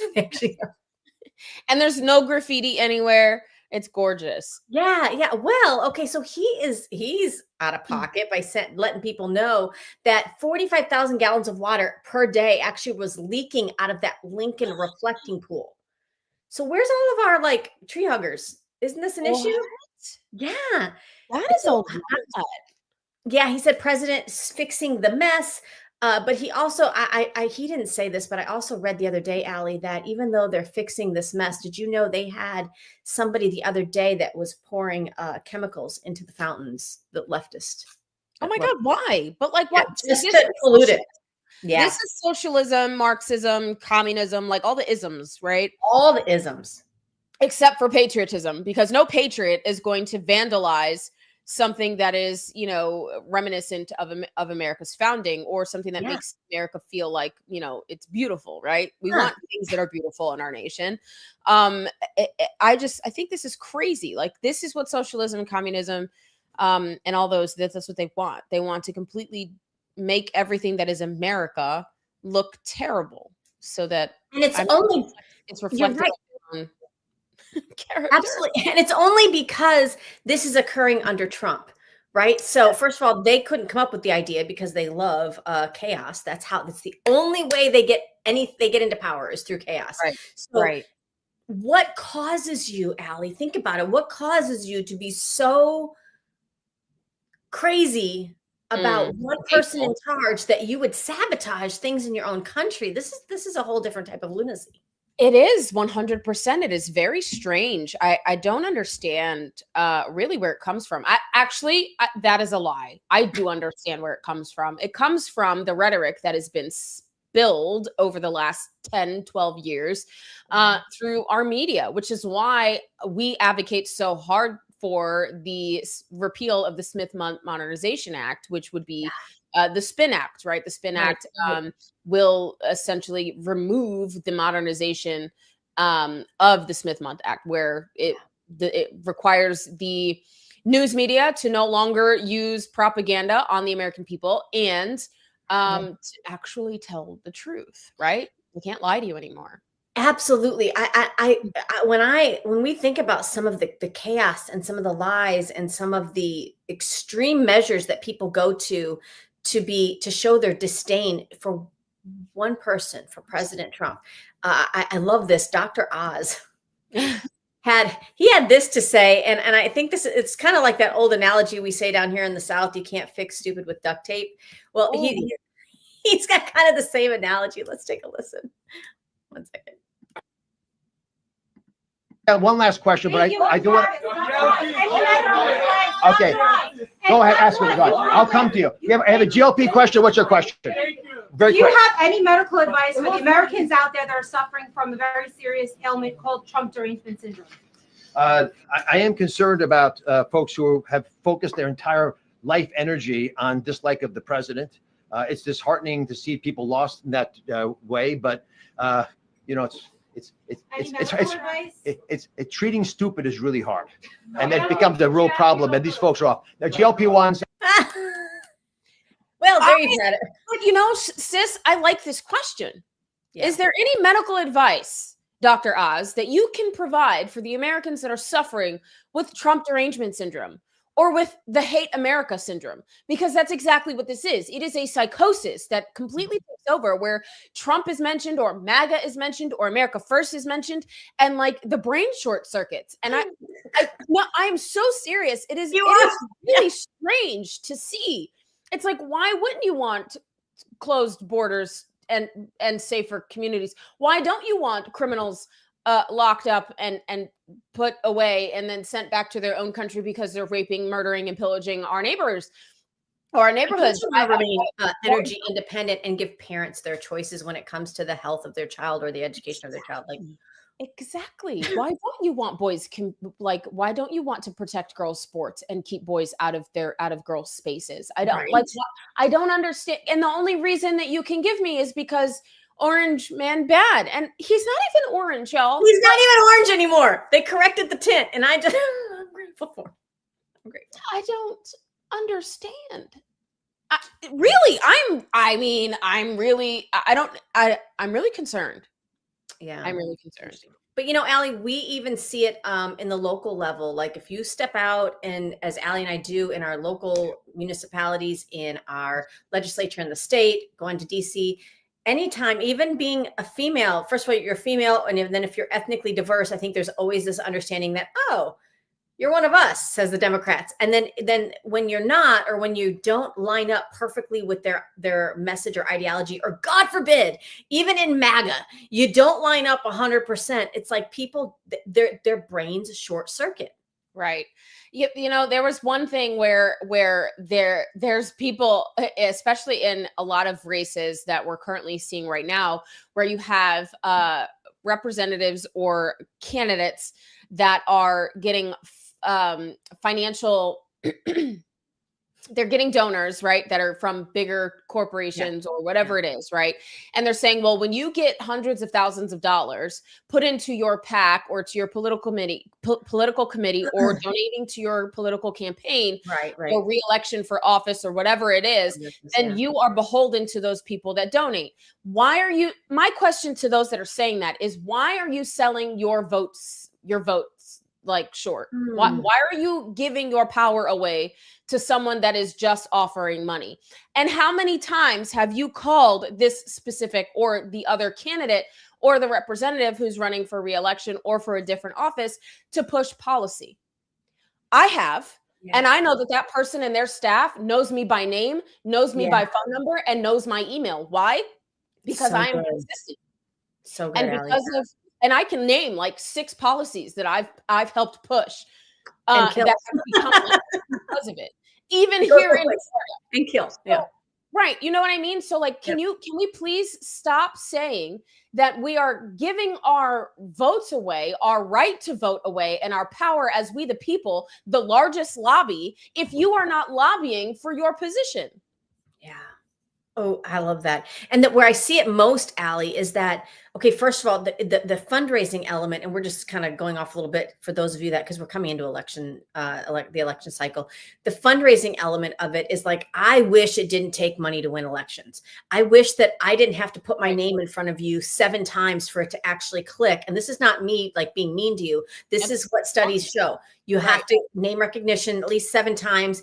That's if you even go to vote. Trying to get people off their best intentions to go vote is a whole nother push. So I wish we didn't have to do any of this. I wish we could just, door knock and, pass things out. And that was the only thing that we had to do. But because it takes this TV, multimedia, like Roku advertising, because it takes all this, it takes money. And when you look at where the donors are, I'm sorry, a lot of the people that donate to candidates, they do come from a certain financial background. Right. They're successful. And it's hard because grassroots candidates largely depend on, grassroots funding, which is great. It's not that it can't be done. It's just that it takes money. So as a grassroots person myself, if I don't have the means to donate and help my candidates get across the finish line, I'm not going to scream, cry, and yell and pout if they are taking funds. What I'm gonna be upset about is if it changes your positions, if it changes your vote, if you no longer answer my call, you're answering just their call. Do you see what I mean? But if there's no proof to that, then how can you say that? And if you're not donating to that person, then how can you say that? And if you're not engaging in that person and asking that person questions that you have, and instead you're going on Facebook or any kind of social media and you're blasting it, then you're in the wrong. And I'm sorry to say that. Actually, I'm not sorry to say that. And you might call me out of pocket, but welcome to my show. Allie, I had somebody the other day, and if you're going to comment on our platforms publicly, it's public. But I had somebody the other day say on one of my posts that Congressman had endorsed me, right? So when you're talking congressional, you're talking Washington, D.C. They typically don't throw their hats in a county race as far as putting support, but they like to support winners. So just chimed in somebody and said, does this mean he's got your ear and you're going to listen to him more than you listen to constituents? And I had to say, first of all, thank you for the comment. If it's an honest question, let's have an honest discussion. But is this a typical, like, are congressional candidates looking to sway things at the county school board level? Name one thing that a congressional elected representative would want to sway at a school board level? I don't think I have that kind of swag. Hold on. You mean the dismantling of the Department of Education? Because that is what occurred on the federal level.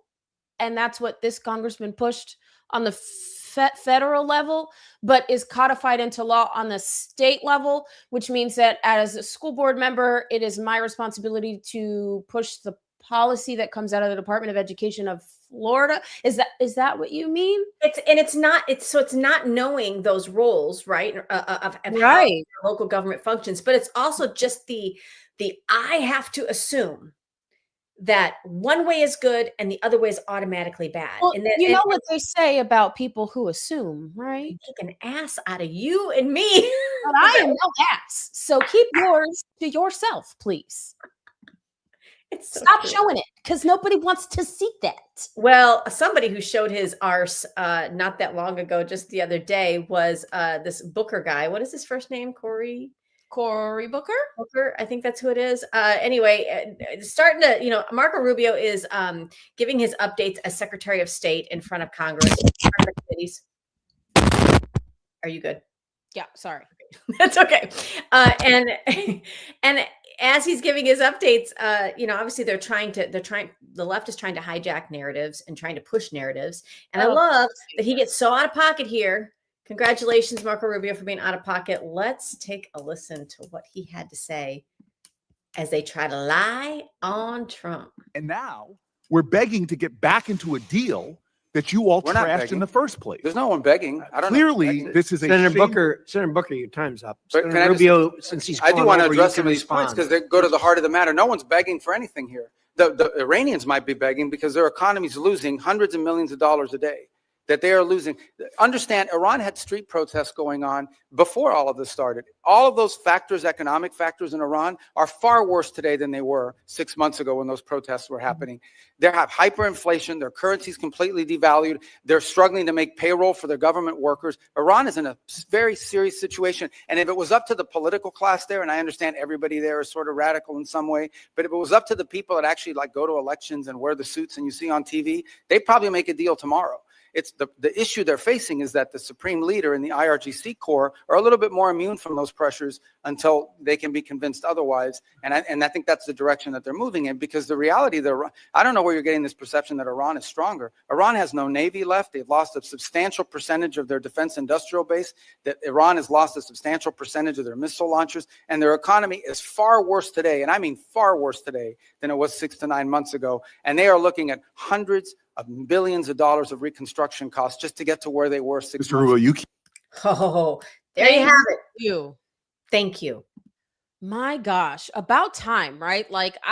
This is what happens. The questions that Cory Booker, I guess, is asking or was asking, or the left usually asks. They never ask pertinent questions to the issue of the hearing. They always grandstand and grandiose and talk about Trump and talk about themselves instead of actually asking pertinent questions about the issue that can assist the American people. But what I love about Marco Rubio is that he gets straight to the point and dismantles the messaging, the false messaging that is being pushed by the left.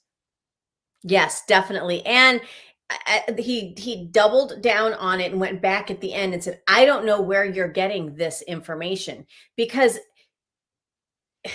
what we've learned from Nancy Pelosi, years ago, right? She called it the something sweep, the smear sweep, maybe smear campaign. So what they do is they go out and they give an interview and they give their talking points of what they think is happening. Somebody like Cory Booker, and somebody reports on it, CNN. And then it's a CNN headline. And then now they're using that as validation to say, well, CNN said it. So yeah, they'll submit it to the record. So if you don't get in there and say, whoa, nope, I'm going to set the record straight, which requires, this is the thing about leadership. And I know we talk about running for office a lot, but this is why it's so important. I would rather see somebody who maybe needs a little training in this or that, or isn't necessarily an attorney or a doctor or whatever, running for some of these positions, provided that they have the ability to do what he just did there. Push back, ask the questions, reiterate, no, you're wrong, because we can't get these go along to get along type politicians. That's what we really should be concerned about when we're looking at candidates, I think. And honestly, those Americans that are saying that this is a war and that this isn't America didn't vote for this, and how is this America first? It is America first because we have crippled Iranians' capabilities. It doesn't matter what the IRGC is doing, and the reason why that they are immune to certain negotiations that the ones in suits would normally like bend the knee to in the negotiation with President Trump is because they're cartel. They are a form of terrorism. It is a terrorist organization that has captured the government of Iran, just like it would be the same thing as MS-13 capturing the government of Mexico. So I don't understand where the misconception is. But again, it has to do with messaging. You have to make sure that you're actually listening to what they're trying to do. If Iran has nuclear capabilities, it's not just America that suffers. It's everyone that is in our alliance that suffers. It's everyone that is around Iran that suffers as well. It will become a third world war. And that is exactly what President Trump is trying to prevent. So yes, it is America first, because he is protecting Americans, he's protecting Americans' interests, and he's protecting our global standing by putting us as a force, one of the forefront forces of global standing in general. So once again, I love that, Allie. This is how you tie in what's happened in Venezuela, what's happened in the Middle East with America first. And it wasn't, of course, I think everybody was kind of shocked at how we've gone into Iran and what we've not into, but you know what I mean, how we've been surrounded in that atmosphere of the Middle East where we haven't had boots on the ground there. But what I think is interesting is that we remember not that long ago, a few years ago, where so many things were this close to cracking into a globalist society. And it started with our dollar, obviously the petrodollar. When they hijacked that and they formed BRICS, which was all these other nations that do not want to see good done by the United States of America. When they started championing together, I knew I was getting nervous. Like, well, this is how they take down entire nations. Really, is they devalue their currency. So, as independent as we are here with our resources for energy, what I see happening with the way that this chess game is played out in the Middle East is that it's crippling Iran. It's not allowing for Russia and Iran and China to all create this trilogy when it comes to helping them and each other with their resources. And they're having to come to places like Venezuela and the United States for our oil and resources. This solidifies the petrodollar, the need for a petrodollar, our American currency, our American way of life, our American resources. It puts America first again on the global stage, right? It does. 100%. 100%. Sorry, I just got a very important text message about a question. And I'm like, I need to answer this. I'm so sorry.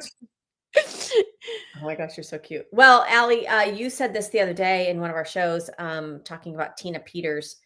I don't know. How would you even tell the story of Tina Peters? Because this is something that hits home. She's a Gold Star mom from a family of veterans, and entered the election cycle. And Tina Peters really, I don't know. She stood up for election integrity, I think, before it was really cool to do that, maybe before Mike Lindell. And she was just doing her job, right? She worked for the elections department in her state. And so what happened? Did.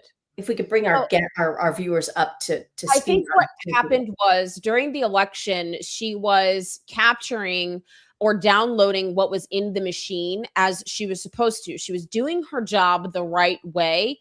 And the local officials decided that that was not accurate, or that she wasn't supposed to be doing that, because it was capturing real time what was going on in the elections. And it was forming a paper trail, if you will, like a screenshot of, like, you know how, like, if you're in a message with someone that might be a little toxic or maybe not, and you don't really know. And so you're just taking screenshots just, to hold on to for later. So and going, bestie, what do you think? You know what I mean? Just have proof or something to reference, like, this is what this was at this time, so that if it does come back, that's not what it shows on a national news station, that you actually have proof you can go back to and say, no, this is really what it is. They decided to arrest her. She's been in prison, I believe, for over a year. Over It's been a few years. It's been a few years. It's been a few years because it was before we were still doing open mic.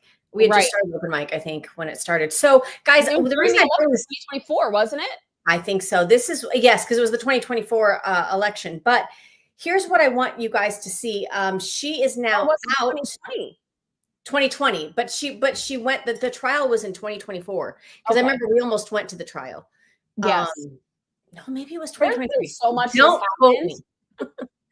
But anyway, all that to say, here is Tina Peters herself. I want you guys to listen to her. She said she was just doing her job, exposing, there we go, the overthrow of the U.S. government, she says, on November 3rd of 2020. Take a listen. My name is Tina Peters. According to the media, I'm a Trump-supporting election fraud conspiracy theorist, guilty of perpetuating the big lie. You may have gone to bed thinking this election was headed one way, and then you woke up and you saw things were different and maybe. In full transparency, I did support Donald Trump in 2020 because I sincerely believed the alternative would be harmful to the future of our nation. By admitting that, I realize I've already lost some of you. That's how polarized and divided we've become. Politicians and the media have done a good job in wiring our minds to distrust anyone who thinks differently. The biggest terror threat in this country comes from radicals on the far right. It's not just the far left wackos. It's always been a game of divide and conquer. To gain the power and control they desire, our selected leaders will stop at nothing to destroy the lives and reputations of anyone who dare call out their big lies. You're not going to get COVID if you have these vaccinations. President Biden has tested positive again. Perhaps the greatest flaw in our human design is our propensity to forget. Nicotine is not addictive. Weapons of mass destruction. It seems every 4 years, the losing side cries. That our voting machines are too vulnerable. It is the voting machines that pose some of the greatest risks. And when they win, they claim. This is the most secure election in our history. Most secure in American history. A very safe and secure 2020 election. The 2020 election was the most secure in U.S. history. If our nation's voting machines were so vulnerable in the 2016 election, what changed in 2020? Nothing but the narrative. Before I was known as a crazy conspiracy theorist, I was a cancer survivor, a wife, and a Gold Star mom. In 2018, I was elected by the people of Mesa County to serve as their elections clerk and recorder. After the 2020 election, I was contacted by numerous individuals who all shared concern about the integrity of our local voting system. Considering my vantage point, I was certain that if there was any election irregularities, I would be the first to see them. It wasn't until the city council elections in April Here's a look at the unofficial results that I began to see things that I couldn't unsee. What I witnessed with my own eyes warranted a thorough investigation. Former Mesa County Clerk Tina Peters sentenced to 9 years of incarceration. Former Mesa County Clerk and Recorder is demanding her release from jail as she challenges her election interference convictions. Peters is asking a federal court to free her from jail while she appeals her state conviction. This is the first time the Trump administration is getting involved in a state-level process. Well, and so she is out. Ooh, I can't wait to see that full documentary, ma'am. It's going to be pretty good. It's going to be good. And I think this is why it's so important too, is because this is somebody that was you elected to a position and then they went in there and did their job. And then, I mean, think of how frightening this is to be elected, Allie, to do your job, and then to have somebody claim that because you did your job, it didn't fit their narrative. So now they're going to charge you. And if you have a woke enough attorney general and, you know, one of these crazy district judges, I mean, you can put anybody behind bars for a little while. And that's the punishment. The punishment is the process, right? Right.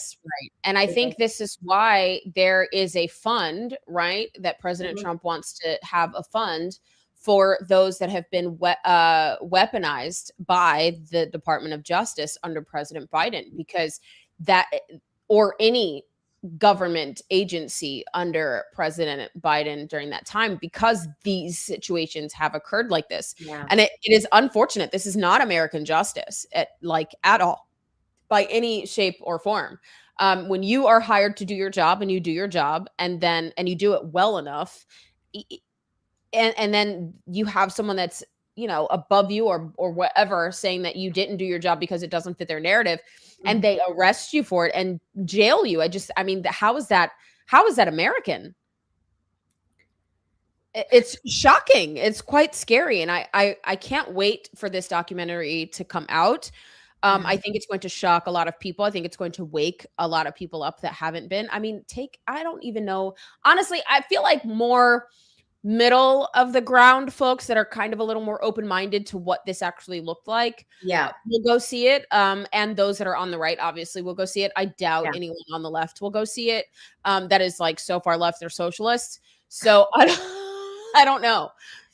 Yeah, but I hope it does well, because this is a story that needs to be told, and it needs to be shared, and it needs to be put in our history books for our children to know about.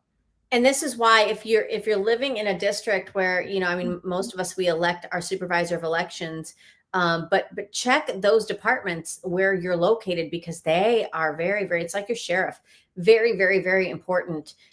So we will keep you up to date on Tina Peters. I got to put the glasses on, because we're going to do our Liberty Cigars ad just a little bit different today. Here is, guys, if you want to support your out-of-pocket ladies, go to libertycigars.com.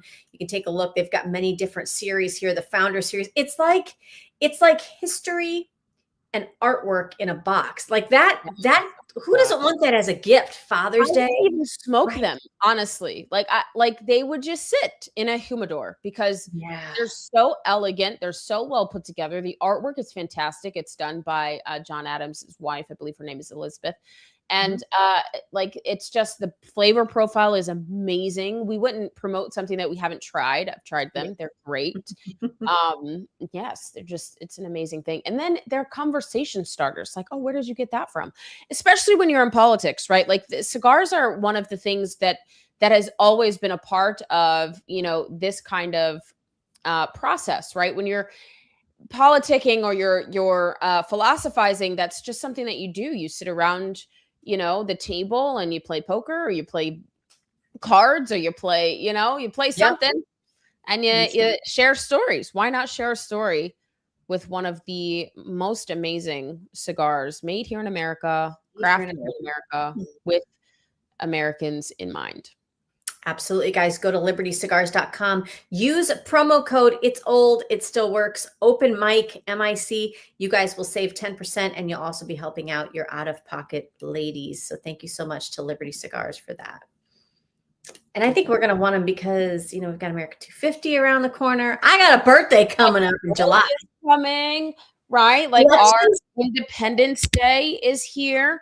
We're going to have the UFC fights on, I believe, the 14th. June 14th.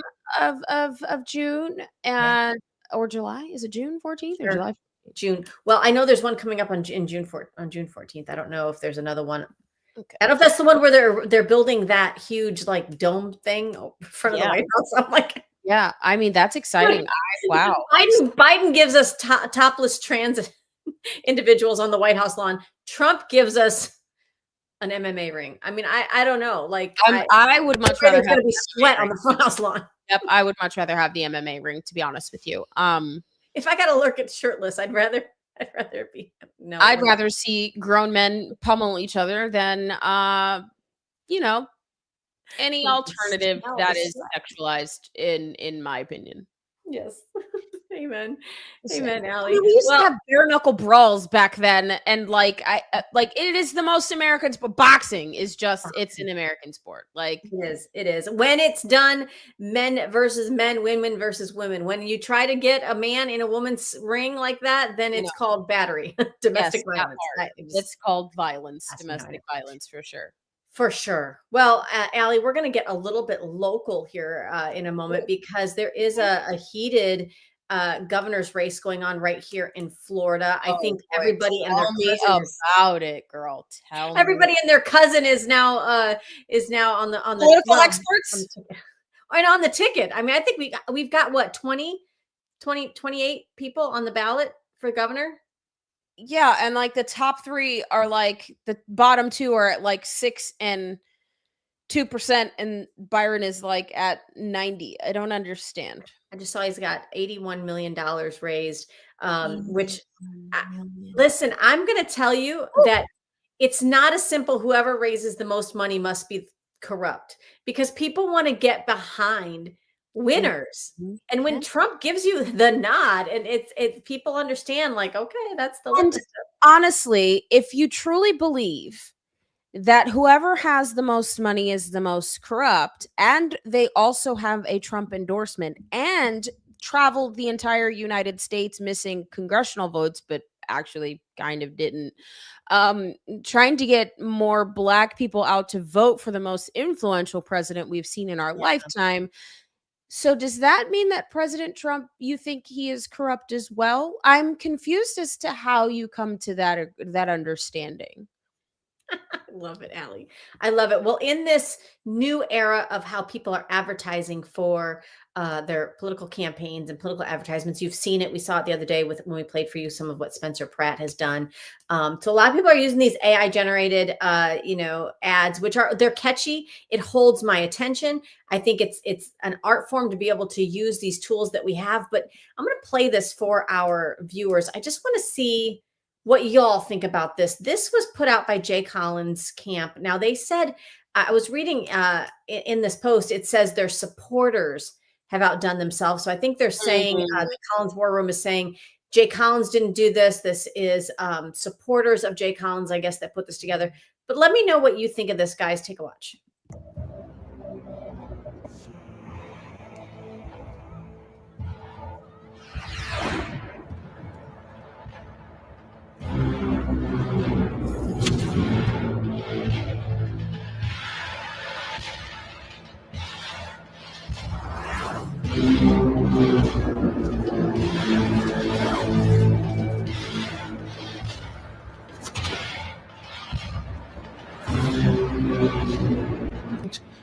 Please don't allow any more data centers. My electricity bill has already gone up 4 times and we don't have any more clean water. Get this peasant out of my office. Please stop. You're hurting him.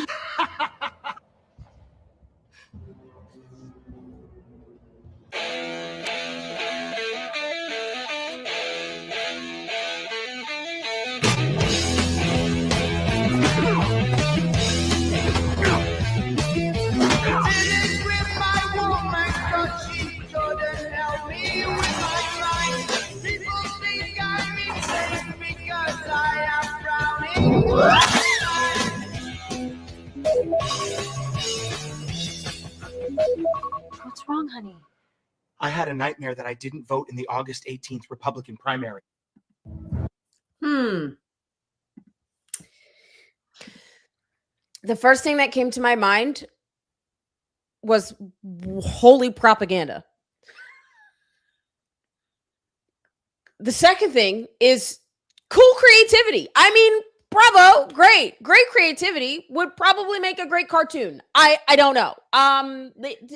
But propaganda, like, that is exactly what this is. There's no facts at all in that well, and it felt to me like I was watching fear porn. That too. Well, that's what I mean. It's fear propaganda. So here's what I didn't appreciate. I can listen. Slapstick humor is funny. I love some of what Spencer Pratt did. I love a little bit of sass and a little bit of feistiness. But when I see an AI image of Jay Collins punching people and then actually kicking, it looked like AI generated hydraulics with the kicking Byron Donalds, I think about political violence. Yes. And if it's not okay, it's not ever okay. Would there have been a better way to tell the story of what they're obviously saying? They're trying to make the argument that he's bought by AI and big weed and all that. But which, whatever, you can think that if you want to, but it took a weird turn there, and I don't know. Allie, I don't think we're the only ones who thought that something was up. I saw this. Of course, we love Representative Luna, Anna Paulina Luna. I'm just going to show you what her post said.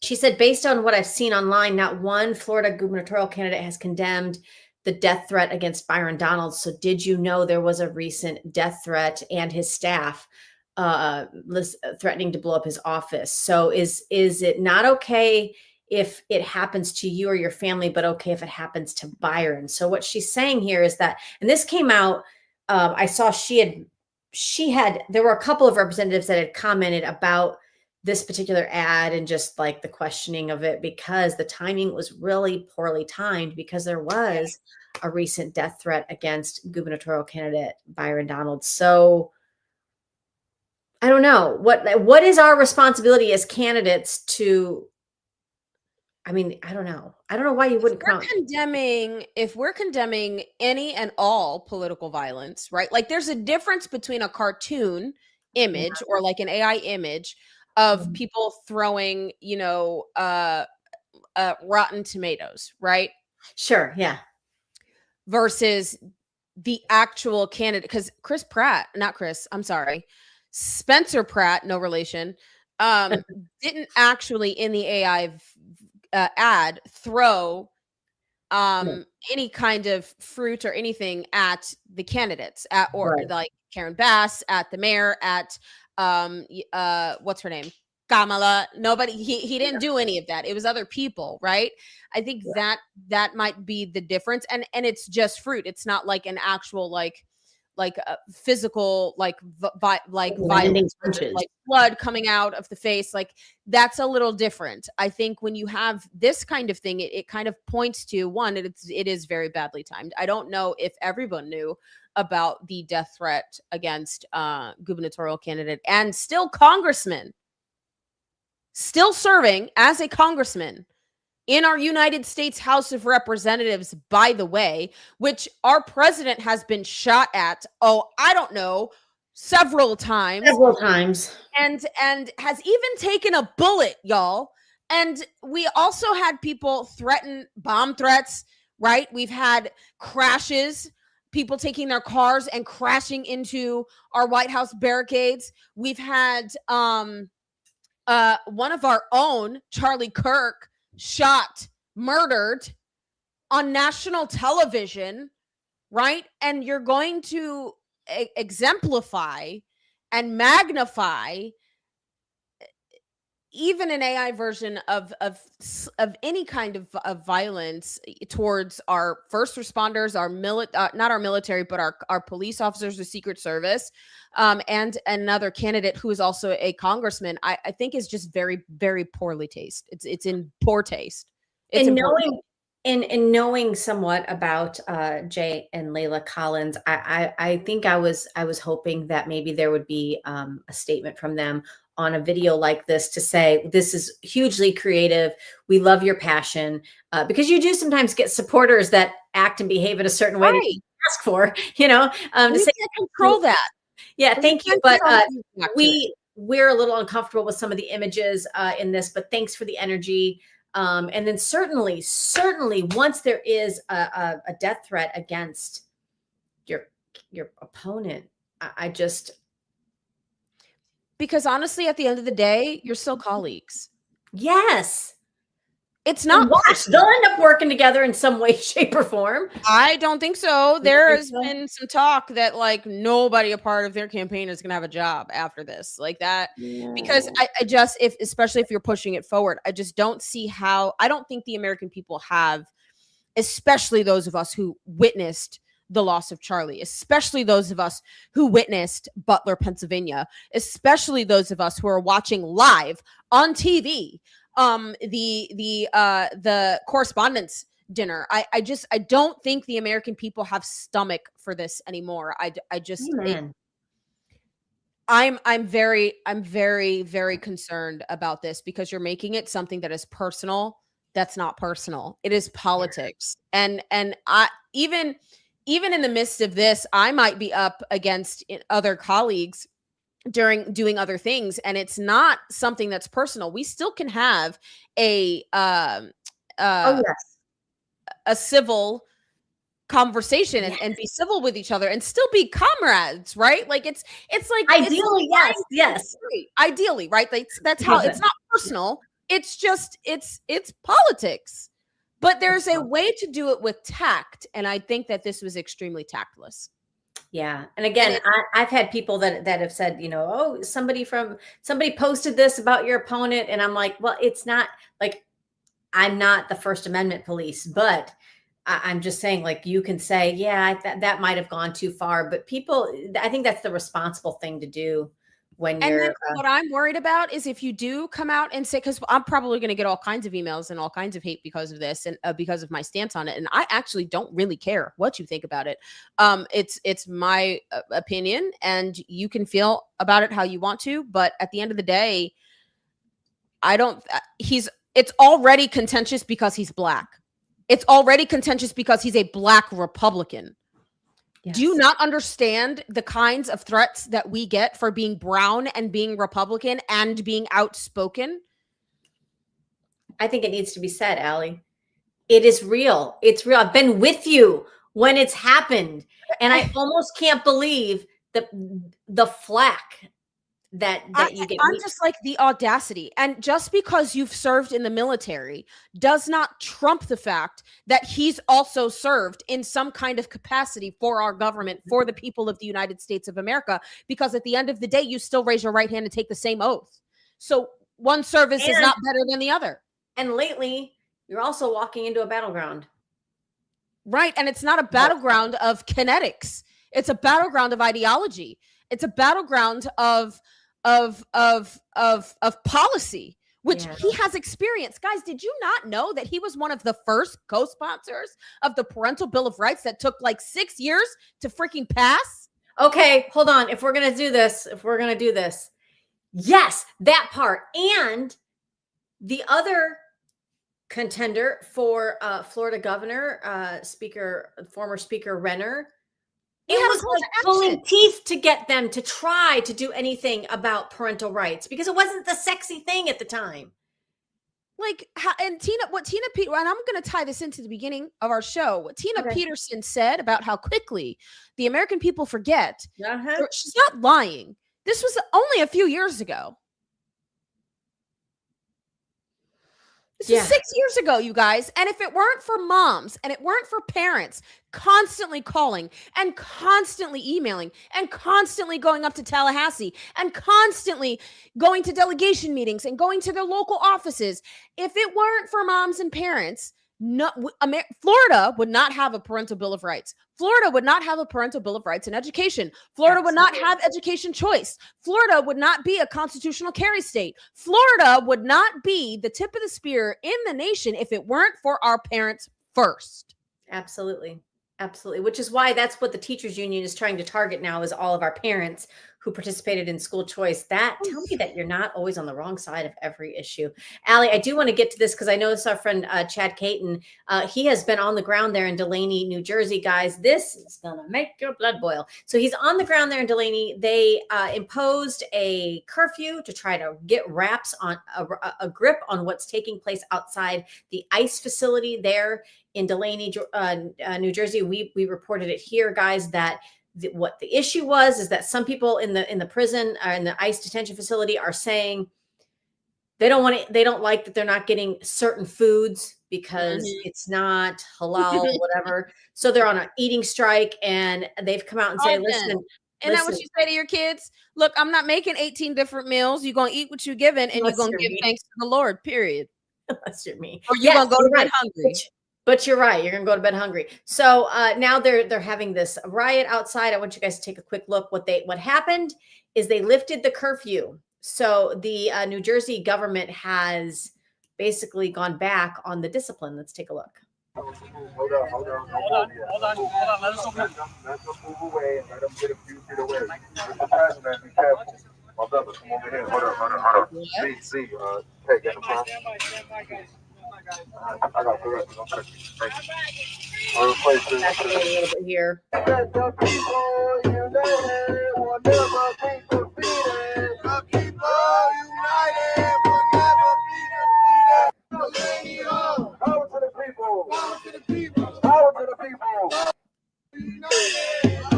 what happened to the curfew? What happened to the curfew? Some are asking. In This is a my big mistake. opinion, if you have a curfew, you're supposed to keep it. That's like telling your child, no, you cannot drive my car past 8 p.m. If you come home at 8:01, I'm taking the keys and you get revoked privilege. Yeah. And that teaches the child, right, responsibility. It teaches them consequences to their actions. It's not, oh, because you were on good behavior, or, oh, because you came home late because you were grabbing gas, does not excuse the fact that you came home late. Right. You have to set boundaries. And like you were saying the other day in our other episode this week, where children, especially their peers, their teens, they want stricter consequences for their actions up front. Because it no longer gives them an excuse. They learn curbed behavior. You have to nip it in the bud. And if you wait and push it out, you'll end up getting streets. These streets are on fire, right? Yeah. Oh, yeah. That's so true. And I had somebody comment back and say, well, they're being peaceful right now. But there was a curfew in effect for a reason. And these people aren't going anywhere. They're sitting around waiting for the next opportunity because it's highly funded, y'all. If you give someone the benefit of the doubt, too often they take the benefit of the doubt for granted, right? Like you end up with these teen takeovers, which also seem to be maybe largely funded. I don't know. We did a policy here in our school district, Allie, that the left went crazy about because we tried to nip it in the bud. Students walking out of class to protest. We said your butt needs to be in a seat during the day when you're supposed to. If you want to do it in the evening or like Saturday, that's fine. But this is why, because now look at what's coming your way. Teen takeovers. Now it's going to take over your business. It's going to take over I used to feel so bad because we'd hit summer and like all of these businesses and like places where kids would go hang out. They'd be like, oh, we don't want all these young people. And I'm like, they're young. They don't have anything to do. But this is not helping that case. You know what I mean? Like you're making it. Yeah. It's crazy. Nope. It's wild. They need more activities and they need to get off their phones. Get a job. Get a job. Go work at Disney. Go volunteer. Go somewhere. Go cut someone's grass. Pick up trash. Like go feed the homeless. Like I don't know what to tell you. Like it's just I don't think people have much of a drive for much of anything productive anymore. And idle hands creates chaos. That's right. That's right. Well, guys, we're going to give you just a little bit of perspective and a little bit of history on why what's taking place in LA is so historic with Spencer Pratt. Obviously, him and Karen Bass, we now know, will be going into a runoff election in November. Here is what Karen Bass doesn't want you guys to see. She definitely doesn't want you to remember. Take a look. Empty resume.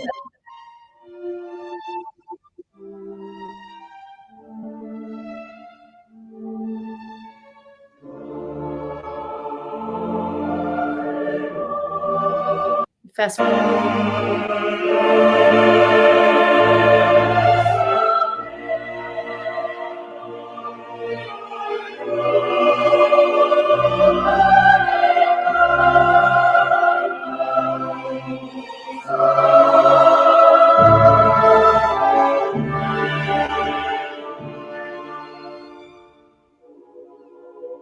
And they're being forbidden, by the way, to rebuild. Yes, they're being forbidden to rebuild. Well, it makes me wonder what that property's worth and what big major high roller wants to come in and put something else there. I mean, will it be like a data center? I don't know. They got water shortages there. They can't do that. Will it be believe? Like what the? I can't. But it was nice to see the reaction of Spencer Pratt as he finds out, that obviously there's another 5 months to go. Let's take a quick listen. Do you see an uphill battle in the next 5 months? Absolutely not. I think the next 5 months I'm going to have time to build out this team to show everybody the level of Democratic supporters that I have behind me, the heavy hitters that are in this room that are all behind me. And I think this idea that I don't represent Democrats and Republicans and independents, anyone that's just a Los Angeles citizen that wants basic quality of life, I'll be able to show that in 5 months. Right now, the media likes to say, oh, he's this. I'm not that. I'm an Angelino who said enough is enough, and I had to step up. I didn't know I'd be here tonight, but it's obviously God's plan, and I'm going to go all the way, and I'm going to show everybody that I'm their mayor. Wow. Congratulations, Spencer Pratt. I am so excited to see what comes of this. Hopefully we don't get in the middle of the night ballots that come in. It's crazy. There's already some suspicions going on that we found out about yesterday. So yeah, I don't know. They're saying like 3 hours and no votes for Pratt. Like that doesn't make any sense. So I don't know what they're doing. Yeah, and you're right, Allie. And so when it's solidified that we believe that he's going on to the election in November, him and Karen Bass. Somebody said on one of our posts, like, just okay, so you know how you want. First of all, we want the Save America Act passed nationally, but you know how the state of California does not check vote IDs. They do not do voter ID. So if you want to implement voter ID in California, maybe it's a thing where like everybody just like, what if everybody showed up in California to vote for Spencer Pratt? I bet they would start like checking IDs. They probably would, to be honest with you. Because that's when they only are moved, is when you actually do you play their own game. And also, it doesn't end with mayor. Oh, not at all. Did you see this? Mayor is that you need to have and make sure that you have a good city council, a good board. So the school choice warrior out there in California, her name is Sonia Shaw. She's now also, Allie, advancing to the November election for California Superintendent of Public Instruction. It says here, the opponent, Richard Barrera, was endorsed by the California Teachers Union. So this is a huge win for our Californians out there who want to make sure that, you know, we can still keep California. Do you know anything about Chad Bianco? Because I know he was running for something else again, for something. And I don't know if he won or not. I haven't honestly been following it. Let's see. I did see that. Well, while we're looking into that, I did see this too. Representative Anna Paulina Luna wants you all to know that the Democrat Party out in California just nominated a candidate for the U.S. House of Representatives who introduced legislation to lower penalties for pedophiles under the guise of equality. Oh yeah. This is what the Democrat Party out there, well, across the nation really, but especially in California, is out there doing. So this is exciting. We've got some Trump-esque excitement happening out there on the West Coast. It's all it takes. It's a bad metaphor, but all it takes is one spark to ignite the whole thing. But yeah. So, well, Allie, I'll be your tribute. Let's go. All right, sounds good. Guys, that's it for us here with Out of Pocket Live. Make sure you follow at Real Allie Leger, at Michelle Posey, and at Out of Pocket Live on all social media platforms. Like, share, and subscribe. Okay. We're fresh out of time, ma'am. All right, you guys, stay out of pocket. We'll catch you tomorrow. Take care. Two queens, no filter. Say what they feel. Allie and Michelle keep it way too real.